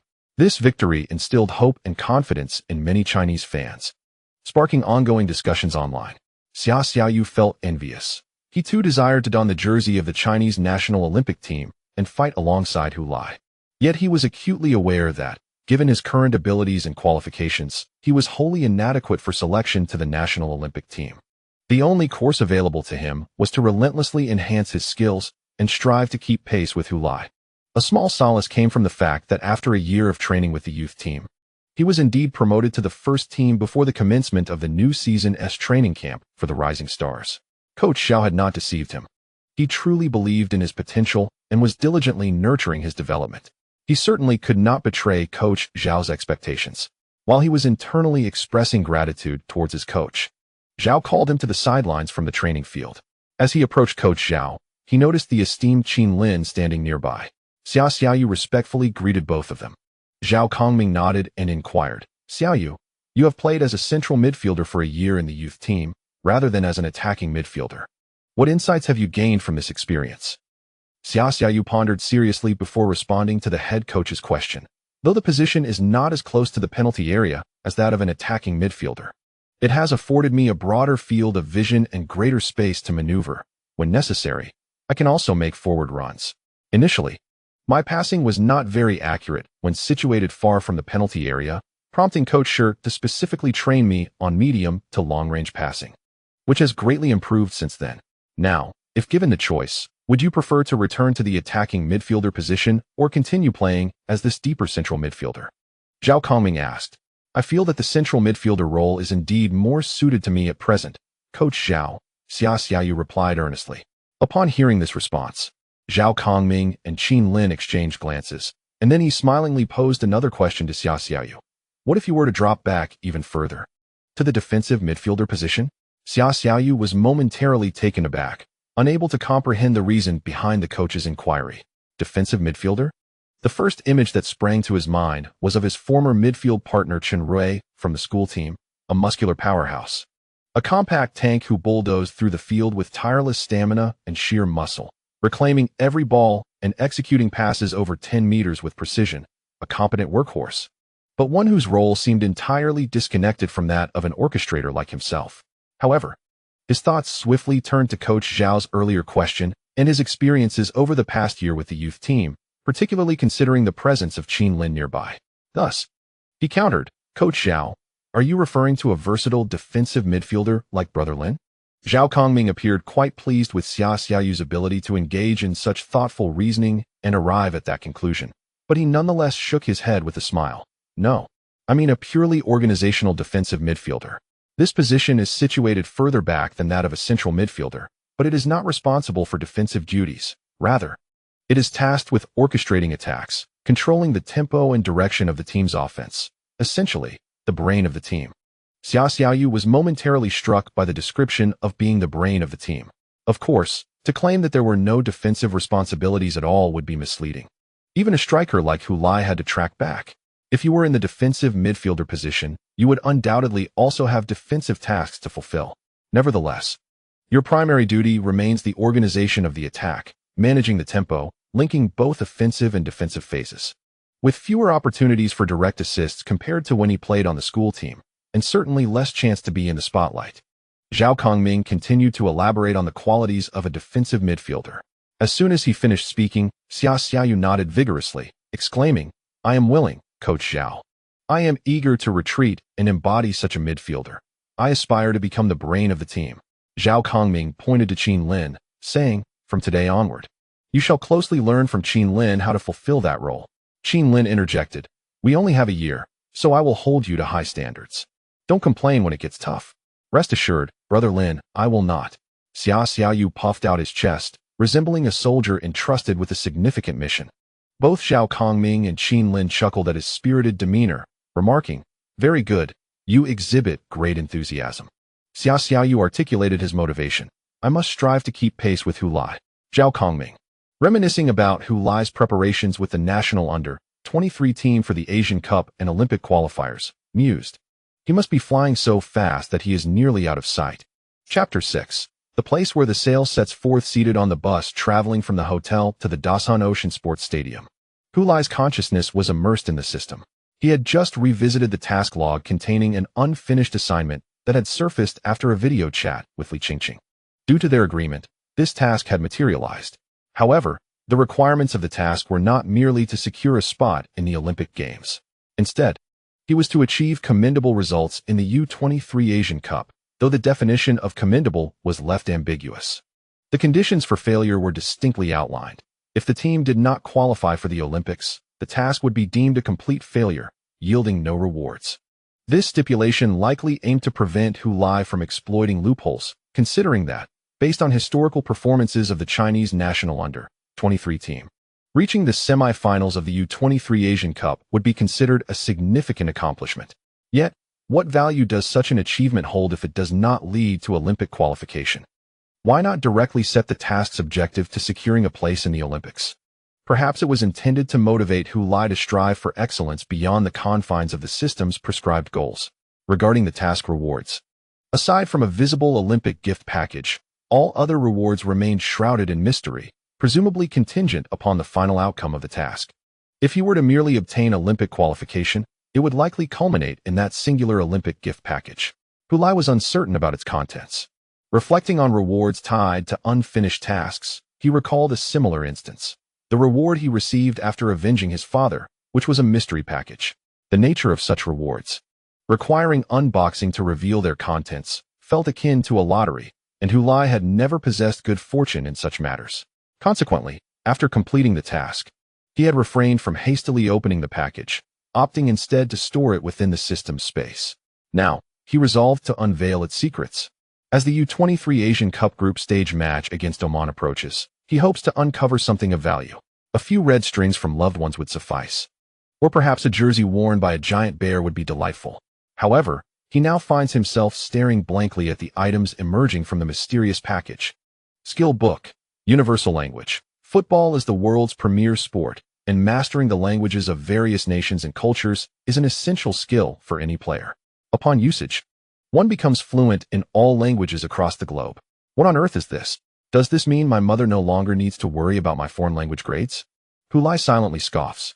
He had anticipated practical gear, or at the very least, some training scrolls, or even a powerful intelligence potion. Instead, he receives a foreign language book. He acknowledges that the skill book's description holds some merit. Language is indeed significant. In the realm he arrived in, there have been instances of Chinese players struggling to integrate into teams and their living environments abroad due to language barriers, ultimately leading them to return home. But the issue is, I am not going abroad now, so what use is this? Suddenly, Hu Lai is struck by a thought. He remembers the upcoming U-23 Asian Cup, which, although hosted in China, will feature opponents from various Asian countries who certainly do not speak Chinese. If he uses this skill book, can he understand what they are saying and communicate with them on the field? Contemplating this, the universal language skill book seems remarkably useful for him. Of course, Hu Lai would never admit that this skill is akin to the comedic football skills his fans speak of. How could he, a professional football player, be reduced to a street performer? He merely wishes to facilitate friendships on the field, as the saying goes, rely on family at home and on friends abroad. Fostering good relationships allows one to traverse the world without fear. Thus, he resolutely chooses to use the skill book. Immediately, he feels as though no changes have occurred in his mind. Hu Lai is accustomed to this sensation, something that seems ineffective yet is actually beneficial. He does not hastily seek out something to validate whether he has acquired the corresponding ability. Instead, he exits the system space, allowing his consciousness to return to reality. He soon beholds the white canopy of the Ocean Sports Stadium, raised high like a sail, ready to set sail for distant horizons. Wow! The home team locker room at Ocean Sports Stadium is truly luxurious. Hu Lai exclaims in genuine admiration as he follows his teammates into the locker room. Previously, when he visited this stadium as a shining star player for the FA Cup Finals first leg, he utilized the away team's locker room. According to international customs, away team locker rooms are typically very basic and austere, only possessing the most fundamental amenities to meet essential needs.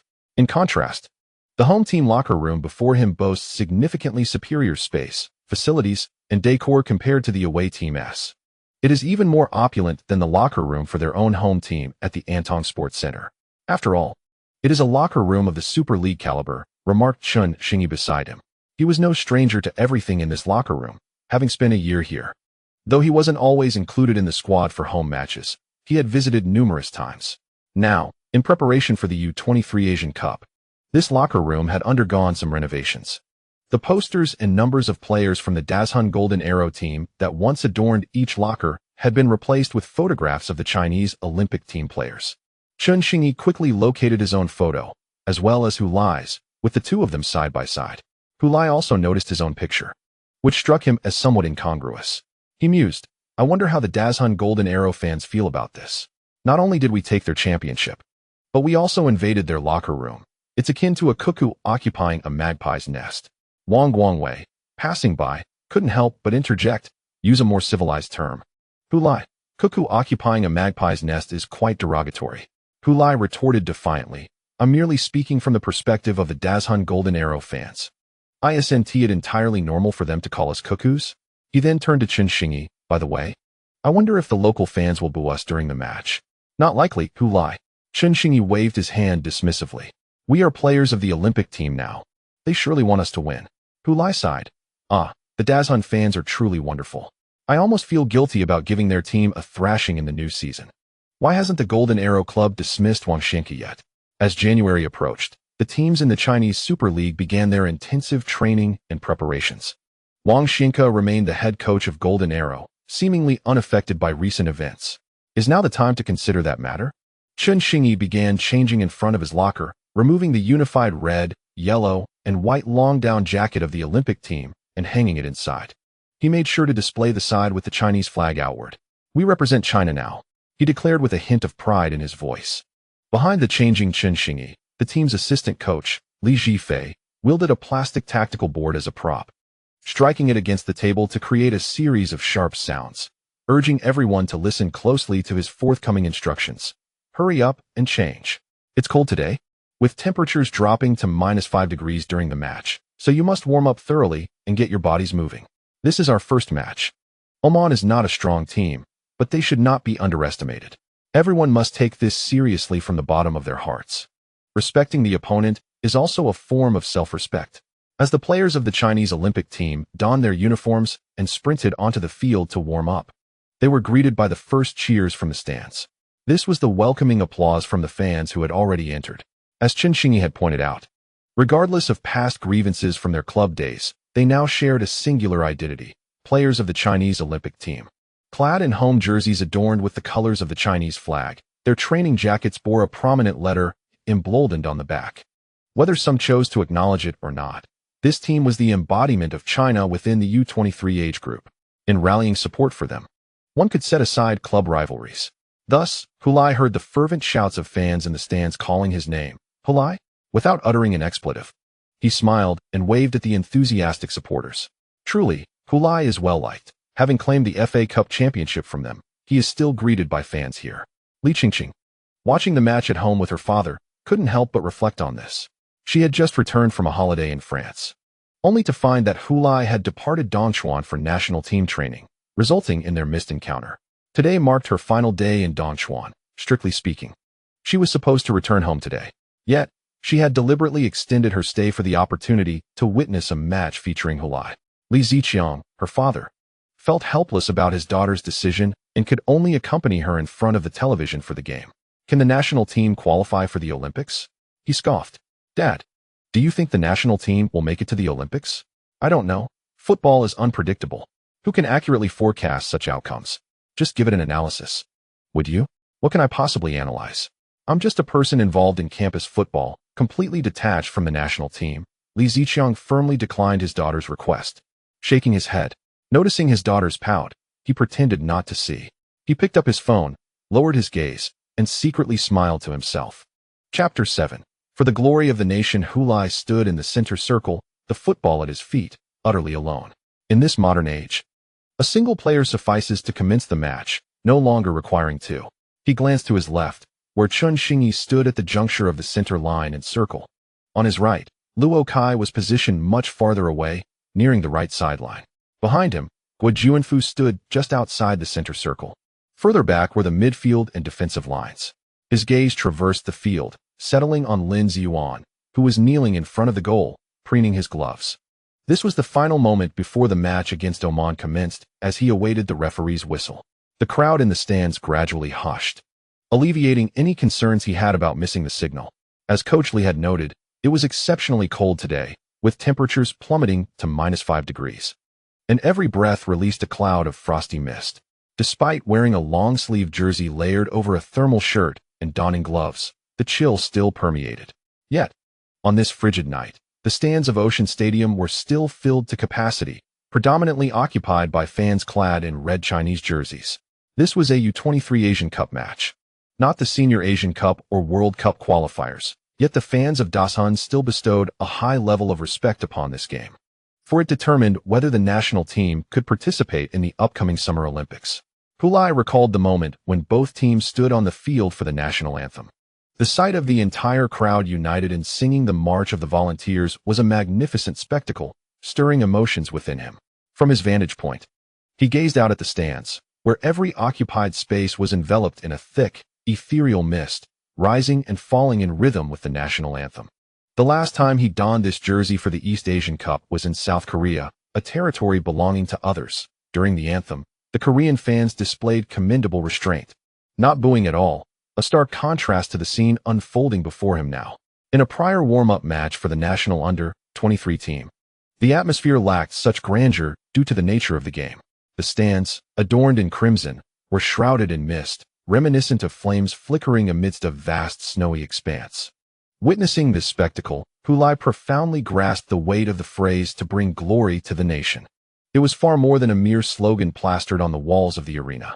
At that moment, a sharp whistle pierced the air. Good evening, viewers.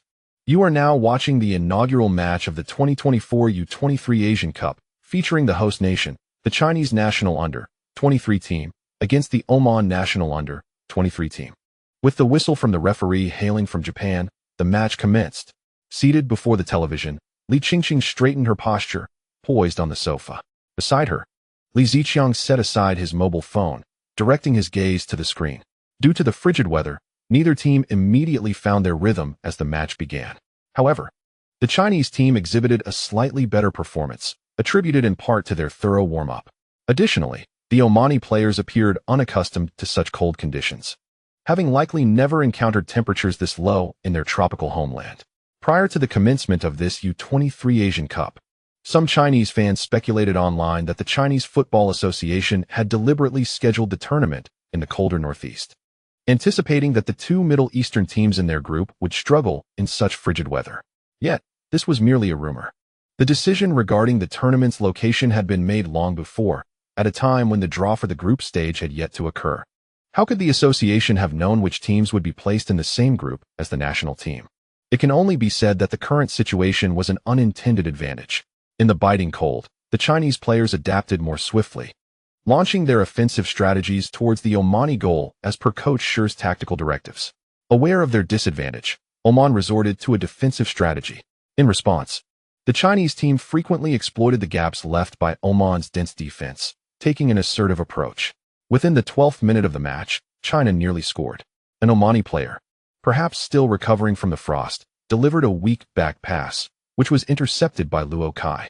After feigning a pass to Hu Lai, causing the Omani defense to shift, he suddenly changed direction, dribbling into the penalty area. The moment caught the Omani defender off guard. The players were already prepared to defend against a pass from him when he suddenly cut in, leaving them bewildered. The stands erupted in a wave of cheers. As he charged into the penalty area, Roque did not continue dribbling. Instead, after a brief adjustment, he took a shot. Unfortunately, the ball was blocked by a timely intervention from the approaching Omani center back. "Ah, Roque, what a pity." Commentator He Feng exclaimed from the broadcasting studio. "No worries, He Feng. No worries." At this moment, it is evident that the players of the national U23 team are more acclimated to the weather and the pitch than their opponents, likely due to their prior training at Hongfeng Ridge. The players' spirits are high.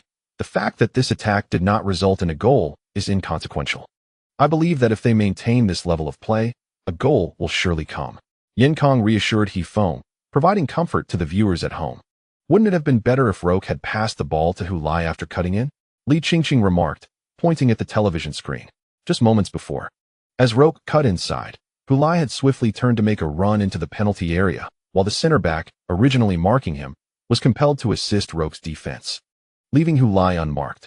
He had even gestured for a pass. However, Roque did not glance up and shot directly instead. Li Zijian maintained a serious demeanor, stating, Roque's decision was sound.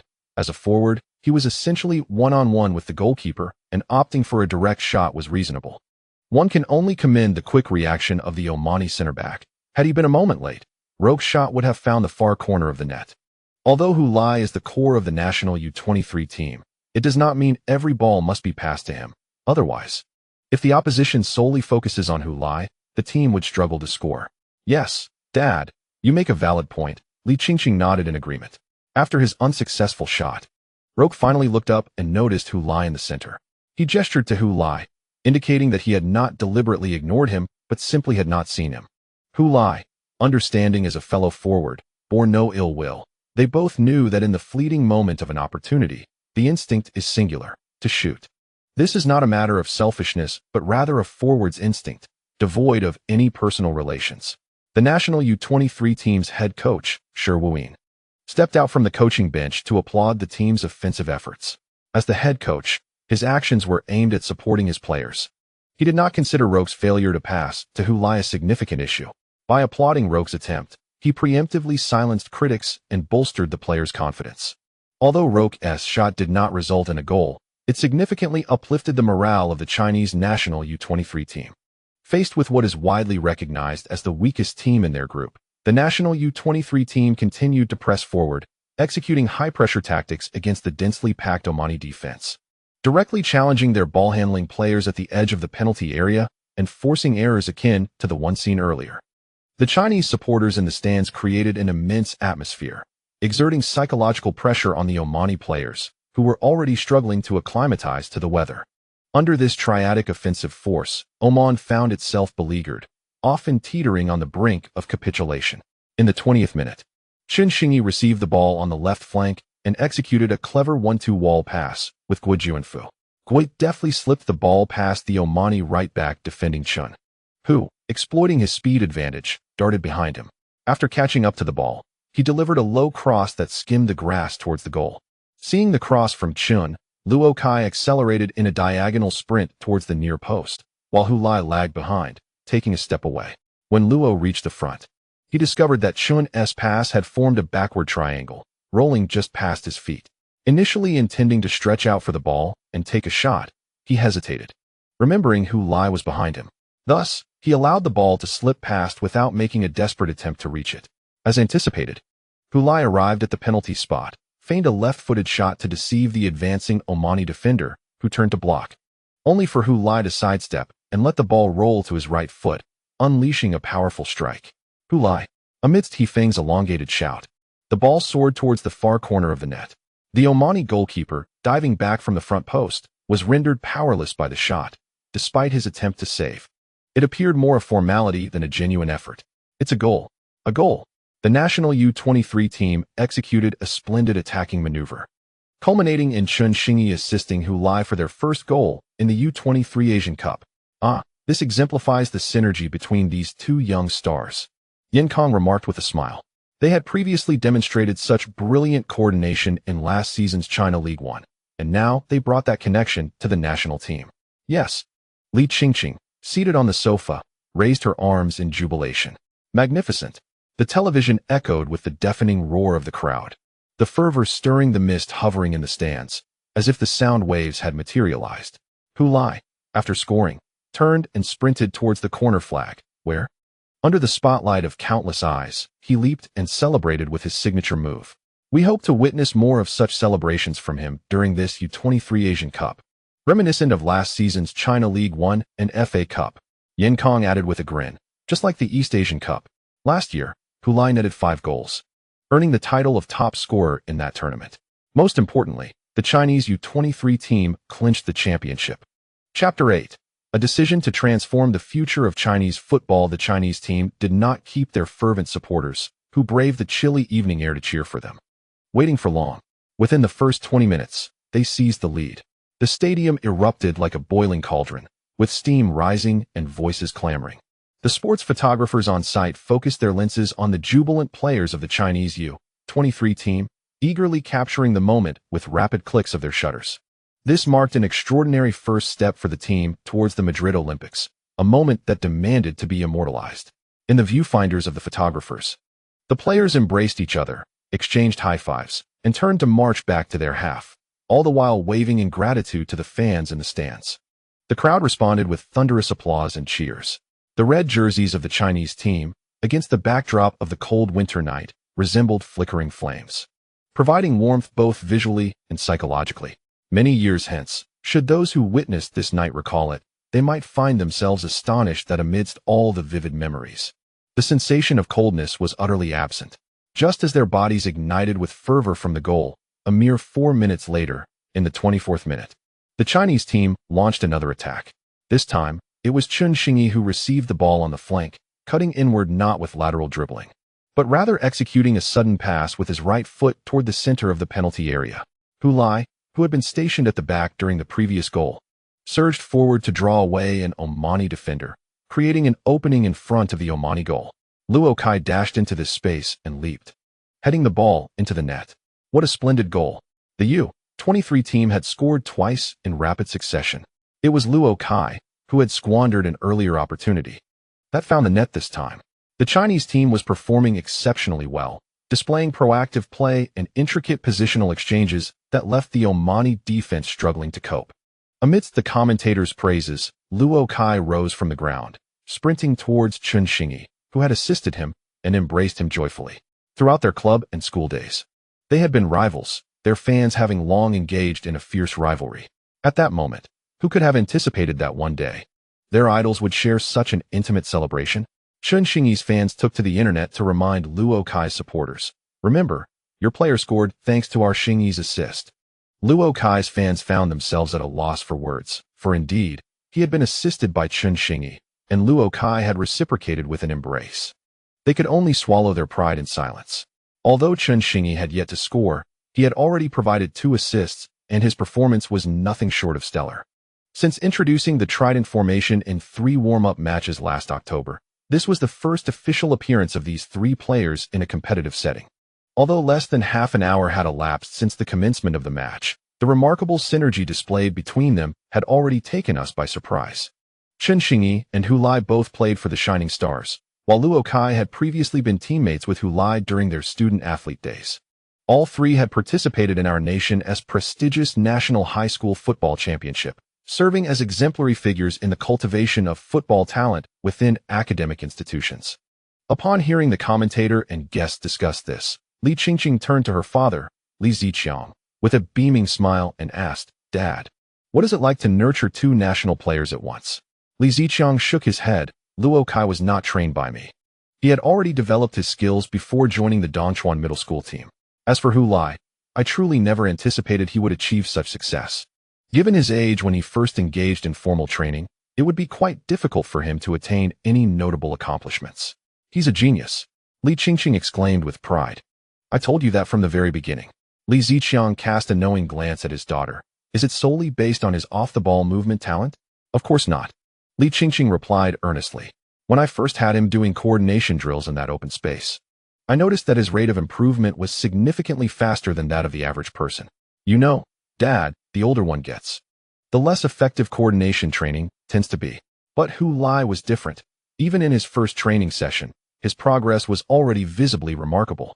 This detail was unknown to Li Zijian, as his daughter had never mentioned it before. However, he readily recalled Hu Lai's performance after being invited to the school team. The lad's advancement was indeed more rapid than that of his peers. It was as though he were a sponge, parched for 16 years, suddenly immersed in water, eagerly absorbing every drop. "I thought to myself that if you hadn't recruited him to the school team, I would have taken him to practice on the vacant lot behind our house for a year, and I was confident he would have been selected for the team tryouts." Unexpectedly, his father had ultimately decided to include him. "Dad, what made you suddenly decide to recruit him for the school team? Was it because of what I said?" Li Qingqing turned, her eyes wide with curiosity. Under her gaze, Li Zijian forced a smile. "Yes, I considered it, and indeed, he deserved a chance." Li Qingqing beamed. Hee. Dad, you made the right decision. Otherwise, look, the national U23 team would be missing such a core player. She pointed proudly at the television screen, standing tall. Li Zijian chuckled awkwardly, then turned his attention to the screen, which was replaying Luo Kai's earlier goal. Before Luo Kai's header, Hu Lai had initially positioned himself in the center, where he could have awaited Chen Xingyi's pass to leap and contest with the opposing center back. However, he chose not to do so. Instead, he made a sudden forward run, drawing away the defender who was marking him, thus creating space for Luo Kai's late arrival. Did he lack knowledge of football's precise landing points? Certainly not. Yet, he executed the maneuver, adhering strictly to the coach's strategy. He had already matured into a competent professional player. Li Zijian found it exceedingly difficult to associate the current Hu Lai with the youthful image from his past. Perhaps his daughter was correct. For whatever reasons, he had ultimately altered the trajectory of this young man's life, potentially even influencing the future of Chinese football. Upon reflecting on this, a sense of pride welled within him, and he smiled. After the Chinese Olympic team seized a 2-goal lead in the first half, they slightly adjusted their tempo, opting not to maintain their previous high-pressing strategy, but rather to engage in a more measured contest with their opponents. This did not imply a retreat from their pursuit of goals. Instead, they hoped that Oman would venture forward in attack, thereby creating more space for exploitation behind their defensive line. It appeared that Oman was momentarily stunned by China's 2 swift goals within just 4 minutes. As even when China withdrew to allow space, they failed to capitalize boldly. By the conclusion of the first half, neither side had added to the scoreline, which remained fixed at 2-0. Despite the lack of further goals, the Chinese team maintained the upper hand throughout the match. Commentators He Feng and Yin Kong, along with the fans, expressed great satisfaction with the team's performance in the first half. During the halftime analysis, He Feng and Yin Kong praised the team's display, describing it as a rare embodiment of spirit in recent years of Chinese football, excluding, of course, the match against South Korea in the East Asian Cup, where the Olympic team had performed as if under some enchantment, a unique exception. Today's encounter with Oman, however, was more representative of a sustainable match. In the home team's locker room during halftime, Coach Shi Wuyin commended the players for their performance, though his praise was succinct and not overly effusive. He remarked, "Everyone played well in the first half, executing our pre-match tactical plan." He then added, "However, from this moment forward, forget about those 2 goals. We are currently at a standstill of 0-0 with our opponents. Thus, we have no grounds for celebration or relaxation." The atmosphere in the locker room grew serious, as the players understood the rationale behind Coach Shi's words. He was concerned that their satisfaction with the first half might lead to complacency and a potential turnaround by their adversaries in the second half. "We must continue to fight in the second half, pressing high and applying pressure so that they are left bewildered, with their thoughts and defense in disarray." With that, Coach Shi emphatically struck his palm with his fist. As the second half commenced, both teams made no substitutions. The Chinese Olympic team resumed their high-pressure tactics against Oman, faithfully adhering to Coach Shi's tactical directives. Faced with such relentless pressure from the Chinese side, Oman appeared ill-equipped to cope, and their frail defense quickly revealed numerous vulnerabilities, which, once breached, succumbed entirely. Thus, just 10 minutes into the second half, in the 55th minute, the Chinese team once again exploited the gaps left by Oman's withdrawn defense to initiate an offensive. This time, the play shifted to the right flank. Right back Baidi received a pass from Luo Kai and, without pausing, executed a precise cross at a 45-degree angle. The football traced an elegant arc as it soared into the penalty area. Hu Lai leaped into the vacant space between 2 Omani defenders, accurately predicting the ball's descent, and executed a deft flick header. As he ascended to contest the aerial ball, the 2 Omani center backs remained grounded, utterly unprepared for the presence of a Chinese player in such proximity. They could only watch in astonishment as the ball sailed toward the far post of the goal. Despite the goalkeeper's desperate attempt to recover, he was unable to reach Hu Lai's slightly tricky flick header. Hu Lai, he scores again. The Chinese team leads Oman 3-0. The second half had just begun 10 minutes prior. He Feng erupted in cheers once more. After a 15-minute halftime break, the atmosphere in the Dazhong Ocean Sports Center had cooled somewhat, but it was now rekindled with fervor, bursting forth like a rocket. The fan shouts erupted, reminiscent of flames from a planetary engine soaring skyward. Chapter 9. On-site instruction, Hu Lai leaped high at the near post to head the ball. What a magnificent strike. This header was truly remarkable. On the television screen, after landing, Hu Lai glanced back at the goal to confirm that the ball had indeed found the net before extending his arms and rushing toward Baidi, the full-back who assisted him. A synchronized chant of Hu Lai, Hu Lai, Hu Lai, resonated from the stands of Dazhong Ocean Sports Center. Such a scene was completely absent during the first leg of the FA Cup final, and it is unlikely to be witnessed again when the new season commences. Only in this moment were the Dazhong fans willing to set aside their previous grievances and rally behind Hu Lai. Amidst the cheers, the sub-zero temperature seemed less biting. Shi Wuyin and Li Jifei stood before the coaching bench, applauding as they remarked, after last season, Hu Lai has indeed progressed. He seems more mature. Zhao Kongming's insistence on having the Shining Stars participate in the FA Cup proved to be a wise decision, as their continuous encounters with teams from the Chinese Super League significantly bolstered these young players' confidence, broadened their horizons, and enhanced their experience, Li Jifei added. I am increasingly eager to see what the Shining Stars will deliver in the new season of the Super League. However, Shi Wuyin's expression turned awkward. Upon hearing Li Jifei's statement, the smile on his face froze. You still have expectations for their performance next season? We have withdrawn 3 of their key players for the U23 Asian Cup, causing them to miss the preseason training. Do you really believe they will excel in the new season? Li Jifei was taken aback by Shi Wuyin's words. Let me tell you, Lao Li. If Lao Zhao is not cursing us in his heart right now, it would mean he has attained a higher level of understanding. Meanwhile, in the hotel where the training camp was held, Zhao Kongming, watching the match, remarked to assistant coach Chen Mo, Hu Lai has made remarkable strides. He was still a bit inexperienced during last year's East Asian Cup, but now he feels like an integral part of this team. The trident strategy employed by Shi Wuyin indeed possesses remarkable elements, effectively activating the trio of forwards in the attacking front. However, amidst this realization, he noticed Chen Mo's furrowed brows and inquired curiously, "What troubles you?" "I am merely contemplating the timeline. Once they conclude the U23 Asian Cup in January, the Super League commences on March 1st, leaving us with merely a month for them to integrate with our team. The thought of this predicament induces quite a headache." Zhao Kongming, upon hearing this, also felt a pang of concern, yet he replied, "Let us not dwell on such matters now, old Chun. Their duty is to bring glory to the nation, which is also one of the purposes of our club's existence. Are we not here to cultivate exceptional talents for the national team? Moreover, our objective for the new season is merely to avoid relegation. As for the AFC Champions League, we can participate casually. It would be utterly absurd to jeopardize our league status merely to chase an illusory success in the Champions League." At the conclusion of the last season, Shining Stars secured the FA Cup championship, thereby earning a qualification for the forthcoming AFC Champions League. At that moment, everyone deemed it a blessing. Competing in the Champions League promised greater financial rewards, heightened visibility, and a compelling reason to attract more high-caliber players. However, upon reflection, considering Shining Star's resources, managing both domestic and continental challenges concurrently presents a formidable challenge. Zhao Kongming has painstakingly established the structure of this team, and it would be imprudent to overhaul the squad he has meticulously crafted merely for the sake of the Champions League. Thus, after the commencement of the new season's training camp, he engaged in a lengthy discussion with the club's general manager, Dong Wan, advocating for the club to refrain from fixating on the Champions League and to avoid targeting it in their recruitment strategies. After all, it is improbable for Shining Star to clinch the Champions League title, rendering the tournament valuable solely for team development. Overcommitting resources to the Champions League would be unwise. The Champions League serves as a platform for team growth, akin to last season's FA Cup experience.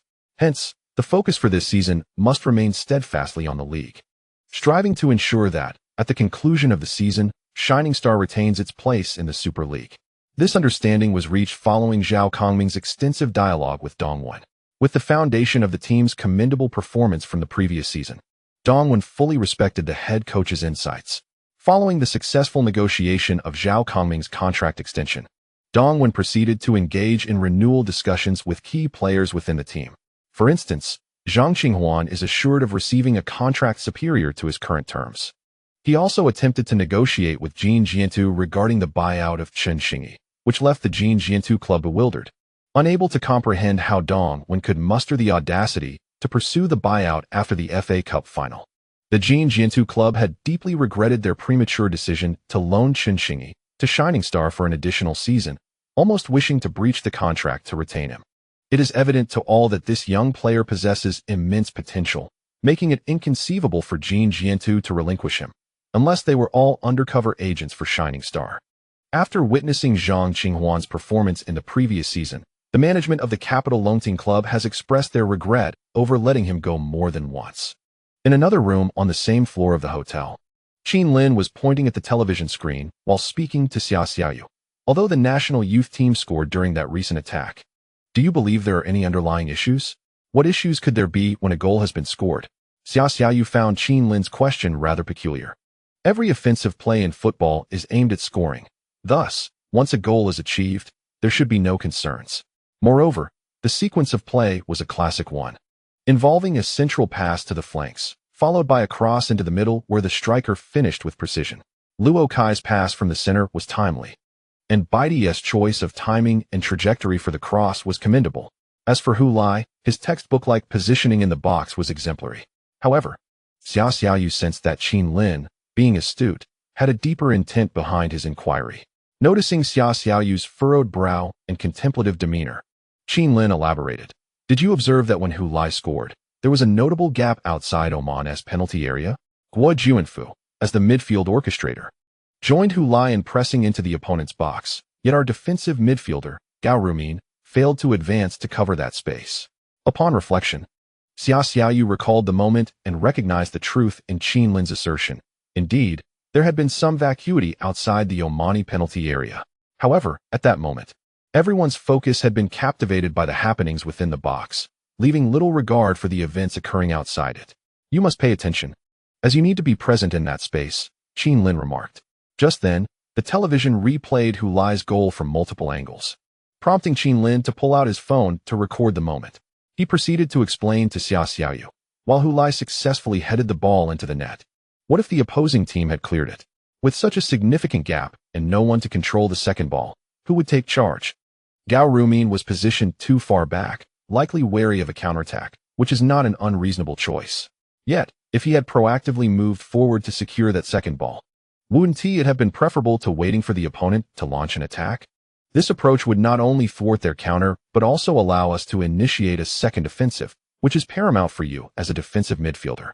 As Xia Xiaoyu observed Qin Lin intently manipulating his phone screen, magnifying the images for clarity, enlightenment dawned upon him, and he nodded vigorously in understanding. As a defensive midfielder, your position is indeed deeper, which may seem to distance you from the goal during an attack. However, this is also your advantage, as it grants you a broader field of vision than an attacking midfielder, enabling you to discern the positioning of both teams and choose the optimal moment and location to act. This necessitates keen observation and thoughtful consideration on the pitch. You are already performing well, but there is room for improvement. You must observe more frequently, akin to a radar, continuously scanning the positional dynamics of players in your mind. I understand now, Lin Gu. While Qin Lin diligently imparted his insights to Xia Xiaoyu, the match on the field continued its unfolding drama. Having established a 3-goal lead, the Chinese Olympic team chose to decelerate their pace, strategically conserving their energy to avoid exhaustion in the latter stages of the match. Following their setback of conceding 3 goals, Oman appeared to shed their burdens, mounting several commendable attacks. However, their limited attempts on goal either strayed outside the frame or were thwarted by Lin Ziyuan's deft grasp. This was not Lin Ziyuan's inaugural appearance for the Olympic squad. He had previously started in a friendly against the UAE, where he delivered an impressive performance and garnered widespread acclaim post-match. Nevertheless, a friendly differs markedly from a competitive encounter. Oman, lacking in strength, failed to register a single shot on target in the first half. Yet, such circumstances served to rigorously test a goalkeeper's mettle, revealing whether a lack of preparation could lead to elementary blunders. Lin Ziyuan, however, proved unfazed. As Oman's offensive efforts intensified in the second half, he consistently showcased his prowess, repelling every attempt on goal and underscoring his credentials as an accomplished returning goalkeeper. In comparison to domestic counterparts, Lin Ziyuan's foundational skills at the goal line are notably robust, significantly diminishing the likelihood of inexplicable errors. His character also enables him to effectively command the defensive line. Despite his recent arrival at the team, He naturally assumed the role of vocal leader, directing the positioning and movements of his defenders with an authority that belied his short tenure. After successfully withstanding Oman's offensive onslaught, the Olympic team capitalized on the spaces left by Oman's advance, launching counterattacks with seamless transitions between high pressing and rapid breaks, demonstrating the fruits of Shi Wuyin's meticulous efforts with the squad. The Olympic team is indeed well suited for such swift counterattacks, given the presence of several speedy players, among whom Chen Xingyi and Luo Kai stand out. In the 67th minute, the Olympic team executed a counterattack, with Luo Kai surging into Oman's 30-meter zone before deftly slipping the ball to the onrushing Chen Xingyi. Upon receiving the pass, Chen Xingyi deftly maneuvered the ball with his left foot, creating space for a shot before unleashing a curling effort from the edge of the penalty area that found the back corner of Oman's net. The Chinese Olympic team now led Oman 4-0. Notably, Hu Lai was not involved in this attack. He was only just arriving as Chen Xingyi struck, still outside the 30-meter zone. This was a textbook example of a rapid counterattack. He Feng joyfully remarked that the Chinese team had delivered a high-quality performance. In the first half, Chen Xingyi assisted Luo Kai, and now it was Luo Kai's turn to return the favor to Chen Xingyi, with both players exchanging assists, eliciting laughter from Yan Kong. Online, Luo Kai's fans finally relished a moment of triumph, playfully challenging Chen Xingyi's supporters, declaring that the score was now even, and it was no longer valid to assert that their Kai owed anything to Chen Xingyi's camp. Now, it was Chen Xingyi's fans who were left in suspense. After this, neither the Chinese U23 team nor the Omani U23 team managed to score again, with the match concluding at a score of 4-0. When the referee blew the final whistle, a tremendous cheer erupted from the stands, as the Chinese supporters celebrated. The U23 team commenced their Olympic journey on a promising note, with the prospect of finally qualifying for the Olympics seeming tangible. As the final whistle sounded, Li Qingqing rose from the sofa. "What are you doing?" asked Li Zijian. "I'm packing my bags. We need to catch a flight to Jincheng early tomorrow morning," she replied, making her way to her bedroom. Soon, Li Zijian could hear faint humming emanating from his daughter's room. He furrowed his brow momentarily before relaxing with a sense of resignation. Chapter 10. Securing points for advancement. Although the Chinese team triumphed over the Omani U23 team with a score of 4-0 in the opening match, showcasing their formidable offensive prowess, they faltered in the second group match, failing to score against the U23 team from Uzbekistan, resulting in a goalless draw. In this encounter, the Chinese U23 team's strongest performance came from their defense. Last October, in 3 warm-up matches, they had conceded goals in each game, drawing criticism for their defensive shortcomings. However, in this match, they successfully withstood the onslaught from Uzbekistan's U23 team. This was largely due to their tactical focus on defense. But it is undeniable that the central defensive partnership of Wang Guangwei and Liu Jinge, bolstered by goalkeeper Lin Ziyuan, significantly enhanced the solidity of the backline. Particularly noteworthy was Lin Ziyuan. While his contributions in the previous match were limited, he emerged as a key figure in this one, aiding the Chinese U23 team in securing a stalemate against Uzbekistan. Following the completion of 2 group matches, both China and Uzbekistan stood with 1 victory and 1 draw, accumulating 4 points each. However, China temporarily led the group due to a superior goal difference of 4. The U23 Asian Cup features a total of 16 participating teams, divided into 4 groups, with the top 2 teams from each group advancing to the knockout stage to ultimately determine the champions and the podium finishers. The U23 Asian Cup occurs biennially, but only the edition held in the Olympic year serves as a qualifier for the Olympic football tournament, with the top 3 teams earning the right to participate. Historically, regardless of whether it was an Olympic qualifier or not, aside from the inaugural U23 Asian Cup, China had never progressed beyond the group stage in this competition. In fact, if not for the connection to the Olympic qualifiers, the most realistic goal for the Chinese U23 team would have been to advance from the group stage of the U23 Asian Cup. Despite not defeating Uzbekistan in the second round, public sentiment remains supportive and optimistic about this U23 squad. After all, with 4 points, they held a favorable position for advancement. In their final group match, they needed only to secure points against Qatar to progress to the knockout stage, whether by earning 1 point or 3. As long as they did not lose, their passage to the next round was assured. To put it succinctly, a draw would suffice for advancement. However, The media seems to regard this phrasing as rather inauspicious, thus opting to assert that in the upcoming group match, securing any points would guarantee the Chinese team's progression. This rephrasing indeed brings a sense of reassurance. Following 2 rounds of group matches, the standings in Group A are as follows. The Chinese team has 1 win and 1 draw, accumulating 4 points with a goal difference of 4, placing them first.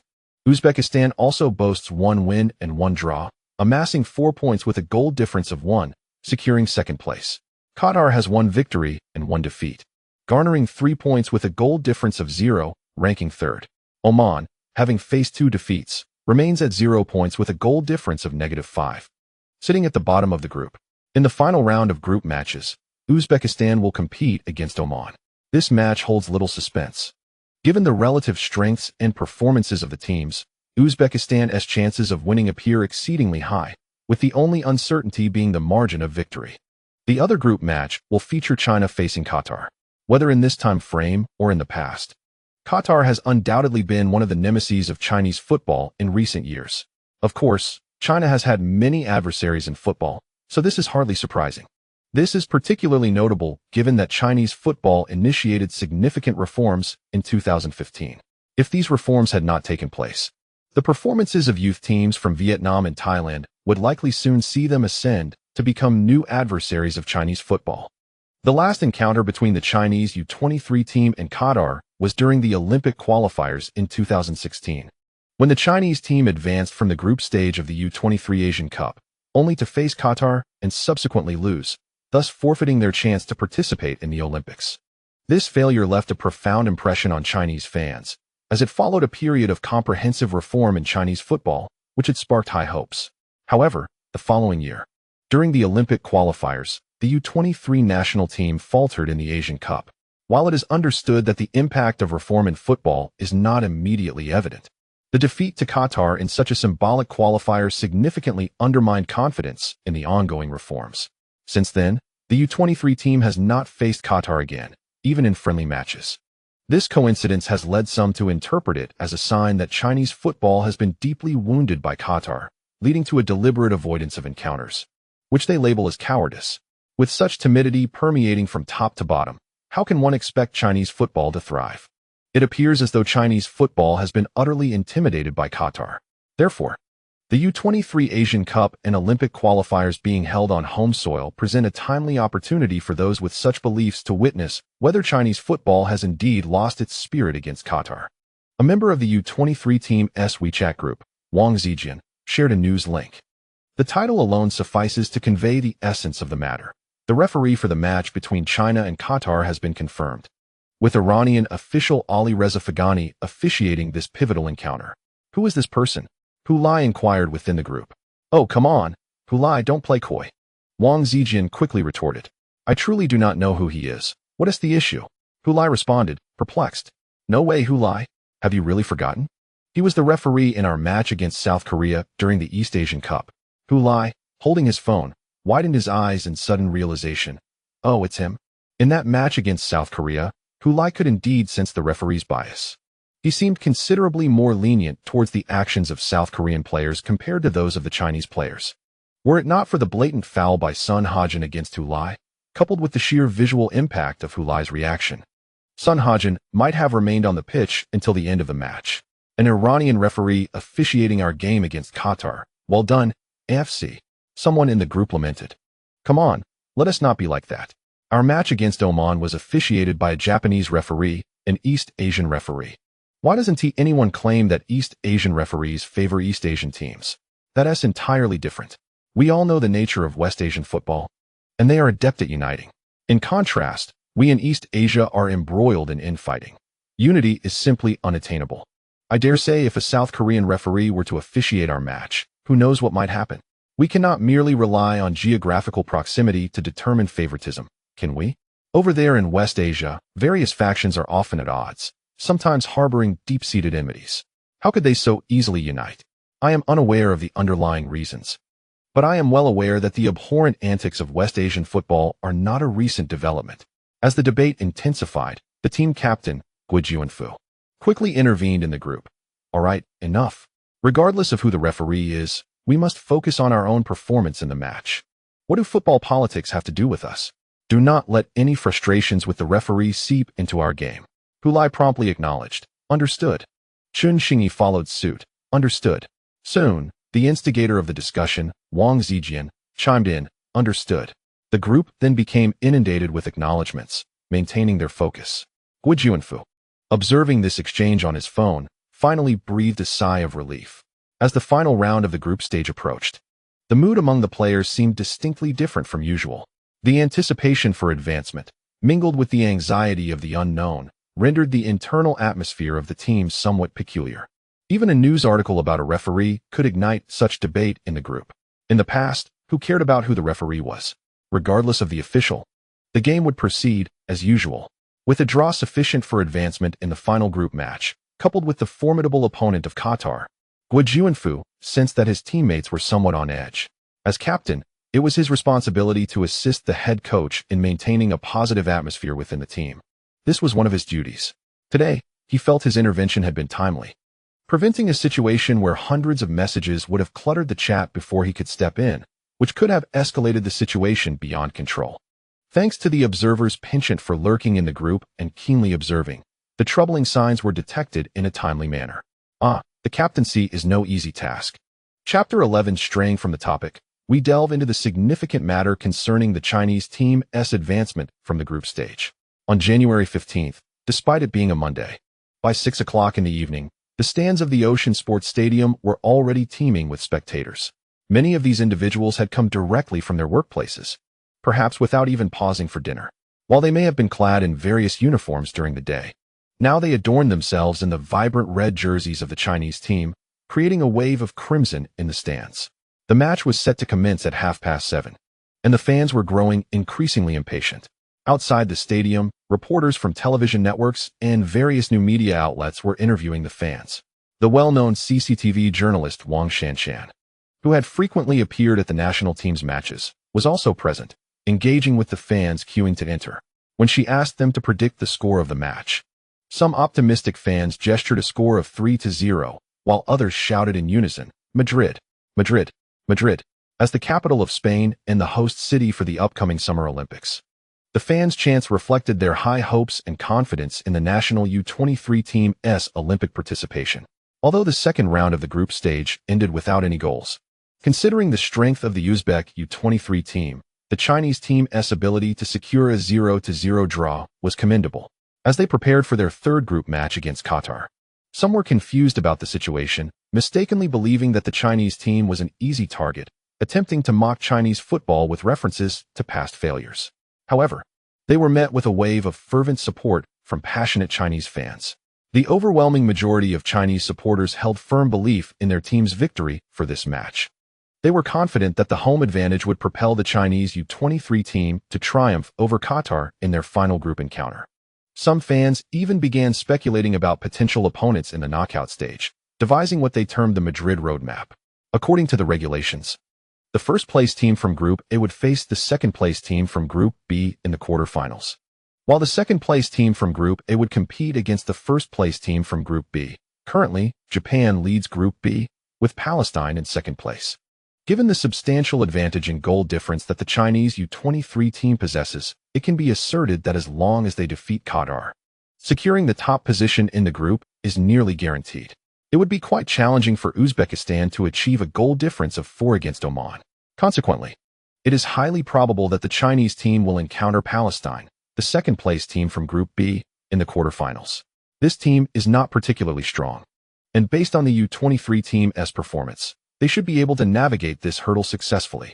Advancing further, the Chinese Olympic team is but a step away from securing a place in the Olympic Games. Should they triumphantly reach the finals, they would undoubtedly lock in their Olympic berth.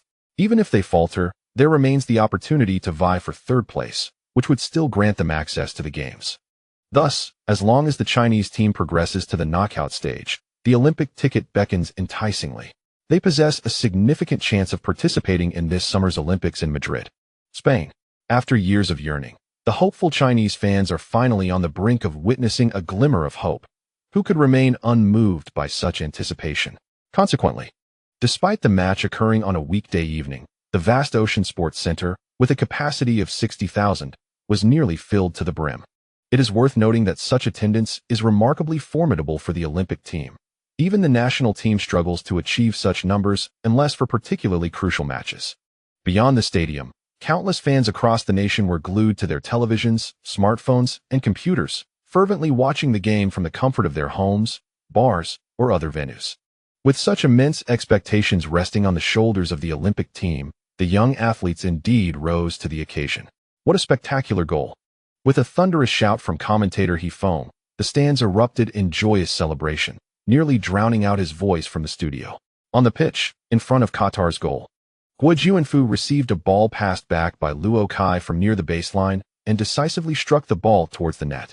Prior to this moment, the Qatari defenders and goalkeeper Bakery had focused their attention on Hu Lai, who was positioned in front of the goal, completely overlooking the sudden appearance of Guo Junfu at the penalty spot. The ball found its way into the net. Merely 4 minutes into the match, the Olympic team drew first blood. They had made an excellent start. Luo Kai skillfully outmuscled a Qatari defender on the flank, broke into the penalty area, and delivered a cross. In a moment of brilliance, he opted not to pass directly to Hu Lai, but instead set up Guo Junfu, who made a timely run, creating a golden opportunity. The stands resounded with cheers, as nearly 60,000 Chinese fans produced an atmosphere capable of countering the biting cold of -7 degrees. Amidst the thunderous applause, Guo Junfu jubilantly sprinted towards the corner flag, only to be playfully tackled to the ground by Chen Xingyi. More players from the Olympic team rushed in, clamoring to pile on top of him. On the sidelines, Coach Shi Wuyin and assistant coach Li Jifei embraced joyfully before parting, with Shi Wuyin then exchanging hugs with team leader Ran Jiachang. Around them, both coaching staff and substitute players mirrored their exuberance. A spirit of joy and relaxation permeated every corner of the Chinese team's bench. Scoring a goal within the first 4 minutes far exceeded their expectations, delivering a delightful surprise to all. After the celebration subsided, the team returned to their half, and the Qatari Olympic team initiated play from the center circle, resuming the match. The early concession seemed to have affected the Qatari players' morale, as they appeared somewhat anxious in the ensuing moments of play. As the Chinese team launched their offensive, Guo Junfu advanced with the ball in midfield. The opposing second defender, Salman, lunged forward, tripping Guo Junfu, who was attempting to maneuver past him. The latter lost his balance and fell to the ground, relinquishing possession of the ball. The referee, Fahani, blew his whistle, signaling a foul against the Qatari player. The stands erupted with sporadic boos, as some Chinese fans expressed their discontent with Salman's infraction. Had Salman not committed the foul, Guo Junfu would have had a clear path through the Qatari defense, potentially leading to a significant scoring opportunity for the Chinese team. Consequently, the attack was abruptly halted, and the chance to extend their lead was squandered. However, since the Chinese team had just scored and was in the lead, the majority of fans remained unfazed, rallying with chants of "Go China! Go China!" Commentator Hu Lai remarked. The Qatari defender resorted to tactical fouling, bringing down Guo Junfu. Yan Kong added, Salman had no choice. If he failed to stop Guo Junfu, the Chinese team's attack could have posed a serious threat to their defense. A minute later, the Chinese team seized a free kick in the attacking half, delivering the ball into the penalty area, only for it to be cleared by a Qatari defender's header. The ball soared toward the sidelines, where Guo Junfu awaited. As the ball descended, he elegantly controlled it, significantly reducing his adjustment time and creating an opportunity for a secondary attack. Just as he settled the ball, Qatari midfielder Hashim Madibo lunged in from the side, striking Guo Junfu's leg and sending him crashing to the ground. This time, the boos from the crowd grew louder. Commentator Hu Lai's tone became more severe. Qatar has committed consecutive fouls against Guo Junfu in a span of just 2 minutes. Yan Kong frowned and remarked, "It seems that after Guo Junfu scored, he became a target for Qatar." Rising from the ground, Guo Junfu gestured to the referee for a card. He felt he had been singled out by the opposing players and believed the referee should issue a yellow card to manage the situation and deter further aggression. However, Iranian referee Fahani remained unresponsive, not entirely, as he was briskly blowing his whistle to instruct the Chinese player Gao Ruimin to reposition the ball. Seeing this, Hu Lai could only adhere to the conventional commentary narrative, justifying the referee's actions. The match has barely begun, not yet 10 minutes in. Fahani may be reluctant to show cards so early. In response, Guo Junfu, feeling exasperated, rose from the ground and approached Gao Ruimin, preparing to take the free kick himself. As the team captain, adorned with the armband, he aimed to set an example for his teammates. Meanwhile, he pondered, next time they foul me. Surely the referee must take action. In matters such as these, one must acknowledge the repeated actions of the referee. It must be said that Qatar's tactics aimed at Guo Junfu have indeed stifled the Chinese team's offensive efforts, as Guo serves as the orchestrator of their attack. If he is consistently hindered by the adversary's aggressive defense, the fluidity of China's offensive maneuvers is inevitably compromised. After successfully curbing China's offensive advances, Qatar sought to launch a counterattack. In the 14th minute, they initiated an offensive on the left flank. The pass was slightly overhit, allowing the Chinese right back, Baidi, to seize the opportunity and intercept the ball. However, Qatar's number 13, left back Al-Brak, lunged from behind, dislodging the ball from Baidi's feet while simultaneously pushing him to the ground. Baidi, now on the ground, believed a foul had occurred, raising his arms in protest to the referee, failing to rise immediately. Yet, the referee, Fakani, remained unresponsive, permitting Al-Brak to pursue the ball, advancing towards China's penalty area. Fortunately, Wang Guangwei maintained his focus and did not assume that the game would be halted due to Baidi's fall. As Al-Brak surged into the penalty area, preparing to cross, Wang promptly intervened, blocking the attempt and deflecting the ball out for a corner. Wang Guangwei had saved the day. Caution was warranted. As long as the referee did not blow the whistle, the game would continue. Don't assume the referee will intervene, Yinkong expressed his concerns. The stands echoed with jeers, as Chinese fans believed that Qatar's number 13 had committed a foul against Baidi from behind, yet the referee allowed play to continue. Had it not been for Wang Guangwei, the ball could have posed a genuine threat to Lin Ziyuan's goal. Following Qatar's consecutive fouls against Guo Junfu, the dissatisfaction of the Chinese fans with the referee's decisions intensified. Some impassioned supporters even shouted accusations of bias. Meanwhile, on the sidelines of the U23 team, Wang Zijian, who was not in the starting lineup, recalled a minor dispute in the team's WeChat group the previous night. Unable to contain himself, he muttered an expletive. Nearby, the U23 head coach, Shi Wuyin, stood with arms crossed, his brow slightly furrowed. Li Jifei was engaged in conversation with the fourth official, questioning, "Isn't that a foul?" The fourth official, however, remained silent, shaking his head, leaving Li unsure whether it was a sign of misunderstanding or a dismissal of the foul. Consequently, Li felt powerless, offering a strained smile before returning to Shi Wuyin's side. He feared that persisting in his protests might earn him a yellow card or even result in expulsion from the match. Following Qatar's corner, no threat materialized. As Lin Ziyuan leapt to punch the ball away, the teams then resumed their tug-of-war. In the 17th minute, Baidi received the ball near China's baseline, only to be knocked down again by Al-Brak's challenge. This time, the referee's whistle finally pierced through the chorus of boos, signaling a foul against the opposition. Yet, that was all. There were no verbal warnings, no yellow cards, nothing but a gesture indicating that China would take a free kick from the back. The 13th player from Qatar, Black, wobbled past the fallen Baidi, who lay on the ground in evident agony, without so much as a gesture of camaraderie, such as a friendly pat or a display of concern. In stark contrast, Guo Junfu, as the team captain, approached the referee to negotiate on behalf of his team. After suggesting that a card should be issued to the opposing player, he unexpectedly received a yellow card himself.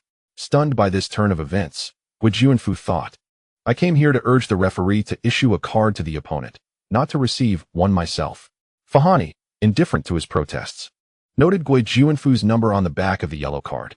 Thus, the first yellow card of the match was shown, eliciting a crescendo of boos from the stands. Guo Junfu received a yellow card for protesting the decision. He-Feng remarked with a tone of resignation. Yinkong, sitting beside him, remained silent, unsure of what to say. Should one argue that Chinese players should not approach the referee after a decision is made? The reality is that Guo Junfu, as team captain, has the responsibility to communicate with the referee. The question arises, is it a flaw in our players or the referee's judgment when, after attempting to communicate, he is shown a yellow card? Perhaps Fahani perceives that every time a decision unfavorably impacts the Chinese team, the player's approach to him is a sign of disrespect towards his authority. However, for players to respect the referee's authority, that authority must first be established through fair and consistent officiating.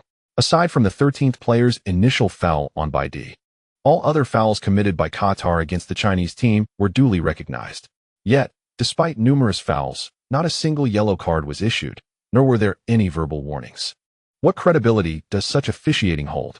The purpose of a yellow card is to caution the offending player and to alert their teammates to avoid reckless behavior. What message does it send when a yellow card is disregarded and no repercussions follow a foul?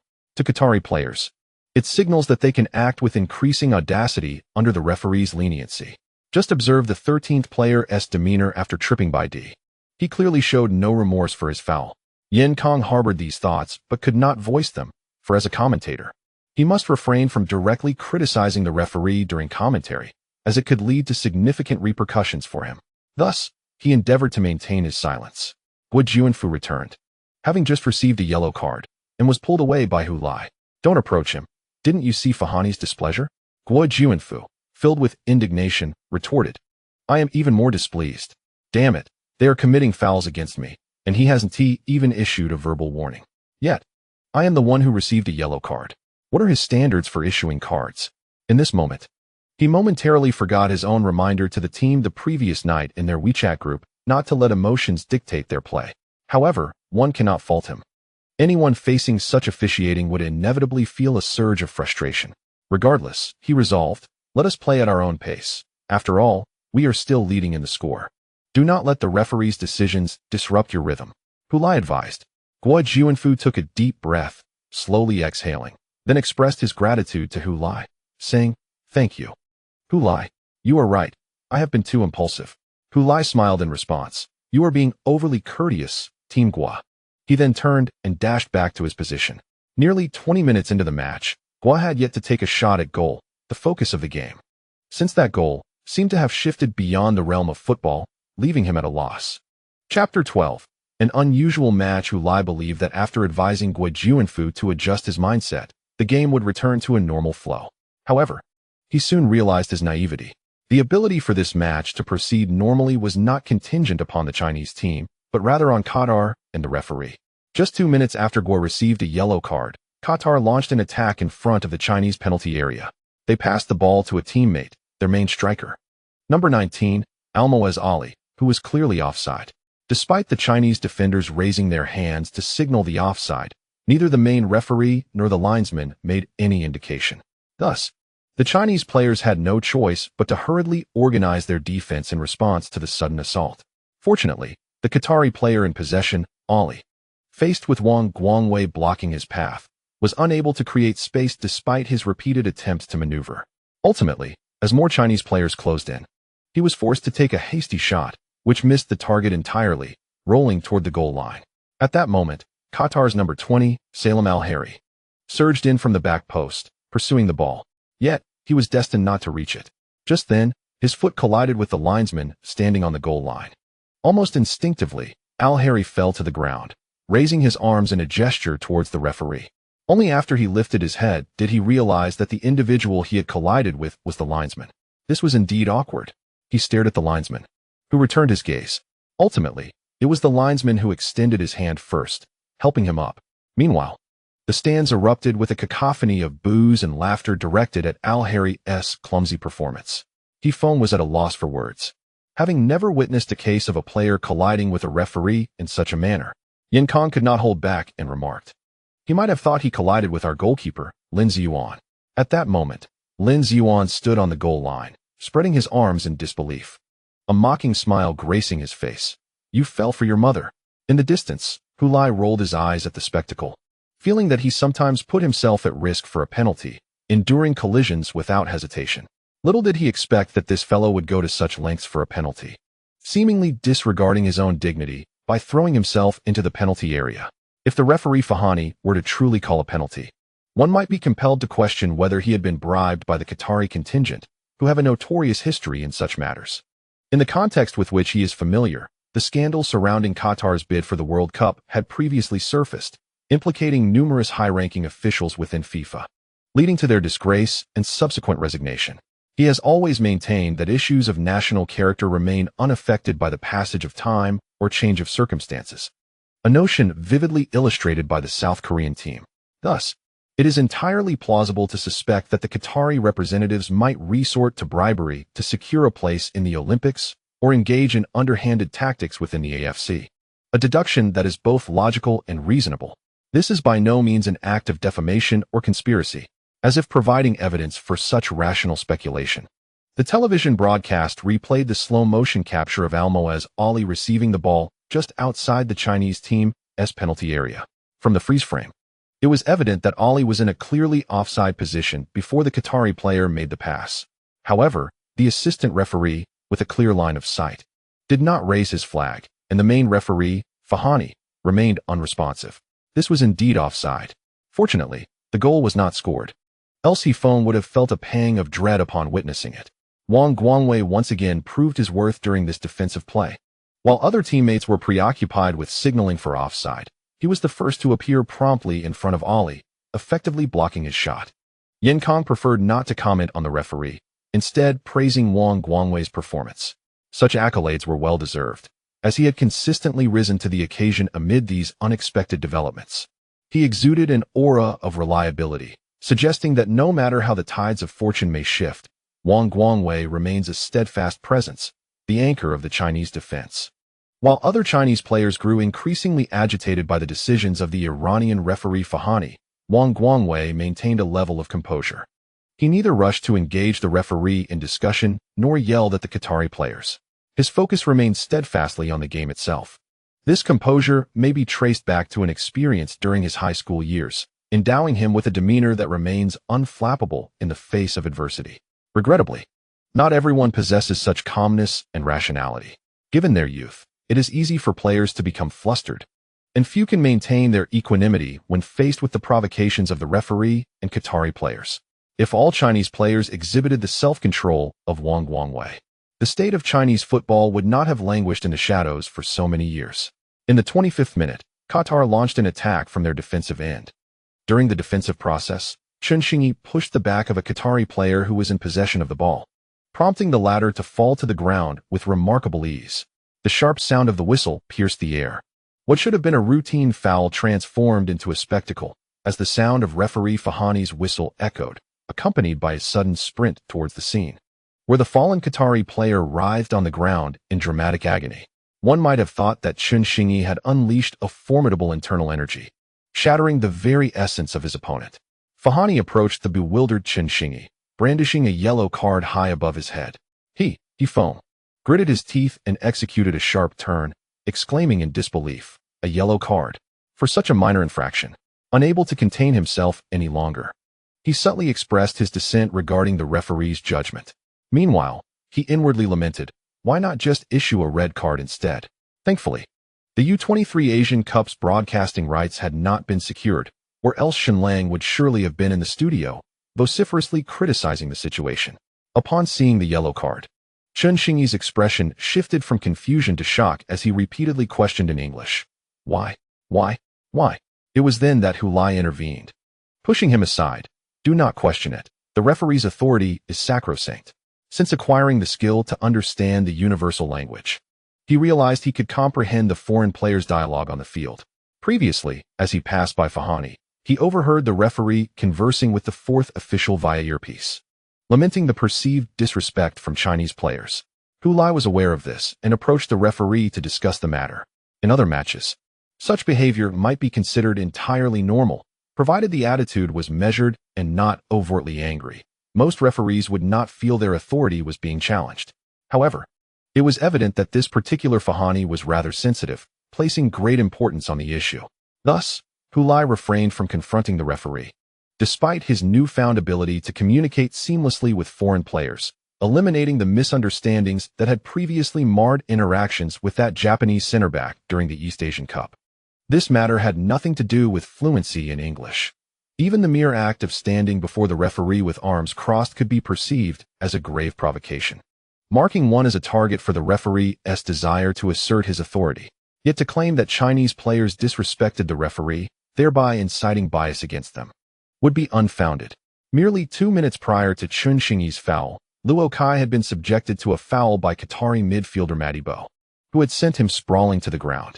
Upon whistleblowing, Referee Fahani could have easily issued a yellow card for Matty Bo's furious reaction, as the player raised his fist towards the referee in anger. However, he remained unscathed, merely expressing his frustration with a shout and flexing his muscles in a show of bravado. So, how did the Iranian referee Fahani respond in this match? He approached the irate Qatari player, resembling an enraged bull, and offered nothing more than a verbal warning. Indeed, a mere verbal warning. Previously, Guo Junfu, as the captain, attempted to engage in dialogue with the referee, urging him to take action against the Qatari players, who were promptly shown a yellow card.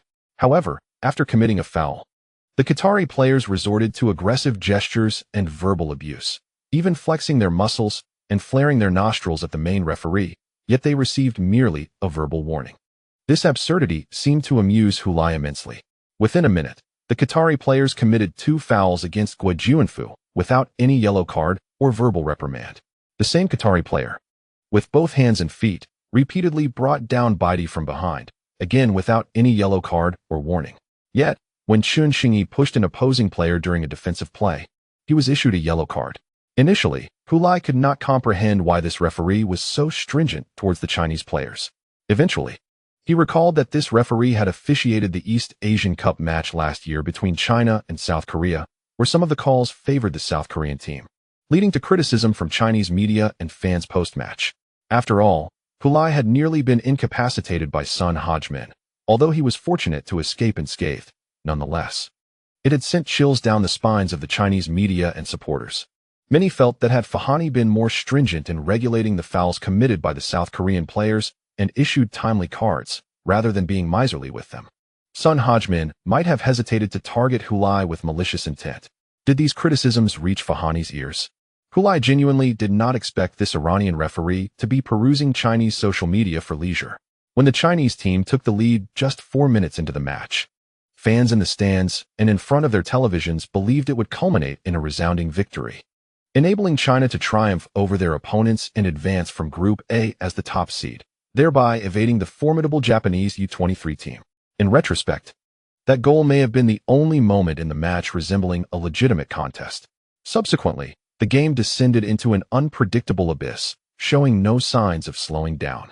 In the 28th minute, Guo Junfu was once again brought down by a Qatari player during a contested play.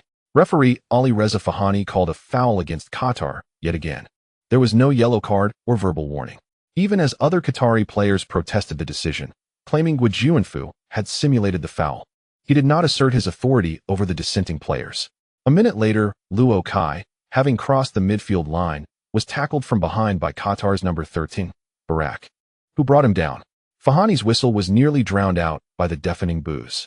The offending Barak, without a backward glance, returned to his position, while Fahani merely signaled for a free kick to China, disregarding Barak's foul.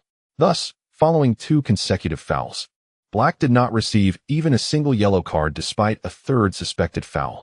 In the 32nd minute, Guo Junfu, while retreating to receive the ball, was besieged by 2 Qatari players. Among them, the disrespectful midfielder Matty Bo, sprinting from 5 or 6 meters away, executed a reckless tackle from behind, striking the ball, yet simultaneously knocking Guo Junfu to the ground. Referee Fahani shockingly allowed the play to continue, only halting the match when a Qatari player, upon receiving the ball at the sidelines, was thwarted by a Chinese player, resulting in a throw-in for Qatar. By this time, Guo Junfu had been lying on the ground for nearly half a minute. The incident unfolded right in front of the Chinese coaching staff, inciting their discontent. Li Jifei could not restrain himself from gesticulating and shouting on the sidelines. Consequently, he received a verbal warning from referee Fahani, another outburst, "And I will have you sent to the stands." Team leader Ran Jiachong had no choice but to pull Li Jifei back to the coaching area. Shi Wuyin, with an expression of unwavering resolve, spread his hands in a gesture of helplessness towards the seemingly untouchable referee Fahani. Meanwhile, commentators He Feng and Yin Kong found themselves at a loss for words, with He Feng suppressing his frustration and repeatedly urging the U-23 team, "Control your tempers. Do not let emotions sway you. Refrain from arguing with the referee. Do not be provoked by your opponents. This is how the game unfolds. The most important thing is to focus on your own performance. We will encounter many adversities in this match. The current situation serves as a valuable test for everyone." As he conveyed these sentiments, he anticipated the inevitable backlash from countless Chinese fans online and in front of their televisions, likely berating him passionately. However, he was powerless. Ordinary fans could vent their frustrations freely, and the over 50,000 supporters in the stands were collectively directing their ire towards Fahani's family. Yet, as a commentator, he was bound by his professional ethics and responsibilities, which forbade him from expressing his emotions like an ordinary person. Thus, no matter how incensed he felt, he could only bottle up his anger and continue to narrate the match, striving to maintain a semblance of dignity for the U-23 Asian Cup. Nevertheless, his efforts were rendered futile in the 41st minute. During this time, the Qatari U-23 team launched an attack from the center circle. The ball was with Akram Afif, who suddenly accelerated before passing it to his teammate Almoez Ali, who had retreated to support him. Afif then attempted to weave between Guo Junfu and Gao Ruimin, only to be brought down by Guo Junfu's outstretched hand. A sharp whistle pierced the air.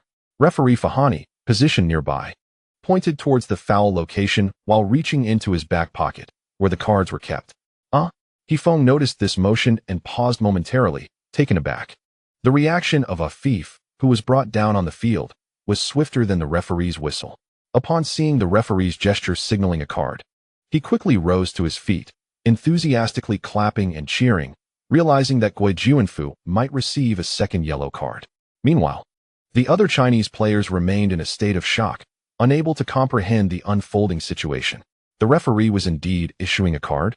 Hifeng's eyes widened in disbelief as he could no longer contain his frustration, shouting that if Guo Junfu's minor infraction warranted a yellow card, then the foul committed by Qatari defender Salman against Guo Junfu in the 6th minute should have also resulted in a card, especially considering Salman had only one defender behind him at that moment. Yet, Salman had escaped punishment. If Salman had not been penalized, then Guo Junfu's current foul should not merit a card either. The boos from the crowd were deafening, akin to the shrill chorus of cicadas in midsummer, creating an atmosphere of palpable unrest. Hu Lai, who had previously been cautious not to provoke the referee, could no longer restrain himself. He approached the referee, capitalizing on his linguistic advantage to plead his case. "Sir, it was merely a light push. A foul call would suffice. There's no need for a card. I implore you. He already has one yellow card." Fahani, preoccupied with retrieving his cards, momentarily paused upon hearing fluent Persian, only to find Hu Lai's ingratiating face intruding upon his space. However, Fahani, undeterred by Hu Lai's eloquence, brandished the yellow card at him instead. Hu Lai received a yellow card for his protests. In his heart, Hifeng cursed vehemently, expressing sentiments echoed by the Chinese fans in the stands, who vocally condemned the referee's decisions with fervor. Amidst the cacophony of discontent, Fahani turned to Guo Junfu, almost thrusting the yellow card into his face before brandishing a red card as well. The captain of the Chinese U-23 team was sent off. His teammates encircled the referee clad in black, expressing their shock, protest, dissatisfaction, and pleas, but to no avail. Guo Junfu attempted to defend himself, gesturing towards the Qatari half and vocally questioning Fahani in his native tongue. Why was the foul by their number 2 not carded? I had an entire defense line behind me. Why must I be penalized? Fahani offered no explanation, ignoring Guo Junfu completely, and instead warning the approaching Chinese players that further outbursts would result in additional cards. It was Wang Guangwei who stepped in to disperse the agitated teammates, ultimately advising Guo Junfu to retreat. "Guo, it's futile. There's nothing you can say that will change this."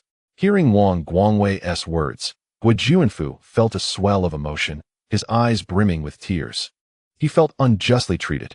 After scoring at the outset, he had envisioned himself as a hero in the eyes of Chinese fans, leading his team to the knockout stage and potentially to the Olympics. Instead, he found himself targeted by Qatari players throughout the first half, repeatedly brought down with no verbal warnings issued against them, while he faced the harsh reality of being carded. With 2 yellow cards leading to a red, he was sent off the field. As the captain, he had reminded his teammates before the match to maintain their composure. Yet now a wave of grievance and frustration surged within him, overwhelming his senses. Tears cascaded down his cheeks. Realizing that he was crying, he hastily lowered his head, removed the captain's armband from his arm, and handed it to Wang Guangwei, saying, "Old Wang, please pass this to Liu Yin." With that, he turned and walked towards the sidelines, head bowed. Behind him were his teammates, clutching their heads in anguish. And the fans in the stands vociferously pointing and hurling insults at the field. In front of him stood the team leader, Ran Jiachong, vociferously berating the fourth official. We must lodge a protest with the AFC. This is our home ground. You cannot treat us this way. On the substitute bench, Wang Zijian forcefully smashed his water bottle onto the ground, splashing water onto his face, yet it did nothing to quench the fire burning within him. Guo Junfu raised his arm to shield his face, plunging into the player tunnel amidst the cacophony of boos, leaving chaos in his wake. Chapter 13. We will certainly go to Madrid. Guo Junfu's expulsion marked a pivotal moment in the match. The spectators in the stands and those watching on television diverted their attention from the game, inundated by online vitriol directed at the Iranian referee, Fakhani, and the AFC. Not to mention, Qatar faced its share of condemnation. Amidst the uproar, Qatar equalized just before halftime, with their striker, Ali, heading the ball into the net. However, when the goal was scored, the boos did not crescendo. Since Guo Junfu's dismissal, the jeers had been incessant, and their volume was already substantial. Moreover, after Guo Junfu's red card, many Chinese fans anticipated this outcome. Qatar had invested considerable effort to sway the referee, and after eliminating our captain and organizational linchpin, how could they not score? Wasn't all this groundwork merely a prelude to that goal? Previously, some sports journalists and prominent figures had feigned neutrality, criticizing Chinese players for surrounding the referee after every foul as an amateurish tactic. Yet many of them found themselves at a loss for words now. It was evident that the opposing team had deliberately targeted the Chinese squad, and the actions of the Chinese players were irrelevant. Did they honestly believe that if Chinese players refrained from crowding the referee, Fakhani would impose strict regulations on Qatar while leniently treating the Chinese team? Such an assumption was utterly implausible. When the opposing side is intent on undermining you, some individuals criticize the perceived imperfections in your posture while kneeling, provoking the adversary and inciting such calamity. These people are either foolish or malicious. Shortly after Qatar equalized, the first half concluded. While the Chinese players wandered about the field in a state of confusion, the Qatari players swiftly exited the pitch. Notably, their number 10 player, Afif, clapped vigorously as he passed in front of the Chinese head coach, Shi Wuyin. Despite assistant coach Li Jifei's complaints to the fourth official, pointing at the small, insignificant figure beside Shi Wuyin, the latter remained unresponsive, seemingly ignoring him altogether. Meanwhile, Afif was already applauding as he sprinted down the player tunnel, vanishing from sight. Li Jifei attempted to pursue him, but was restrained by Shi Wuyin, who shook his head in disapproval. Let it go, old Li, do not jeopardize yourself. With a heavy sigh, Li Jifei shrugged off Shi Wuin's hand, yet did not continue his chase. Damn it, I can hardly believe this is our home ground. That Iranian referee is clearly targeting us. How are we supposed to play this match? The locker room resonated with the indignant shouts of the Chinese U23 team players. Their captain, Guo Junfu, sat silently in his place, head bowed. Observing his demeanor, someone attempted to console him. Guo, don't take it to heart. This isn't your fault. The referee is just out to get you. Indeed, even if you do nothing, that bastard will find an excuse to send you off. However, their words of comfort proved futile, as Guo Junfu remained with his head raised, too ashamed to face his teammates. Damn it. Suddenly, the fullback who had also been targeted by the Qatari players in the first half, erupted in frustration, forcefully stomping on a bottle of mineral water on the floor. The spikes of his shoes crushed the bottle, sending water splattering everywhere. Had the liquid been red, it would have been all the more shocking. His reckless act captured the attention of everyone in the locker room. They watched as he vented his fury upon the water bottle, as if it were the Iranian referee. Fakhani. All right. At this moment, head coach Zhao Kongming intervened. Everyone, calm down. The cacophony of curses subsided, though the heavy breaths of the players filled the air, too loud to be overlooked. This illustrated Shi Wuin's authority within the team. Despite their simmering discontent, they were compelled to stifle their rage in deference to their coach's command. I have just received the score from another group match. Uzbekistan leads Oman 10-0 at halftime. The heavy breathing in the locker room was momentarily interrupted. Everyone understood the implications of this news. Despite China's top ranking in this round of group matches, they led Qatar by only a single point. For Qatar to advance from the group, they must fiercely contend against China. Their determination was already evident in the first half. as they had demonstrated their resolve in their actions towards the referee. They would undoubtedly launch an even more aggressive offensive against China in the second half, aiming to secure victory and claim all 3 points. Should China lose this match, their 4 points would place them at a disadvantage in the competition against Uzbekistan. At that point, Uzbekistan, with 2 wins and 1 draw, would accumulate 7 points, while China, with 1 win, 1 draw, and 1 loss, would remain at 4 points, along with Qatar at 2 wins and 1 loss, totaling 6 points. Ultimately, it would be the host nation that faced elimination. After a brief moment of silence, Liu Jinge suddenly stood up. "Coach, sure, let me play in the second half. I'll take that referee down. I'll trade places with him in a heartbeat." However, before he could finish, Shi Wuyin sternly rebuked him. "What are you thinking? We are still in the match. As long as the game is not over. Our objective is to strive for victory, not to engage in brawls." Liu Jinge lowered his head and sat back down. Yet it was evident that the resentment boiling within him would not be easily quelled. Shi Wuyin understood that the players were filled with pent-up frustration, which needed an outlet. He took a deep breath and spoke in as calm a tone as possible. "I recognize that there are many irregularities in this match. I can only assure you that our team leader and our football association will not let them go unchallenged after the game. We will file complaints where necessary, protest where warranted, and apply pressure without hesitation. However, the prerequisite is that we must win this match and continue our journey in the U23 Asian Cup. If we are eliminated, what use are those external strategies? Even if that referee is suspended, we will have already been knocked out. That would be a true exchange, as the hopes of our entire team and Chinese football would be sacrificed by a single referee. Therefore, I urge everyone to focus on the match. No matter what, we must ensure our advancement to the knockout stage. Remember, only by surviving do we earn the right to seek revenge." His words significantly diminished the heavy breaths in the locker room. Following Guo Junfu's expulsion, we now lack a playmaker and are at a numerical disadvantage. Thus, in the second half, we must adopt a more compact defensive strategy, ensuring we do not concede any more goals, which is our utmost priority.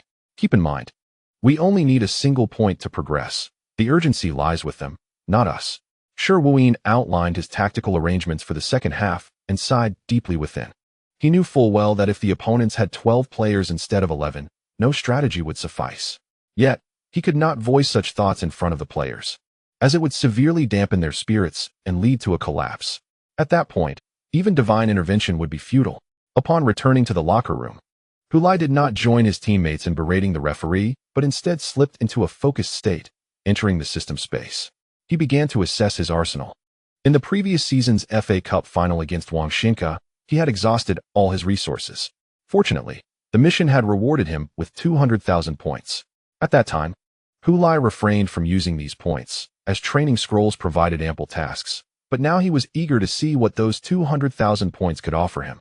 He decided to spend 30,000 points on a pair of damaged giant bear shin guards. Given the aggressive actions of the Qatari players towards the Chinese team in the first half, he anticipated that in the second half, should he become a target, he would be treated as if he were a tree being cleaved. With these shin guards, he could significantly reduce the likelihood of injury. That left him with 170,000 points. Subsequently, Hu Lai utilized 10,000 points to purchase a lover's red string, thereby augmenting his luck. He soon discovered that this luck manifested not only in scoring goals, but also influenced various aspects of the football match. For instance, on certain occasions, actions that could have inflicted harm upon him might have missed entirely due to sheer fortune. What could he do with the remaining 160,000 points? Hu Lai perused the official store, hesitating over whether to acquire some lottery tickets to test his luck. Yet, he deemed it rather unreliable to place his hopes on his unfortunate fate at such a critical juncture. Among the offerings in the official store, there were few items that could significantly impact the match. The worn bear jersey was priced at 30,000 points, and Hu Lai contemplated whether to procure it to enhance his physical resilience. At that moment, he overheard coach Shi Wuyin discussing the tactical arrangements for the second half. With Guo Junfu absent, the team lacked an organizer, inevitably diminishing their offensive effectiveness. Realizing what he needed to do, Hu Lai assessed his remaining 160,000 points and fixed his fervent gaze upon the Lingxi card, priced at 30,000 points each. He could acquire 5 cards with his current points, leaving him with 10,000. He had previously pondered the potential impact of equipping the entire team with Lingxi cards. Although his points were insufficient to outfit the whole team, he could certainly arm half of it. In the absence of an organizer, the Chinese team often had to rely on individual player cooperation for their attacks, which was precisely the scenario where the Lingxi card could shine. With this thought in mind, Hu Lai decisively opted to purchase 5 Lingxi cards. Instantly, 150,000 points vanished from his system, transformed into 5 Lingxi cards that materialized in his storage space. He then lifted his head, commencing the selection of recipients for the Lingxi cards. He directed one towards Chen Xingyi, then another towards Luo Kai, with 3 cards remaining.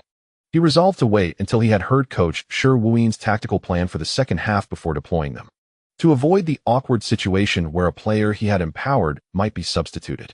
Coach Shi Wuin made no personnel adjustments, despite the team being 1 player short. The absence of an organizer had little impact on the team's defense.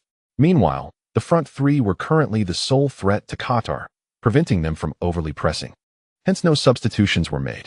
After finalizing the tactics, Shi Wuin reminded everyone to focus on the match, advising against disputes with the referee or arguments with opposing players. Before exiting the locker room and leaving the remaining minutes of free time for the players, not only he, but all members of the coaching staff vacated the locker room. In such moments, it was essential for the players to vent their emotions and express their thoughts freely. The presence of coaches could hinder their openness. After the last member of the coaching staff closed the locker room door, Hu Lai rose from his seat without waiting for anyone else to speak. He raised his hand and declared, "I have something to say to everyone." Upon noticing it was Hu Lai, those who had intended to speak fell silent. From a purely footballing perspective, Coach Shi had a point. Without our organizational core, we were indeed lacking. And our only option was to adopt a defensive counter-strategy or even park the bus. However, I hold a differing opinion. He articulated his views directly, devoid of any pretense of modesty, as the circumstances left no room for such niceties. Have you all considered that when the referee is siding with the opponent, what good does it do for us to tighten our defense? Who can assure us that when Qatar's attacks falter and their players fall in our penalty area, that Iranian referee won't award a penalty? The moment Hu Lai posed this question, the room fell into a contemplative silence. Even Guo Junfu lifted his head, surprised by Hu Lai's boldness. I suspect that Coach Shi had contemplated this aspect as well, but his position prevented him from voicing it. Yet, silence does not equate to ignorance. We must account for such scenarios. Hu Lai, are you suggesting that we might as well not play the second half since it's bound to be futile? Questioned Liu Yan, the vice-captain currently wearing the captain's armband. I merely contend that solely focusing on defense in an attempt to preserve a 1-1 scoreline may prove ineffective. Then what do you propose? Another team member inquired. We must attack. We need to score. If we can regain the lead, the situation will become much more manageable, Hu Lai responded. But how can we attack in our current state? Another voice questioned. Just as Coach Shi suggested, we will counterattack. You can send the ball directly to the forwards without a midfield transition. Utilize the flanks, leveraging our speed and synergy. As Hu Lai spoke, he turned to Chen Xingyi and Luo Kai. Chen Xingyi and I have partnered for a year at Flash Star. And I used to be teammates with Luo Kai in high school. We have a good understanding. Pass us the ball, and we will score. Chen Xingyi stood and approached Hu Lai. I concur with Hu Lai, whether in the backfield or the front, I will push the offense forward as much as possible. Liu Yan, recalling the match with the Sea Gods, remembered Chen Xingyi's relentless drive towards their goal. Luo Kai stood up. I can do that too. Bai Di then rose, asserting, I promise to advance the ball forward without compromising our defense. Sun Gang followed suit. My stamina is fine. I will push forward and certainly return. Gao Ruimin glanced at his partner, the defensive midfielder Xingyi. Neither of us excels at organizing attacks, so we may not contribute much offensively. However, we assure you that if we regain possession in midfield, we will pass it to you immediately. Xingyi nodded in agreement, signaling his consent. Lin Ziyuan, who had recently issued a challenge to Hu Lai upon joining the team, scoffed, If I lose possession here again, what right would I have to be your rival? Today, I boldly declare that in the second half, not a single goal shall be conceded to Qatar. Even if it comes to a penalty, the same applies. Damn it. Wang Guangwei gazed at Hu Lai and said, Hu Lai, you know I stand with you. Guo Junfu was deeply moved by this scene, choking back tears as he expressed his gratitude to Hu Lai and the other teammates. Thank you all, thank you. Hu Lai quickly replied, There's no need to be so formal. Guo, we are teammates, a united front. None of us can stand alone. Just wait in the locker room for our good news. Wang Zijian leaped up, exclaiming, "We'll be cheering for you from the sidelines. Let us defeat Qatar. Let us vanquish that corrupt referee. Yes, let us crush them." The locker room resonated with the fervent roars of the young men. As the current captain of the team, Liu Jinge stated, "I have no objections, Hu Lai. Let us proceed as you suggest. If we fail, the responsibility rests upon my shoulders as the captain on the field." Coach sure had hoped for a defensive strategy. Yet they chose to attack, thus altering the head coach's tactics without permission. If they emerge victorious, all will rejoice, and few will dwell on the matter. However, should they face defeat, someone must bear the burden of pressure and accountability. Hu Lai smiled. "Captain Liu, there's no need to make this so dramatic. Rest assured, we will win, we will advance." He recalled his promise to Liu Jinge. "We will go to Madrid. P.S. Tomorrow, expect 4 updates for everyone's enjoyment."